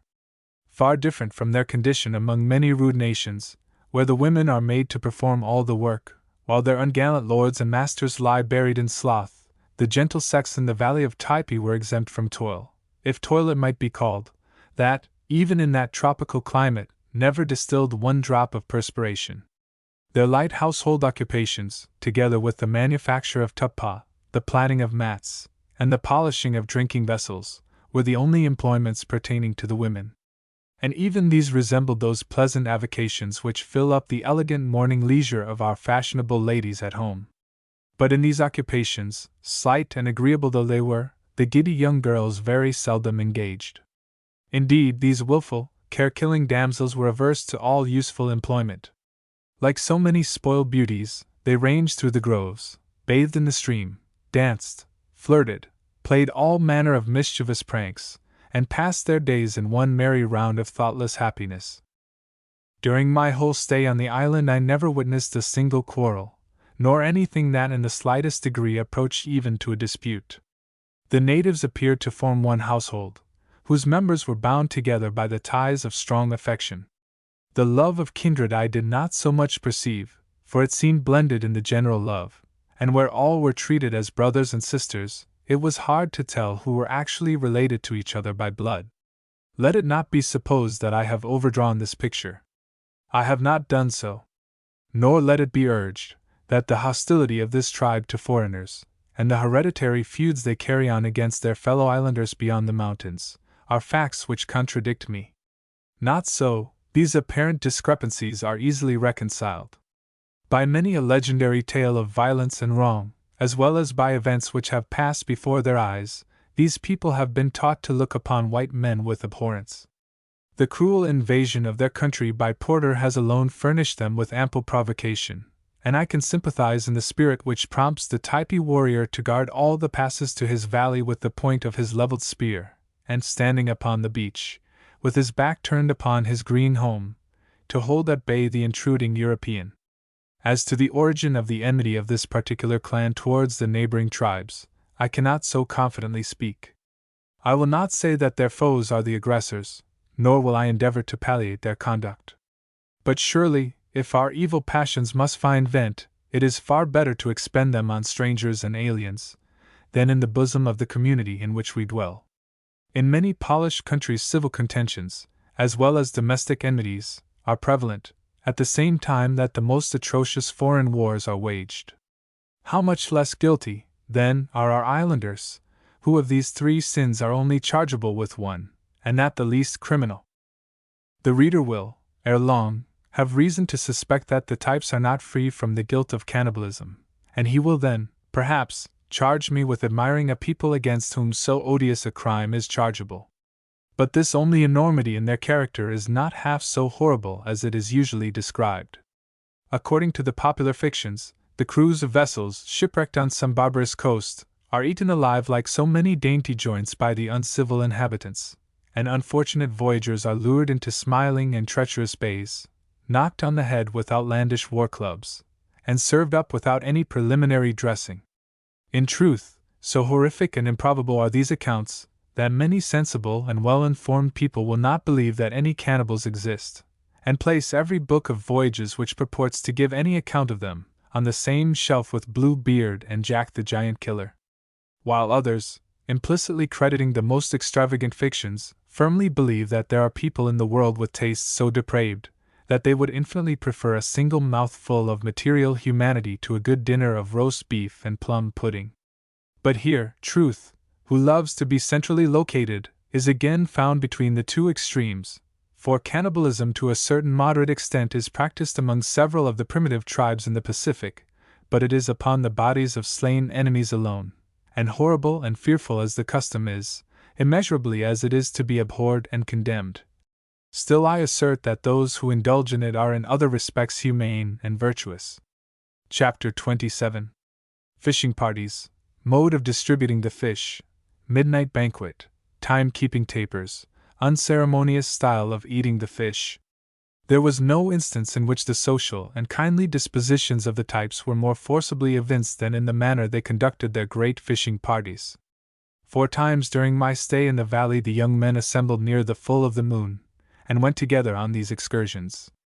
As they were generally absent about 48 hours, I was led to believe that they went out towards the open sea, some distance from the bay.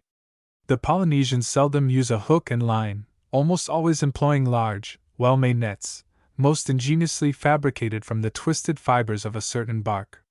I examined several of them which had been spread to dry upon the beach at Nukuhiva. They resembled very much our own seines, and I should think they were very nearly as durable. All the South Sea Islanders are passionately fond of fish, but none of them can be more so than the inhabitants of Typee. I could not comprehend, therefore, why they so seldom sought it in their waters, for it was only at stated times that the fishing parties were formed, and these occasions were always looked forward to with no small degree of interest. During their absence, the whole population of the place were in a ferment, and nothing was talked of but pee-hee, fish, fish. Towards the time when they were expected to return, the vocal telegraph was put into operation. The inhabitants, who were scattered throughout the length of the valley, leaped upon rocks and into trees, shouting with delight at the thoughts of the anticipated treat. As soon as the approach of the party was announced, there was a general rush of the men towards the beach, some of them remaining, however, about the Ti, in order to get matters in readiness for the reception of the fish, which were brought to the taboo groves in immense packages of leaves, each one of them being suspended from a pole carried on the shoulders of 2 men. I was present at the TI on one of these occasions, and the sight was most interesting. After all the packages had arrived, they were laid in a row under the veranda of the building, and opened. The fish were all quite small, generally about the size of a herring, and of every variety of color.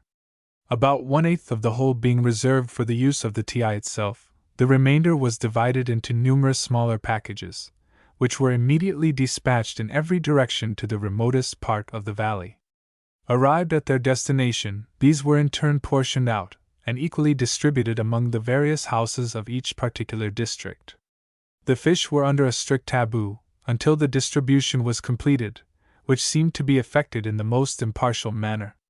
By the operation of this system every man, woman, and child in the vale were at one and the same time partaking of this favorite article of food. Once, I remember, the party arrived at midnight, but the unseasonableness of the hour did not repress the impatience of the islanders. The carriers dispatched from the TI were to be seen hurrying in all directions through the deep groves, each individual preceded by a boy bearing a flaming torch of dried coconut boughs, which from time to time was replenished from the materials scattered along the path.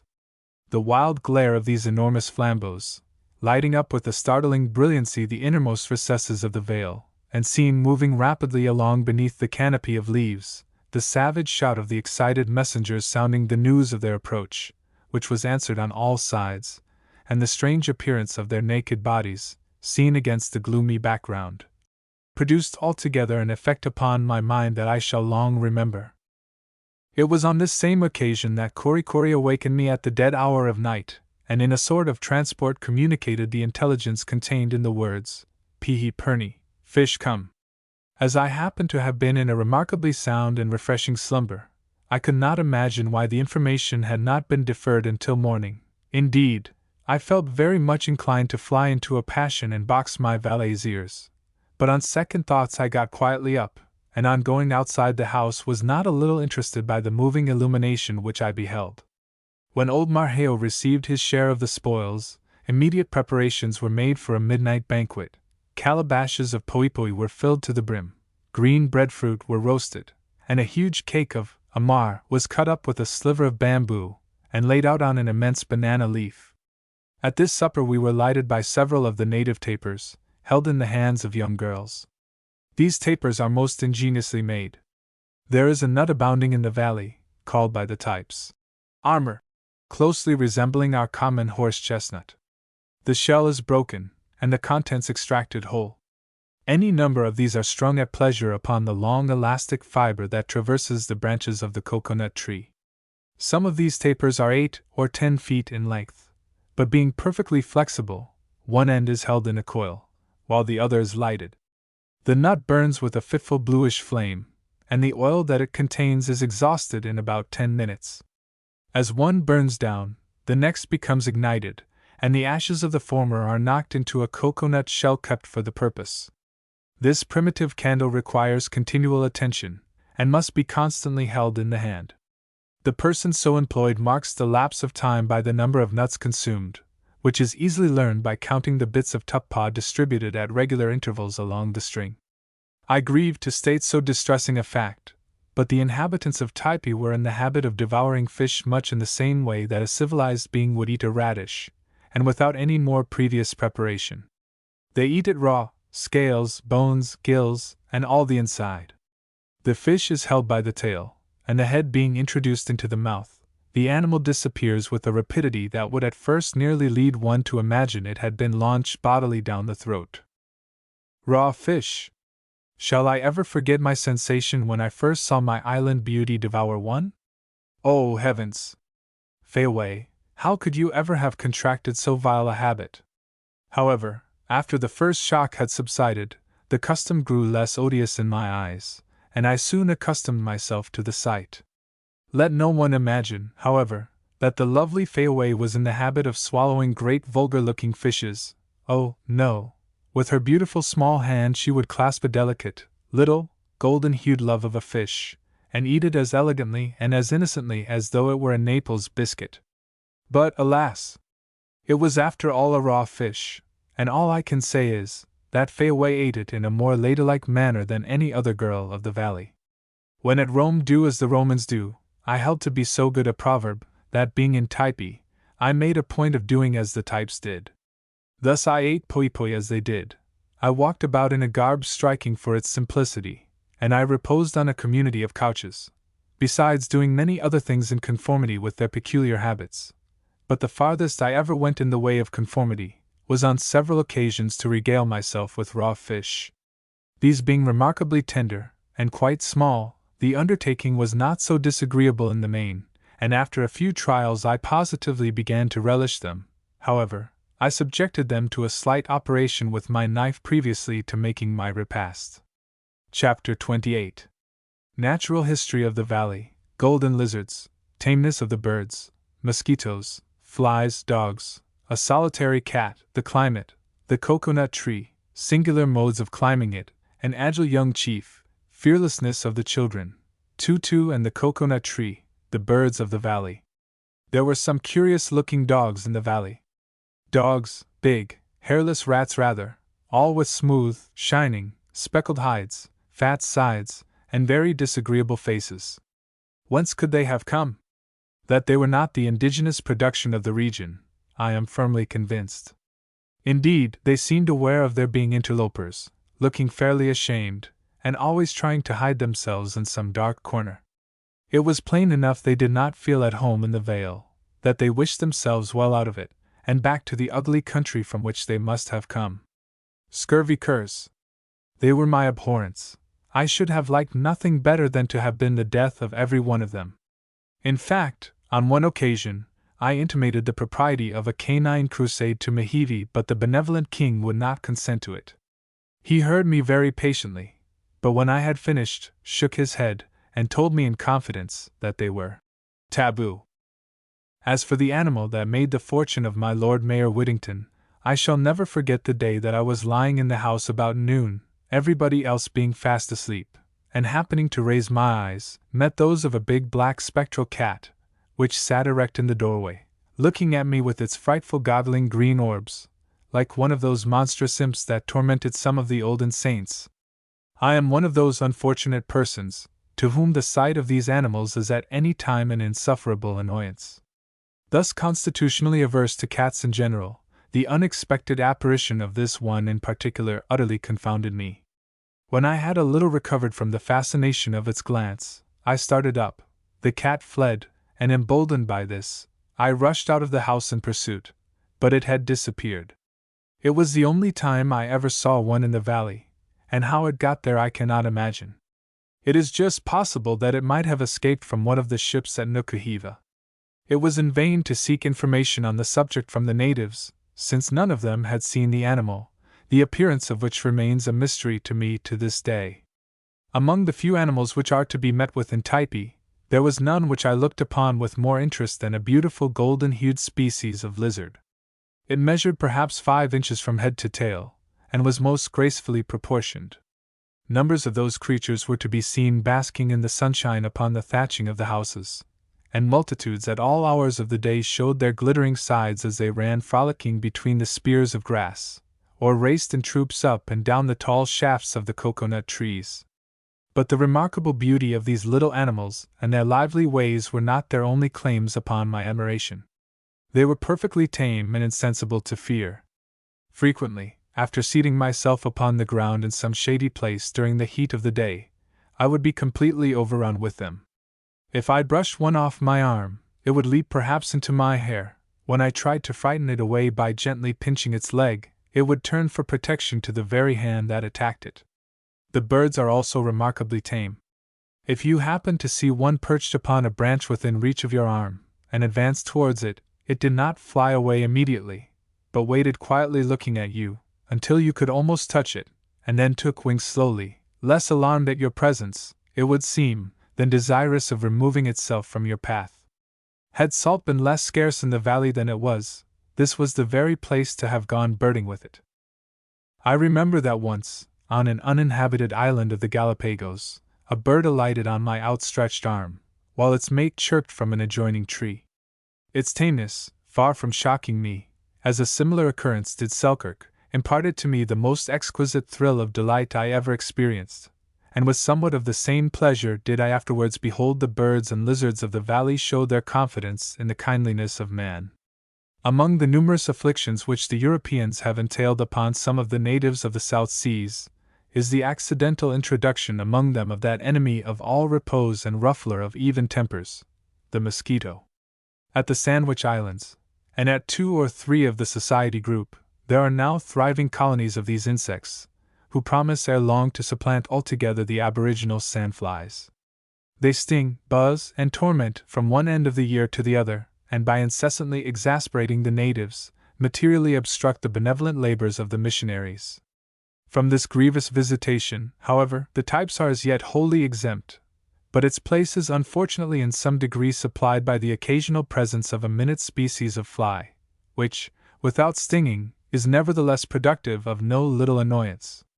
The tameness of the birds and lizards is as nothing when compared to the fearless confidence of this insect. He will perch upon one of your eyelashes, and go to roost there, if you do not disturb him, or force his way through your hair, or along the cavity of the nostril, till you almost fancy he is resolved to explore the very brain itself. On one occasion I was so inconsiderate as to yawn while a number of them were hovering around me. I never repeated the act. Some half-dozen darted into the open compartment, and began walking about its ceiling. The sensation was dreadful. I involuntarily closed my mouth, and the poor creatures, being enveloped in inner darkness, must in their consternation have stumbled over my palate, and been precipitated into the gulf beneath. At any rate, though I afterwards charitably held my mouth open for at least 5 minutes, with a view of affording egress to the stragglers, none of them ever availed themselves of the opportunity. There are no wild animals of any kind on the island, unless it be decided that the natives themselves are such. The mountains and the interior present to the eye nothing but silent solitudes, unbroken by the roar of beasts of prey, and enlivened by few tokens even of minute animated existence. There are no venomous reptiles, and no snakes of any description to be found in any of the valleys. In a company of Marquesan natives the weather affords no topic of conversation. It can hardly be said to have any vicissitudes. The rainy season, it is true, brings frequent showers, but they are intermitting and refreshing. When an islander, bound on some expedition, rises from his couch in the morning, he is never solicitous to peep out and see how the sky looks, or ascertain from what quarter the wind blows. He is always sure of a fine day, and the promise of a few genial showers he hails with pleasure. There is never any of that remarkable weather on the islands which from time immemorial has been experienced in America, and still continues to call forth the wondering conversational exclamations of its elderly citizens. Nor do there even occur any of those eccentric meteorological changes which elsewhere surprise us. In the valley of Typee ice creams would never be rendered less acceptable by sudden frosts, nor would picnic parties be deferred on account of inauspicious snowstorms, for their day follows day in one unvarying round of summer and sunshine, and the whole year is one long tropical month of June just melting into July. It is this genial climate which causes the coconuts to flourish as they do. This invaluable fruit, brought to perfection by the rich soil of the Marquesas, and borne aloft on a stately column more than 100 feet from the ground, would seem at first almost inaccessible to the simple natives. Indeed, the slender, smooth, and soaring shaft, without a single limb or protuberance of any kind to assist one in mounting it, presents an obstacle only to be overcome by the surprising agility and ingenuity of the islanders. It might be supposed that their indolence would lead them patiently to await the period when the ripened nuts, slowly parting from their stems, fall one by one to the ground. This certainly would be the case, were it not that the young fruit, encased in a soft green husk, with the incipient meat adhering in a jelly-like pellicle to its sides, and containing a bumper of the most delicious nectar, is what they chiefly prize. They have at least 20 different terms to express as many progressive stages in the growth of the nut. Many of them reject the fruit altogether except at a particular period of its growth, which, incredible as it may appear, they seem to me to be able to ascertain within an hour or two. Others are still more capricious in their tastes, and after gathering together a heap of the nuts of all ages, and ingeniously tapping them, will first sip from one and then from another, as fastidiously as some delicate winebibber experimenting, glass in hand, among his dusty demijohns of different vintages. Some of the young men, with more flexible frames than their comrades, and perhaps with more courageous souls, had a way of walking up the trunk of the cocoanut trees which to me seemed little less than miraculous, and when looking at them in the act, I experienced that curious perplexity a child feels when he beholds a fly moving feet uppermost along the ceiling. I will endeavor to describe the way in which Narni, a noble young chief, sometimes performed this feat for my particular gratification, but his preliminary performances must also be recorded. Upon my signifying my desire that he should pluck me the young fruit of some particular tree, the handsome savage, throwing himself into a sudden attitude of surprise, feigns astonishment at the apparent absurdity of the request. Maintaining this position for a moment, the strange emotions depicted on his countenance softened down into one of humorous resignation to my will, and then, looking wistfully up to the tufted top of the tree, he stands on tiptoe, straining his neck and elevating his arms, as though endeavoring to reach the fruit from the ground where he stands.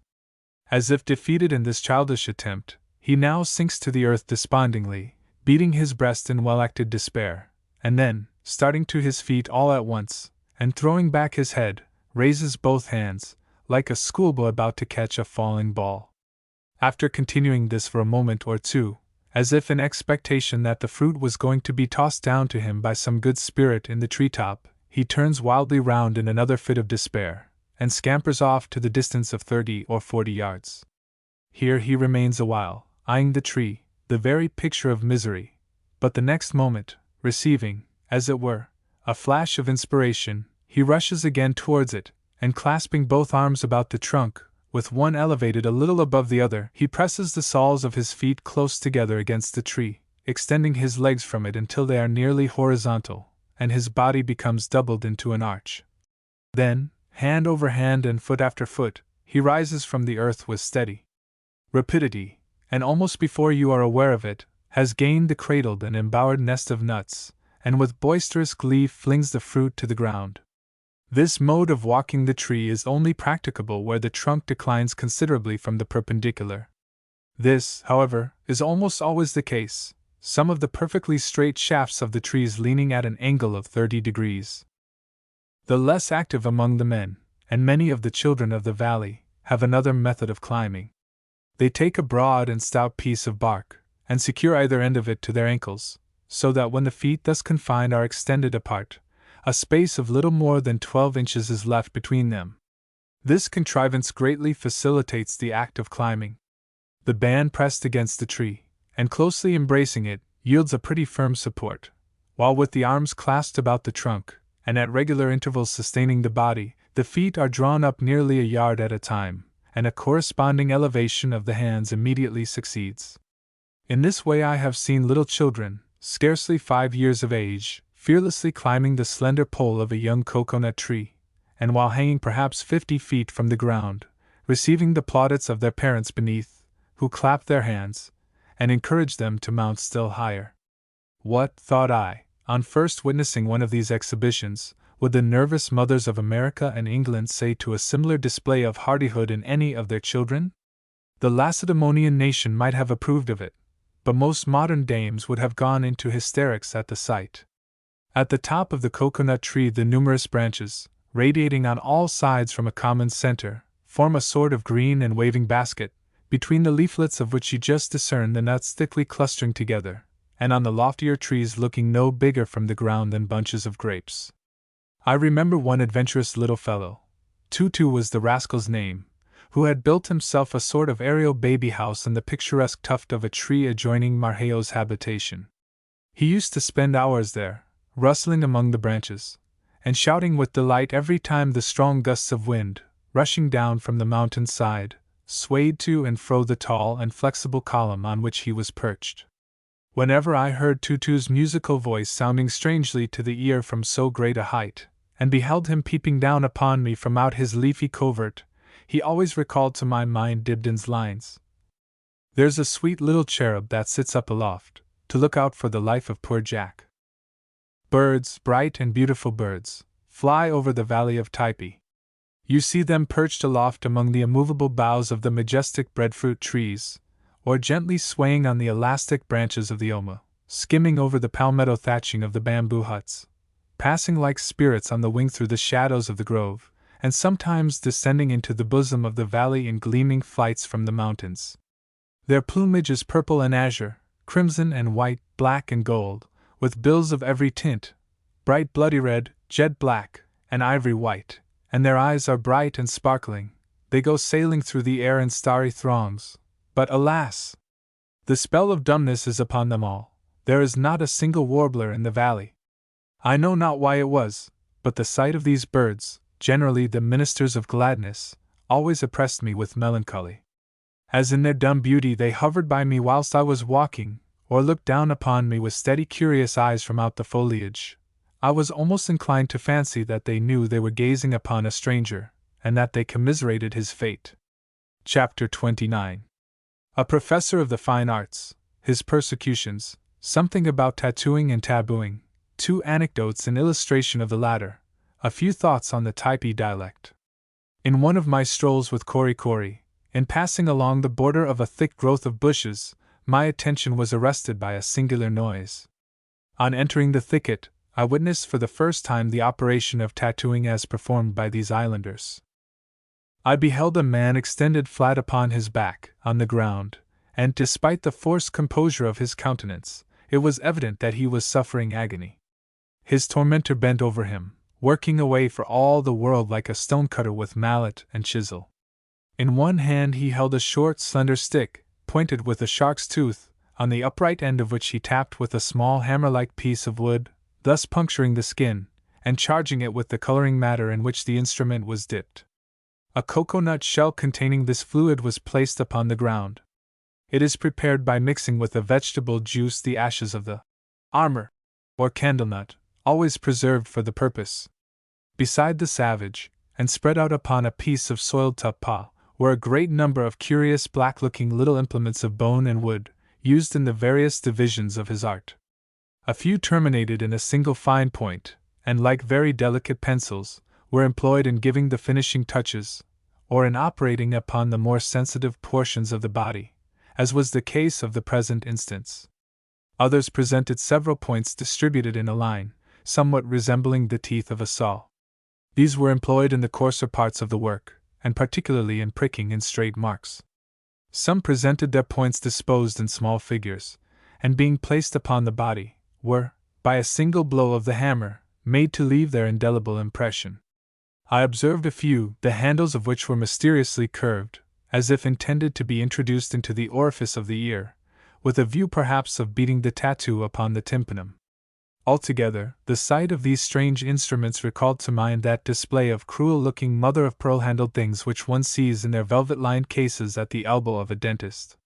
The artist was not at this time engaged on an original sketch, his subject being a venerable savage, whose tattooing had become somewhat faded with age and needed a few repairs, and accordingly he was merely employed in touching up the works of some of the old masters of the Typee school, as delineated upon the human canvas before him. The parts operated upon were the eyelids, where a longitudinal streak, like the one which adorned Kori, crossed the countenance of the victim. In spite of all the efforts of the poor old man, sundry twitchings and screwings of the muscles of the face denoted the exquisite sensibility of these shutters to the windows of his soul, which he was now having repainted.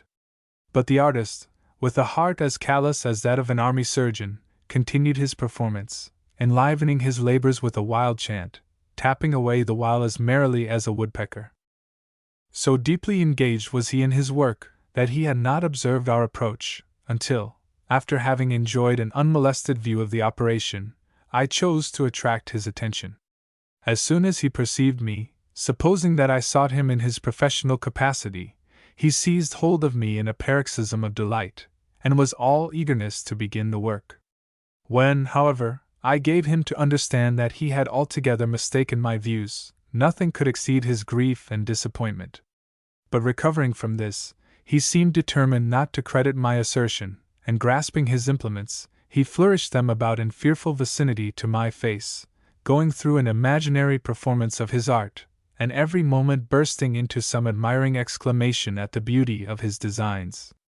Horrified at the bare thought of being rendered hideous for life if the wretch were to execute his purpose upon me, I struggled to get away from him, while Cory, turning traitor, stood by, and besought me to comply with the outrageous request.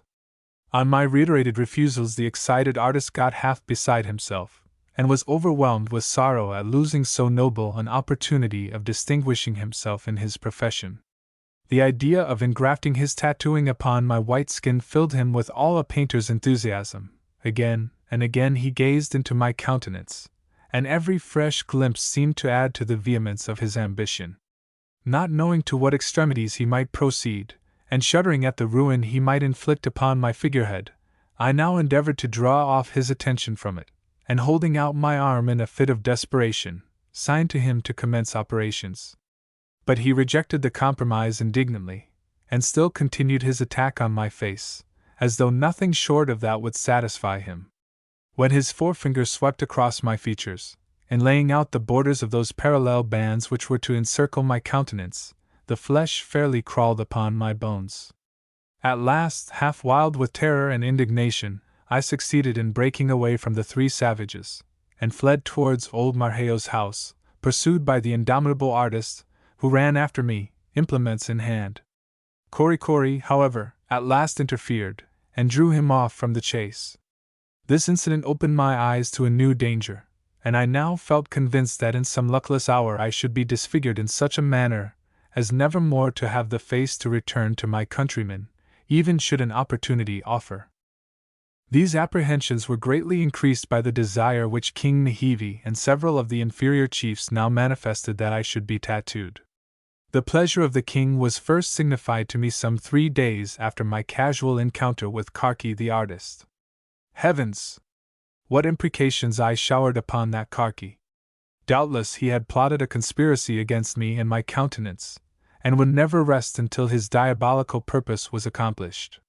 Several times I met him in various parts of the valley, and invariably, whenever he descried me, he came running after me with his mallet and chisel, flourishing them about my face as if he longed to begin.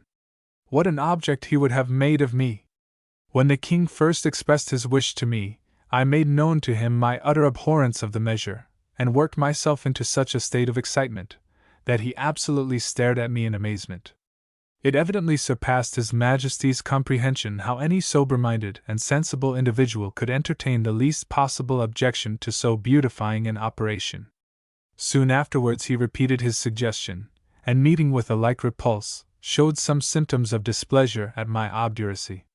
On his a third time renewing his request, I plainly perceived that something must be done, or my visage was ruined forever. I therefore screwed up my courage to the sticking point, and declared my willingness to have both arms tattooed from just above the wrist to the shoulder. His Majesty was greatly pleased at the proposition, and I was congratulating myself with having thus compromised the matter, when he intimated that as a thing of course my face was first to undergo the operation. I was fairly driven to despair. Nothing but the utter ruin of my face divine, as the poets call it, would, I perceived, satisfy the inexorable Nahivi and his chiefs, or rather that infernal Karki, for he was at the bottom of it all. The only consolation afforded me was a choice of patterns. I was at perfect liberty to have my face spanned by 3 horizontal bars, after the fashion of my serving-man's, or to have as many oblique stripes slanting across it, or if, like a true courtier, I chose to model my style on that of royalty, I might wear a sort of Freemason badge upon my countenance in the shape of a mystic triangle. However, I would have none of these, though the king most earnestly impressed upon my mind that my choice was wholly unrestricted. At last, seeing my unconquerable repugnance, he ceased to importune me. But not so some other of the savages. Hardly a day passed but I was subjected to their annoying requests, until at last my existence became a burden to me. The pleasures I had previously enjoyed no longer afforded me delight, and all my former desire to escape from the valley now revived with additional force. A fact which I soon afterwards learned augmented my apprehension. The whole system of tattooing was, I found, connected with their religion, and it was evident, therefore, that they were resolved to make a convert of me. In the decoration of the chiefs, it seems to be necessary to exercise the most elaborate penciling, while some of the inferior natives looked as if they had been daubed over indiscriminately with a house painter's brush. I remember one fellow who prided himself hugely upon a great oblong patch, placed high upon his back, and who always reminded me of a man with a blister of Spanish flies stuck between his shoulders. Another whom I frequently met had the hollow of his eyes tattooed in 2 regular squares, and his visual organs being remarkably brilliant, they gleamed forth from out this setting like a couple of diamonds inserted in ebony. Although convinced that tattooing was a religious observance, still the nature of the connection between it and the superstitious idolatry of the people was a point upon which I could never obtain any information. Like the still more important system of the taboo, it always appeared inexplicable to me. There is a marked similarity, almost an identity, between the religious institutions of most of the Polynesian islands, and in all exists the mysterious taboo, restricted in its uses to a greater or less extent. So strange and complex in its arrangements is this remarkable system, that I have in several cases met with individuals who, after residing for years among the islands in the Pacific, and acquiring a considerable knowledge of the language, have nevertheless been altogether unable to give any satisfactory account of its operations. Situated as I was in the Typee Valley, I perceived every hour the effects of this all-controlling power, without in the least comprehending it. Those effects were, indeed, widespread and universal, pervading the most important as well as the minutest transactions of life. The savage, in short, lives in the continual observance of its dictates, which guide and control every action of his being. For several days after entering the valley I had been saluted at least 50 times in the 24 hours with the talismanic word, taboo, shrieked in my ears, at some gross violation of its provisions, of which I had unconsciously been guilty.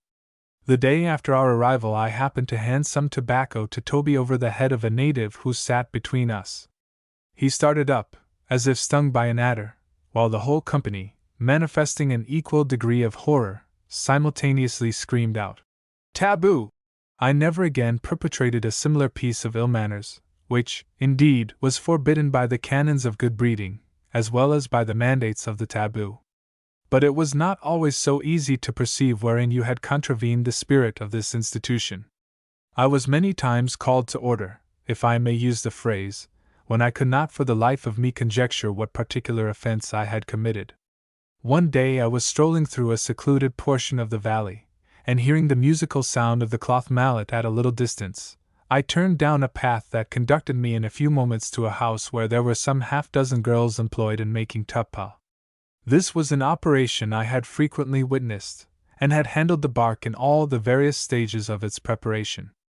On the present occasion the females were intent upon their occupation, and after looking up and talking gaily to me for a few moments, they resumed their employment. I regarded them for a while in silence, and then, carelessly picking up a handful of the material that lay around, proceeded unconsciously to pick it apart. While thus engaged, I was suddenly startled by a scream, like that of a whole boarding school of young ladies just on the point of going into hysterics. Leaping up with the idea of seeing a score of Hapar warriors about to perform anew the Sabine atrocity, I found myself confronted by the company of girls, who, having dropped their work, stood before me with starting eyes, swelling bosoms, and fingers pointed in horror towards me. Thinking that some venomous reptile must be concealed in the bark which I held in my hand, I began cautiously to separate and examine it. Whilst I did so the horrified girls redoubled their shrieks. Their wild cries and frightened motions actually alarmed me, and throwing down the tuppa, I was about to rush from the house, when in the same instant their clamors ceased, and one of them, seizing me by the arm, pointed to the broken fibers that had just fallen from my grasp, and screamed in my ears the fatal word, "Taboo!" I subsequently found out that the fabric they were engaged in making was of a peculiar kind, destined to be worn on the heads of the females, and through every stage of its manufacture was guarded by a vigorous taboo, which interdicted the whole masculine gender from even so much as touching it. Frequently in walking through the groves I observed breadfruit and coconut trees, with a wreath of leaves twined in a peculiar fashion about their trunks. This was the mark of the taboo. The trees themselves, their fruit, and even the shadows they cast upon the ground, were consecrated by its presence. In the same way, a pipe, which the king had bestowed upon me, was rendered sacred in the eyes of the natives, none of whom could I ever prevail upon to smoke from it. The bowl was encircled by a woven band of grass, somewhat resembling those Turks' heads occasionally worked in the handles of our whipstocks. A similar badge was once braided about my wrist by the royal hand of Mehevi himself, who, as soon as he had concluded the operation, pronounced me taboo. This occurred shortly after Toby's disappearance, and were it not that from the first moment I had entered the valley the natives had treated me with uniform kindness, I should have supposed that their conduct afterwards was to be ascribed to the fact that I received this sacred investiture. The capricious operations of the taboo are not its least remarkable feature. To enumerate them all would be impossible. Black hogs, infants to a certain age, women in an interesting situation, young men while the operation of tattooing their faces is going on, and certain parts of the valley during the continuance of a shower, are alike fenced about by the operation of the taboo. I witnessed a striking instance of its effects in the Bay of Tyre, my visit to which place occurred a few days before leaving the ship. On that occasion our worthy captain formed one of the party. He was a most insatiable sportsman. Outward bound, and off the pitch of Cape Horn, he used to sit on the taffrail, and keep the steward loading 3 or 4 old fowling pieces, with which he would bring down albatrosses, cape pigeons, jays, petrels, and divers other marine fowl, who followed chattering in our wake.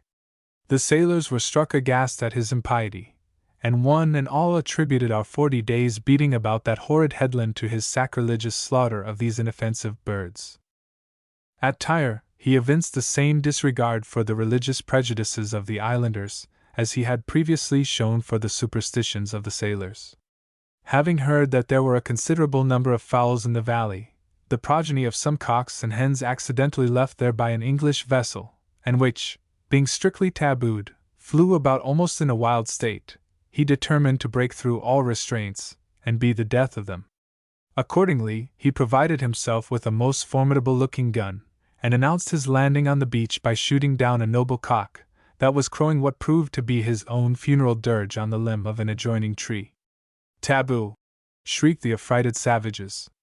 "Oh, hang your taboo!" says the nautical sportsman. "Talk taboo to the marines!" And bang went the piece again, and down came another victim. At this the natives ran scampering through the groves, horror-struck at the enormity of the act. All that afternoon the rocky sides of the valley rang with successive reports, and the superb plumage of many a beautiful fowl was ruffled by the fatal bullet. Had it not been that the French admiral, with a large party, was then in the glen, I have no doubt that the natives, although their tribe was small and dispirited, would have inflicted summary vengeance upon the man who thus outraged their most sacred institutions. As it was, they contrived to annoy him not a little. Thirsting with his exertions, the skipper directed his steps to a stream, but the savages, who had followed at a little distance, perceiving his object, rushed towards him and forced him away from its bank. His lips would have polluted it.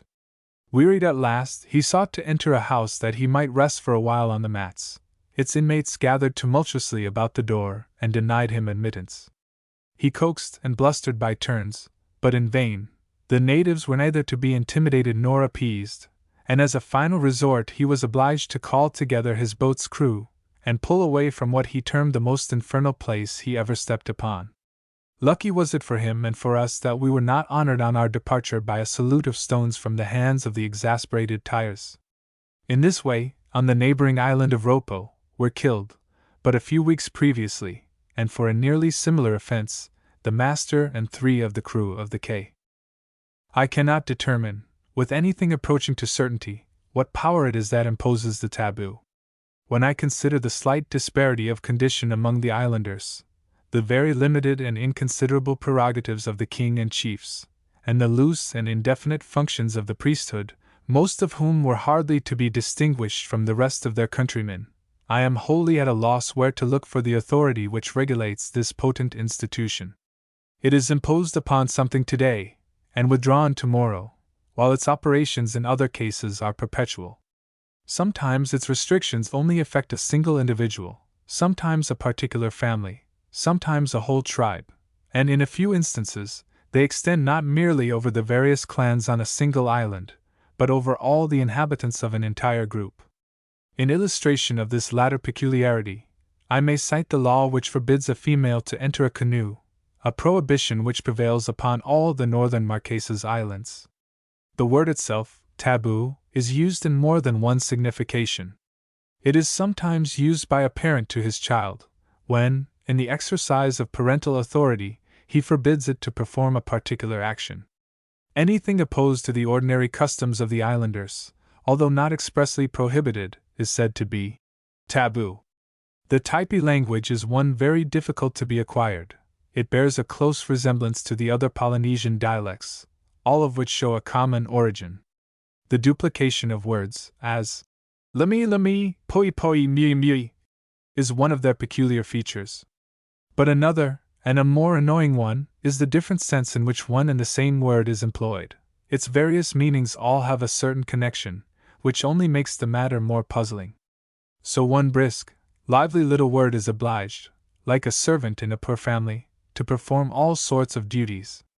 For instance, one particular combination of syllables expresses the ideas of sleep, rest, reclining, sitting, leaning, and all other things anyways analogous thereto, the particular meaning being shown chiefly by a variety of gestures, and the eloquent expression of the countenance. Chapter 30. Strange custom of the islanders, their chanting, and the peculiarity of their voice, rapture of the king at first hearing a song, a new dignity conferred on the author, musical instruments in the valley, admiration of the savages at beholding a pugilistic performance, swimming infant, beautiful tresses of the girls, ointment for the hair. Sadly discursive as I have already been, I must still further entreat the reader's patience, as I am about to string together, without any attempt at order, a few odds and ends of things not hitherto mentioned, but which are either curious in themselves, or peculiar to the types. There was one singular custom, observed in old Marheo's domestic establishment, which often excited my surprise. Every night, before retiring, the inmates of the house gathered together on the mats, and squatting upon their haunches, after the universal practice of these islanders, would commence a low, dismal, and monotonous chant, accompanying the voice with the instrumental melody produced by two small half-rotten sticks tapped slowly together, a pair of which were held in the hands of each person present. Thus would they employ themselves for an hour or two, sometimes longer. Lying in the gloom which wrapped the farther end of the house, I could not avoid looking at them, although the spectacle suggested nothing but unpleasant reflections. The flickering rays of the armor not just served to reveal their savage lineaments, without dispelling the darkness that hovered about them. Sometimes when, after falling into a kind of doze, and awaking suddenly in the midst of these doleful chantings, my eye would fall upon the wild-looking group engaged in their strange occupation, with their naked tattooed limbs, and shaven heads disposed in a circle, I was almost tempted to believe that I gazed upon a set of evil beings in the act of working a frightful incantation. What was the meaning or purpose of this custom, whether it was practiced merely as a diversion, or whether it was a religious exercise, a sort of family prayers, I never could discover. The sounds produced by the natives on these occasions were of a most singular description, and had I not actually been present, I never would have believed that such curious noises could have been produced by human beings. To savages, generally, is imputed a guttural articulation. This, however, is not always the case, especially among the inhabitants of the Polynesian archipelago. The labial melody with which the Typee girls carry on an ordinary conversation, giving a musical prolongation to the final syllable of every sentence, and chirping out some of the words with a liquid, bird-like accent, was singularly pleasing. The men, however, are not quite so harmonious in their utterance, and when excited upon any subject, would work themselves up into a sort of wordy paroxysm, during which all descriptions of rough-sided sounds were projected from their mouths, with a force and rapidity which was absolutely astonishing. Although these savages are remarkably fond of chanting, still they appear to have no idea whatever of singing, at least as the art is practiced among other nations. I never shall forget the first time I happened to roar out a stave in the presence of the noble Mehevi. It was a stanza from the Bavarian Broomseller. His Typean Majesty, with all his court, gazed upon me in amazement, as if I had displayed some preternatural faculty which heaven had denied to them. The king was delighted with the verse, but the chorus fairly transported him. At his solicitation, I sang it again and again, and nothing could be more ludicrous than his vain attempts to catch the air and the words. The royal savage seemed to think that by screwing all the features of his face into the end of his nose, he might possibly succeed in the undertaking, but it failed to answer the purpose, and in the end he gave it up, and consoled himself by listening to my repetition of the sounds 50 times over. Previous to Mehevi's making the discovery, I had never been aware that there was anything of the nightingale about me, but I was now promoted to the place of court minstrel, in which capacity I was afterwards perpetually called upon to officiate. Besides the sticks and the drums, there are no other musical instruments among the types, except one which might appropriately be denominated a nasal flute. It is somewhat longer than an ordinary fife, is made of a beautiful scarlet-colored reed, and has 4 or 5 stops, with a large hole near one end, which latter is held just beneath the left nostril. The other nostril being closed by a peculiar movement of the muscles about the nose, the breath is forced into the tube, and produces a soft dulcet sound, which is varied by the fingers running at random over the stops.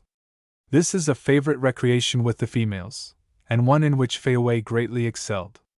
Awkward as such an instrument may appear, it was, in Fayaway's delicate little hands, one of the most graceful I have ever seen. A young lady in the act of tormenting a guitar, strung about her neck by a couple of yards of blue ribbon, is not half so engaging. Singing was not the only means I possessed of diverting the royal Mehevi and his easygoing subjects.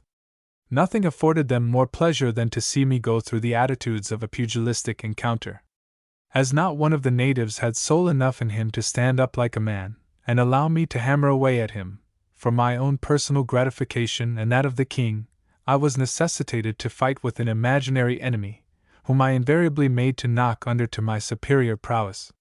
Sometimes, when this sorely battered shadow retreated precipitately towards a group of the savages, and following him up, I rushed among them, dealing my blows right and left, they would disperse in all directions, much to the enjoyment of Mehevi, the chiefs, and themselves.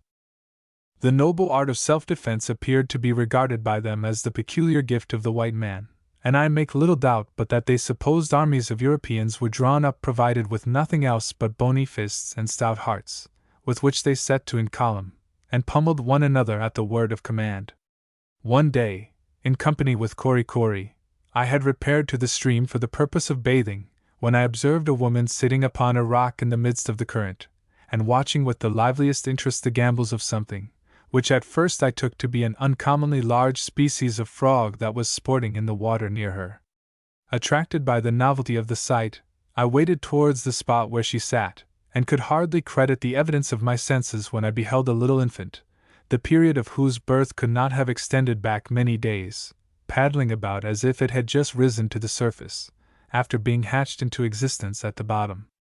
Occasionally the delighted parent reached out her hand towards it, when the little thing, uttering a faint cry, and striking out its tiny limbs, would sidle for the rock, and the next moment be clasped to its mother's bosom.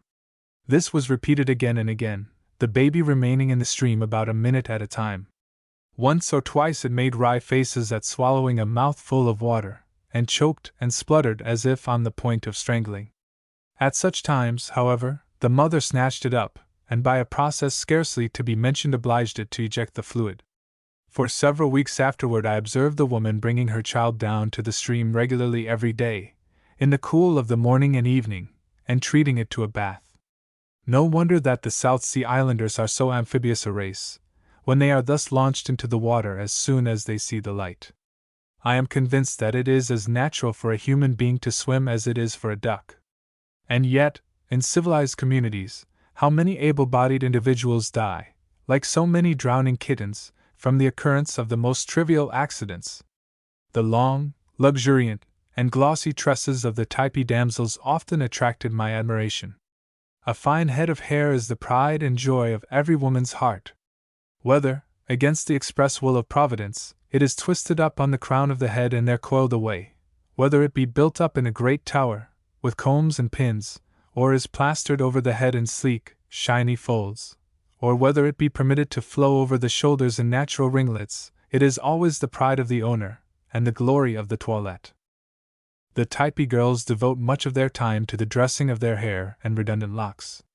After bathing, as they sometimes do 5 or 6 times every day, the hair is carefully dried, and if they have been in the sea, invariably washed in fresh water, and anointed with a highly scented oil extracted from the meat of the cocoanut. This oil is obtained in great abundance, by the following very simple process. A large vessel of wood, with holes perforated in the bottom, is filled with the pounded meat, and exposed to the rays of the sun. As the oleaginous matter exudes, it falls in drops through the apertures into a wide-mouthed calabash placed underneath. After a sufficient quantity has thus been collected, the oil undergoes a purifying process, and is then poured into the small spherical shells of the nuts of the moo tree, which are hollowed out to receive it. These nuts are then hermetically sealed with a resinous gum, and the vegetable fragrance of their green rind soon imparts to the oil a delightful odor. After a lapse of a few weeks, the exterior shell of the nuts becomes quite dry and hard, and assumes a beautiful carnation tint, and when opened they are found to be about 2/3 full of an ointment of a light yellow color, and diffusing the sweetest perfume. This elegant little odorous globe would not be out of place even upon the toilette of a queen. Its merits as a preparation for the hair are undeniable. It imparts to it a superb gloss and a silky fineness. Chapter 31. Apprehensions of evil, frightful discovery, some remarks on cannibalism, second battle with the Hap-Pars, savage spectacle, mysterious feast, subsequent disclosures. From the time of my casual encounter with Karki the artist, my life was one of absolute wretchedness.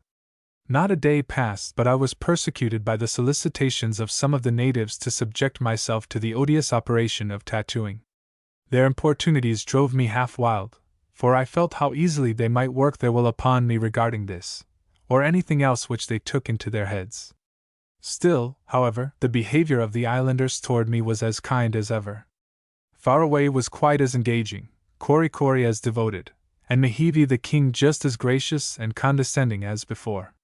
But I had now been 3 months in their valley, as nearly as I could estimate. I had grown familiar with the narrow limits to which my wanderings had been confined, and I began bitterly to feel the state of captivity in which I was held.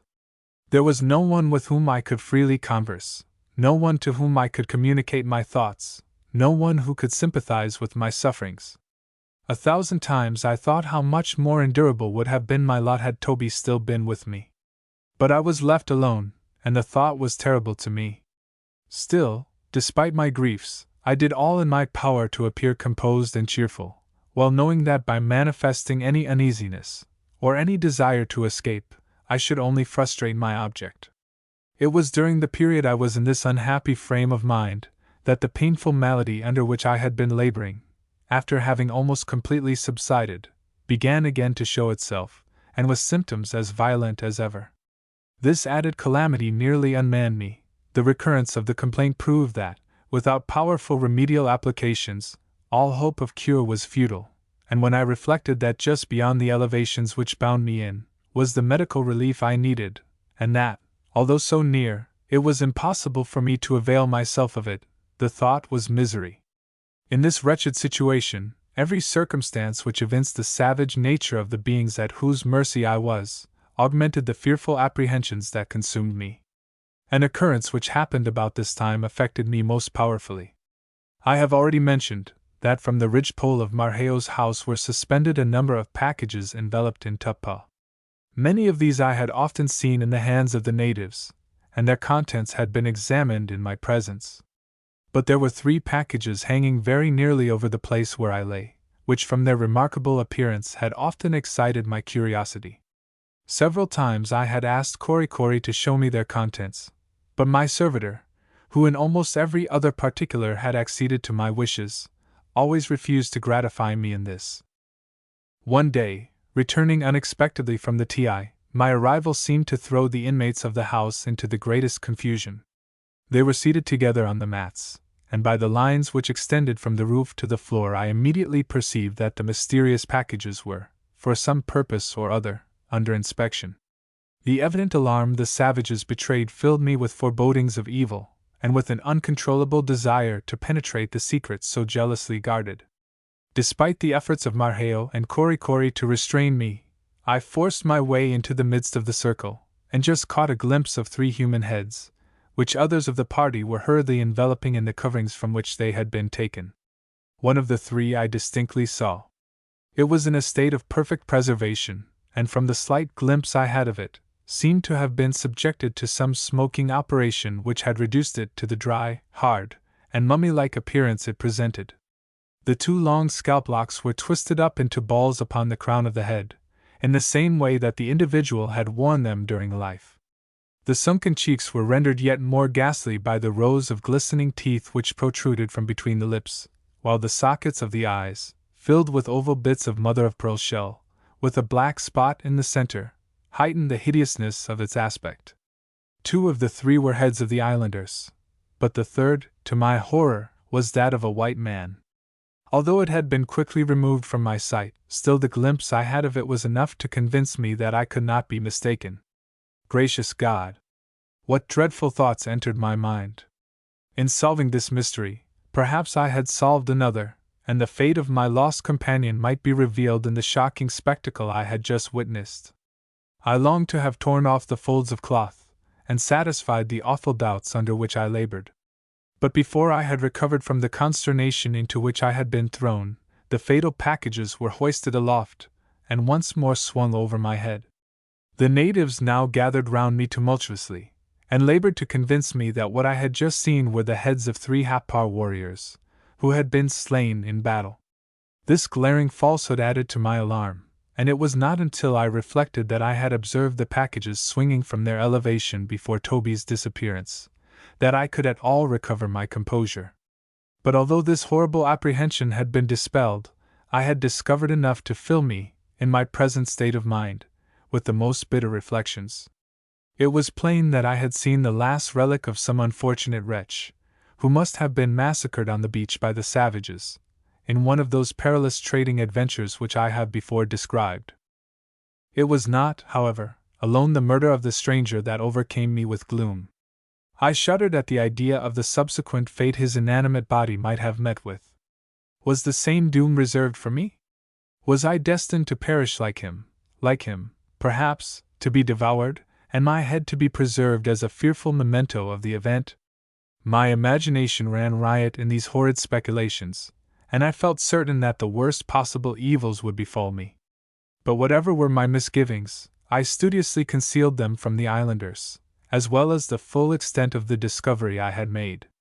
Although the assurances which the types had often given me, that they never ate human flesh, had not convinced me that such was the case, yet, having been so long a time in the valley without witnessing anything which indicated the existence of the practice, I began to hope that it was an event of very rare occurrence, and that I should be spared the horror of witnessing it during my stay among them.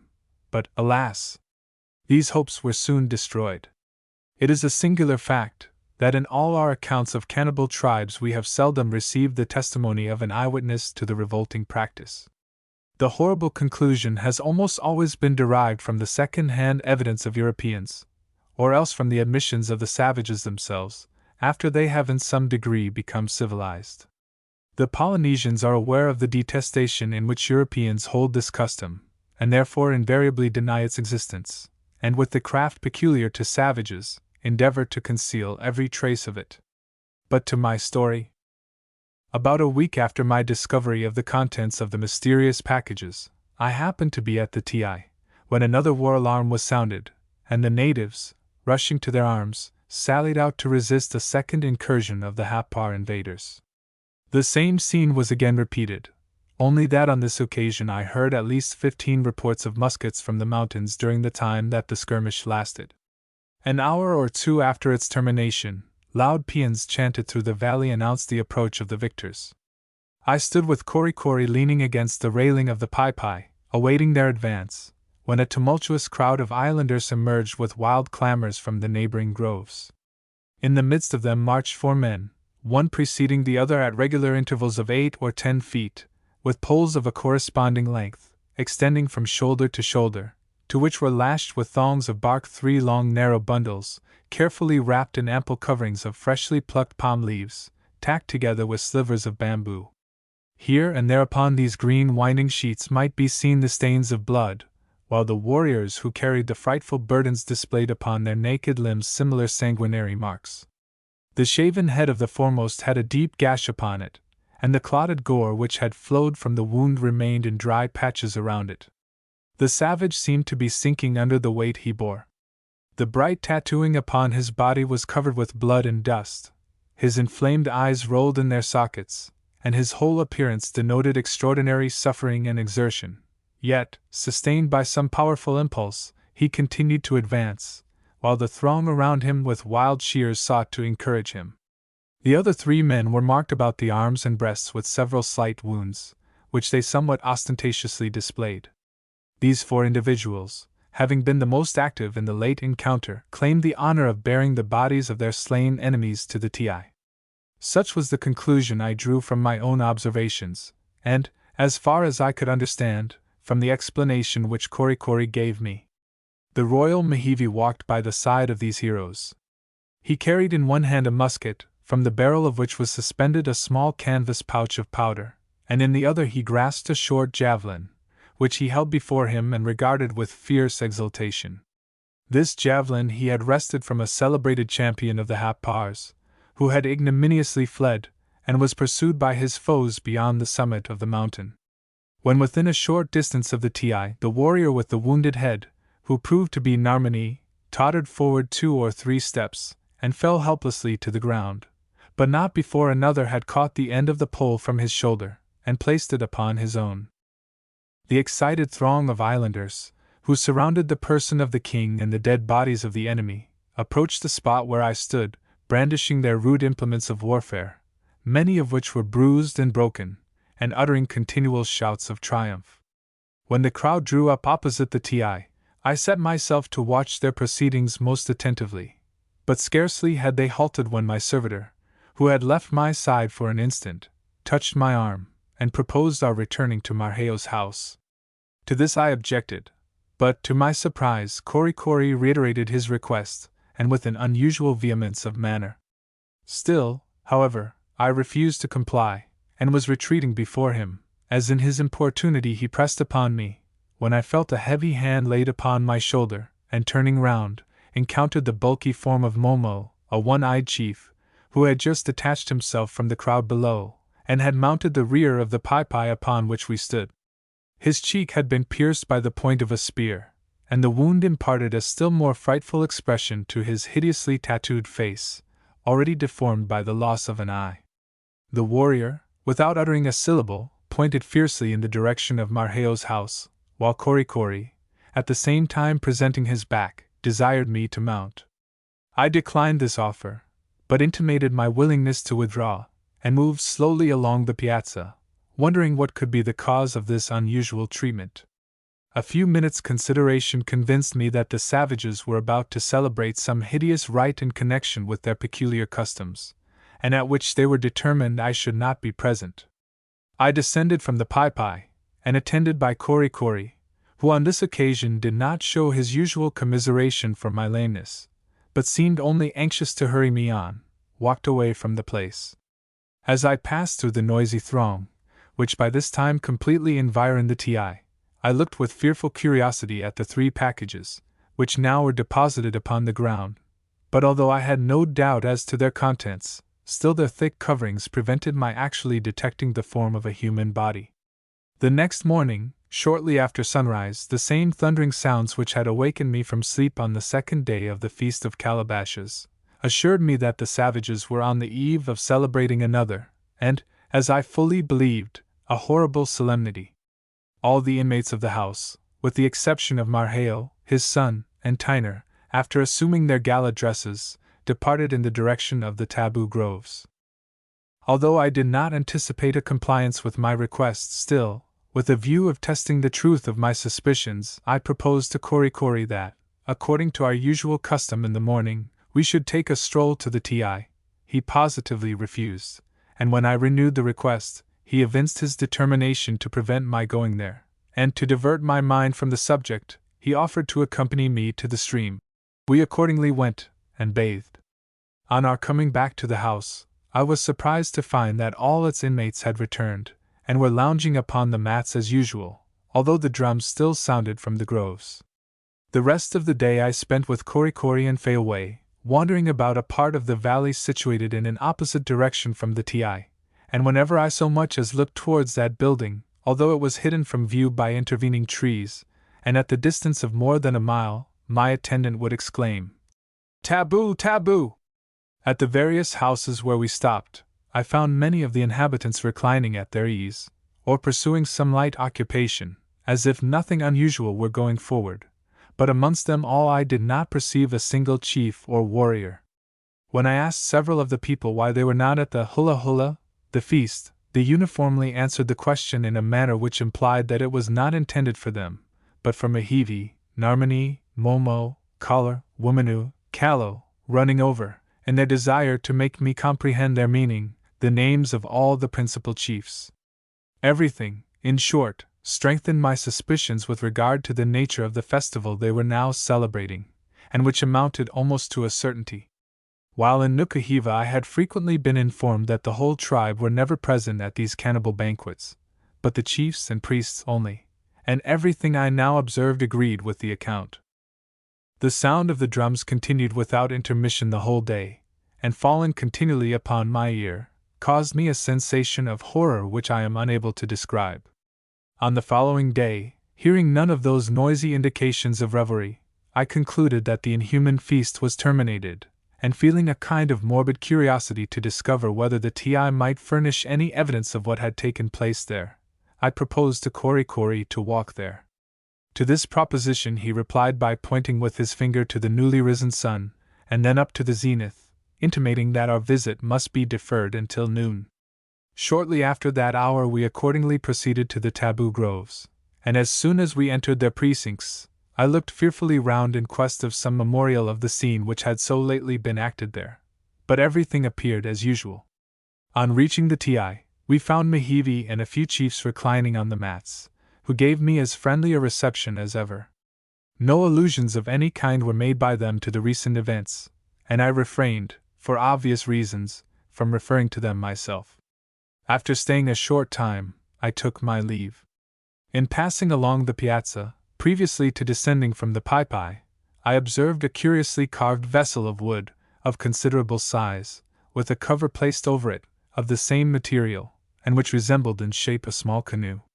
It was surrounded by a low railing of bamboos, the top of which was scarcely a foot from the ground. As the vessel had been placed in its present position since my last visit, I at once concluded that it must have some connection with the recent festival, and prompted by a curiosity I could not repress, in passing it I raised one end of the cover. At the same moment the chiefs, perceiving my design, loudly ejaculated, "Taboo! Taboo!" But the slight glimpse sufficed. My eyes fell upon the disordered members of a human skeleton, the bones still fresh with moisture, and with particles of flesh clinging to them here and there. Korikori, who had been a little in advance of me, attracted by the exclamations of the chiefs, turned round in time to witness the expression of horror on my countenance. He now hurried towards me, pointing at the same time to the canoe, and exclaiming, rapidly, "Porky! Porky! Pig! Pig!" I pretended to yield to the deception, and repeated the words after him several times, as though acquiescing in what he said. The other savages, either deceived by my conduct, or unwilling to manifest their displeasure at what could not now be remedied, took no further notice of the occurrence, and I immediately left the Ti. All that night I lay awake, revolving in my mind the fearful situation in which I was placed. The last horrid revelation had now been made, and the full sense of my condition rushed upon my mind with a force I had never before experienced. Where, thought I, desponding, is there the slightest prospect of escape? The only person who seemed to possess the ability to assist me was the stranger, Marna, but would he ever return to the valley?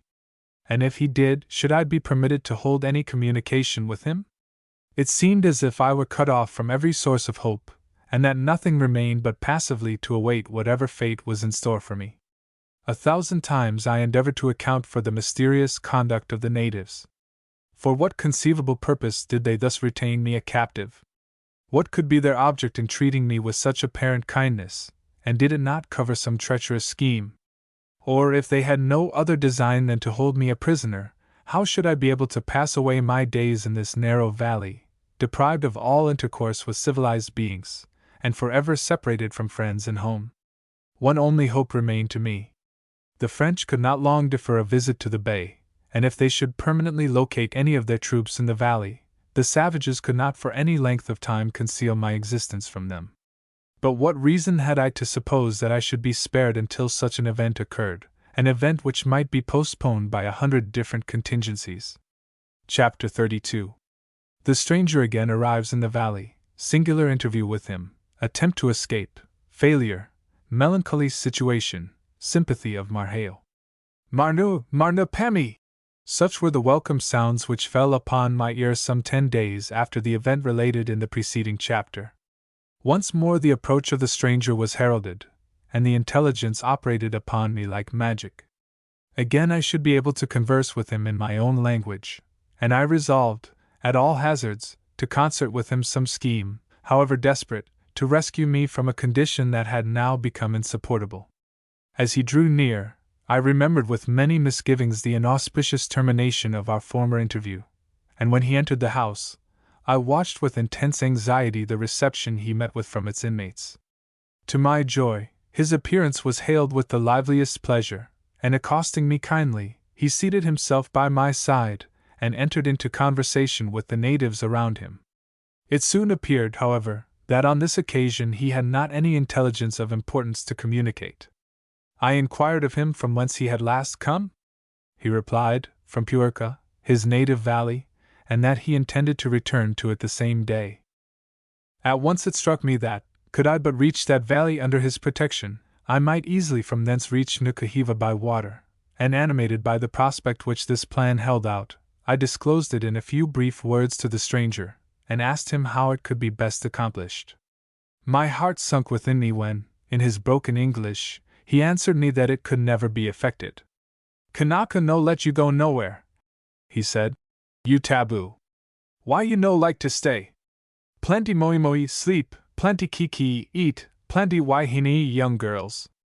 Oh, very good place, Typee. Suppose you no like this bay, why you come? You no hear about Typee? All white men afraid Typee, so no white men come.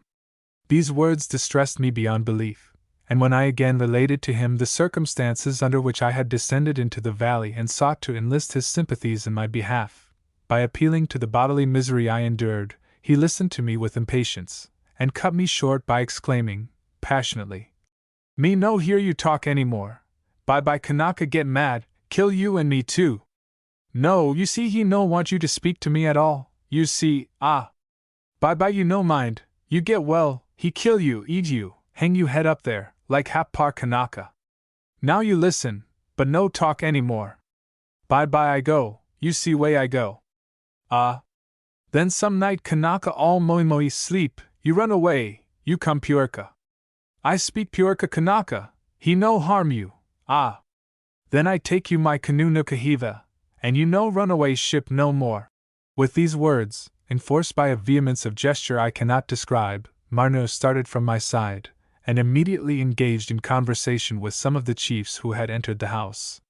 It would have been idle for me to have attempted resuming the interview so peremptorily terminated by Marno, who was evidently little disposed to compromise his own safety by any rash endeavors to ensure mine. But the plan he had suggested struck me as one which might possibly be accomplished, and I resolved to act upon it as speedily as possible. Accordingly, when he arose to depart, I accompanied him, with the natives, outside of the house, with a view of carefully noting the path he would take in leaving the valley. Just before leaping from the Typee, he clasped my hand, and, looking significantly at me, exclaimed, Now you see you do what I tell you, Then you do good, you no do so, Then you die. The next moment he waved his spear in adieu to the islanders, and following the route that conducted to a defile in the mountains lying opposite the Hap-Par side, was soon out of sight. A mode of escape was now presented to me, but how was I to avail myself of it?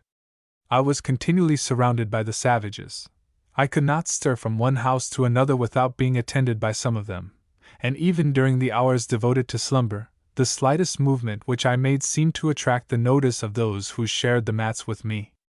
In spite of these obstacles, however, I determined forthwith to make the attempt.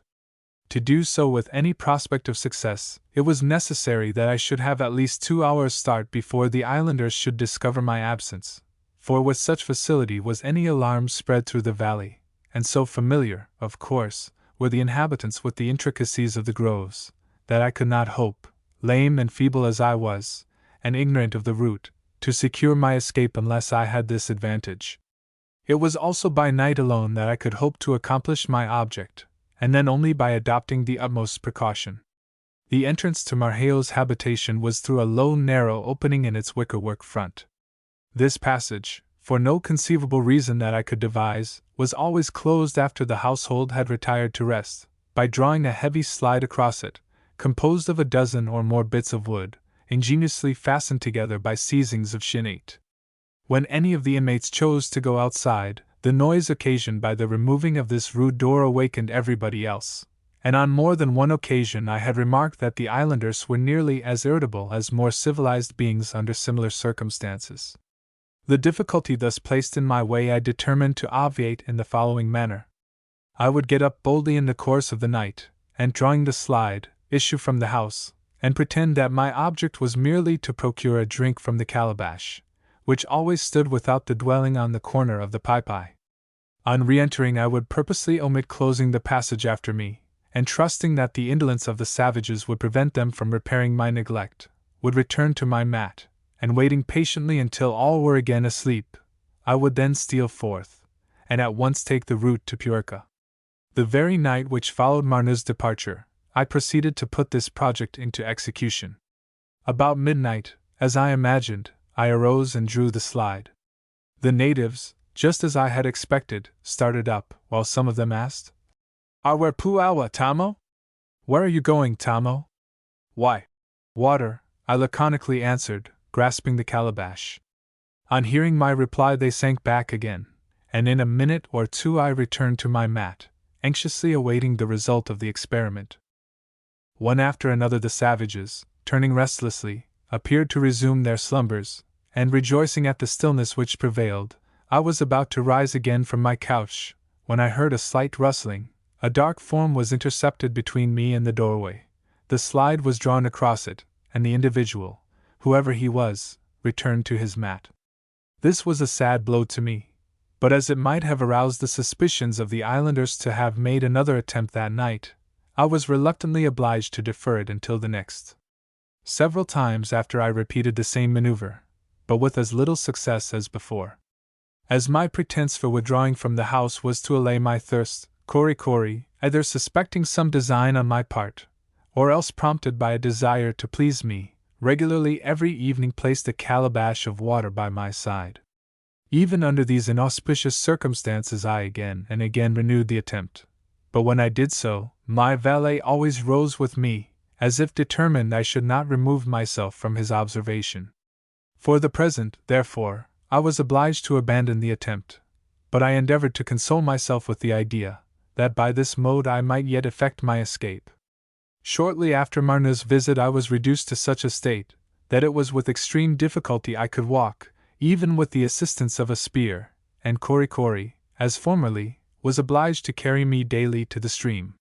For hours and hours, during the warmest part of the day, I lay upon my mat, and while those around me were nearly all dozing away in careless ease, I remained awake, gloomily pondering over the fate which it appeared now idle for me to resist.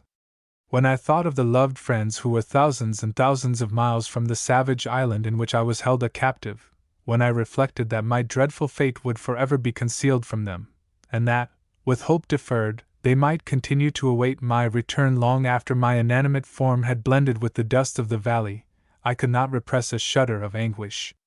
How vividly is impressed upon my mind every minute feature of the scene which met my view during those long days of suffering and sorrow. At my request my mats were always spread directly facing the door, opposite which, and at a little distance, was the hut of boughs that Marheo was building. Whenever my gentle Fayaway and Kori, laying themselves down beside me, would leave me a while to uninterrupted repose, I took a strange interest in the slightest movements of the eccentric old warrior. All alone, during the stillness of the tropical midday, he would pursue his quiet work, sitting in the shade and weaving together the leaflets of his cocoanut branches, or rolling upon his knee the twisted fibers of bark to form the cords with which he tied together the thatching of his tiny house. Frequently suspending his employment, and noticing my melancholy eye fixed upon him, he would raise his hand with a gesture expressive of deep commiseration, and then, moving towards me slowly, would enter on tiptoes, fearful of disturbing the slumbering natives, and taking the fan from my hand, would sit before me, swaying it gently to and fro, and gazing earnestly into my face. Just beyond the Typee, and disposed in a triangle before the entrance of the house, were 3 magnificent breadfruit trees. At this moment I can recall to my mind their slender shafts, and the graceful inequalities of their bark, on which my eye was accustomed to dwell, day after day, in the midst of my solitary musings. It is strange how inanimate objects will twine themselves into our affections, especially in the hour of affliction. Even now, amidst all the bustle and stir of the proud and busy city in which I am dwelling, the image of those 3 trees seems to come as vividly before my eyes as if they were actually present, and I still feel the soothing quiet pleasure which I then had in watching, hour after hour, their topmost boughs waving gracefully in the breeze. Chapter 33. The Escape. Nearly 3 weeks had elapsed since the second visit of Marnu, and it must have been more than 4 months since I entered the valley, when one day, about noon, and whilst everything was in profound silence, Momo, the one-eyed chief, suddenly appeared at the door, and leaning forward towards me as I lay directly facing him, said, in a low tone, "Toby Pemiena. Toby has arrived here. Gracious heaven!" What a tumult of emotions rushed upon me at this startling intelligence! Insensible to the pain that had before distracted me, I leaped to my feet, and called wildly to Korikori, who was reposing by my side. The startled islanders sprang from their mats. The news was quickly communicated to them, and the next moment I was making my way to the Ti on the back of Korikori, and surrounded by the excited savages. All that I could comprehend of the particulars which Momo rehearsed to his auditors as we proceeded, was that my long-lost companion had arrived in a boat which had just entered the bay. These tidings made me most anxious to be carried at once to the sea, lest some untoward circumstance should prevent our meeting, but to this they would not consent, and continued their course towards the royal abode.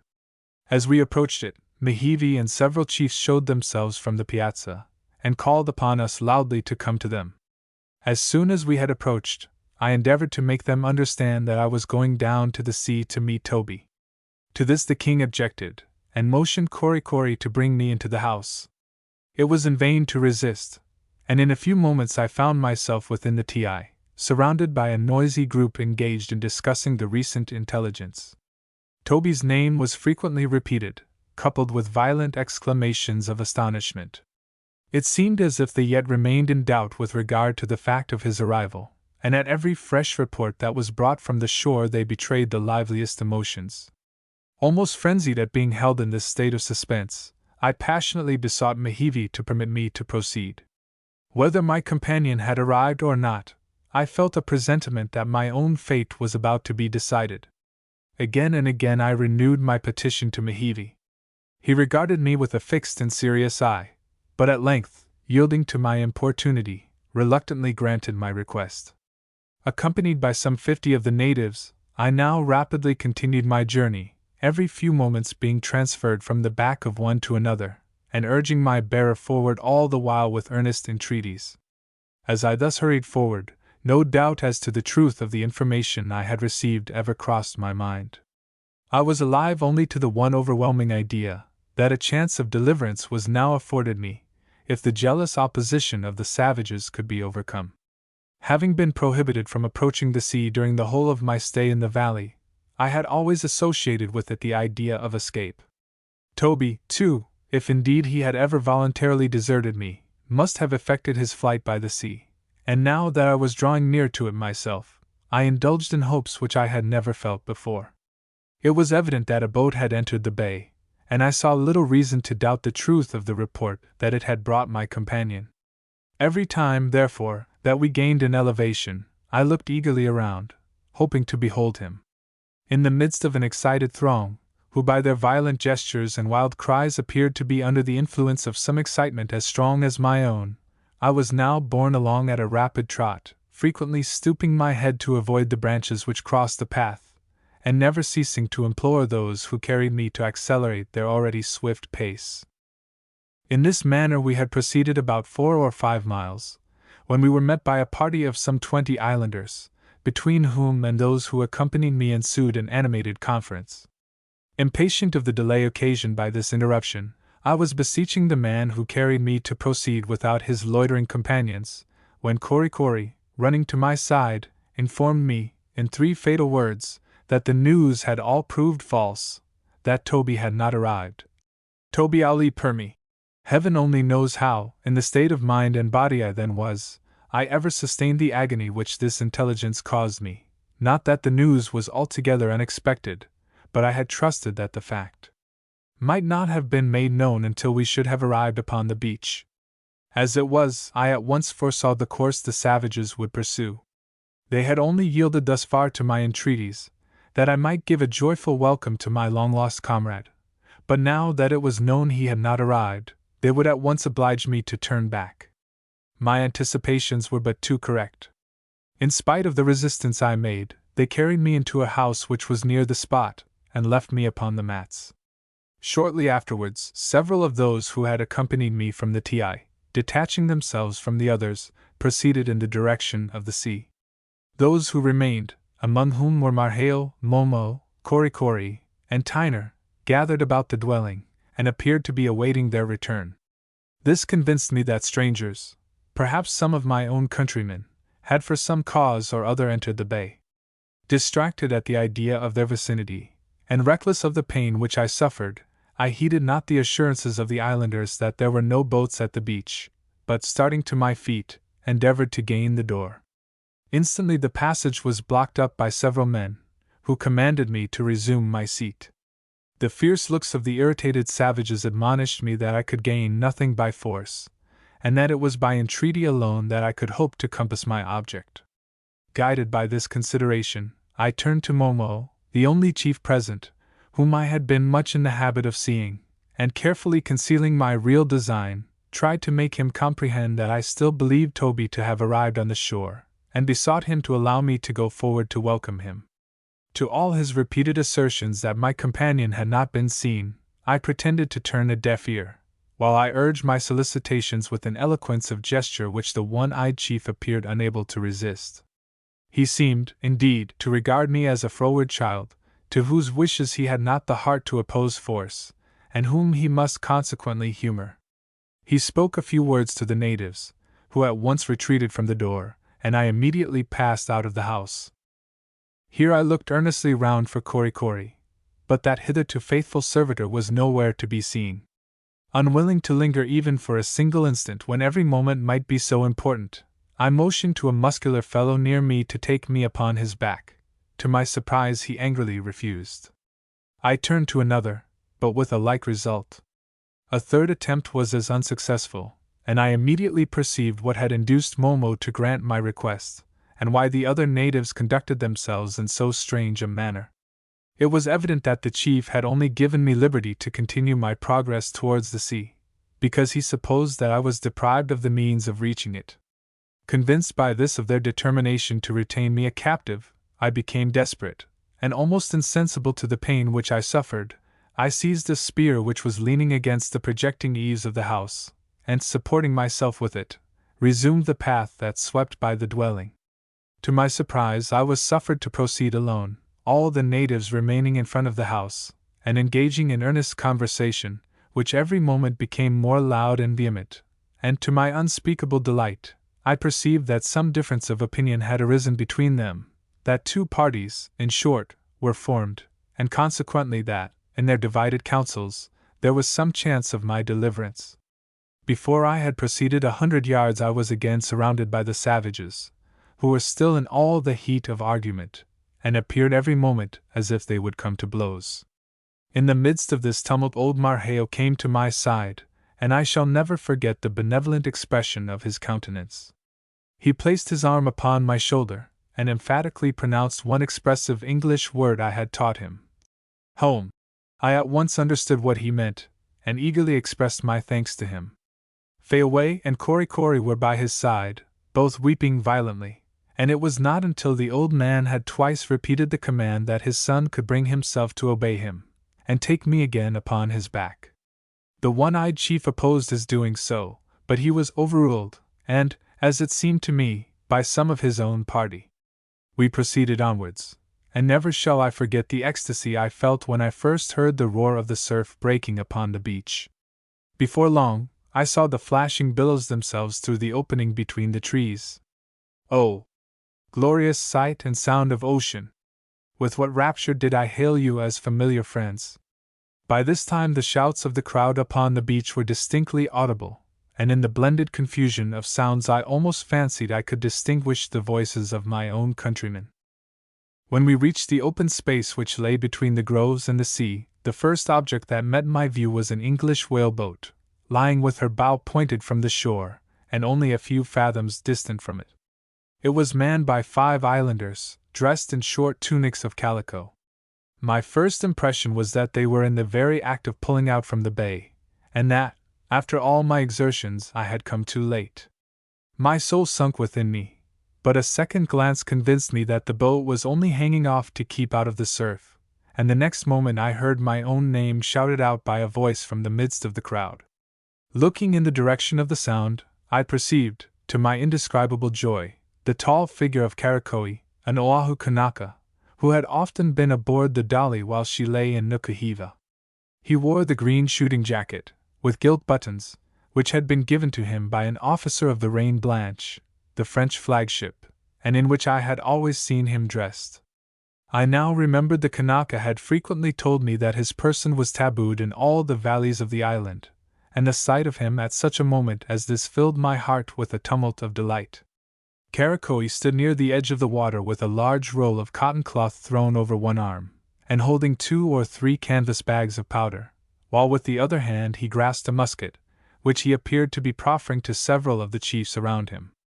But they turned with disgust from his offers, and seemed to be impatient at his presence, with vehement gestures waving him off to his boat, and commanding him to depart. The Kanaka, however, still maintained his ground, and I at once perceived that he was seeking to purchase my freedom. Animated by the idea, I called upon him loudly to come to me, but he replied, in broken English, that the islanders had threatened to pierce him with their spears if he stirred a foot towards me. At this time I was still advancing, surrounded by a dense throng of the natives, several of whom had their hands upon me, and more than one javelin was threateningly pointed at me. Still I perceived clearly that many of those least friendly towards me looked irresolute and anxious. I was still some 30 yards from Karakoi, when my farther progress was prevented by the natives, who compelled me to sit down upon the ground, while they still retained their hold upon my arms. The din and tumult now became tenfold, and I perceived that several of the priests were on the spot, all of whom were evidently urging Momo and the other chiefs to prevent my departure, and the detestable word, Rueni! Rueni! Which I had heard repeated 1,000 times during the day, was now shouted on every side of me. Still I saw that the Kanaka continued his exertions in my favor, that he was boldly debating the matter with the savages, and was striving to entice them by displaying his cloth and powder, and snapping the lock of his musket. But all he said or did appeared only to augment the clamors of those around him, who seemed bent upon driving him into the sea. When I remembered the extravagant value placed by these people upon the articles which were offered to them in exchange for me, and which were so indignantly rejected, I saw a new proof of the same fixed determination of purpose they had all along manifested with regard to me, and in despair, and reckless of consequences, I exerted all my strength, and shaking myself free from the grasp of those who held me, I sprang upon my feet and rushed towards Karakoi. The rash attempt nearly decided my fate, for, fearful that I might slip from them, several of the islanders now raised a simultaneous shout, and pressing upon Karakoi, they menaced him with furious gestures, and actually forced him into the sea. Appalled at their violence, the poor fellow, standing nearly to the waist in the surf, endeavored to pacify them. But at length, fearful that they would do him some fatal violence, he beckoned to his comrades to pull in at once, and take him into the boat. It was at this agonizing moment, when I thought all hope was ended, that a new contest arose between the two parties, who had accompanied me to the shore. Blows were struck, wounds were given, and blood flowed. In the interest excited by the fray, every one had left me except Marhale, Korikori, and poor dear Fayaway, who clung to me, sobbing convulsively. I saw that now or never was the moment. Clasping my hands together, I looked imploringly at Marhale, and moved towards the now almost deserted beach. The tears were in the old man's eyes, but neither he nor Korikori attempted to hold me, and I soon reached the Kanaka, who had anxiously watched my movements. The rowers pulled in as near as they dared to the edge of the surf. I gave one parting embrace to Fayaway, who seemed speechless with sorrow, and the next instant I found myself safe in the boat, and Karakoi by my side, who told the rowers at once to give way. Marheo and Korikori, and a great many of the women, followed me into the water, and I was determined, as the only mark of gratitude I could show, to give them the articles which had been brought as my ransom. I handed the musket to Korikori, in doing which he would fain have taken hold of me, threw the roll of cotton to old Marheo, pointing as I did so to poor Fayaway, who had retired from the edge of the water, and was sitting down disconsolate on the beach, and tumbled the powder bags out to the nearest young ladies, all of whom were vastly willing to take them. This distribution did not occupy 10 seconds, and before it was over the boat was under full way, the Kanaka all the while exclaiming loudly against what he considered a useless throwing away of valuable property.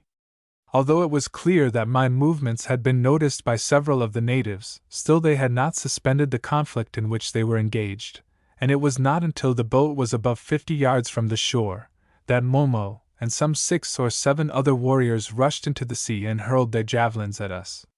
Some of the weapons passed quite as close to us as was desirable, but no one was wounded, and the men pulled away gallantly.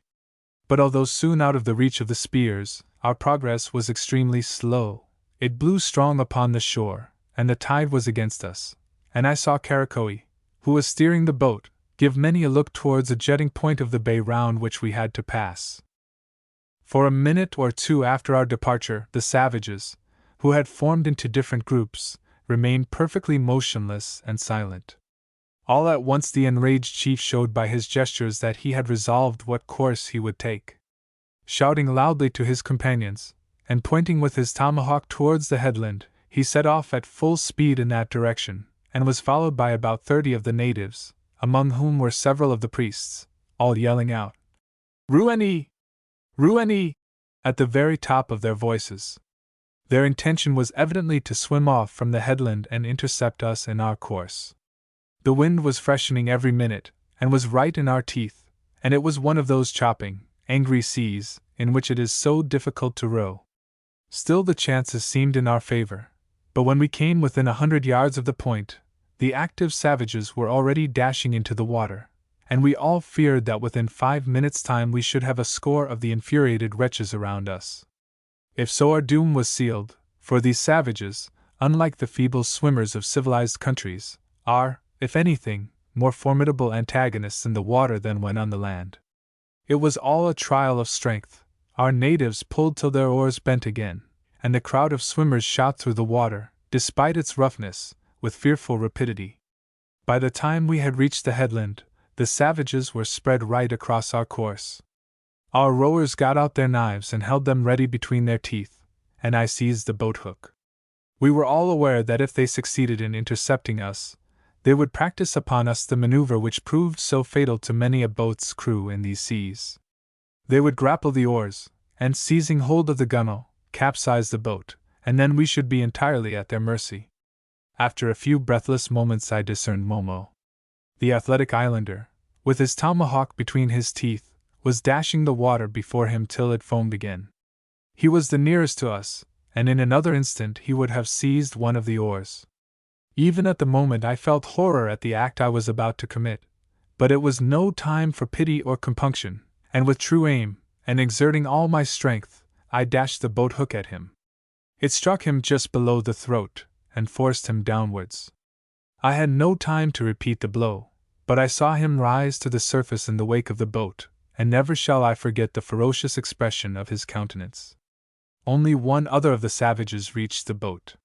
He seized the gunwale, but the knives of our rowers so mauled his wrists that he was forced to quit his hold, and the next minute we were past them all, and in safety. The strong excitement which had thus far kept me up, now left me, and I fell back fainting into the arms of Karakoe. The circumstances connected with my most unexpected escape may be very briefly stated. The captain of an Australian vessel, being in distress for men in these remote seas, had put into Nukuhiva in order to recruit his ship's company, but not a single man was to be obtained, and the bark was about to get under way, when she was boarded by Karakoe, who informed the disappointed Englishman that an American sailor was detained by the savages in the neighboring bay of Typee, and he offered, if supplied with suitable articles of traffic, to undertake his release. The Kanaka had gained his intelligence from Marnu, to whom, after all, I was indebted for my escape. The proposition was acceded to, and Karakoe, taking with him 5 tabooed natives of Nukuhiva, again repaired aboard the bark, which in a few hours sailed to that part of the island, and threw her maintopsail aback right off the entrance to the Typee Bay. The whaleboat, manned by the tabooed crew, pulled towards the head of the inlet, while the ship lay off and on, awaiting its return. The events which ensued have already been detailed, and little more remains to be related. On reaching the Julia, I was lifted over the side, and my strange appearance and remarkable adventure occasioned the liveliest interest. Every attention was bestowed upon me that humanity could suggest, but to such a state was I reduced, that 3 months elapsed before I recovered my health. The mystery which hung over the fate of my friend and companion, Toby, has never been cleared up. I still remain ignorant whether he succeeded in leaving the valley, or perished at the hands of the islanders. Sequel. Containing the story of Toby. No doubt, the author of Typee was more than 2 years in the South Seas, after escaping from the valley, as recounted in the last chapter. Some time after returning home the foregoing narrative was published, though it was little thought at the time that this would be the means of revealing the existence of Toby, who had long been given up for lost. But so it proved. The story of his escape supplies a natural sequel to the adventure, and as such it is now added to the volume. It was related to the author by Toby himself. The morning my comrade left me, as related in the narrative, he was accompanied by a large party of the natives, some of them carrying fruit and hogs for the purposes of traffic, as the report had spread that boats had touched at the bay. As they proceeded through the settled parts of the valley, numbers joined them from every side, running with animated cries from every pathway. So excited were the whole party, that, eager as Toby was to gain the beach, it was almost as much as he could do to keep up with them. Making the valley ring with their shouts, they hurried along on a swift trot, those in advance pausing now and then, and flourishing their weapons to urge the rest forward. Presently they came to a place where the path crossed a bend of the main stream of the valley. Here a strange sound came through the grove beyond, and the islanders halted. It was Momo, the one-eyed chief, who had gone on before. He was striking his heavy lance against the hollow bough of a tree. This was a signal of alarm, for nothing was now heard but shouts of "Hap par! Hap par!" the warriors tilting with their spears and brandishing them in the air, and the women and boys shouting to each other, and picking up the stones in the bed of the stream. In a moment or two Momo and 2 or 3 other chiefs ran out from the grove, and the din increased tenfold. Now, thought Toby, for a fray, and being unarmed, he besought one of the young men domiciled with Marheo for the loan of his spear. But he was refused, the youth roguishly telling him that the weapon was very good for him, the Typee, but that a white man could fight much better with his fists. The merry humor of this young wag seemed to be shared by the rest, for in spite of their warlike cries and gestures, everybody was capering about and laughing, as if it was one of the funniest things in the world to be awaiting the flight of a score or 2 of hap-par javelins from an ambush in the thickets. While my comrade was in vain trying to make out the meaning of all this, a good number of the natives separated themselves from the rest and ran off into the grove on one side, the others now keeping perfectly still, as if awaiting the result. After a little while, However, Momo, who stood in advance, motioned them to come on stealthily, which they did, scarcely rustling a leaf. Thus they crept along for 10 or 15 minutes, every now and then pausing to listen. Toby by no means relished this sort of skulking. If there was going to be a fight, he wanted it to begin at once. But all in good time, for just then, as they went prowling into the thickest of the wood, terrific howls burst upon them on all sides, and volleys of darts and stones flew across the path. Not an enemy was to be seen, and what was still more surprising, not a single man dropped, though the pebbles fell among the leaves like hail.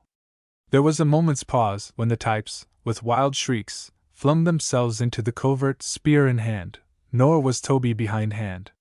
Coming so near getting his skull broken by the stones, and animated by an old grudge he bore the Hap-Pars, he was among the first to dash at them. As he broke his way through the underbush, trying, as he did so, to wrest a spear from a young chief, the shouts of battle all of a sudden ceased, and the wood was as still as death. The next moment, the party who had left them so mysteriously rushed out from behind every bush and tree, and united with the rest in long and merry peals of laughter. It was all a sham, and Toby, who was quite out of breath with excitement, was much incensed at being made a fool of. It afterwards turned out that the whole affair had been concerted for his particular benefit, though with what precise view it would be hard to tell. My comrade was the more enraged at this boy's play, since it had consumed so much time, every moment of which might be precious. Perhaps, however, it was partly intended for this very purpose, and he was led to think so, because, when the natives started again, he observed that they did not seem to be in so great a hurry as before. At last, after they had gone some distance, Toby, thinking all the while that they never would get to the sea, 2 men came running towards them, and a regular halt ensued, followed by a noisy discussion, during which Toby's name was often repeated. All this made him more and more anxious to learn what was going on at the beach, but it was in vain that he now tried to push forward. The natives held him back. In a few moments the conference ended, and many of them ran down the path in the direction of the water, the rest surrounding Toby, and entreating him to moe, or sit down and rest himself. As an additional inducement, several calabashes of food, which had been brought along, were now placed on the ground, and opened, and pipes also were lighted. Toby bridled his impatience a while, but at last sprang to his feet and dashed forward again. He was soon overtaken nevertheless, and again surrounded, but without further detention was then permitted to go down to the sea.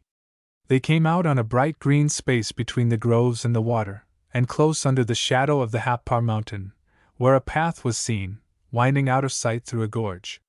No sign of a boat, however, was beheld, nothing but a tumultuous crowd of men and women, and someone in their midst, earnestly talking to them. As my comrade advanced, this person came forward, and proved to be no stranger. He was an old grizzled sailor, whom Toby and myself had frequently seen in Nukuhiva, where he lived an easy, devil-may-care life, in the household of Moana the king, going by the name of Jimmy. In fact, he was the royal favorite, and had a good deal to say in his master's councils. He wore a manila hat, and a sort of tuppa morning gown, sufficiently loose and negligent to show the verse of a song tattooed upon his chest, and a variety of spirited cuts by native artists in other parts of his body. He sported a fishing rod in his hand, and carried a sooty old pipe slung about his neck. This old rover, having retired from active life, had resided in Nukuhiva some time. He could speak the language, and for that reason was frequently employed by the French as an interpreter. He was an arrant old gossip, too, forever coming off in his canoe to the ships in the bay, and regaling their crews with choice little morsels of court scandal, such, for instance, as a shameful intrigue of His Majesty with a Hap-Par damsel, a public dancer at the feasts, and otherwise relating some incredible tales about the Marquesas generally. I remember, in particular, his telling the Dolly's crew what proved to be literally a cock and bull story, about 2 natural prodigies, which he said were then on the island.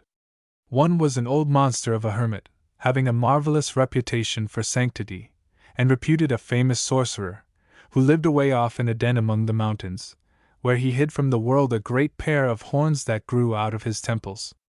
Notwithstanding his reputation for piety, His horrid old fellow was the terror of all the island round, being reported to come out from his retreat, and go a man-hunting every dark night. Some anonymous Paul Pry, too, coming down the mountain, once got a peep at his den, and found it full of bones. In short, he was a most unheard-of monster. The other prodigy Jimmy told us about was the younger son of a chief, who, although but just turned of 10, had entered upon holy orders, because his superstitious countrymen thought him especially intended for the priesthood, from the fact of his having a comb on his head like a rooster. But this was not all, for, still more wonderful to relate, the boy prided himself upon this strange crest, being actually endowed with a cock's voice, and frequently crowing over his peculiarity. But to return to Toby. The moment he saw the old rover on the beach, he ran up to him, the natives following after, and forming a circle round them.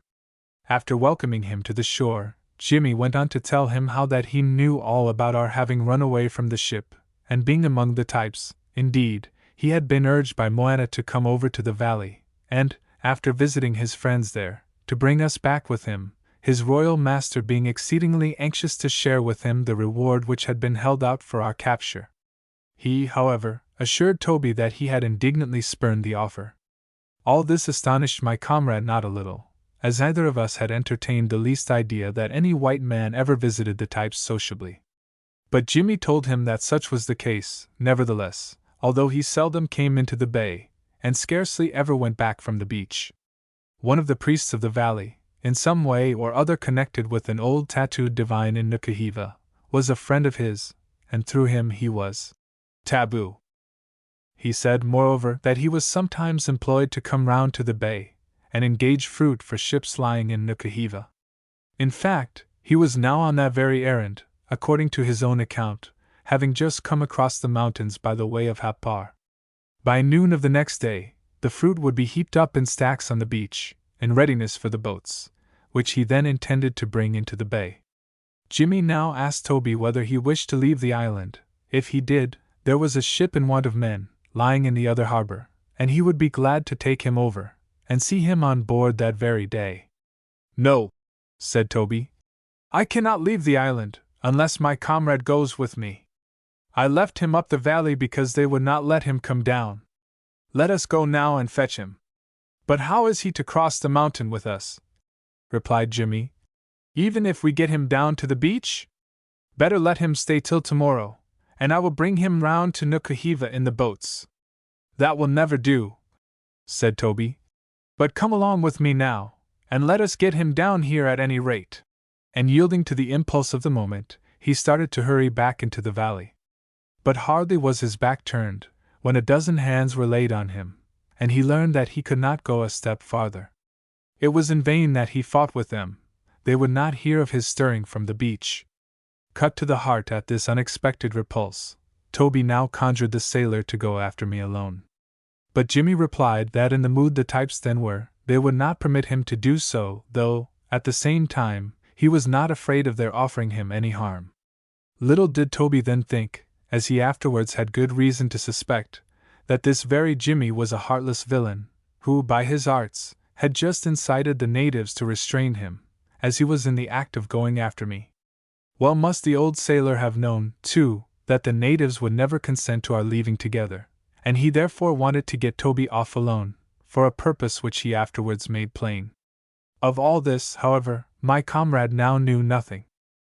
He was still struggling with the islanders, when Jimmy again came up to him, and warned him against irritating them, saying that he was only making matters worse for both of us, and if they became enraged, there was no telling what might happen. At last he made Toby sit down on a broken canoe, by a pile of stones, upon which was a ruinous little shrine, supported by 4 upright paddles, and in front partly screened by a net.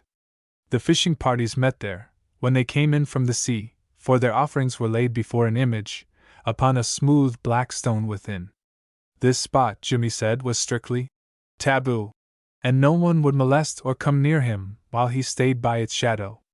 The old sailor then went off, and began speaking very earnestly to Momo and some other chiefs, while all the rest formed a circle round the taboo place, looking intently at Toby, and talking to each other without ceasing. Now, Notwithstanding what Jimmy had just told him, there presently came up to my comrade an old woman, who seated herself beside him on the canoe. "Typee Mordecai?" said she. "Mordecai Mui," said Toby. She then asked whether he was going to Nukahiva.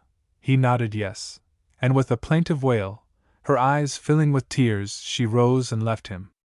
This old woman, the sailor afterwards said, was the wife of an aged king of a small inland valley, communicating by a deep pass with the country of the Types. The inmates of the two valleys were related to each other by blood, and were known by the same name. The old woman had gone down into the Typee valley the day before, and was now, with 3 chiefs, her sons, on a visit to her kinsman. As the old king's wife left him, Jimmy again came up to Toby, and told him that he had just talked the whole matter over with the natives, and there was only one course for him to follow. They would not allow him to go back into the valley, and harm would certainly come to both him and me, if he remained much longer on the beach. "So," said he, "you and I had better go to Nukahiva now overland, and tomorrow I will bring Tamo, as they call him, by water. They have promised to carry him down to the sea for me early in the morning, so that there will be no delay." "No, no," said Toby desperately. "I will not leave him that way. We must escape together."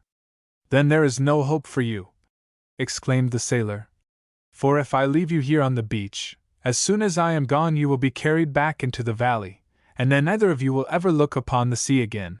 And with many oaths he swore that if he would only go to Nukahiva with him that day, he would be sure to have me there the very next morning. "But how do you know they will bring him down to the beach tomorrow, when they will not do so today?" said Toby. But the sailor had many reasons, all of which were so mixed up with the mysterious customs of the islanders, that he was none the wiser. Indeed, their conduct, especially in preventing him from returning into the valley, was absolutely unaccountable to him, and added to everything else was the bitter reflection that the old sailor, after all, might possibly be deceiving him. And then again he had to think of me, left alone with the natives, and by no means well. If he went with Jimmy, he might at least hope to procure some relief for me. But might not the savages who had acted so strangely hurry me off somewhere before his return? Then, even if he remained, perhaps they would not let him go back to the valley where I was. Thus perplexed was my poor comrade. He knew not what to do, and his courageous spirit was of no use to him now.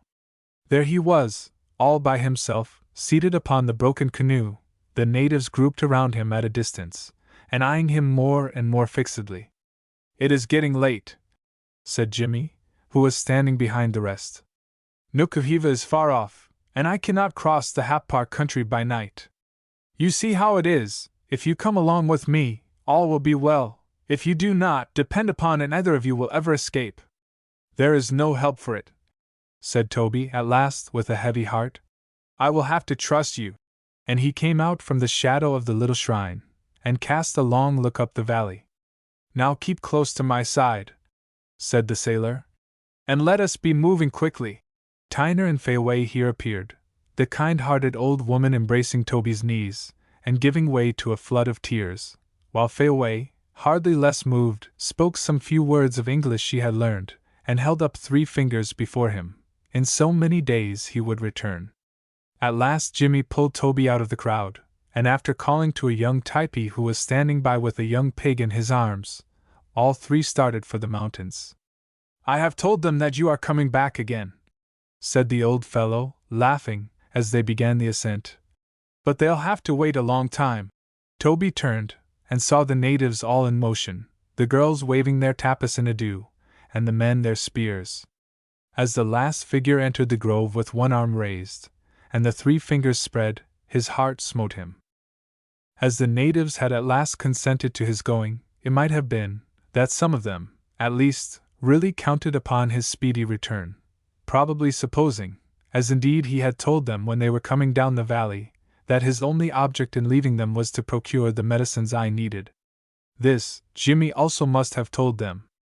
And as they had done before, when my comrade, to oblige me, started on his perilous journey to Nukahiva, they looked upon me, in his absence, as one of 2 inseparable friends who was a sure guarantee for the other's return. This is only my own supposition, however, for as to all their strange conduct, it is still a mystery. You see what sort of a taboo man I am, said the sailor, after for some time silently following the path which led up the mountain. Momo made me a present of this pig here, and the man who carries it will go right through Hapar and down into Nukahiva with us. So long as he stays by me he is safe, and just so it will be with you, and tomorrow with Tamo. Cheer up, then, and rely upon me, you will see him in the morning. The ascent of the mountain was not very difficult, owing to its being near to the sea, where the island ridges are comparatively low. The path, too, was a fine one, so that in a short time all three were standing on the summit with the two valleys at their feet. The white cascades marking the green head of the Typee Valley first caught Toby's eye. Marheo's house could easily be traced by them. As Jimmy led the way along the ridge, Toby observed that the valley of the Hapars did not extend near so far inland as that of the Types. This accounted for our mistake in entering the latter valley as we had. A path leading down from the mountain was soon seen, and following it, the party were in a short time fairly in the Hapar Valley. Now, said Jimmy as they hurried on, we taboo men have wives in all the bays, and I am going to show you the two I have here. So, when they came to the house where he said they lived, which was close by the base of the mountain, in a shady nook among the groves, he went in, and was quite furious at finding it empty. The ladies had gone out. However, they soon made their appearance, and to tell the truth, welcomed Jimmy quite cordially, as well as Toby, about whom they were very inquisitive. Nevertheless, as the report of their arrival spread, and the Hapars began to assemble, it became evident that the appearance of a white stranger among them was not by any means deemed so wonderful an event as in the neighboring valley. The old sailor bade his wives prepare something to eat, as he must be in Nukahiva before dark. A meal of fish, breadfruit, and bananas was accordingly served up, the party regaling themselves on the mats, in the midst of a numerous company. The Hapars put many questions to Jimmy about Toby, and Toby himself looked sharply at them, anxious to recognize the fellow who gave him the wound from which he was still suffering. But this fiery gentleman, so handy with his spear, had the delicacy, it seemed, to keep out of view. Certainly the sight of him would not have been any added inducement to making him stay in the valley, some of the afternoon loungers in Hapar having politely urged Toby to spend a few days with them. There was a feast coming on. He, however, declined. All this while the young Typee stuck to Jimmy like his shadow, and though as lively a dog as any of his tribe, he was now as meek as a lamb, never opening his mouth except to eat.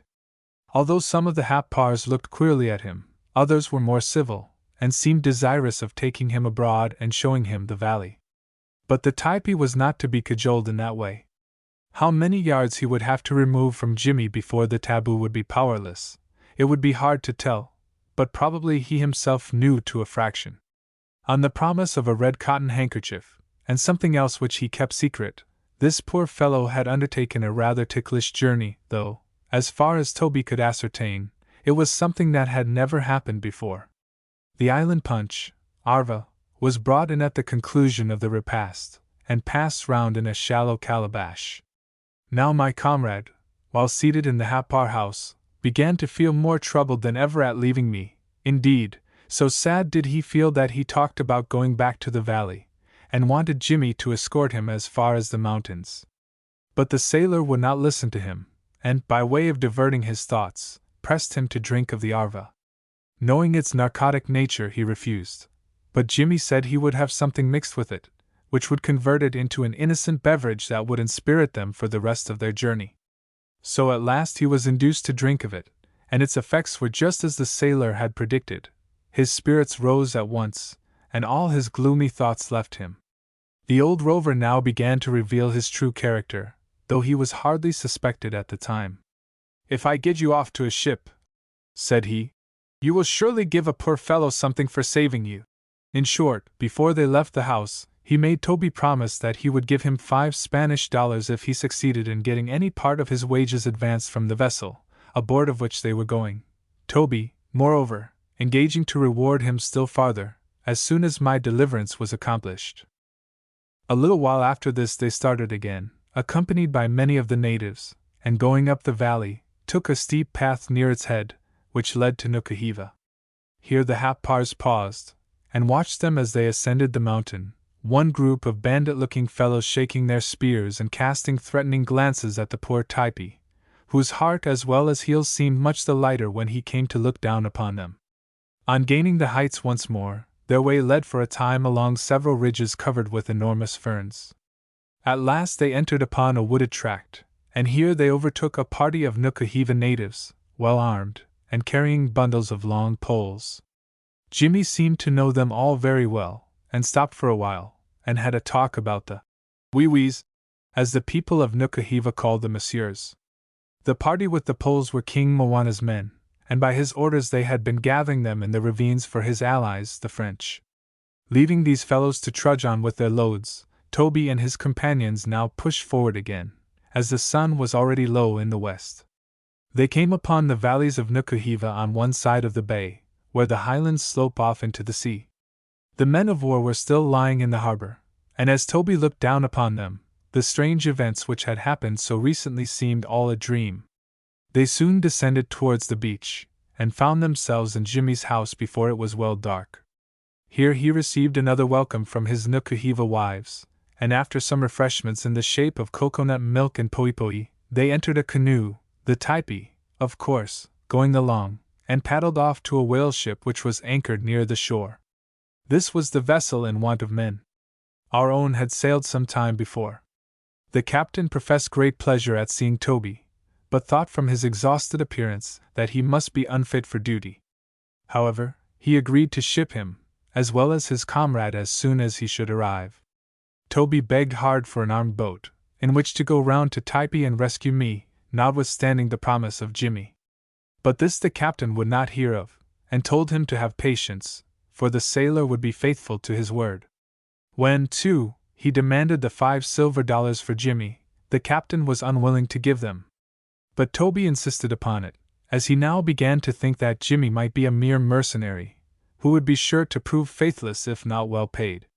Accordingly, he not only gave him the money, but took care to assure him, over and over again, that as soon as he brought me aboard he would receive a still larger sum.